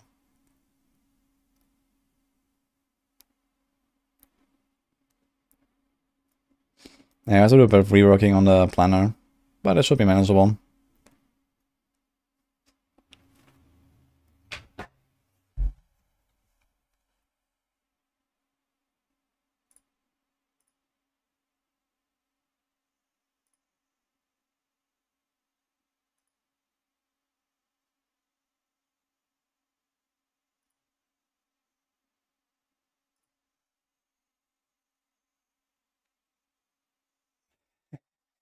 Like G Fuel sponsor. Let's go. No Pally yet. I wonder what it's gonna be the class. It's gonna be like holy based. The Spiritborn from the expansion. We'll see. Okay, do we have anything else in the screenshots that we can extract for now? Hellbone, okay, that seems basically just like the Bloodseekers. The Andariel fight, well, it's not really that much to see, I think. Portal Activator. Did it say that it's gonna be in Seriga, or is it just placeholder?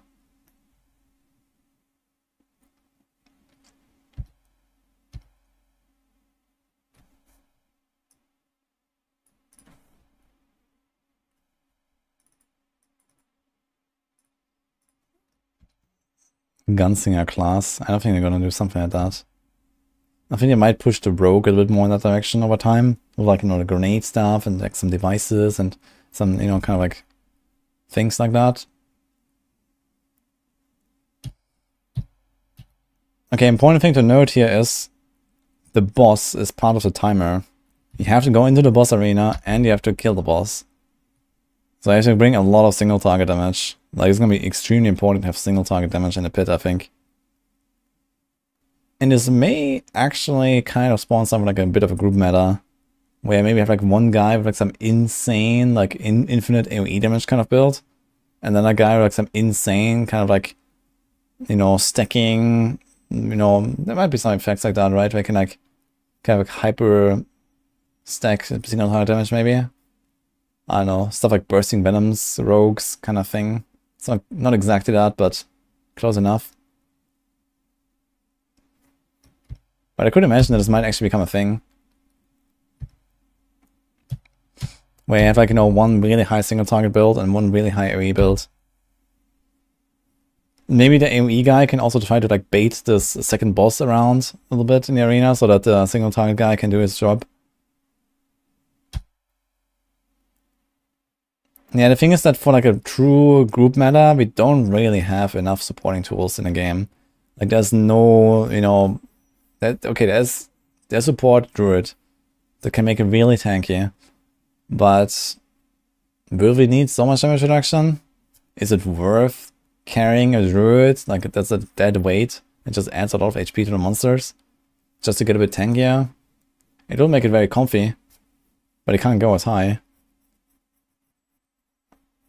Like there's no class that can really buff others that much. There's like the barb shouts, and there's like some stuff on Druid, and that's basically it. And there's some small things here and there.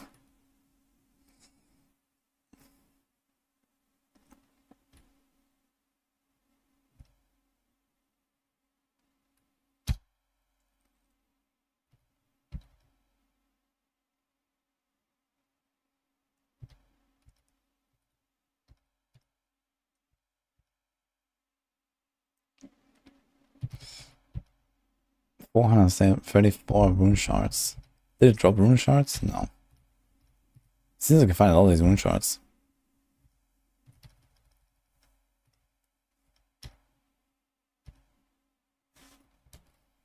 Let's see how much he actually cleared in this pit map. This was Helltide. Okay, here we go. Any Lacerate enjoyers? Dude, like these Shapeshifter, like they also mega buff Bastion Rampage, right? Like it's like such an insanely powerful keeper as of now. Like imagine you press Lacerate and then you just start polarizing like boom, boom, like with Bastion Rampage up, man. It's insane. It's gonna be nuts. Like, who cares about, like, you don't need, like, what is it called? Petrify anymore. Who cares about Petrify, man? You just press the Lacerate. And you have 10 seconds of 40% damage bonus.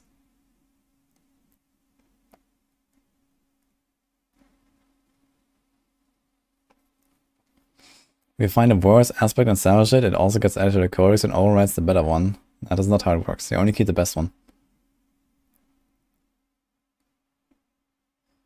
It seems like these runs are not really requiring you to clear that much. Like if you do like a really fast build, you can probably do this thing in like a minute. Or like the, you know, fast tiers. Like look at how much progression this is. So okay, here's a pack. Now it seems kind of similar to like AOZ, I guess. Let's see, here's like one pack, it has like 3 elites, a bunch of minions. You blast them down, and that's like boom, it's like over 10% already, I guess.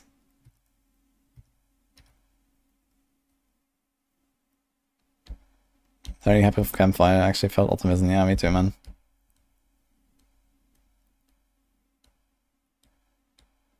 You don't get how they're going to balance this new system. I feel like Season 4 will be full blast. Yeah, there's definitely gonna be like crazy builds and all that.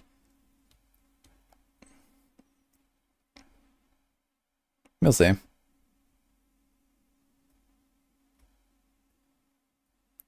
Now we're gonna do unofficial leaderboard for the pit. That's not gonna be an official one.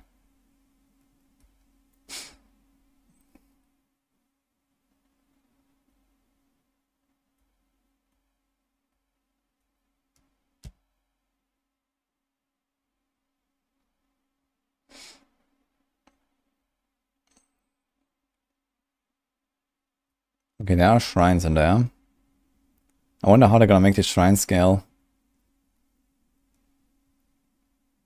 Like seeing Blastwave Shrine in there is already kind of like monka, But as long as there's no competitive and no leaderboard and stuff.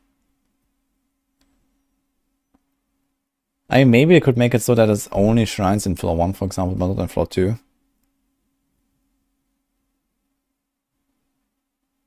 That would be okay.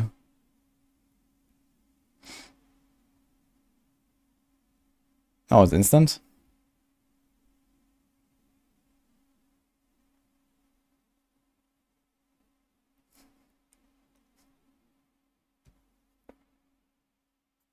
Greater shrine affix. I don't like the best on the Campfire. I'm really excited for the tempering system, to be honest. Because I think like this, allowing you to customize the items can be much more interesting than what we had before. I feel like enchanting is going to be pretty worthless now. It's only going to be like something for like early and mid game. You enchant the items a little bit with the Forgotten Souls and stuff, and then they don't really care much about it anymore. Because you only want like 3 out of 3 greater affixes, at least like very late game, I guess. But yeah, if you find like, an item that has like 2 good greater affixes and 1 that is not greater, you can just reroll that one to whatever you want. So that's kind of nice, I guess. It will be probably not too hard to get like really good items, but you're not gonna get like the dream items, like almost at all, probably. And that's also kind of exciting. Do we have a shrine here? Okay, it's another shrine. See, there's 1 shrine on floor 1 and 1 shrine on floor 2. So that's a bit monka. Do we just fish or blaster shrine and kill the boss? Are we at that point again?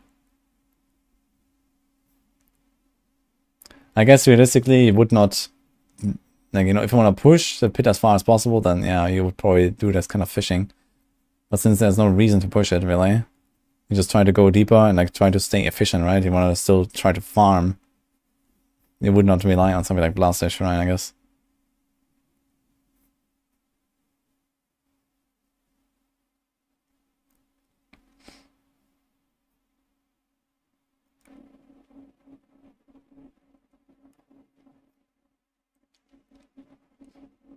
There's no leaderboard on the pit.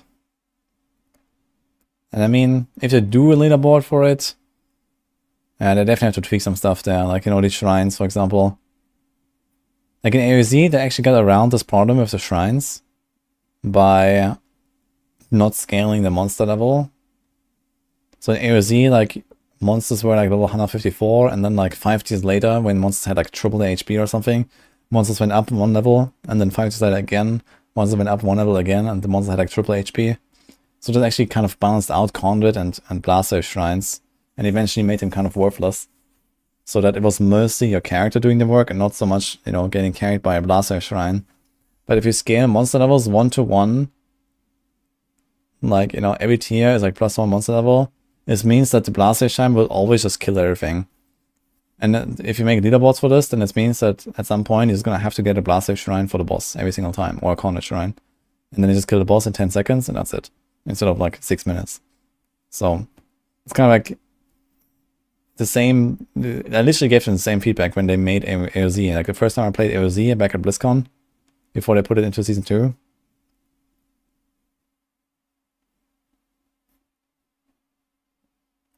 It was basically the same problem.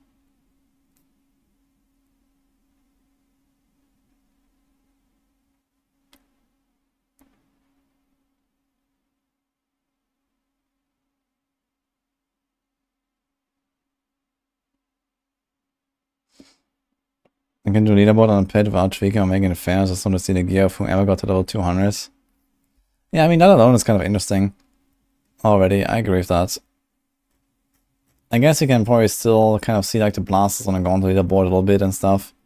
But yeah, it would maybe be interesting, even if it's not fair. It would be interesting to see anyway. But realistically, I think what they really have to do is just like change the way that Blaster and Conduit shrines work a little bit.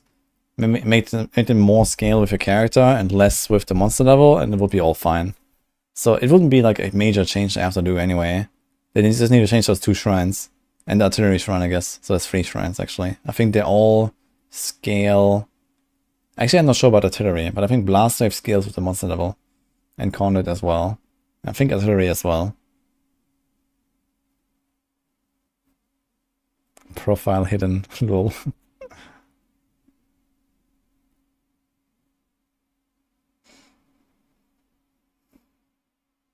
Developers don't like when players beat their game, so they always nerf. I mean, nerfing is just the way to do it, basically. Like, you make fun, cool, new stuff, and some of it turns out to be too OP, and you nerf it. It's just the way of life.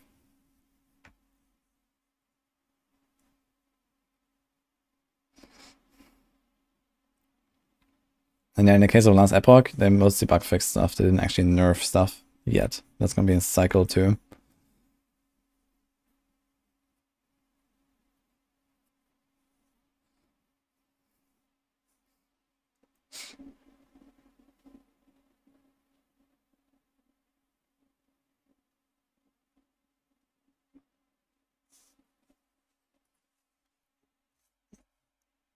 Can you hear anything else, Sam? I think you've seen it all now. That was a lot of info. I guess we're gonna talk more about it tomorrow. Tomorrow we also have the PoE reveal, so we're gonna watch that, guys. It's gonna be fun as well. Kinda excited for this. There's also gonna be juicy PoE 2 info, which I'm excited about.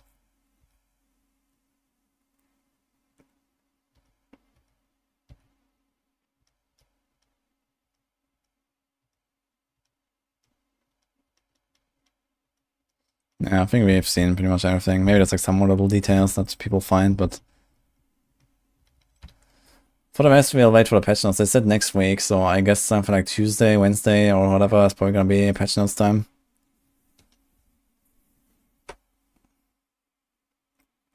Two pork streams back to back, exactly. Let's wait someone. So, hope you enjoyed the stream, guys. I'll be back tomorrow. Create macro or something.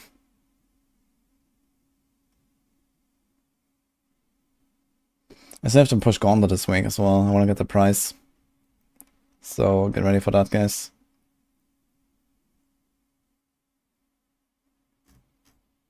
That's a macro.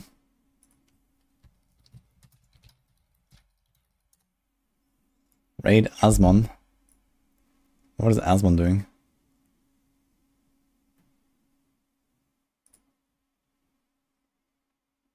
Is he talking about D4 actually? He's on D4? If he's on the D4 category, I will raid him. But he's not in the D4 category.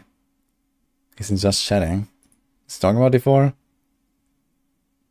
No, he's talking about some other random stuff, so.